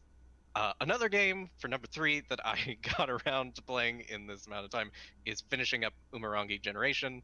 I loved Tony Hawk Pro Skater, and this kind of captures a part of my childhood that's a little bit more special, which is like I loved running around taking photos, and like doing that in a like constrained environment is really great. It's got really great environmental storytelling, and I don't know, it does a lot with a little. It's rough around the edges, but I think that like what it does good is way better than what it does bad. And then also the music is just awesome. And number 2, gotta give it to Spiritfarer. Like I also like was just emotionally obsessed with this game. Like it made me cry, it made me laugh, it made me sad. Or like it made me angry, it made me feel betrayed. Like these are things that I feel like interactivity in games like has a way of working in a way that other mediums can't, and I wish more games would chase after that. And then just for the sheer polish of everything around it, my number 1 is Hades. Like again, similar to Spiritfarer, it uses its mechanics to tell its story, and it nails it. Like I know it can seem simplistic in how they kind of matched everything up, but I think it was Bianca that was pointing out, it's like when things are polished and they feel like they work so well, like you got to give it to them for that. Like the music, the art style, all of that. I need to go further because I need to figure out whether or not I can get Zagreus and Thanatos together, because damn, oh my god, yes! pairing. They're not related by blood anymore, so like that's a match made in heaven. Every time I saw him in the like hallway, I was like, my bedroom's just around the corner. Now kiss. But he would always poof away. I was like, stop running from your feelings. Which is the most true relationship you can have. Yeah, so like, you know, God, like Prince of the Underworld and God of Death together, it's just a match made in hell. So Also, I don't think I can take credit for that because I don't think I said that. I don't think I was the one who said that. Well, you pointed it out. Did I? You found the tweet, right, or whatever. Oh no, that was for Among Us. That was for Among Us. Yeah, I know. I'm just saying that I like it's something similar, right? Yeah. Sorry, it's not a specific comment on one game. It is a comment on game design, period. Yeah. All right, Steven. Alrighty, so my number 10 is a game that's probably not going to be on anybody else's list, and it might even rank higher, but you know, since it's not really going to rank in the overall, I put it down here. It's Divinity Original Sin 2. Had a lot of fun playing this with a group of friends this year, and it's, like I said, its elemental system is just revolutionary. Number 9, we got World of Warcraft Shadowlands. This honestly was just like the dumb fun I was looking for this year. Just something really simple, something easy. They added a bunch of cool new stuff to it, and while keeping it familiar and easily accessible. So that was what I really wanted from it, and it delivered. Number 8. As we sort of mentioned, I'm a little biased on this one since it comes from my studio, but Hivebusters was some of the best Gears I've played in a long time. Really, really enjoyed it. It was just a pleasure to sort of hop in there and run around with some new characters, and the story it told was really interesting and a lot of fun. Number 7, similar game to some other ones on some other people's lists. We're looking at Hades because Supergiant knows how to make a video game. It's just like they're the master of the soundtrack and tying everything together and characters. It's they knock it out of the park. Number 6, we're looking at Spider-Man Miles Morales. As much as I was sort of disappointed they didn't do more with this game, it's still more Spider-Man, and really they just got a really good a feel for Spider-Man and how those mechanics should work. I did enjoy using the new shock powers, and the sort of like snapshot of Harlem I thought was really genuine and a lot of fun to sort of experience. So number 6 on the list. Next up is 5. Ghost Runner might even rank higher for me if I'd actually had the time to finish it. But as much as I say I haven't finished it, I have enjoyed all of my time with it. It is super fast paced, super fun. Just sort of like iterative attempts of sort of like learning through trial and error, and at each sort of level that goes by they add new enemies, and it changes up the whole way you have to play and sort of interact with the environment. So I've really quite enjoyed my time with Ghost Runner. That brings us to number 4, which is Half-Life Alyx. This game is going to, I think, revolutionize VR as we know it, and it's going to be sort of the next stepping stone toward interactive environments and immersive storytelling. I really am excited to see more like this, or the next game that Valve comes out with that has a VR aspect, because we get 2, right? At least, right? Please. Oh, yeah. And then 3 is Doom Eternal. Again, sort of just the fast-paced, ridiculous action game that I wanted this year, just for the fun and I don't know, mindlessness of it all. I didn't need story from it. I just needed action, and that's what I got. Number 2, I mean, I just pointed the wall behind me, really. That's the bottom line. I love Destiny 2. I'll always love Destiny 2. Which brings me to my top spot, which is The Last of Us Part 2. This game, think what you think about it, feel what you feel about it. It made me feel a lot of things, and I really have to give it credit for that. It really pulled me into the story. The game had its highs, its lows. The characters, in my opinion, were fantastic. And really, at the end of the day, it's an experience I'll never forget, and that's worth number 1 to me. That's my number 1. Okay, so let's move on to Jason.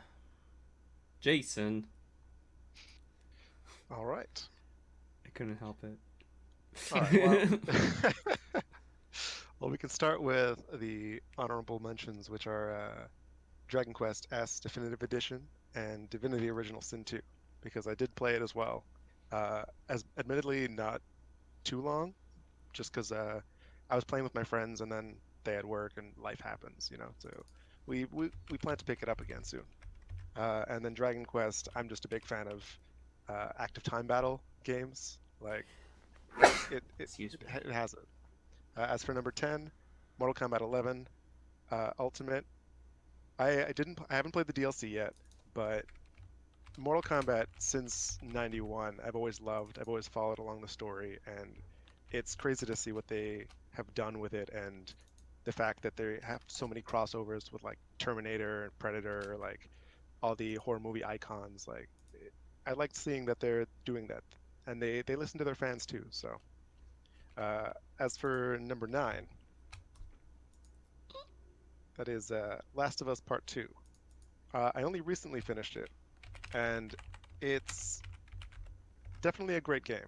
Again, it does incite a lot of emotions, some thought, like more of like it. A lot of it's like left up to interpretation, or some of it anyway. And I think that's good for games to have as well. Number 8, Final Fantasy VII Remake. There's not much to say. I like Final Fantasy VII has always had like a warm heart, warm place, and to see it come to light again and also be different, it's I'm excited to see where it's going.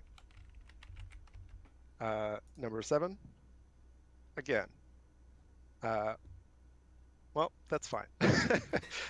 7, Shadowlands. It's again like a warm sweater.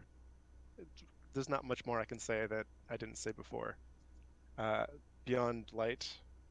I only started playing it last year, or Destiny 2, and I've logged like over 1,000 hours, and I only started like late last year, I'd say, like middle to late, and it's only going up for me. Great storytelling. As for number 5, it's Among Us. Multiplayer, like you can pick it up. Like people who don't even play games on a regular basis can pick it up, and that's such a fantastic thing for a game to have. The fun in the simplicity of it is well executed. Number 4, Phasmaphobia. A lot of fun. I love what they did with the voice, like the in-game voice chat, and I think more horror games should do it. Plus, it's co-op, and I find it's very rare to have a co-op game that's actually scary.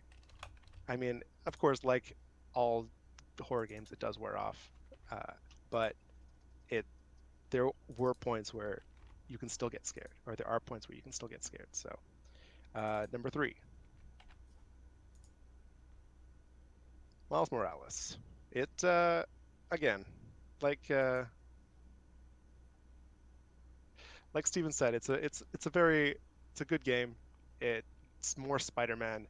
They did a good job at kind of making it, I don't know, it warmed my heart. It it was a game that I wish there was more of, and as soon as another one comes out, I'm gonna easily pick it up. Though I do hope they keep up with Miles Morales, like maybe switch back and forth. Number 2, Animal Crossing, because again, the cultural relevance, just the general wholeheartedness. Like I've been playing since GameCube. Uh, and then number 1, Ghost of Tsushima. Again, not much more I can say about it that I didn't say before, but beautiful game. Like just so much about it. It's amazing to me, and I can't recommend it enough to anyone who hasn't played it. Okay. So thank you, Jason, for your list. We're gonna move on then to after I sneeze. Or not? No? Okay, we're gonna move on to Amanda. Good? We're good? Do we need to give you a minute? No, I'm good. I'm just getting emotional thinking about Spiritfarer again. Well, it's somewhere on this list. So, Really? Spoilers. Okay. Yes, I've been editing the list as we've been talking. So. I only have a top 7. I originally had a top 6, but my number 7 is Phasmaphobia. I love playing this game with friends. I didn't play much of it, so I guess that's why it's 7, but I had a blast taunting the ghosts on the radio, screaming their names, and then also yelling at my friends on the radio that the ghost locked me in and somebody needs to open the door, but I did not play much of that. My number 6 is Cyberpunk 2077. I really don't know why I kept playing this game. I eventually beat it on the weekend. I logged around 60 hours. It's It needs more time to cook, is my opinion. I give them a lot of credit for their female characters. The writing and the voice acting is outstanding. So big props to them. Number 5 is Spiritfarer. I love that game. It was fantastic to play, especially this year. It was very chill, very amazing. I cried just a little bit. Not as much as Luis, though, so it didn't have a ton of impact on me, but I absolutely loved this game and loved hugging everyone in it. Number 4 is the Gears 5 Hivebusters DLC. Also biased, I worked on this, but I love this DLC and it ranks super high up on my Gears of War list, especially for combat. Super fun playing this time with my brother on Experience. We're actually now replaying it again on Insane, and then hopefully in a couple of weeks on Inconceivable difficulty, because that's just how good it is. Number 3 is Doom Eternal. I love this game. It has some of the best FPS combat I've played in a really long time. And as I said before, it's like playing demon chess with an array of vastly different weapons. I absolutely love it. And then number 2 is Hades. I really struggled. I thought maybe this should go number 1, but it is the number 2. It is insanely polished. Supergiant knows what they're doing. The combat's so tight. The feedback to the player is impeccable. You know what's going to happen at every single moment, and you know how to dodge out of the way. Then my number 1 game is Risk of Rain 2. It's not as polished as Hades, but I fucking love this game. It's so good. It's so addicting. I played like another 3 hours last night with my friend, and we have no intentions of stopping. So I absolutely love this game. The developers, small team, did a great job on making a game that's so replayable. But that's my list. All right. We'll move on then to the middle of Bianca's list. No one saw that. Last list. Hang on, everybody. We're almost there. Bianca, would you like to start off with your honorary mentions, I guess? Yes, I have 2 honorable mentions just because they're 2 games that I really want to play that I own that I haven't quite played yet. It's Hades and Spiritfarer. I've heard just such good things about both of these games, and I really want to play them. My number 10 is Ghost of Tsushima, which, funny, is not actually a game that I have played, but I watched Jason play it. And or at least parts of it. I watched him play parts of it and it looked really good, and I want to play it. Number 9 is Assassin's Creed Valhalla. I loved what this game did. It didn't quite get to great status for me. I haven't finished it yet, but so far, I enjoy it. I enjoy going back to it, but it's still not great, but deserves to be on this list for sure. Number 8 is The Last of Us Part 2. I loved this game. I loved the story, but I thought just with the themes, they could have pushed it a little bit further. Number 7 is Among Us. This was not on my list of games that I had played when we talked about them, but I did play this over the weekend, and it's super fun. I love how elegant the design of this game is. It's really, really good. They worked super hard on it. You could tell it was a labor of love, and it's the passion shines through. I loved this game. Number 6 is Phasmaphobia. Another very sort of elegant design, and I love the voice. Like Jason was saying, I love the voice stuff that they do in the game. It's really funny to listen to my teammates over the walkie-talkie cussing this ghost out. It's really hilarious. So fantastic little co-op game. I love it. Number 5 is Star Wars Squadrons, because I'm heavily biased. I worked on this game, but even though it's not a game that I would normally play, it's not my genre of game at all, I can still recognize the work and the passion that went into making this game, because all of us cared so much about it. And I can tell, even though it's a game that I wouldn't normally play, it's very well made. It's a very good game. Number 4 is Final Fantasy VII, the remake. I didn't play the original Final Fantasy on PlayStation, but I loved the remake. I knew enough about the story to know what they had changed, but I loved this game so much. It was a great, for me, I guess, introduction to the game. Number 3 is Florence. This game just had an emotional impact on me, and for such a small simple game, to have that much of an impact, to have a game with such a heavy narrative like really stay with you, especially at the time of my life when I originally had played it, like it's just fantastic. It's such a simple, elegant little game that's super worth it, and the art style is fantastic. The music is great. It's just so many parts of this game just stick with you. Number 2 is Destiny 2 Beyond Light. Destiny 2 is my cardigan that I put on, my comfy cardigan that I put on whenever I just need something to, like a game to lull me over, and when I feel down, the Destiny is what I go to. So of course it's going to be my number 2. I don't want to think about how many hours I've logged onto this game. I really just don't want to think about it. And then number 1 will come as no surprise. It's Animal Crossing. Just because the cultural significance of this game this year, I feel like more so than how I personally feel about the game, whether or not I liked it, whether or not I have qualms with its design and like quality of life issues, I feel like culturally this game was the game of the year. And for that reason, I'm putting it as number 1. All right. Thank you so much, Bianca. Looks like now, because I kind of heard me tapping away, I was trying to tally up the points to make the Beyond the Pixel list. But while I do that, you may talk among yourselves. All right, gonna left justify it. And then we'll take this again from the top, everybody. All right, Beyond the Starting with Pixels, Bunker.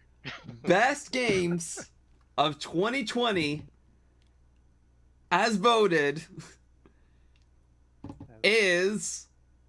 starts off with The Last of Us Part 2. All right. Acceptable. I didn't vote for it, but all right. No, it's unordered. I mixed up the order. Oh, okay. Oh, Okay. what? So how do we know which one's All right. top? Also, after this, I want to see the order. Yeah. Yeah. Sure. You can look at it later. No. All right. Right. Next one. Start off with number 10. There is no order. They're all the best games of 2020. Because No. they're all Yeah, good. no, but- Cop out. People to Then what's fight. the point of having a score? To determine who gets on the list, Bianca. Because I don't want to fight Okay. about what's the best game. Like, it's. All right. fine, That's the all whole right. point. I like that in your attempt to make it so we don't fight, you made us fight. Yeah, I know, right? I'm looking. I'm All right, This is all right. some top tier level trolling, Louise.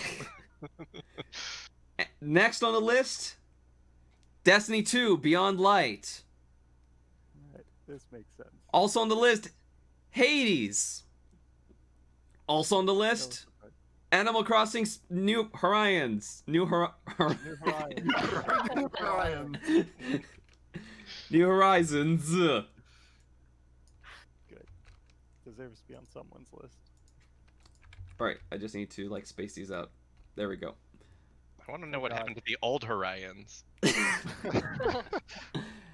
Also on the list, Spiritfarer. Wow. nice. What a surprise. Also on the list, Risk of Rain 2. Ah, we did it, John. Yes. You did it. Also on the list that surprised me actually, Doom Eternal.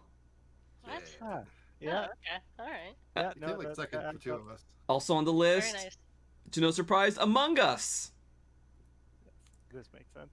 And coming in also, Half-Life Alyx.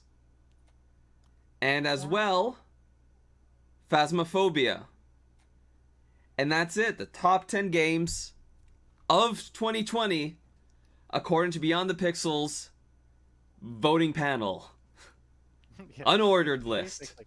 Unordered. Sure, Luis. Sure. What? Luis brings together different people that he's told to play Spiritfarer. Hey, That's the let's reason all why. make Yeah, lists. a requirement to be That's on the- this panel is that you had to have played Spiritfarer and you had to have liked it. Well, that's the reason why this is unordered is because it didn't come in at number 1. Exactly. It's purely the reason. I just want to give it the same Did consideration. it really not? It's I feel like definitely it's unordered. gotta Yeah. be top 3. Yeah. This is a sham. This Why? Wait, how is Spiritfarer was on so many lists? How is it not? Yeah. I can't believe The Last of Us won. That's what's Yeah. blowing my mind. Yeah, I I think it was think just because it was on all the people's lists and it wasn't that low. Right. False. It is not on my list, and It's I don't not think on it's my on Yeah, Amanda's it's not on my list. list Yeah. either. Yeah. So see, this thing's rigged. It was literally Steven's number one. It was literally Steven's number one. You guys got Risk of Rain on this list, okay? Like, don't complain. Well deserved. Well deserved. No, but I mean, like, I'm more morally upset that Last of Us got on there because of what they did to their team. That's true. One of my coworkers Yeah. had a huge argument with me when I was like, I want to support the poor people that suffered, and he's like, no, the studio is what you're supporting more, the leadership. My argument was that only Best Direction should have been withheld from them. Yeah. Other awards would have been fine, but like, if they keep on getting Game of the Year, it becomes a systematic problem because it already is a systematic problem. Well, hopefully Cyberpunk 2077 kind of changes that. As not winning anything? No, the By backlash, just like so much backlash. yeah. Yeah. Oh, yeah. It's a huge one. Well, I mean, the same argument probably could have been made of Anthem. So Yeah. It's true. Yeah. They're I still do- making games as service, so. Yeah.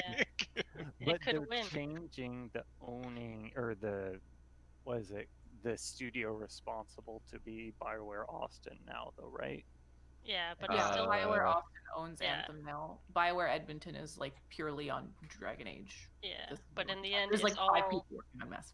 it's all just BioWare magic in the end, which is But at the no same crunch. time, BioWare Edmonton was poo-pooing literally everything BioWare Austin was saying during the development of Anthem. Whereas BioWare Austin was the only one that had actually done an online game before. It was super logical that they didn't listen to them. Anyways, that's a whole thing. For another time. This was a whole thing. This was 9 hours. 9 hours of footage that I recorded. Yeah. I had a small panic attack because I went over to the OBS thing and I clicked on it and I was like, was I recording this whole time? And I was. So I'm glad. But part of me was like, you don't remember hitting the button, did you? I'm like, no, I actually don't remember. You hit the button, right? You must have. You had to have hit the button, and I did. So I'm glad. This is As we were talking, as we were doing top 10s, I was just like, did we actually talk about Final Fantasy VII Remake? I don't remember. Yes, We did. we did. Okay. we Like I said- talked about every game that was on that list, Jordan. Don't you dare think otherwise. No, we didn't talk about. Oh no, we did talk about Umurangi. I mean, I just we give it a didn't talk about Bayonetta. we did. We really didn't. It was on that list because of Vanquish.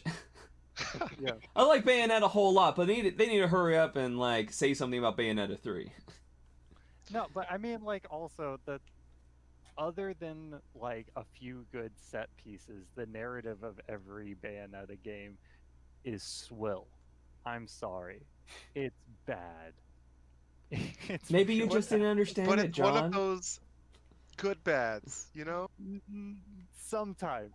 50% Totally. of the time It's at over the best. top. It's not like no one's expecting it to be good. The gameplay's great, but the Yeah. story, like, no one's No, expecting but, it to be like, good. Like, A lot of times it's just pandering, you know, that nice classic, let's pretend that only teenage boys want to play this game. Really uncomfortable video game marketing. Like it's I think, well, one, I think you're missing the mark on just like how big that 14-year-old market is in Japan.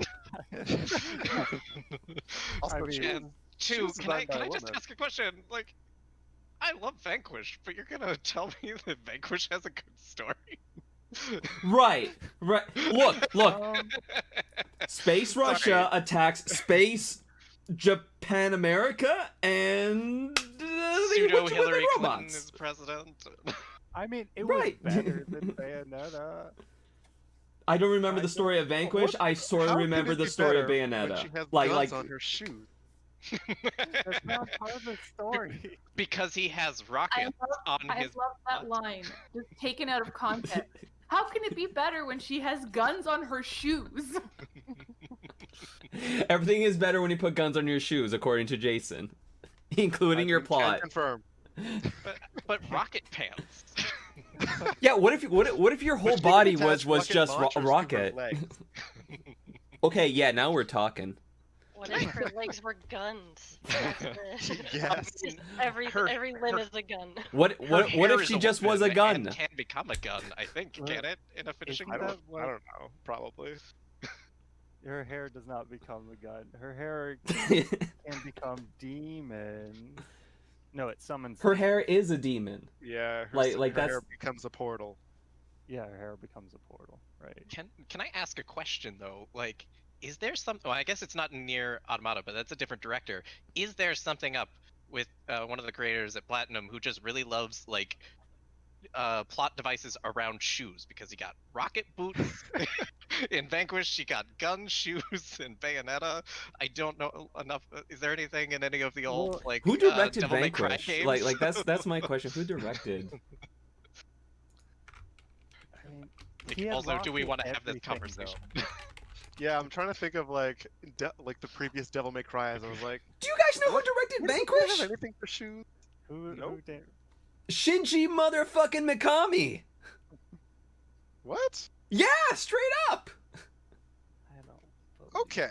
Okay. Yeah, I'm right. to look this up. No, like legit. It's like I have a Google page here open where it literally says Vanquish director Shinji Mikami. And also says people search for Hideki Kamiya, which is who I thought was director of Vanquish. Well, looks like Resident Evil 8 is gonna have gun shoes. Shinji Mikami's not directing Resident Evil 8. I'm pretty sure. I'm pretty sure he's on Ghostwire Tokyo, right? I don't know. I just know that he made the previous Resident Evils, like the old ones. Yeah, Shinji Mikami went on to do Evil Within, I'm pretty sure, right? Yes. Yeah, it says Evil Within on the Wikipedia page, yes. Titled Mikami Project. I would like to go eat dinner. Yeah, sorry. Sorry. Yeah, we'll have none of that here. Can I Rocket worms, so like... Is this gonna be another 2 hours, or can I... No, okay, let's just end this here. Thank you so much, y'all, for doing this. I really appreciate it. Do you guys want to plug anything that you're doing like for this or no, or do you want to just end it right now? What was the question? Is there anything you want to plug right now, or do you want to just leave it? Call it. I'm seeing a lot of head shakes. No. Plug in Steven's Destiny 2 hours. Yeah. Go look at them. What is yours, Destiny 2 hours? Like, I don't think you actually said them on stream. I did. No. My Destiny 2 hours in Xbox is just shy of 2,400. Oh my god. And my PC hours is just shy of 600. So combined, almost 3,000 hours. What do you mean just shy of 600? Isn't it shy of 1,000 or 1,100? Destiny 1? No, sorry. My Destiny 2 on PC. Oh, okay. So Destiny 2 hours is a grand total of just shy of 3,000 hours total, and then my Destiny 1 hours are just over 1,000. Okay. So a combined like 4,000 hours in Destiny as a whole. Damn. Because I'm a maniac and I don't know what to do with my life. Only 11,000 more until Mastery, so... Yeah. And or is that's it the game of the year. All right. Oh, so that closes. Thank you so much, everyone. Again, let's record more stuff together. This was fun. Come back where we talk about more about Japanese directors putting rocket boots on women. And for Jordan and I's Fahrenheit playthrough, which apparently we birthed into reality. It's gonna be wonderful. Take care. We got some Resident Evil content coming up too, don't we? Oh yeah, that's right. We'll talk about that later. Spoiler alert. Spoiler. All right. Take care, everyone. Have a good night and have a happy 2021. Bye, everybody.